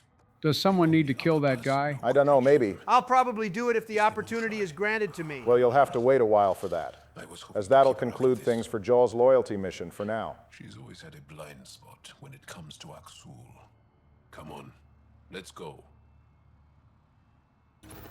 I've never been up here before. I have heard of the sages of Mithrava, but never gave them much thought. Why not? Isn't a story worthless if it isn't shared? If the accounts of our past are kept hidden, they may as well not exist at all. If a tree falls in a forest and no one is around to hear it, does it make a sound? Philosophically, no, as sound can be meant to be the way our ears interpret the noise. So likewise, the past of the Angara doesn't matter if no one but the sages knows about it. Yeah, but the fallen tree does exist regardless of anyone hearing it, and so does the Angaran past. Guys, I didn't mean for that to turn into a debate. I was just yapping. Well, whatever. It's time to make this place habitable. Now that I think about it, this is their home world, right? Are we even going to be allowed to settle here? No. Unlike the other planets, we won't be putting an outpost on Havarl after we activate the vault. Then why are we doing this? So we can earn their further cooperation? Besides, it's not like we can't benefit from Havarl ourselves. After the planet is made viable, some Nexus scientists will ally with Angaran personnel to investigate the planet further. So this might as well be our science outpost then. I was thinking about this the last time we were here. But for once, I'm disappointed this isn't an open map. This area actually looks like it would be worth exploring over Eos and Vold. Actually, that segues me into something I left us hanging on, which is the original intent to have Andromeda feature procedurally generated worlds. Thank God you didn't use me as a launching pad this time. So a lot of people probably already know this, but Andromeda had big ambitious goals in its pre-production. It wanted to return Mass Effect to its roots in the first game, with the Uncharted worlds, but also go further beyond and actually have us become space explorers. So essentially No Man's Sky. Before or after it fixed its reputation? I assume they wanted Andromeda to be what No Man's Sky is today and not what it was at launch, but I digress. There was a push for procedurally generated worlds, and the cut content on the BioWare social network forum backs that up, as there are a ton of cut planets, some of which are described as landable, which means we would have had a lot of additional places to go, again, just like the Uncharted worlds in 1. Also, side note, it looks like there might have been plans for the Citadel Council to actually be involved with the initiative, as they send everyone out as a contingency plan against the Reapers. Wouldn't that clash with how they were behaving in Mass Effect 2? They flat out denied the Reaper threat to Shepard's face, but were planning on a cross-galaxy journey to secure the lives of the Council races? Yeah, maybe that's why that part of things got scrapped. Anyway, there were prototypes for piloting spaceships, landing on worlds, and of course exploring in the Nomads. Sounds nice. I wonder where it all went wrong. I don't know how much I want to dig into the issues with Andromeda's development, but to keep it somewhat brief, as I'm sure you all know, moving to the Frostbite engine, which I should note was a mandate by Electronic Arts, really stressed them. The engine just didn't have the capabilities for an RPG, which is why the early development of Dragon Age Inquisition was spent creating and implementing features like companion characters, manual saves, and seeing the protagonist in third person. Am I crazy, or did the first 3 games not have all 3 of those? They definitely did. Yes, and the trilogy wasn't developed on Frostbite. The engine was made for first-person shooters, not RPGs. This is likely the main source of the utter lack of control that we have over the squad mates in Andromeda. This game plays like a traditional shooter than any other Mass Effect game, even 3. Damn you, EA, for mandating the Frostbite engine. The Frostbite engine definitely made things harder, but I can't in good conscience say this was entirely EA's fault. BioWare has a lot of blame to bear for their poor handling of the development. You bypassed that security. How is that possible? Were the remnants supposed to be their security? What? Like it's You hard? might need bigger bots. Even we have trouble understanding remnant tech. Only a handful here can operate our own gates. Well, we're new here. It doesn't matter. You must leave. We do not entertain guests here. You probably should have pulled up with some armed boys if you were going to catch an attitude. I can help fix it. Reset the vault. With Ryder's help, Haval could be healed. Our birthplace restored. Isn't that worth something? It's a good thing we keep bringing Jaal on these missions to vouch for us. He's got to be good for something. Jaal feels a lot like Javik in the sense that you feel almost obligated to take him places. I guess they'd rather stay and die on their homeworld than try to live somewhere else and probably get captured by the Ket. Actually, I wonder why the Ket aren't active here. From Khan. What you ask, no one can give. They do know that they're like gonna die here, right? I guess they'd rather stay and die on their homeworld than try to live somewhere else and probably get captured by the Ket. Actually, I wonder why the Ket aren't active here. Broken thread. There was one, long ago, who had knowledge of the third monolith. Zorai, a champion of the Angara from before the Scourge. Zorai's soul has returned and could be made to remember what it knew. But we have no contact with it. Are you telling me these guys dead-ass confirmed reincarnation? Maybe female Shepard isn't suffering from schizophrenia when she sees that ghost of Thane at the end of the Citadel DLC after all. Angaran religion is interesting. They have many different ones, but they all share the same basic idea, which is when one dies, they are reincarnated, and their soul stays within the family. Within the Resistance, there are glory seekers who believe they'll reach enlightenment by throwing themselves at death to fight the Ket, knowing they'll reincarnate even stronger than before. Well, if they're certain they're going to get a new Game Plus run, they might as well go balls deep. But perhaps you, Zorai's soul was reborn in Tavos, who is now a Roka. He recently returned to Haval on a mission. A Roka? That'll be difficult. Difficult means Donald is going to kill a bunch of Angara. Ah, more bodies to add to the pile. I guess we aren't losing enough of them to the Ket. I will send you the relevant coordinates. We considered Haval a lost cause. But perhaps now, there is hope. We are approaching the location provided by Esmus. Let's get to it. Barry, on what you were saying before, what exactly drove them to push for procedurally generated worlds and all that extra crap for Andromeda? I mean, I thought they wanted to move away from all that to make Mass Effect more of a traditional action shooter game. A lot of that dates back to the early origins of Mass Effect 1. Actually, I've long regretted not mentioning any of this when we played Mass Effect, so it's good to rectify this here. Mass Effect as we know it was codenamed SFX, short for Science Fiction X. And much like Andromeda, it had some very ambitious goals. There's talk of players being able to swap controls between party members, you know, like in Dragon Age. The players would also freely explore a galaxy of procedurally generated planets in an upgradable spaceship. Then, for a device called the Xbox 2, which I'm guessing is what turned out to be the Xbox 360, we would have live support, which allowed for trading and communicating with players around the globe. Wait, Mass Effect came out in 2007. When the hell were they planning all this? The information is dated September 15th, 2003. Holy f***, none of us had even been president back then. We were still on George 1. Talking about ambitious, they were straight delusional. Ain't no way in hell you were doing a whole galaxy of procedurally generated worlds back then. Well, yeah. I'm no expert, but they might as well have been talking about unicorns and the Tooth Fairy back then. Hell, Mass Effect 2 itself had to be split into 2 discs on Xbox 360, so I don't even know how it would work on Microsoft's first son. This is obviously why Mass Effect settled for the crafted, uncharted worlds. Anyway, as for why Andromeda went for these same ambitious plans, well, a decade passed, and the new and perceived untapped potential that was in BioWare Montreal thought they had a chance to make Mass Effect into the game it was dreamt to be, and not the action shooter it became in the later entries. Well, see how that shaped out. They basically spent 2 years on this only for concepts and prototypes to be ready in 2014. They were without a writer, a mission, a composer, or anything to showcase all their efforts. Passing it off to the Montreal branch did not pay off. To be fair, BioWare Montreal did make the Mass Effect 3 multiplayer, and I think the Omega DLC, so they had their hands in the trilogy already. But yeah, the whole thing was just one giant cluster of self-sabotage. It's a wonder they didn't scrap the whole thing. They eventually did get the ball rolling after finally coming to the realization that a bunch of procedurally generated worlds wouldn't count for much if they couldn't get a story. Despite having 5 years to work on the game, Andromeda was really only put together in 2, and as we know from Mass Effect 3, that's a very narrow window. And Mass Effect 3 didn't have the same scale. Them boys flew too close to the sun and burned up. I don't mind their ambitious goals.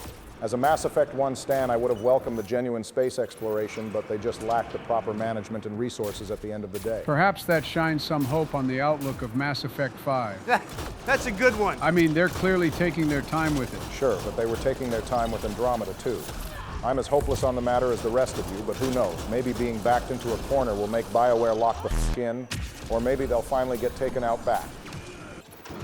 Jesus fucking Christ. Opening the door to immediately being fired at is crazy. What the hell is a destroyer? A remnant enemy that thinks it's a boss but is really just a glorified bullet sponge. Man, the bots in the Milky Way have nothing on this. The destroyers are impressive based on their description, with claims that it can wipe an entire combat squad in minutes. Well, not me, because I'm different. Funny enough, PB apparently names them destroyers. When asked about it, she folded her arms and said, "You figure it out." PB has the naming scheme of a 5-year-old. The description says if you take out one of its turrets, the destroyer will divert power to its locomotives and start moving faster.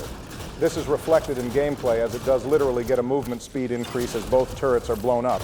However, destroying the turrets first is the most effective way of handling them. Well, who cares what it does if it doesn't have turrets? It can still unleash an electromagnetic burst at close range.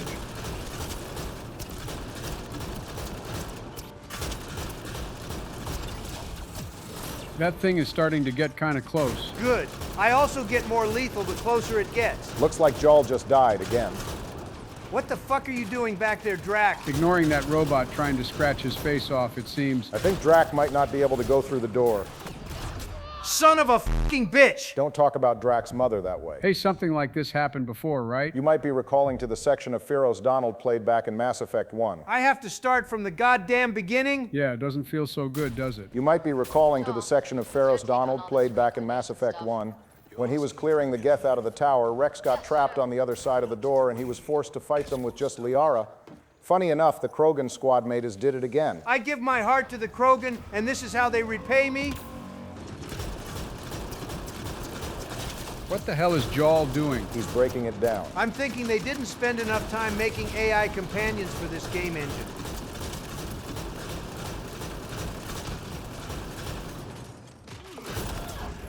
Well, that was easier than it looked on the first round. I'm gonna have a long talk with Drac and the new guy for their clownery during this fight. Did I come all the way out here for some moss? That isn't Moss Donald. Wait, that's someone's remains. Oh, gross. I stepped right in it. If that bothers you, we're going to have to carry it around until we get to the Rokar camp, and keep in mind it's covered in this guy's remains. Though maybe it isn't too bad, since it's clearly been ages since they died. Now to Tavos. I'm curious to see what happens. I'm about to scare the hell out of these guys. I got a feeling you're just gonna die. We just want to talk. No, we don't, Drac. Drac must have skipped his morning coffee if he's not looking for a scrap. You know, there is something to be said of the fact that we're here killing the Rokar. I mean, yeah, they shot first. I'm pretty sure Donald charged before anyone fired a gun. Why would I give them the opportunity to shoot first? I don't disagree with your eagerness. I was just making sure the facts were straight. What I was getting at is that the Rokar really are not our enemies, especially when the Ket are still a factor. If we're gonna live in this cluster, we can't have a faction of the native species being hostile towards us. Yeah, being on the bad side of that faction isn't doing us any favors either.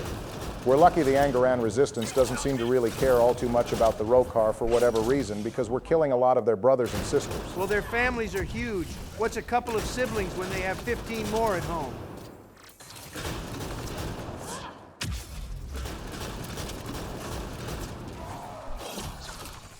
I feel like if this game series continued, we'd have serious problems with the Rokar for a while. Realistically, yeah. Is that guy gonna be willing to go with us after I finish slaughtering all his friends? Probably not. Well, if he doesn't fall in line, we'll just move him at gunpoint, right, Donald? You know it.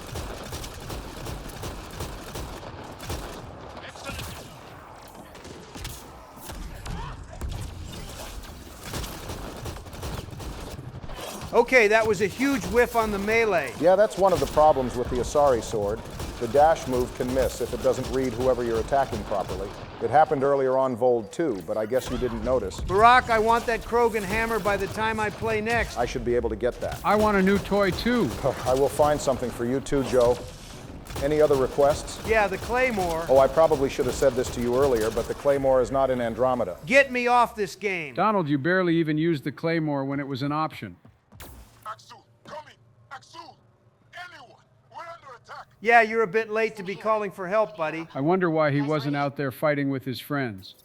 You've killed men under my charge, and now you'll crown that achievement by killing me too. That's up to you, to be honest. I know your face. Why do you help these murderers? I'm sure Jal got a killer too out there. She's already helped the scientists at Dar Palev. I know, and they should be ashamed. After all we've been through with the Ket. Would you rather this home world of yours be left to fully deteriorate? Really? Can we take the drama down a notch? 2 notches? I don't even have a gun up. Maybe the issue with Ryder is trying to be serious. She's a lot funnier when she's clowning around. Makes sense. She's young and didn't make it far enough in the Alliance to be properly disciplined. Being a little snarky might fit the character better. And? Ryder, it's not doing anything. Thank you, Drac. Wait. There are things like this in the museum on Aya. Ancient Angaran tech. This fits over a hand. Contacts on the inside for myoelectric control of... What did you do to me? Hey man, if you just saw images of a race of synthetics talking about the cycle, we need you to be honest right away. Imagine coming all this way just to find out Andromeda has their own Reapers. The underground monolith. I remember. Pain. Desperation. I need you to take me there, please. If you do this, we can save Havarl. Together. You're an alien. I can't trust... Then let me try to earn your trust. Please. A little bit of talk no jutsu goes a long way. But not far. Meet me here. These coordinates will guide you the rest of the way. Just let me compose myself first. Yeah, I get it. You need to mourn and bury all the dudes I killed. Take your time. It's here. I just have to. It helps if I steal my mind. Is this for real? What do you mean? I mean, are they not literally confirming the fact he's the reincarnate of Zorai with him being able to remember all this stuff? Are they confirming reincarnation in the Mass Effect universe? Yeah, this does seem different from when Thane appeared on the Citadel as a ghost, which was probably just symbolic themes and such. This is something concrete. I mean, I have an interpretation for this that'll demystify things, but I don't want to knock the Angaran religion. Yeah, man, I don't think anyone gives a shit if you disprove a fictional religion of an alien species that isn't even based in the galaxy we belong to. Hey, you never know. Maybe aliens are here and someone gets upset with us, but anyway, you kind of landed on the same interpretation I did when you alluded about the Reapers. The heirloom we picked up earlier, which Tavos refers to as ancient Angaran tech, has contacts on it for myoelectric control. Myoelectric means the device uses electricity generated from the user's movement, and I'm willing to bet the Angaran control over their bioelectric field comes into play as well. The device probably responded to Tavos and fed him images of how to find the final vault and how to get into it, you know, like how the beacon fed information into Saren and Shepard. But why did it only respond to him? Surely someone else tried to use it. It's probably keyed to a specific DNA. That's what I was thinking too. Some background on Tavos says that the sages of Mithravok came to his mother when Tavos was still a child. They claimed he was the reincarnate of Zorai, but perhaps Tavos is actually just related to them and the heirloom responded to the similar DNA. Again, just like how the beacon on Thessia reacted to Shepard, believing them to be a Prothean due to the cipher, alternatively, it reacted to Javik. Interesting theory. The one wrinkle in everything I said is that there's no mention of Zorai having children or any other blood relations, so the idea hinges on the assumption that they exist. Otherwise, Joe is right, and they are confirming reincarnation here.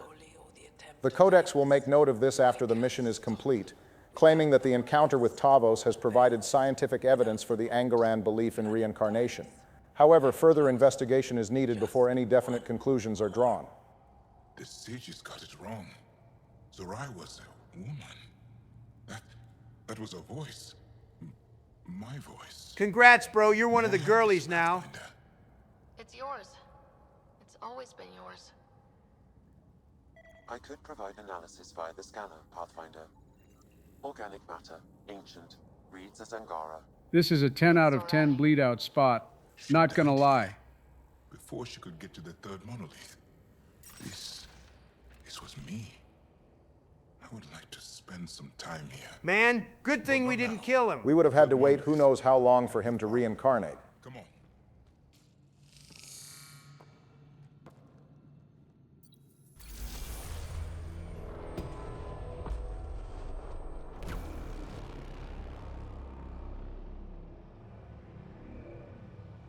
It's done. You finished what Zorai could not so long ago. Just an average accomplishment for us. No, there's nothing to be sorry about. She didn't complete what she set out to do, but she didn't fail. The two monoliths she reactivated kept her. So hold on. What killed her anyway? Sorry, I was talking over that earlier. Zorai said the builder machines, the remnant, exhausted her, claiming that her mind and body must be engaged wholly or any attempt to get through the vaults would fail. She died from exhaustion, basically. And everyone should make note of this, as this is some pretty solid foreshadowing for a later event. All right, I've got that in my notebook, Teach. Get a load of Teacher's Pet over here. Memories is now accessible. Several interface connections converge here. I will highlight the ones you need. Let's go. Now it's Donald's turn to get stumped on a puzzle. My brain isn't as smooth as yours.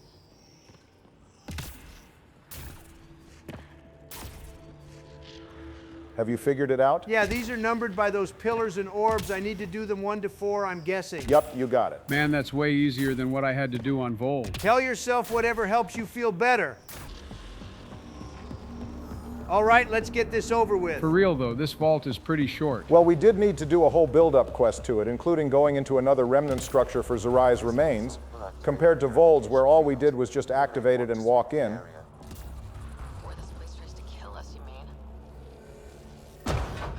Murder smoke incoming. Who the fuck closed the door? I suppose it had to challenge you at least a little. Better move fast, Donald, or you're picking up a death. I don't know if charging into the smoke that kills all organic life was the right call, but I know better than to tell you not to charge. Well, maybe he'll die to something else instead. Stop talking shit, Sleepy.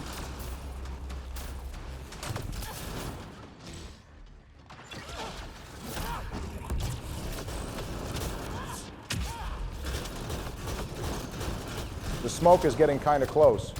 And back into it he goes. Get this damn door open. Closing in on us, move! You got lucky. I think the smoke killed the remaining remnants, so it opened up. Just keep coming.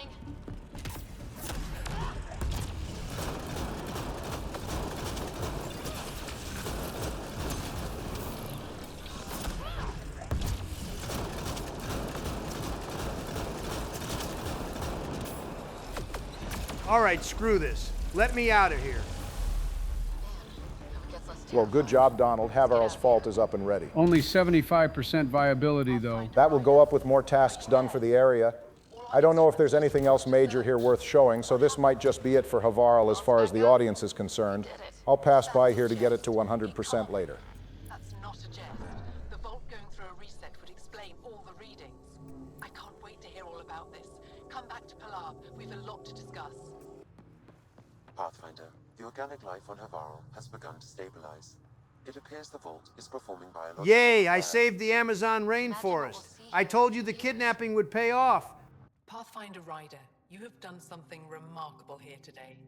Succeeded where Zorai failed. I know we can't put an outpost down here, but would this even be a decent place to live anyway? The Codex says it makes for a welcoming garden world, probably much better than Eos and Vold, but it's also a jungle planet, so depends if you like a ton of vegetation and humidity. Well, between the three we've got, this is as good as it gets. Time to kick the Angara out. No, Donald, we cannot take Havarl. Oh, come on, they're keeping the good planet for themselves. Tavos, I wasn't expecting to see you, but I'm pleasantly surprised. I've learned a lot in a short time.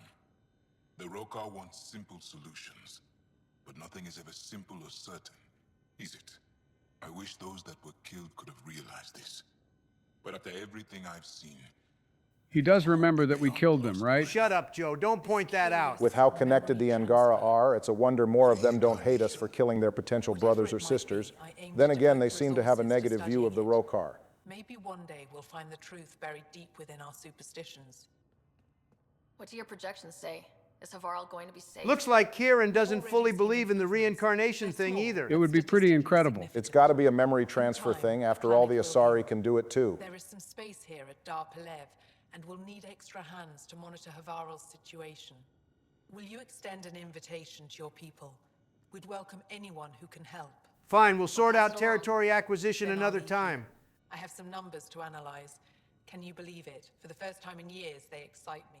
All right, your last stop is Aya. Ah, yes, another world we should take.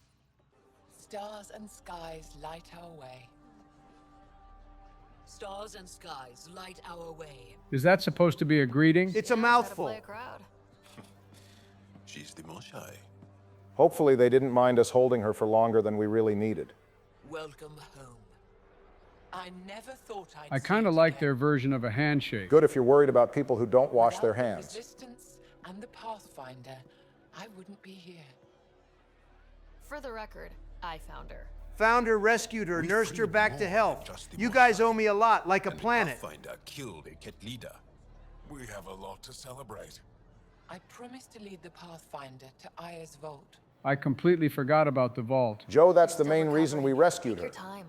I'm not going anywhere. Not without our help.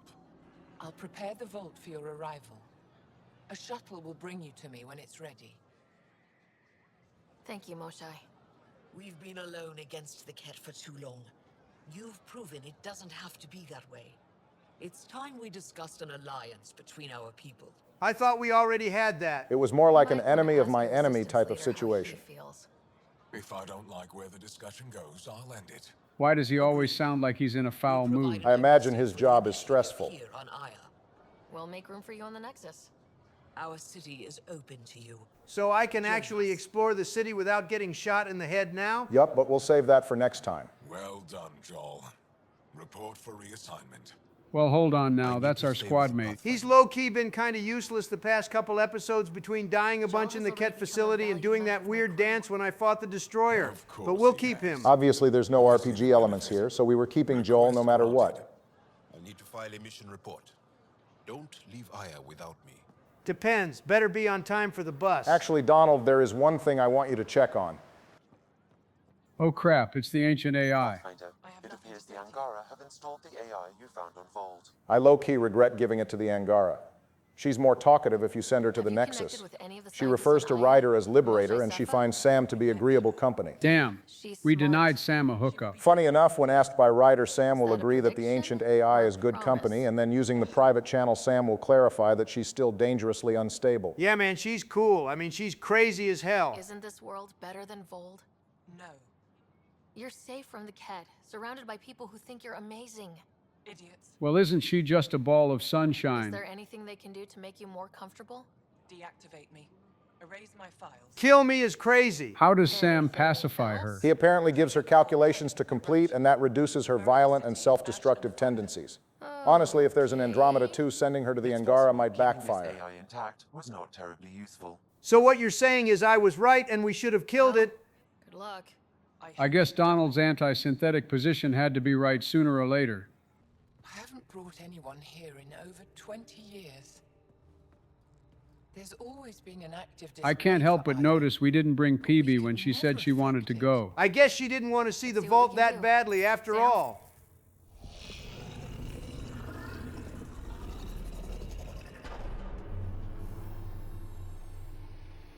Ooh, constellations. Yes, this is new. Is it similar to the vault on Eos? Tell me, what are you seeing? Some triangles, lines, and a few dots. What I think I'm seeing? I've got goosebumps. Tell me. I like that answer. Just be vague and let the actual expert fill in the blanks. They're a network, as you discovered. However, they're not connected to each other, but to this place. This image was on a relic the Archon showed me. He called it Meridian. And it looks like Aya's vault is the only one that's fully connected to it. And it's terraforming, doing what it was meant to do. The vault on Eos is also present, but changed. Our interfacing with it has affected its connection. What do you think, Professor? I think that Meridian is the control center for all the vaults. Oh, let me guess. Meridian is the Andromeda equivalent to Ilos. Sure, though I feel like that one is a bit of a stretch. Meridian, maybe we can turn everything on from there. Make Helios live. Wait, Ryder. The Archon knows where it is. He's already been there. And clearly he couldn't do anything about it. That's what happens when you don't have an AI in your skull. He tortured me. He thought I could help him use it. Because he can't. Meridian is my people's best chance for survival. We have to take it from him. Agreed. Such power in the hands of such evil could mean the end of your people.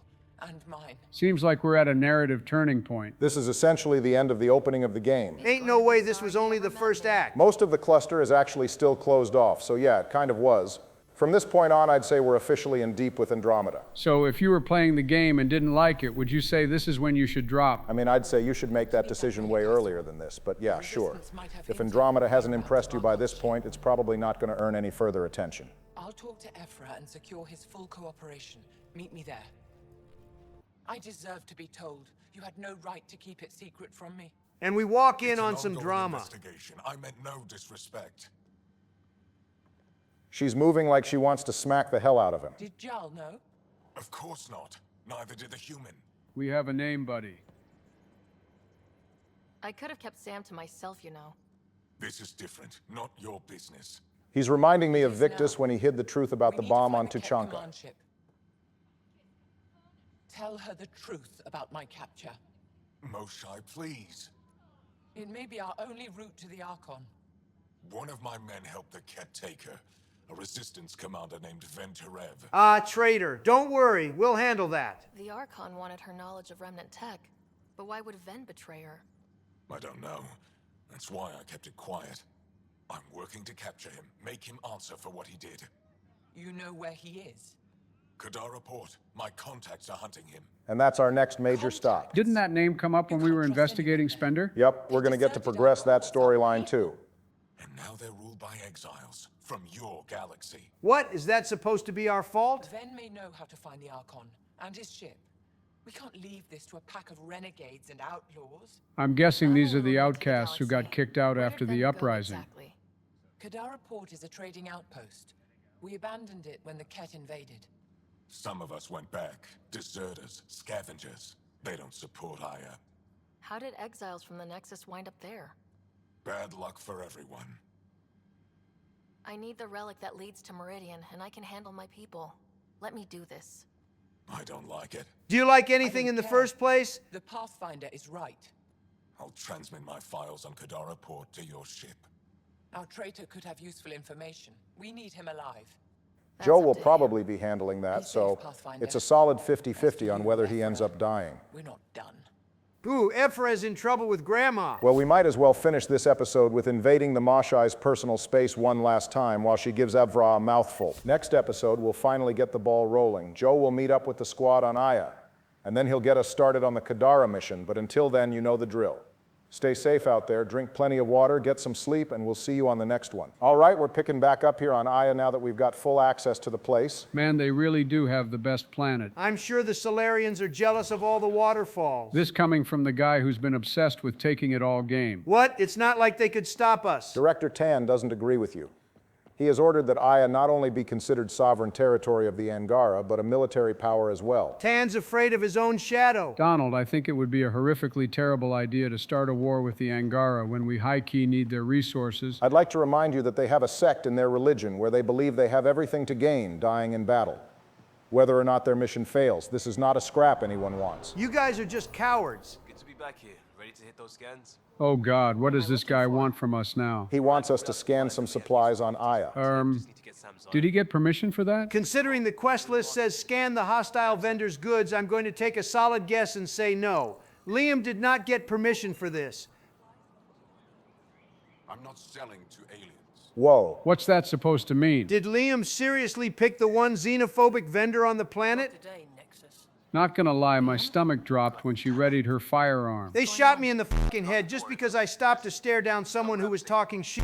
But Barack starts stealing company secrets and all he got was a warning. Well, maybe you should have followed directions, at least until after we rescued the Moshai. Pathfinder, you're good here.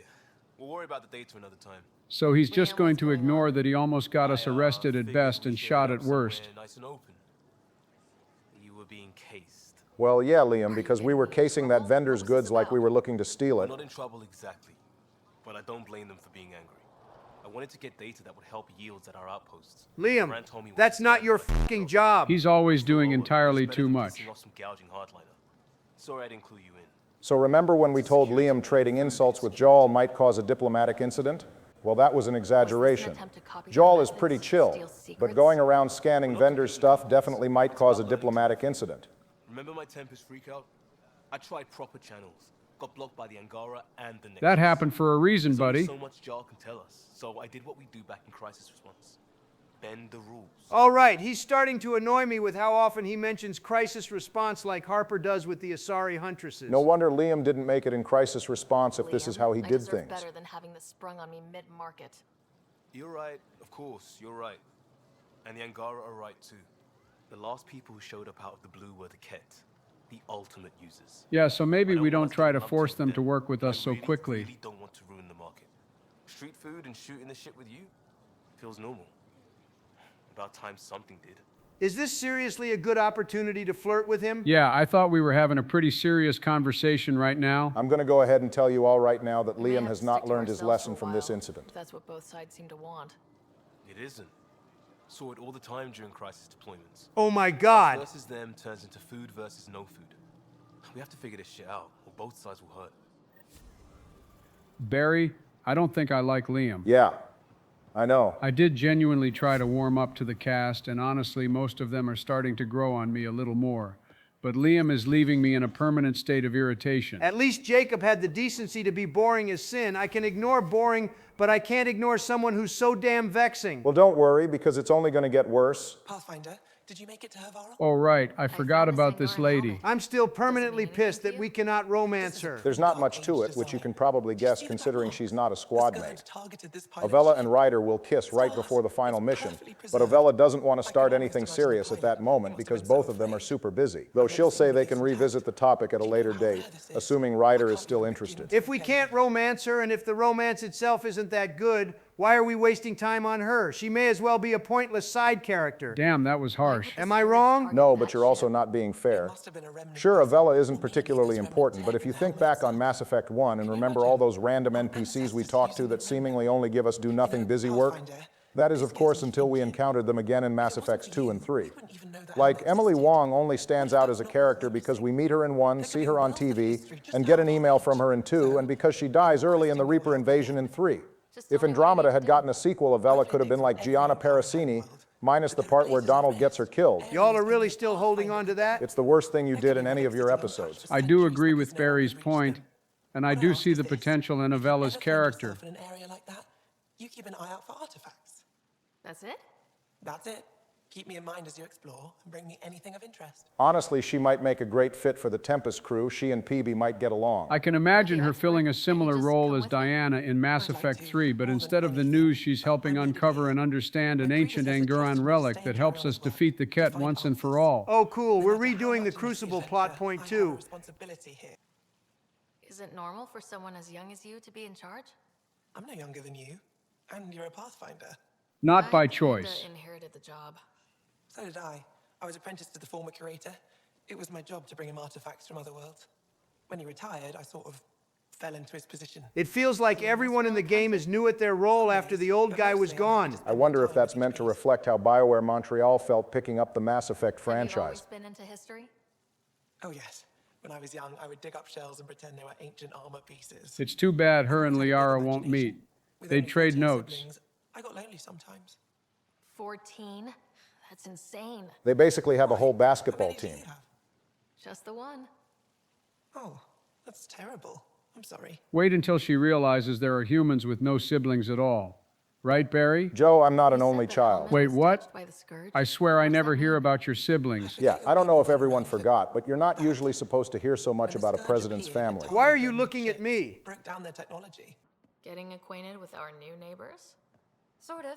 All this stuff. What the hell is wrong with her Sure you now? have a rich culture and blah, blah, blah. Homegirl is sloshed. You're sauced, aren't you? What's your poison? I visited that cafe the Angara consider a bar. As for their hardest stuff.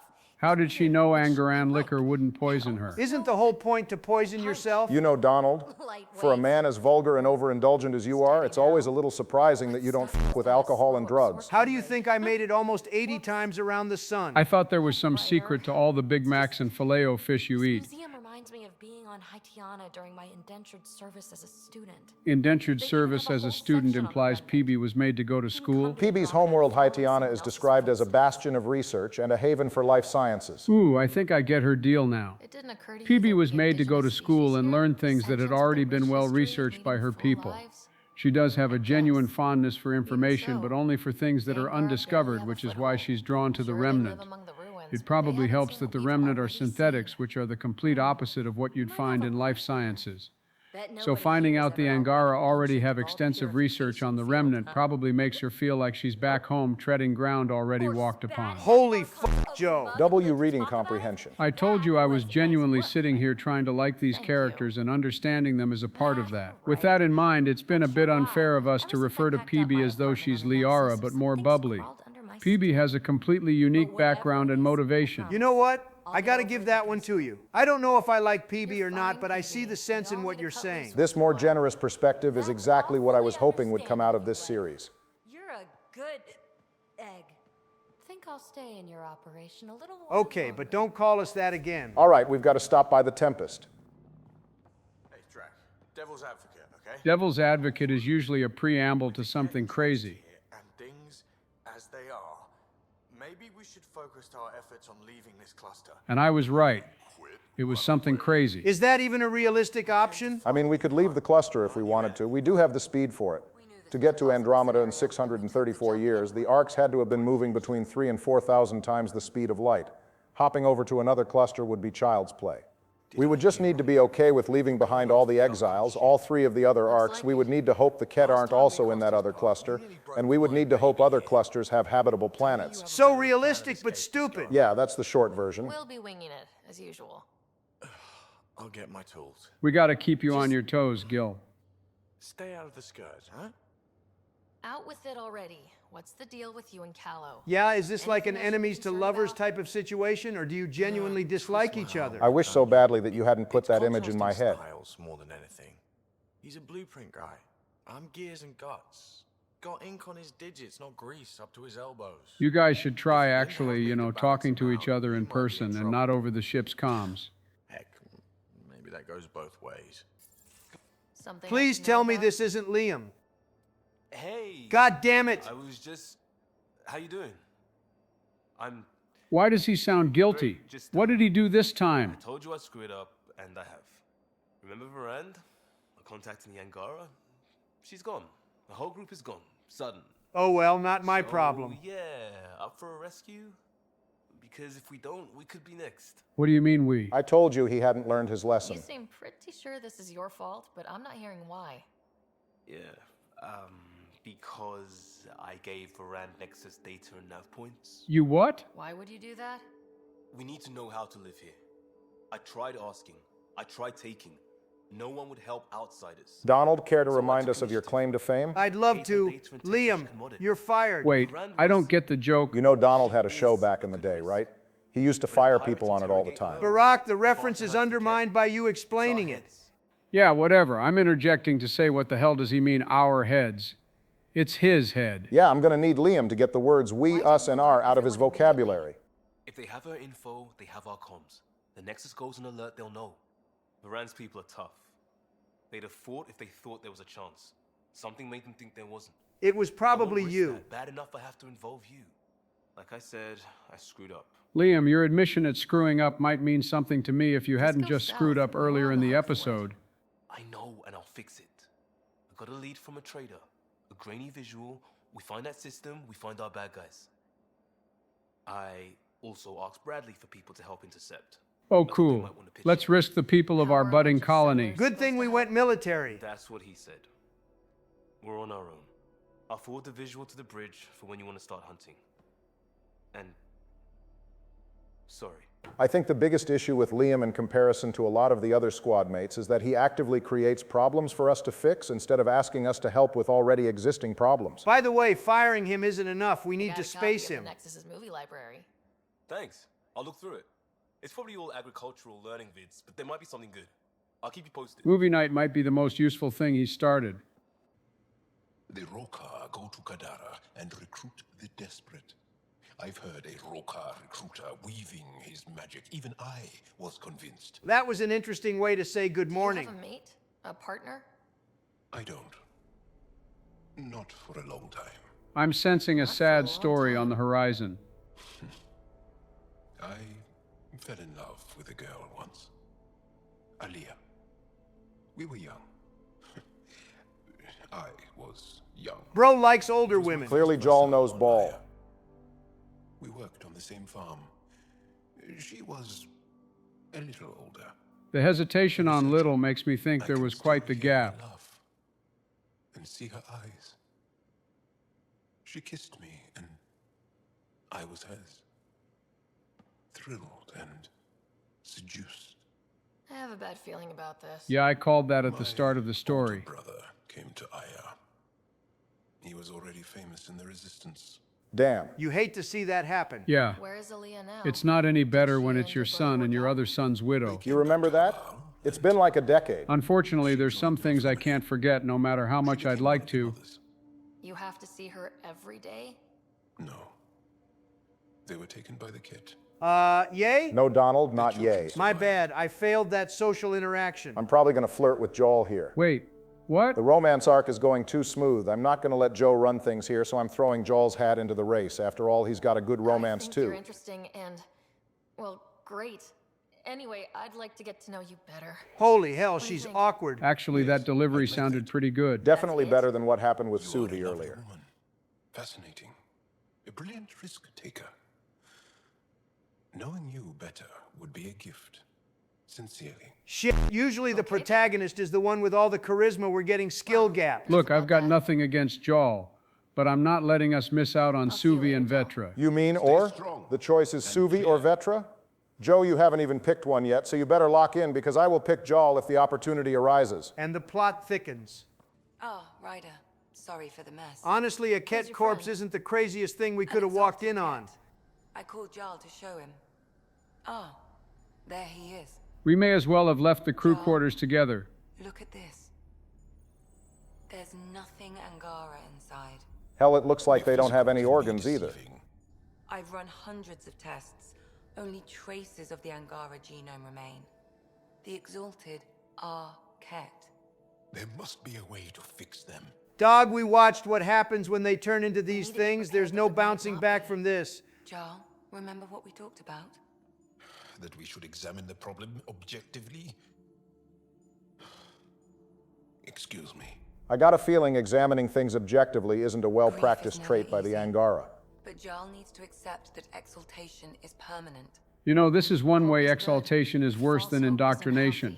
Presumably anyone who was indoctrinated in the way doesn't have to worry about it anymore with the Reapers dead or our allies, but even if we do kick the Archon out the cluster, none of the exalted Ket can come back. Yeah, you only have to beat the Reapers for that to be true. Yeah, no big deal. Just hit them really hard. Anything I've seen. Centuries of gene stealing, crafted evolution. It's horrible, of course, but also fascinating. I'm so sad she's not a romance option. Why? So she can marvel at the medical wonder that is your body managing to push to 80 despite being 2/3 fast food grease? Only after she looks into the state of your mind. To be frank, you're both pushing a lot higher than I thought you would, which is great because otherwise I'd be stuck with Bill and George. Come on, think. I need something. What's eating her now? Us in a few minutes. What's that supposed to mean? You'll understand when you're older. Sneak up on someone like that. Did she not hear the loud as hell door open up? Talking to myself? Don't tell me you never do that. You seem stressed. Well, her state back on Aya would suggest she was trying to suppress something. Now that she's not drunk anymore, it makes sense. Her stress would resurface. My stuff is. So do you want to get shot out the airlock or something? You've got to relax. You're starting to stress me out. I'd like to. I need to. Yes. When I felt like this back home, I'd look for a zero-G chamber, or at least an isolation tank. Is this what people mean when they say they're overstimulated? I could really use that now. If I may, gravity can be overridden in the escape pod. You can create a zero-G chamber. Oh, cool. We can float around like the Artemis II crew. It won't be the same without Rise the mascot. Hey, I was talking to those guys back when they were still in space, but it sounded like they were ignoring me. No, they had some technical issues. You know, those spacecrafts can be finicky. They should probably get some more money to improve communications. In other news, looks like PB likes us. You're willing to share? I won't cramp your style. Let's find out. All right, I'm in. And this should do it.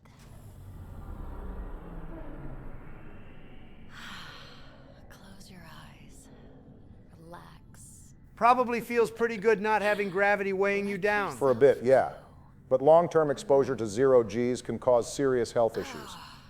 This hits the spot. Ryder? Yeah? There's something else that would relax me. Oh, I just picked up on Barack's joke. You haven't taken the bait yet, but I'm not afraid of rejection. Wanna fool around? Wait, has she been making a pass at us this whole time? Something else going on. I can be utterly discreet. You know what? Joe was totally right. She's not Liara at all. Liara would be upset seeing PB live up to the rumors of Asari promiscuity right now. So yeah, you can totally engage in some friends with benefits behavior with PB here, and it doesn't count as locking in a romance. I believe rejecting PB here will end your ability to romance her altogether, but someone can correct me if I'm wrong on that. I don't actually know. If you tell PB you want strings attached, we won't fool around, but PB will be caught off guard but say it's good to know how Ryder actually feels. Or we can just f her right now and see where things go later. Look, I may not like her all too much, but I'm not passing on a free lay. Well, yeah, you slept with Shiala. I wouldn't expect you to want to dodge PB. I was going to pick it anyway. I did say we'd be eating her. Oh, that's what you meant. I told you you'd understand when you were older. Oh, you mean now? Here? I feel like this is going to be very awkward. You do know what say no more means, right? You were right. Whoa. Poor Pox's virgin ears. You don't think Suvi and Callow can hear this, do you? Forget Suvi and Callow. We have a goddamn robot in our head. Sam, go ahead and suspend yourself for a bit. Ow.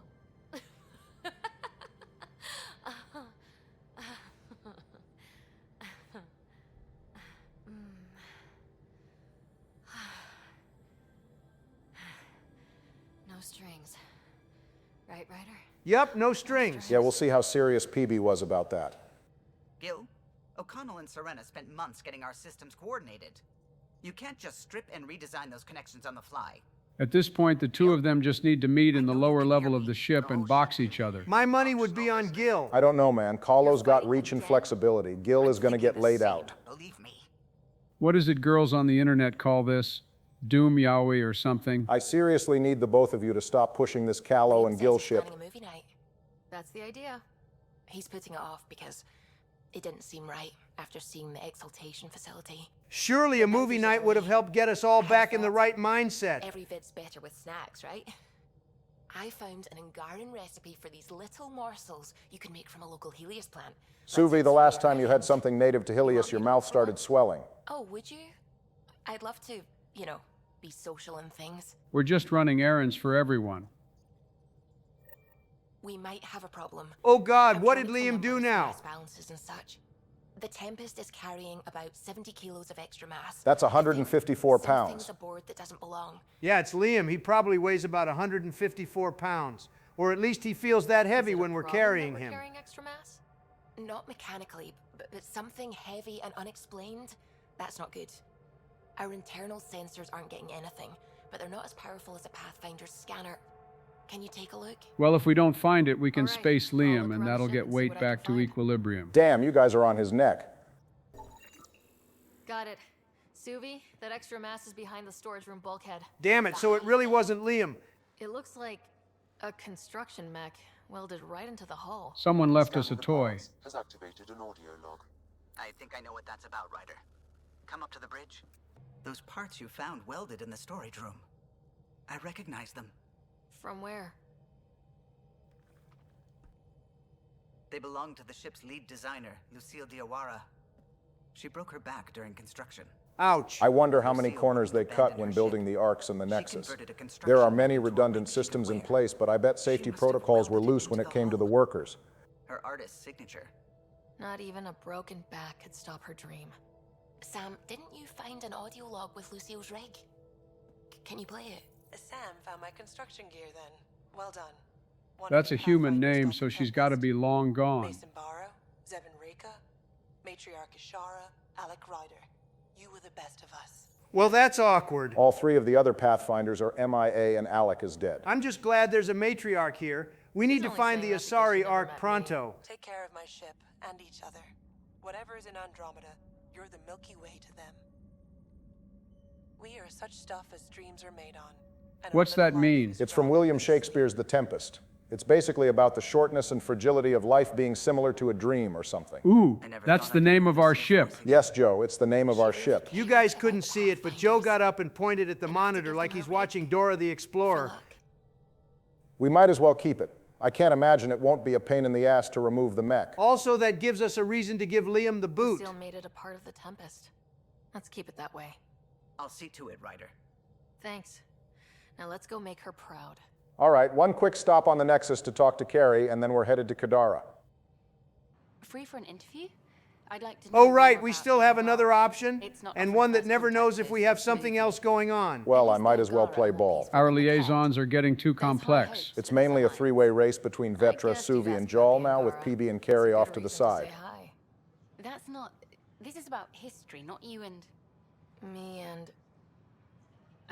I need to finish this. And we're in there. The Angara, your thoughts on the Alliance? It would be going swimmingly if someone on our ship wasn't constantly trying to undermine it. In spite of Liam's screw-ups, it's going surprisingly well, considering the Angara are at war. The Angara are survivors, and they're willing to help. They'll be great allies. The Angara soldier who joined your team has a few fans already, but everyone's talking about Aya. We should tell Jal he's got fans. Our leaders have discussed whether we should send colonists there. There you go. Nexus leadership and I are in alignment on this now. Nexus leadership is in favor of sending some colonists, not taking over the whole damn planet Donald. If the Angara say yes, I don't see why not. I wonder who gets to make that call. Probably the governor or Evfra. Reminder that Aya has a process called the Vessel, where citizens are allowed a few years on the planet and then they give up their spot for someone else. Even Governor Perrenshai isn't exempt, so any colonists that do go to Aya will need to be fine with picking up and leaving at some point. I want... this isn't right. It's not ethical to date an interview subject. Sister, it wasn't ethical for us to romance the Quarry and we're ship captain too, but that didn't stop us. A lot of romances in the Mass Effect franchise are morally questionable at best. Actually, Andromeda probably has the least problematic ones, considering Ryder doesn't have any real official power over anyone besides maybe Liam, Cora, Suvi, and Gil. Let's see what happens. Colonist registration is up since last episode, as is morale. Tan sent this for you. Inspiring, huh? Crap. That means our interviews are aligning with Tan's viewpoint? All right, time for a new setting. We're off to Kadara. System, Gavorkum. Approaching Kadara. Besides being a haven for Nexus exiles, what do we know about this place? Group of exiles called the Outcasts liberated Kadara port from the Ket. Until recently, their power was absolute. But a new gang, the Collective, has been chipping it away. Oh, we got ourselves a turf war. It's Mass Effect 2 all over again. Another fun fact, this system's named after a legendary Krogan hero, likely because the nebula to the left resembles a Krogan. However, Drac disputes the hero assertion himself, referring to Govercam as a lucky idiot. You know how old you gotta be to hear about urban legends and then tell people that it really wasn't that deep? Drac is between 14 and 1500 years old. At some point, he mentions that he's son of Warlord Shiagur and that his mother died in his first battle. Shiagur died in the Battle of Canrum, which was the final major battle in the rebellion, which means he had to be a bit on the younger side at the time. Drac is undoubtedly older than Rex, as Rex didn't fight in the rebellion, but he's probably younger than Okeer. Though if you factor in the journey to Andromeda, Drac is over 2,000 years old now. Likely the oldest known person in the whole series besides the Leviathans. Oh, if Drac is Shiagur's son, that means he definitely went on that revenge tour after the Turians killed her. Incoming call. Patching it through. There's been a development regarding the spy, Venturev. Rendezvous at Kroller's Song. Your contact's codename is Shayna. We're doing code names now. They did say we were meeting with a spy.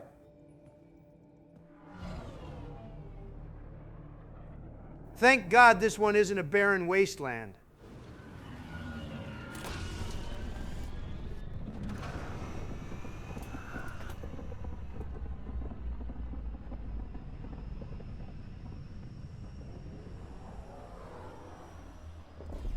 That doesn't look very secure. It looks like the Tempest might tip nose first. I think most of the mass is in the backside of the ship. That's one hell of a welcome sign. Exiles have stepped up their game since their revolt. I like this place already. It's very cyberpunk looking. Not too shabby for folk who got kicked off the station with nothing to show for it. Okay, hold on a second. When we got here, the Nexus was floating aimlessly in space with the lights off, having made exactly no progress at all on colonizing any worlds. Meanwhile, these exiles have an entire settlement with electricity and music. Are we sure it's a good thing that the uprising failed to overthrow Tan? Yeah, this is looking like we lost our best people. Now, to be fair, it's not as if Sloane Kelly and the Exiles built all this from the foundation up. Kadara was already an established Angaran world that was taken by the Ket. This port already existed. Sloane was just lucky to stumble upon it after getting booted from the Nexus. That's not to say she didn't work hard to get here. She did have to take out the Ket that were already here, which means she's about as accomplished as Ryder is now. Do I even want to know? It's nice that Drac and Vetra have their own side deal going on. Hey! Piss off. You order, you pay. I said.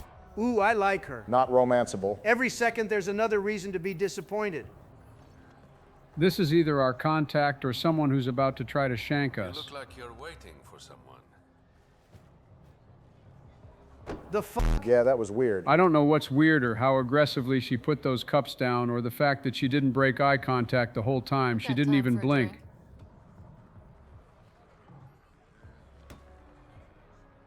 Yeah, those cups are empty. Shayna, but you can call me Reyes. So fun fact, you probably wouldn't be able to tell, but Reyes here is voiced by Major Coates from 3. No way. It's a completely different accent. Nope. It's the same guy, I promise. He's Irish and was educated in London. He's got impressive range. He's also Gadalt from Xenoblade Chronicles. So you're a smuggler.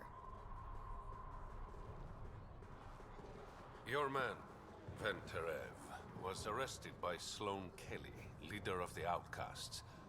Word spread about what he did to Moshae Sefa. Well, hard to say he didn't have it coming. Yeah, but we need him alive, or we're not going to find the Ket ship. She's a woman of the people. I bet she's no Arya. I like her already. Well, she doesn't like you. She's never met me. It feels like almost no one we meet here likes us. You work for the initiative. Sloane was part of the uprising on the Nexus. I doubt she'll give Ven up easily. How bad did things go during the uprising for Sloane to be so sour? It was pretty bad. Maybe she'll agree to a deal. Sloane was negotiating with Calyx, offering him an advisory position on the Nexus leadership, but things got interrupted when the Krogan were released by Tan to stomp out the rebellion. That really pissed Sloane off, and it got worse when Calyx is unceremoniously shot in the head during their retreat. This left Sloane in charge of the insurgents. When it's all said and done, Tan offers them two choices, cryostasis or exile. Sloan and the rebels picked exile. Keep the change. Always do. How does keep the change apply here? We pay for things digitally. Why wouldn't we just give her the exact amount? So, do you think Sloane's negotiations with Calyx would have worked? I think they would have gotten there.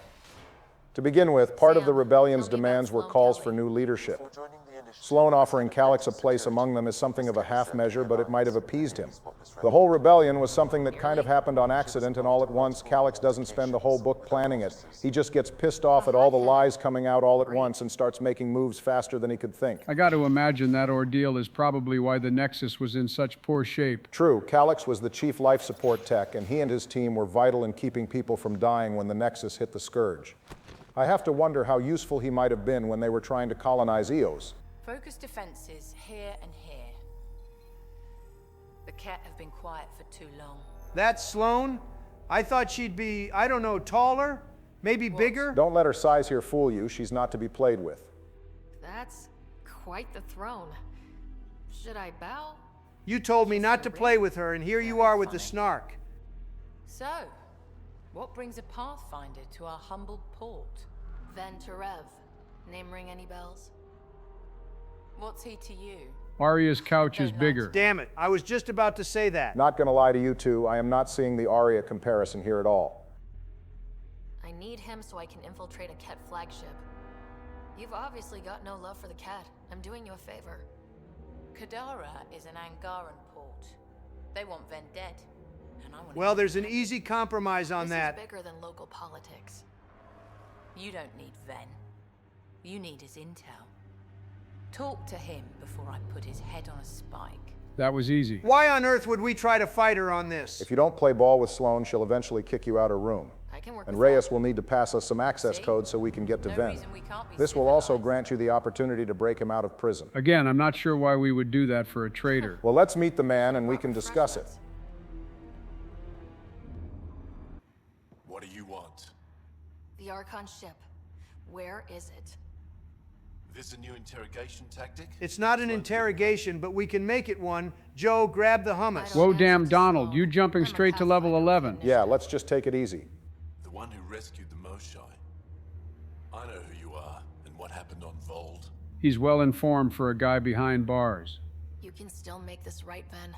Tell me what I need to know. Making it right won't save my life. No, it won't, but it will make your final hours much less painful. The Archon ship. Where is it? I never saw it. Got my orders from a Ket transponder. But you could use its frequency to triangulate the Archon's location. Do you still have it? I buried it before I was arrested. Should still be outside the city. It would really suck if something ended up eating it. Thanks for the intel. Don't you want to know why I did it? Why I betrayed the Moshai? Not really. I'll let him explain so you guys can judge whether or not we made the right call playing ball with Sloane. We're losing the war against the Ket, and still, Ephra puts my brothers and sisters in danger to protect a useless old woman. Isn't she like the smartest of your people? Without her, we wouldn't be able to get into the vault on Aya. The Archon only wanted the Moshai. I thought if I gave her up... You're an idiot, bro. Why would they ever stop at just one person? I didn't know what the Ket were doing to my people. Well, Ven, you might not have known about Exaltation, but you did know about the labor camps, so that's not exactly great either. To you, and you betrayed them both. I did what I thought was right. And I'll accept the consequences.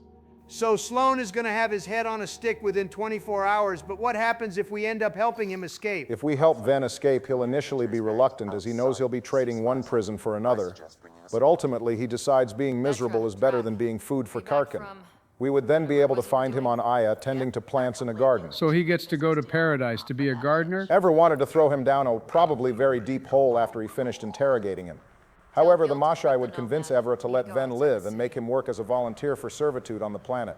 Ven actually seems pretty unhappy about this arrangement because the Moshai keeps her moral high ground while he gets to live as a known traitor. Well, maybe we did the guy a favor after all. Man, that's a lot of Kool-Aid on the floor. Maybe this place isn't so great after all. If you would like, Pathfinder, I could provide He's Angaran. There are multiple lacerations on the face and abdomen. Another body? I don't get paid enough for this shit. There's been more than one murder? 7 by my count. Only That's 7? all I know. What's that, like 30 minutes worth of murder on Omega? This is another quest we'll get to the bottom of. In fact, we've got quite a few things to do before we can settle Kadara. I'll be doing most of it this episode. Not a bad little dive. I don't know. It's no Afterlife or Korra's Den. You're only saying that because there aren't any Asari dancers. I wonder if Ryder can dance. Nope. At least it isn't that weird two-step thing Shepard sometimes does. Well, if you needed any further proof that Husanet Ryder is related to Barden Joe Shepard, there it is. Holy crap, it's the first murderer. We proved he didn't actually do it. Remember me? The innocent man you exiled? This guy is still calling himself innocent when he's not.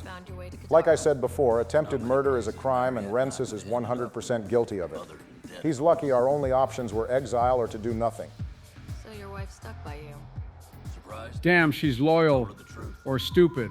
Hard to say. Mariette would have left him if we released him as he hides the truth from her and then it eventually comes out. I guess her major hang-up is honesty, or lack thereof. Rensis would ask to be put back in cryo in that situation, which is where we probably should have put him in the first place. But whatever. I still feel like he's getting off light. No sense in being mad about it now. Hopefully this guy stays out of trouble. I'm glad some good has come of this. I'm sure you've been racked with worry. Nah, you're right. We actually don't give a damn about you. Pathfinder, I'll give Mariette your best. Ryder, glad you're here. I'm sure you've heard about the murders. Why do I get the sneaking suspicion that he's involved in this? What makes you say that? I don't know. Something about Reyes is giving me a bad feeling. What's this guy's deal anyway? What's his background? There isn't much on him. A lot of the screenings, interviews, and personal records for exiles were corrupted during the uprising, and Reyes is no exception. What little we know is that he's a pilot assigned to Shuttle N503, call sign Anubis. There's no info on him from before arriving in Andromeda, but I guess it's a safe bet he was a pilot back in the way too. I'd say it was the Rokar.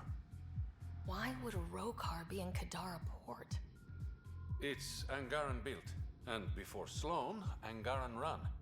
I think the Rokar came here looking for new recruits, and things got out of hand. And the Angara victims? How do they fit into your theory? I did some digging. All of the deceased Angara were public Milky Way sympathizers. Those exist? I'd think the Rokar would believe any Angara not outwardly hostile to everyone from the Milky Way would be sympathizers. An Angaran port run by aliens would be a prime target for their cause. Problem is, I've got no proof. And the Resistance doesn't want to antagonize the Rokar. Well, I do. Let me at them. I need that fancy AI of yours to scan for evidence that could implicate the Rokar. People are scared, Ryder. This is your opportunity to win friends in Kadara Port. Looks like I'm adding detective to my growing list of titles. Does Ryder get paid for all this? That's actually a good question. I mean, we have credits, but most of that is from selling salvage. We don't get paid after every mission like we do in Mass Effect 2 and 3. Could be viable for an initiative outpost, Pathfinder. Looks like we found our next settlement. Success. You'll need to find a solution to Kadara's water toxicity problems. This is Sloane's territory. Gotta make a deal with her first. Seriously? Even the Angara let us set up shop on Vold. Sloane really doesn't like the Nexus, but don't worry, we'll get an outpost here with or without her. How'd you meet, Kesh? A few years ago, I was running with a mercenary band, mostly smuggling work. Nova Force. That name is about as creative as Donald's. Epic Fury is a peak name. Fuck you. More like Epic Furry. I got her some experimental prototypes out of Terminus. She didn't turn me in. It became a thing. She was always good for jobs, paid well, and upfront. Credits helped me go independent. But then I got suspicious. All the things she was asking me to get. So I asked. That's when I heard about the initiative. I like how Vetra, Drac, and Kesh are connected by events predating the game. Like everyone else. Pathfinder. Then Terev claimed he buried the Ket transponder near this location. You know we're cooked if he lied to us and Sloane already killed him. He didn't lie, Donald. Excuse me for not taking him at his word. That wasn't buried. He just left it underneath this building. Found it. That thing's busted. The transponder's power source is drained. Well, let's grab some batteries. turn it on, then Gil can work his magic. Once complete, this should provide us with the Archon's location, and in turn, meridians. Damn, we're approaching the endgame already. Not quite. Picking up this transponder takes care of all the required tasks here on Kadara. So we're free to go back to the Tempest. But we've still got to complete some missions to set up the settling of Kadara. First, we're going to deal with these murders. And then we investigate drug use in the slums. And then we're going to go see what Sloan needs help with. Everyone needs our help on this place. By the way, Donald, we're like a couple episodes away from seeing the Krogan colony. God damn it, you know exactly what to say to keep my attention. That means I'll get to play the Krogan colony episode. Krogan male went by the name of Ziar. His frontal plate was pried off before he was shot to death. Ouch. Are we sure Zahid didn't sneak onto the Nexus? Drax like I didn't know him, so oh well. Anything that might lead us to the killer. These footprints are distinctly Angaran. That's weird. How would an Angara already know that you can torture Krogan by removing their head plates? Weirder that they're Rokar. I guess torture methods come naturally when you hate something so fiercely. Angaran blood. Matches your Rokar theory, Reyes. They left the poor bastard out? Terror tactic. They wanted someone to find him like this. We need hard evidence. Damn, they got Bro while he was cooking up some breakfast. A knife. Killer must have dropped it during the getaway. Conveniently dropped it on this container right in front the door. The Angaran trade language. A home filled with strangers becomes a prison. Oh yeah, they definitely do not like us. This inscription, along with the DNA and footprints, supports the theory proposed by Mr. Vidal, Pathfinder. Let's pay our local Rokar a visit. Time to get back for Nakmor Zir. I wasn't sitting on my ass this whole time. I'm looking at the place right now. Send me the coordinates. These murders stopped today. You never tried looking for your dad. I tried. I asked around. Loudly. Thank God someone else is handling the daddy issues. It's for the best that Drac is doing it. We named him the best father for a reason. Poor Drac would have had his work cut out for him if he were in Mass Effect 2. Yeah, he's lucky only Vetra is talking about this. I tell myself he'd come back if he could have. I'll never get the truth, so I'll take the lie that makes everything easier. Ignorance is bliss, as the saying goes. Reyes should be here. You bought some new armor earlier, didn't you? Oh yeah, I've got the Maverick armor set on now. It increases headshot damage and weak point bonus damage. It also increases spare ammo. But that won't be relevant for me. Were we too loud? Ryder is starting to get more confident. You mean like the Overwatch character?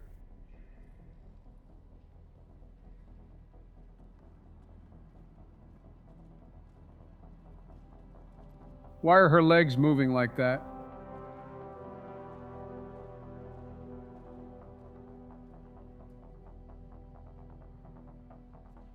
The suspense is killing me. I don't need to tell you what happens next. The exact opposite of what you think is going to happen. You're going to try to kill me and my friends. I've got a few questions first. No.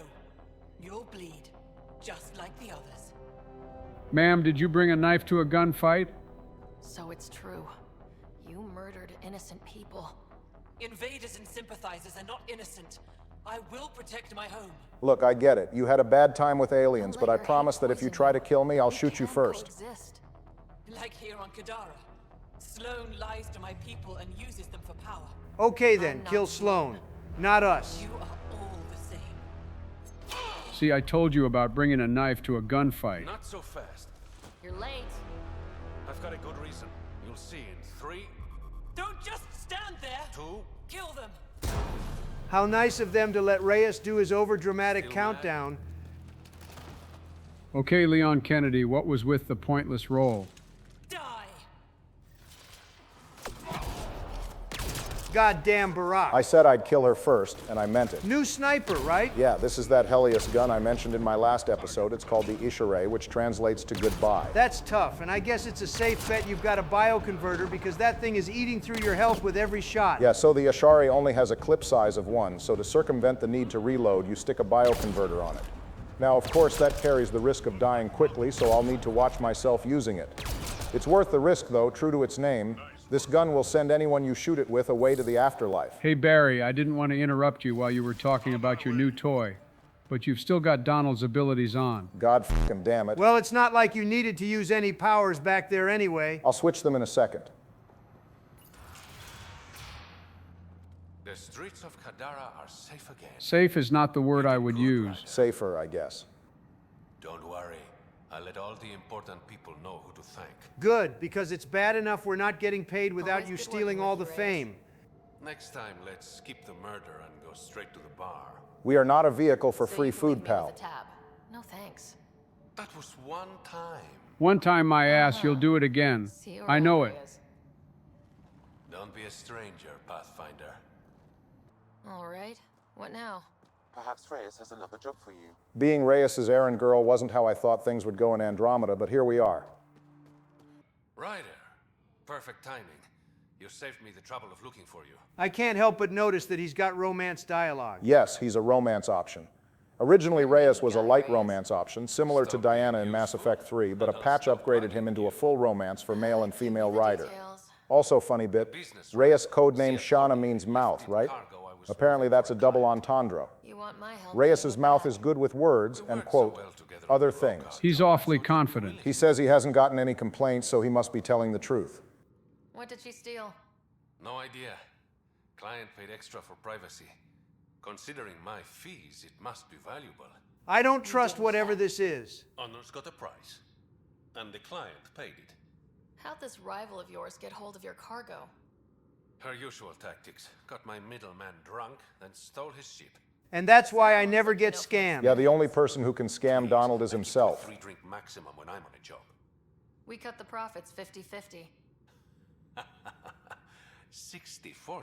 60-40, my ass. We're doing most of the work. When she stops in Kadara, Zia drinks at Krala's song. We'll start there. See if Umi heard anything that could help us. You look like you're waiting for someone. That's my line. You're not the only one who can be corny. You want a drink or a room? Man, I really like this Asari. Umi is over 200 years old according to her background, as she was a bartender on Thessia for that many years. Apparently she came to Andromeda looking for change. And yet here she is, still serving drinks. She didn't like the job, but she found her only other alternatives disagreeable, so she has settled on continuing to bartend here in Andromeda. Her signature drink is said to be a whiskey, served neat. I don't know what that means. It means she pours it straight from the bottle. No ice, no mixer. Is that supposed to be a signature? Anyone can do that. She's not. We drink together sometimes. I drink with a lot of people. I bet he also makes them pay for everything. 60-40 on business dealing, 0-100 on drinks. Shifty guy I'd never seen before. Maybe it was the charlatan. Anything's possible. Yeah, okay, Reyes is the charlatan. You think so? Anything's possible is 100% the answer you give when someone suggests that another person is your secret identity. That would explain why he's so prominent here. More so than Sloane Kelly. Doubt Zia was meeting the charlatan, but you never know. Why am I always stuck with the hard work? Welcome to Mass Effect Ryder, where we do all the hard stuff. Call me when you get to the meeting. The delicate one shouldn't be getting 60% of the cut. Barack, I don't mean to alarm you, but there's a fucking bear running toward you. We'll be fine, it's just an Aerok. I don't know if ignoring it is the play. It'll be fine, I'll just focus on the waypoint. Ah, yes, the power of entering dialogue. Ow. So you're not invulnerable. Good to know. Okay, wait a second. If you immediately die after we exit this dialogue, we're going to have to end the episode because I'll cease to function from laughter. No, it's fine. I'm not dying anymore. Meanwhile, Drac and Vetra are having the fight for their life. Both of them are wondering why Ryder decided to have this call first. Honestly, I just didn't feel like fighting the Aerok. Did you find anything on your end? The Solarian is a fence. No direct connection to the collective. My guess is Zia met him to find potential buyers. Let's follow up on those coordinates. I'll meet you there. Oh, fuck. You got lucky it didn't grab you like Hulk did Loki. Throw it in reverse Terry. All right, and we're out of there. Shame on you for ducking the fade. Sounds like Drac took a bad hit back there. Just the old plumbing acting up. Please don't call it that. My guts are synthetic. I'd get them replaced, but the warranty's probably no good out here. So does that mean Drac would die if he stayed in the Milky Way during the Destroy ending? Good question. That again raises the question, what level of synthetic does a person need to be effective? You think Kesh lied to you? Nah, she's not the type. Kesh might be the only person in the game I trust 100%. Bamboozled. Nice word. Yeah, I learned it from Sid. She's into some weird old human shit. Sid is a weeaboo for humans. The bamboozler. I'd try it. Funny enough, there is in fact a drink called the Bamboozler. It's empty. See, I told you something was up here. What if this was all just some elaborate trick to get you here? You mean there was never any cargo? Bravo. And right on I knew you'd cue. figure it out eventually. Zia. Zia, you're gonna go out like that Angara I domed earlier. What can I say? I'm a greedy man. That's why you don't have any friends. You're selfish. Skip the drama. Skip the small talk. Why do you lure Reyes here? He's been taking all the good jobs in Kadara. It's gotten more than my attention. What the fuck? So what? This is all over him being a better smuggler than you? I mean, this is a straight up skill issue. If Reyes is getting all the work, it's because he's more capable at the job. Shit. Move in. So, we're killing other Milky Way people now, huh? They're trying to kill us. What did you expect? It's just that we only came here with like 10,000 of each species, right? Can we really afford to start killing our own like this? You raise a good point. In fact, we already lost a decent amount of people to the Nexus Uprising and the failed attempts to colonize Eos. Also, from this point on, we'll be getting into fights with other Milky Way aliens, but I don't think we kill enough of them for it to be a huge problem. It's a good thing Brody's friend already started the baby-making process efforts, I guess. How did you miss? Shut up, Joe.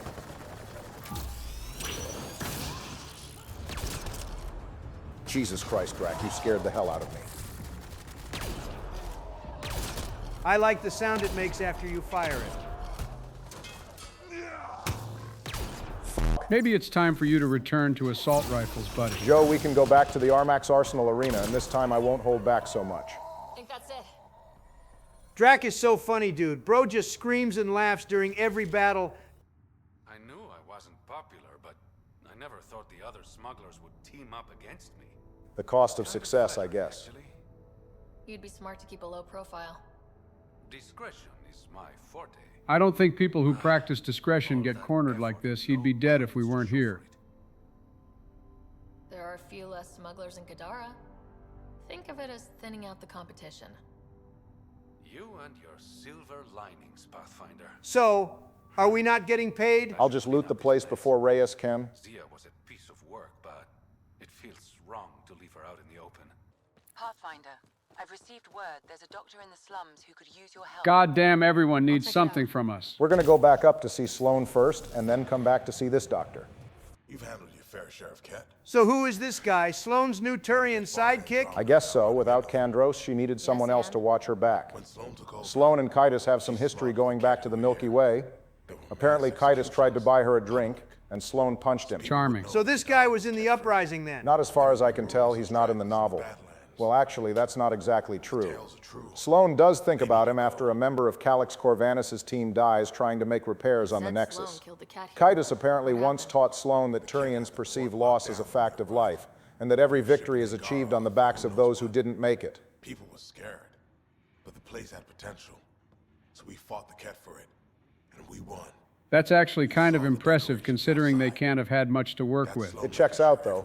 Sloan is said to be in the Skillian Blitz, meaning she's fought against the odds with nothing more than colonists once already. All I'm gonna say is that the Milky Way aliens are built different if two different factions showed up and started giving the Ket belt to ass. Oh yeah, the Ket would not be able to pull this stunt off in the Milky Way. The Turians by themselves solo. I'll think about checking out the Badlands. Excellent. Our deal's done. Let's catch up with Sloan before we get back to work. I don't think she wants to talk to us. Work together. The enemy of my enemy is... I'm not your friend, but you've proven reasonable. Ask your questions. Honestly, after trying to drop that enemy of my enemy cliche, I can't blame her for not wanting to be buddy-buddy. Helios isn't exactly hospitable. How did he survive after the Nexus? We didn't leave empty-handed, but when supplies ran low, we were forced to get creative. I ordered hits on Ket convoys, traded with Angaran villages. They told me about Kadara Port. Meanwhile, the Nexus made basically no progress for months. Apparently, the Angara did have contact with humans before we got here, which begs the question, why didn't Tan or anyone else talk about the native species? Maybe they never encountered them. Well, that makes the Nexus even more incompetent than we originally thought. Why just switch sides? Because I'm sick of serving assholes. I could have handled the situation on the Nexus, but Tam wanted a bloodbath. He brought in the Krogan without even asking me. New galaxy, same old Based on what Barry said earlier, that does seem to be the case. Tan is to blame for bringing the Krogan in, but they only fought because Spectre tricked them with a false promise of getting more power in Nexus affairs. If you had to pick a side, where would you land? Probably with Sloan. Tan was seriously out of his depth, and Addison wasn't much better either. Isn't lost on me. You know, Pathfinder, when I joined the initiative, I thought we could build a new society. A better one. This is true. Sloan drank the same Kool-Aid as everyone else, and she did try her best during the events of the Uprising novel. You said she was in the Blitz. Did she know Shepard? There's no mention of Shepard, as that would canonize one of the origin stories, but you can assume Sloan fought alongside Shepard if you happen to pick the war hero origin. It would have been cool if the game read your trilogy save file and added dialogue reflecting that Sloan would have met a war hero, Shepard. Naturally, the locals were grateful. And the heads decorating the spaceport? What's that about? A warning. To the Ket? To anyone. I actually like the heads on pikes. You need more of those. So, the outcasts. Give me the sales pitch. The outcasts aren't for you. Damn. Wow. Okay. Hesitation. I handpicked every one of my crew. They've got either potential or history with me. You've got neither. Tell that to the Ket base and Ascendants we've Addison killed. said something similar. I'll prove you both wrong. Addison and I agree on something. I take it Addison and Sloan didn't get along. They had clashing personalities, but it's not as though they hated each other. Sloan did kind of worry about Addison when she started feeling depressed about having nothing to do. Charlatan is. My guess, a group of people. It'd take more than one person to run that outfit. That's not a bad guess. I'm telling you it's Reyes. If they make a play, I'm ready. All right, Sloan, see you later. I'll let you get back to it. Pathfinder, stay out of Kadara's business. This isn't your turf. Then tell all your people to not ask us for help. You look well enough. My patients are usually leaking from somewhere. I could have lived without No the leaking details. here. Just seeing all Kadara has to offer. A tourist, huh? Pathfinder, actually. One survived? I forgot people thought this whole operation pretty much went belly up. I do have to wonder what Sloan's long-term goals were. She's not trying to take down the Archon, so was she just content with holding it down on Kadara? Looks like we have a new version of Red Sand all over the I place. thought she was supposed to be a woman of the people. She's whatever she needs to be to stay in power. From what you've described thus far, I didn't think Sloan would be the drug-dealing type. Well, things probably got real hard for her after she left the Nexus, which actually makes me wonder why they didn't write a follow-up to Nexus Uprising where they cover what Sloan had to do to survive after her exile. I would have definitely preferred that over that mostly pointless prequel novel that followed Cora. Called the drug Oblivion. Is it named that because it makes you see Oblivion? Formula, there's no way to stop her. We gotta steal the secret formula. Calm down, Let's Plankton. steal the formula. Are you crazy? It's heavily guarded. I'm a doctor. I don't know how to fight. Can you survive in this place without knowing how to fight? If Sloan is smart, then Dr. Nakamoto here probably has a do not harm order on him. Sid gets me so frustrated. I try to be firm. She pushes back. I lay down the law. She pushes some more. Yeah, kids tend to hate that. Problem. Kids need boundaries, sure, but they also want to know you're not the enemy. W parenting advice from Drac. Your dad sounds like a piece of work. Special ops, right? Yeah, something like that. He never went into details. Disappeared. Yeah. I know the type. I swear Drac must have sucked up all the good dad energy when he was born and left absolutely nothing for anyone else in this whole universe. Nakamoto's lab. This is gonna be fun. We're in agreement, Drac. Let's knock some heads off.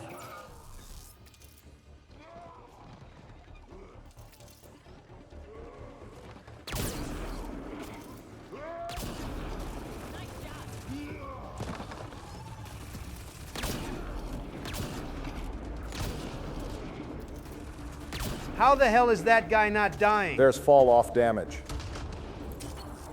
Someone is challenging you. Unfortunately for them, my sniper doesn't take 2 seconds to fire.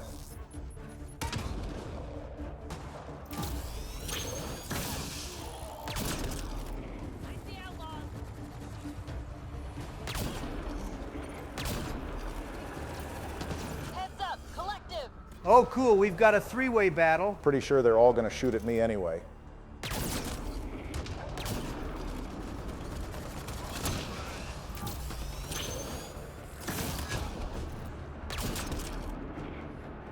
That thing is really chewing through your health. Yeah, part of the reason I didn't want to even try using this earlier is because we didn't have good enough health regen yet. Bro is flanking the NPCs.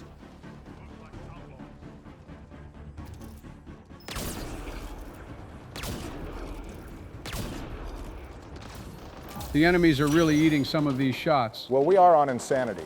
It wouldn't be hard if I was one-shotting them. Plus, enemy scaling is keeping this competitive.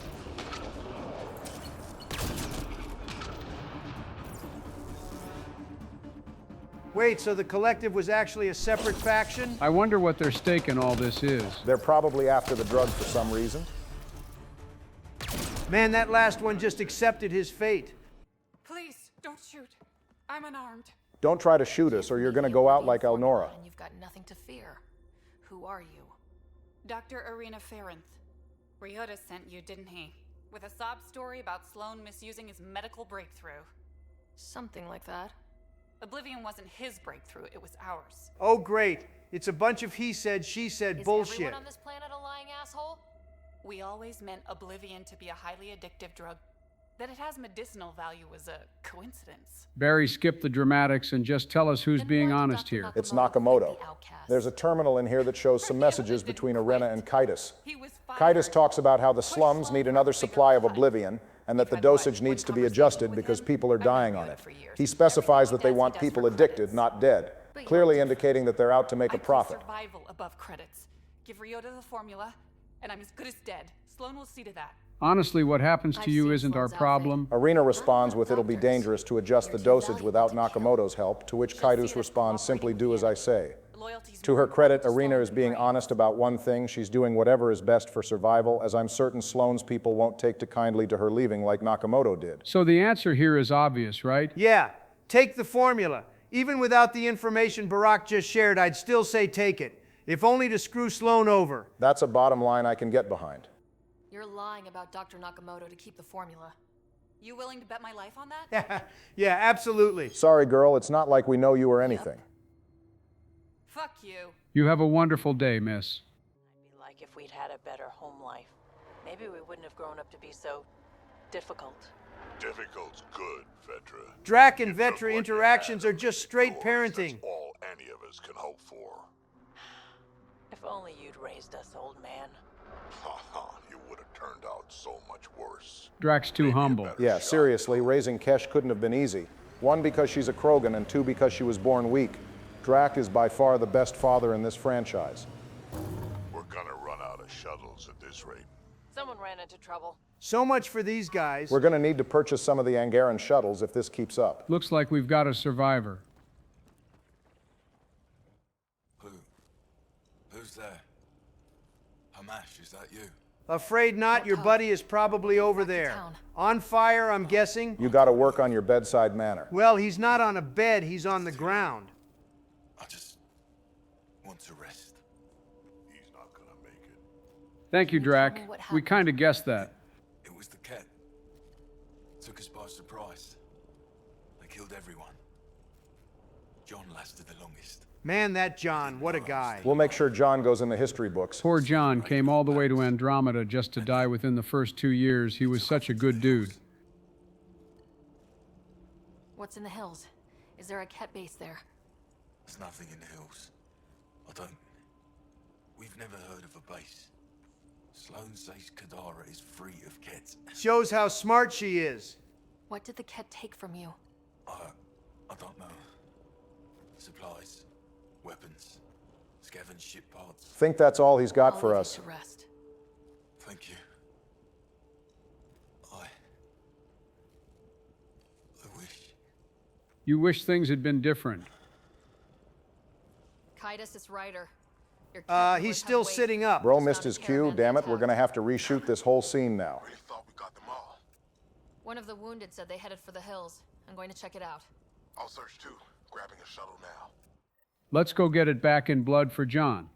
Impatient, are we? Sloan, I wasn't expecting you. She wouldn't take no for an answer. I'm not about to let someone else fight my battles. Especially an initiative lapdog. You were happy enough to have this lapdog track down information for you. That's what dogs do.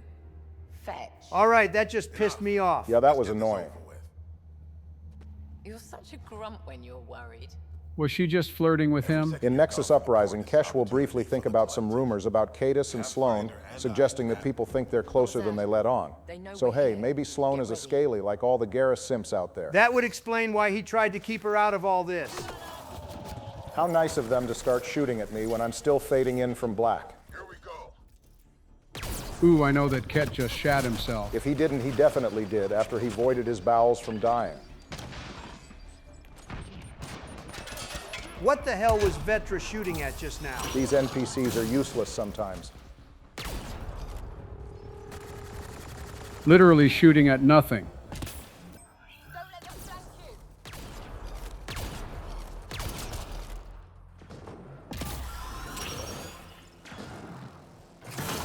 How the hell do you keep hitting things when they're invisible? I trained all day yesterday.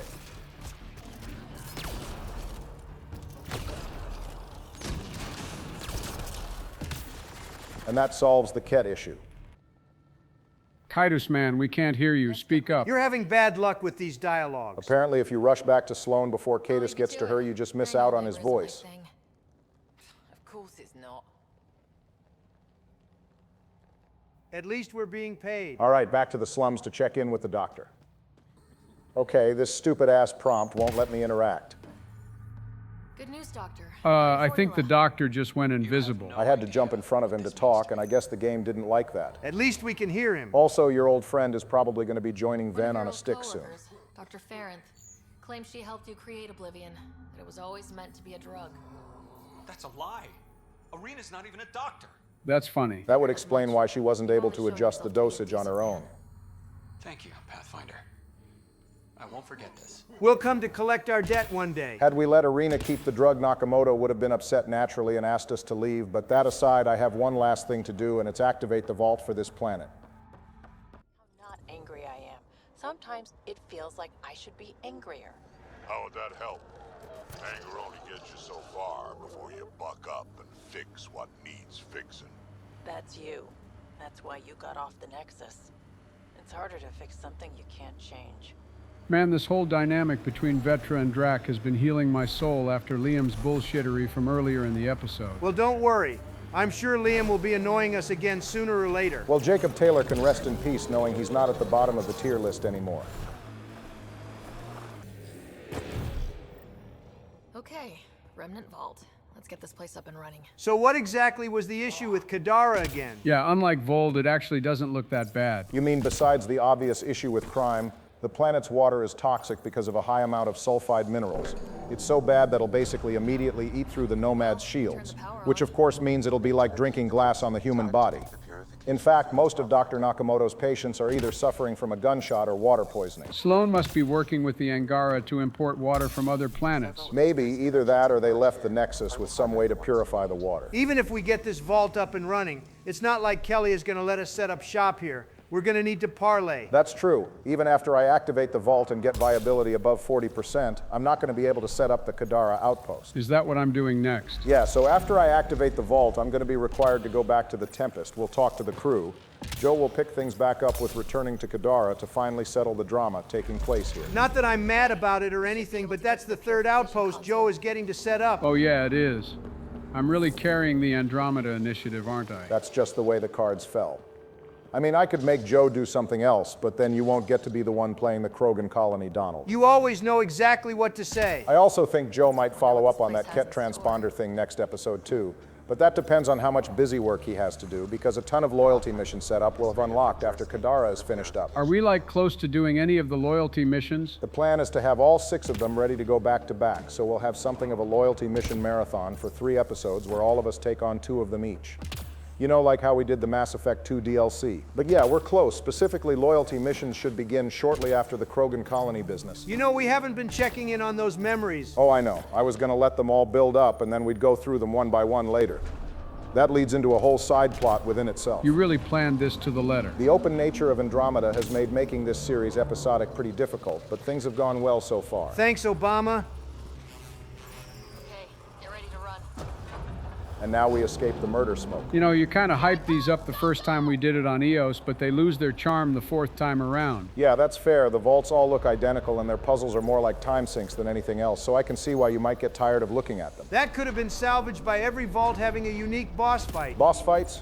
From the Mass Effect franchise, Donald, it's past April Fool's now. Oh God, my legs. I'm just saying that would have made things a bit more engaging. Hell, none of the later vaults have the same grand design that we saw in Eos, which makes me think they started running out of time. Yeah. Where are the pyramids at?